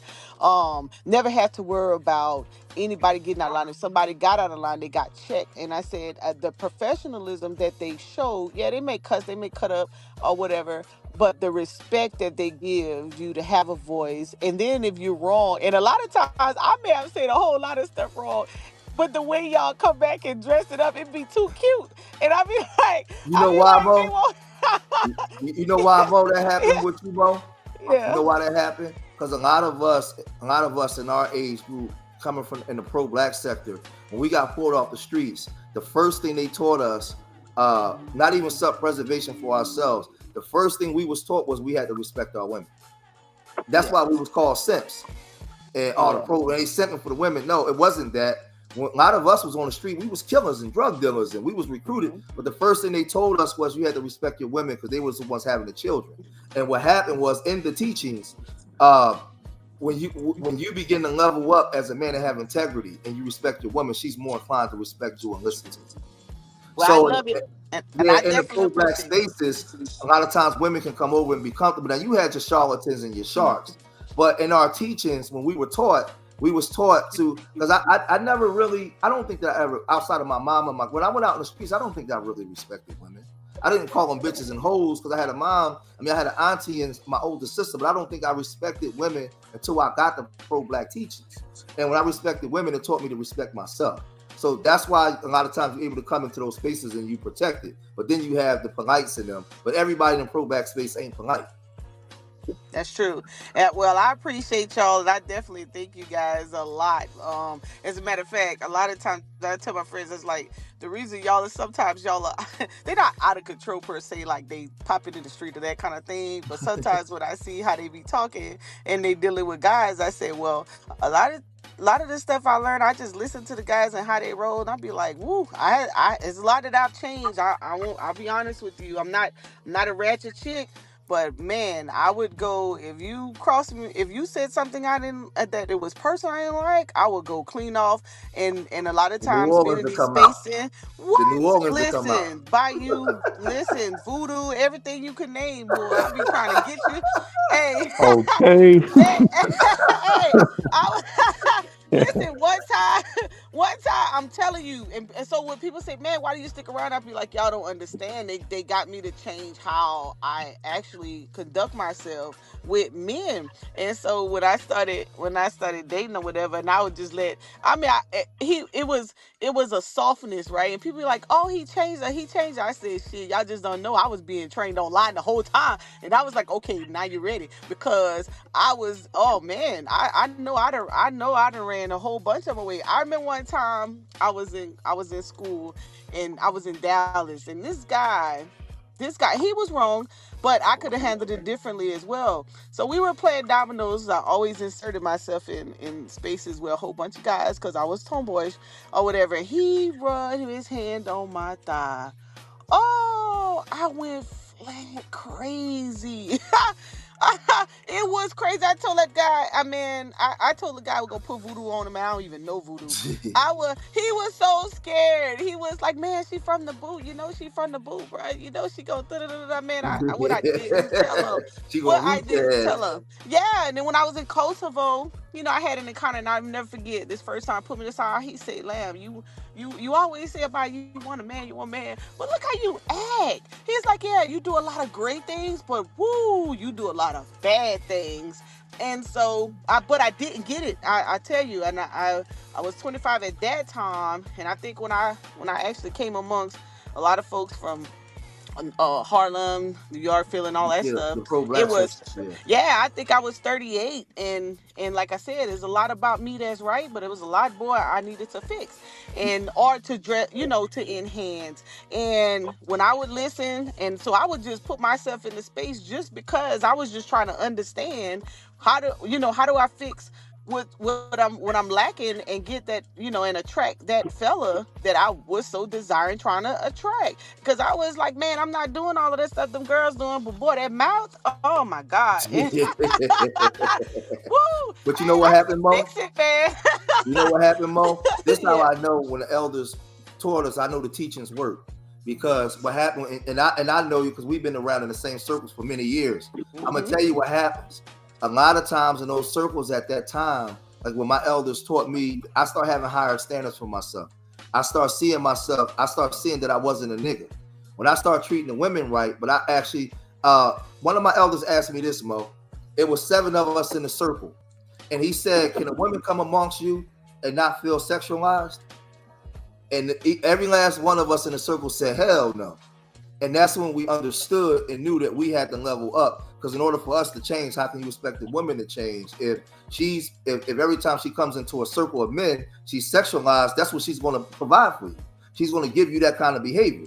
That stuff going to come. So we were taught to actually respect ourselves, level up, respect the women. So now a lot of times when you came into the circle, maybe the mouth you had started to dissipate because you was around men that you felt protected and comfortable around. So you didn't have to be like that. And those are the things that change. But I learned that because I remember when my mentor was first telling me this shit, I didn't believe none of that because I was straight street. Man, these hoes ain't going to change. And I found out that every woman ain't a hoe. But it started with me changing the way that I saw myself and the way I saw women. Now women can come around me. I could be in the presence of women and don't over sexualize them. 15 years ago, Mo, I couldn't do that. I wasn't capable of doing that. So that's what I talk about integrity. Could you work in the office with a woman all day and don't and make it, or can 5 men be together doing business and we got one woman business partner? Can she come in the room and don't feel like she gotta over sexual or feel she's sexualized? So, or feel like she has to be promiscuous because she figured that's what the men want. And I think that we gotta get out. Those are part of being pro-black and reversing that mindset that's been put on us, because that's not our natural mindset, the men and the women. And my mentors taught me that, and I'm better today because of that. 20 years ago, I couldn't talk like this or behave like this. Every woman I saw was like a bottle that need corking. Now I can come around women and say, "Hey, sister," and give them their dignity. And another thing that y'all helped me with was to how to include. So like I had begun to be so skilled in some things that I was overbearing, and so it's like when the guy would talk, I would hear it and I could take it and I could make it out of what it wanted to be, but I didn't let him get the voice out. Like I would just get ahead. I would get ahead so fast. Like so I had to learn how to be patient and paste it. And so I had to come and listen, and I listened very well. And I was like, and at first it was very, very difficult because I was like, why you just don't let me do it? Like I got it. I promise you I got it. And then I had to learn, like, okay, there's gonna be some times where you're gonna take the lead and you're gonna have to be able to channel it. You're gonna also they definitely gonna lead, and you're gonna have to, you're gonna still have to know how to still do it at a high standard, but you gotta let them take the go. And then there's gonna be a point where you're gonna be leading and they're gonna have to defend.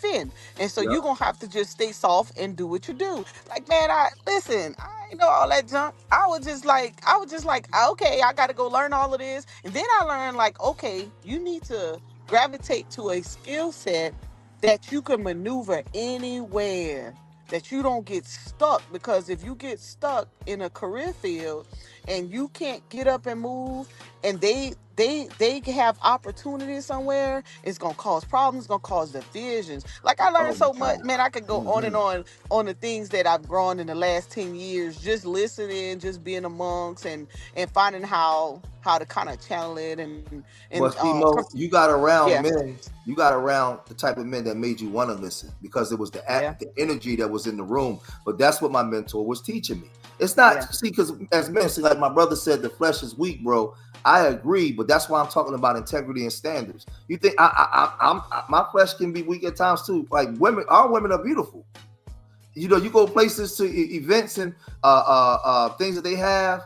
For like, large nonprofits coming from all over the country. They have conventions. Man, them black women come in there. Oh my God, yes. But you have to, sometimes you got to go in the mirror, man, go in the bathroom, get yourself together and come out and say, yo, I got to be professional. I got to be professional. Because if we want to move forward on this black stuff, you got to. The flesh can't be weak, because your women are not going to respect you, and you teach your women how to treat you. It is what it is. A lot of people don't like, I know we get into that red pill bullshit. No. When you, as a man, as a leader, when you have integrity and the women know that they can't come into this space and be promiscuous because the men ain't having it, she gonna change her behavior. So it start with us. We gotta learn how, and trust me, when they had them big conventions and they bring in the black people and you see these women coming from the South, oh my God, it's hard. But sometimes you gotta just keep your chin up and look straight at the, and be professional, because the mission is more important than the booty cheeks. And a lot of times we put the booty cheeks before the mission. And I had to learn that discipline. I'm there now, but maybe 10 years ago I wasn't there. And that's why as black people, we come together, we talk this black shit, but we can't move forward because we don't have no discipline, Mo. The women or the men. We got all kinds of expertise. Go ahead, bro. Hey, Big Mama said, never mix your money and your honey. Yeah. We never don't have mix. Yes, and we have all the you balance. spot on. We lost that discipline. And then we come with the scapegoats, which means we lack integrity and accountability. Because we can speak towards this country making everything hypersexual and blame it on the white devil, but you still have to take accountability for your own actions and thoughts. And I've been